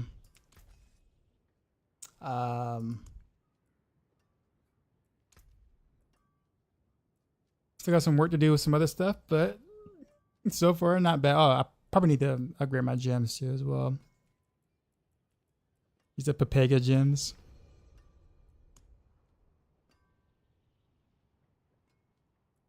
It's not master working, looking light right now. 36. Oh, nice. Very, very nice. All right, so what we'll do tomorrow is I don't want to say like much of the same, but we will I guess you could say much of the same ish. But I do want to be farming for like different builds at this point. So like I think I'm kind of mostly tapped out on Rain of Arrows now. Outside of like, you know, ultra like really min-maxing per se. So I'm not gonna get too much further out of what I have. Oh, also a shroud. A shroud would make a big difference. But I do want to try the Scoundrels Hunter idea sort of thing for funsies. That just sounds kind of cool when I was when it was explained to me.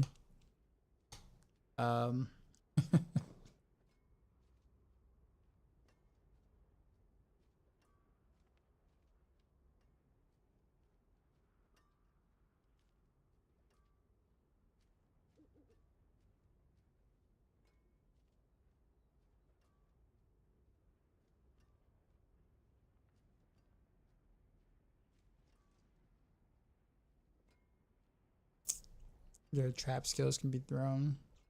I mean, cow traps is considered a trap too, right? So shouldn't cow traps also trigger that? In fact, actually, wait a minute. Let's go look at some stuff right now.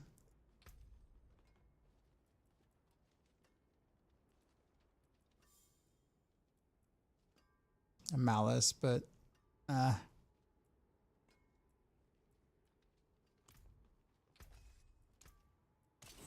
back if you need work.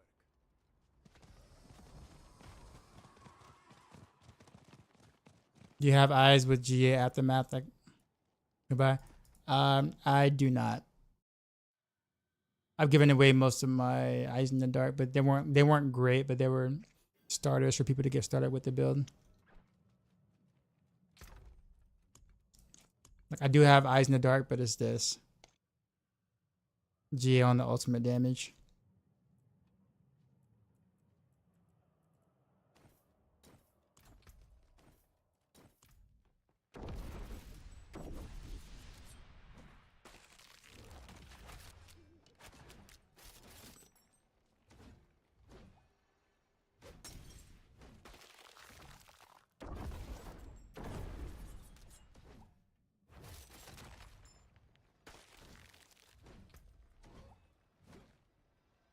Okay, so that has a cooldown then.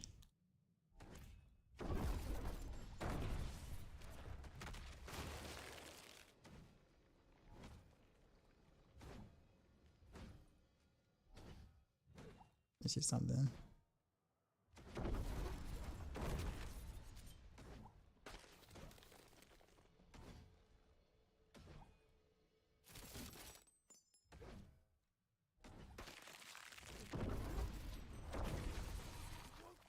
That is kind of, considering I don't have a shroud yet. Getting a 28%, a 30% damage increase though by doing that is actually kind of neat.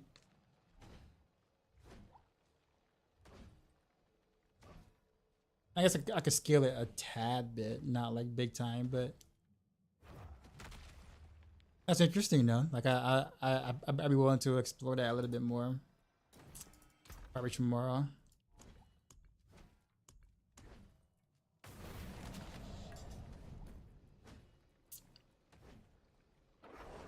That's what I'll be right back. Loving the stream. Thanks for what you do. Thanks, man. I am about to head out this time though, because I've been off for about 9 hours. So, but I do appreciate you guys though. Does anyone have a Fist of Fate and Flicker Step you can pick up from your fine taste season objective? I don't need to keep them. Just loot them. I think, right? Yeah, just loot them. I don't have either one, unfortunately, because nothing that I play this season uses any of those. So if I had it, I totally would have just let you have them. Thank you for the Twitch drop. You just got it. Nice. All right, let's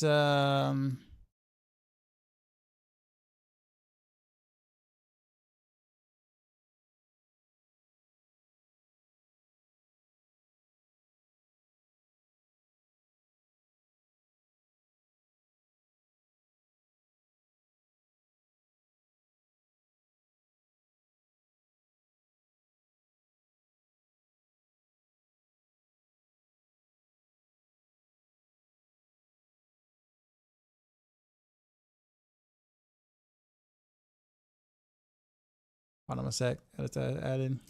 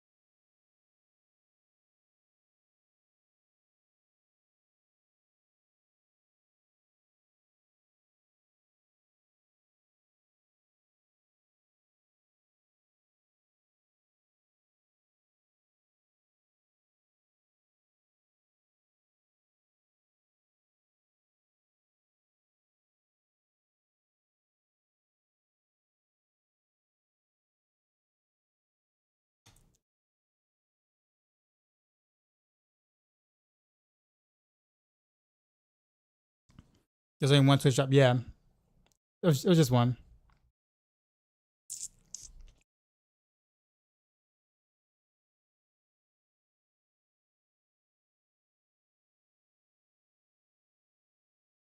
My whisper is 10 out of 10. Oh yeah.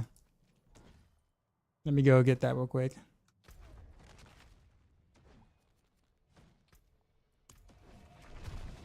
Hope you see you again. Yeah, I usually stream nightly, most nights. I think Sunday night is usually the night I take off. But this Sunday I'll stream because it's the beginning of the stream of the season. But yeah, usually it's the Eastern time or evenings in the Eastern time, Eastern Standard Time. Let's see, two hand there. Grab that real quick.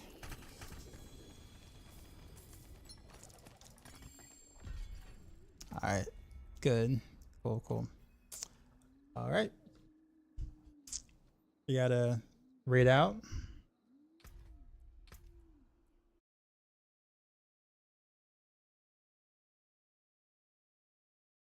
We'll go to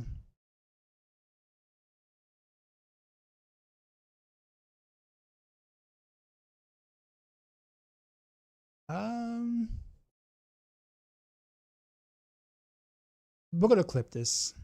Actually, how long? Actually, how long has he been on? Oh yeah, we're gonna clip this for sure. Good dude. You guys will like him a lot. Really cool guy with great vibes. Mika, what's going on, man? Hope all is well or hope all has been well with you.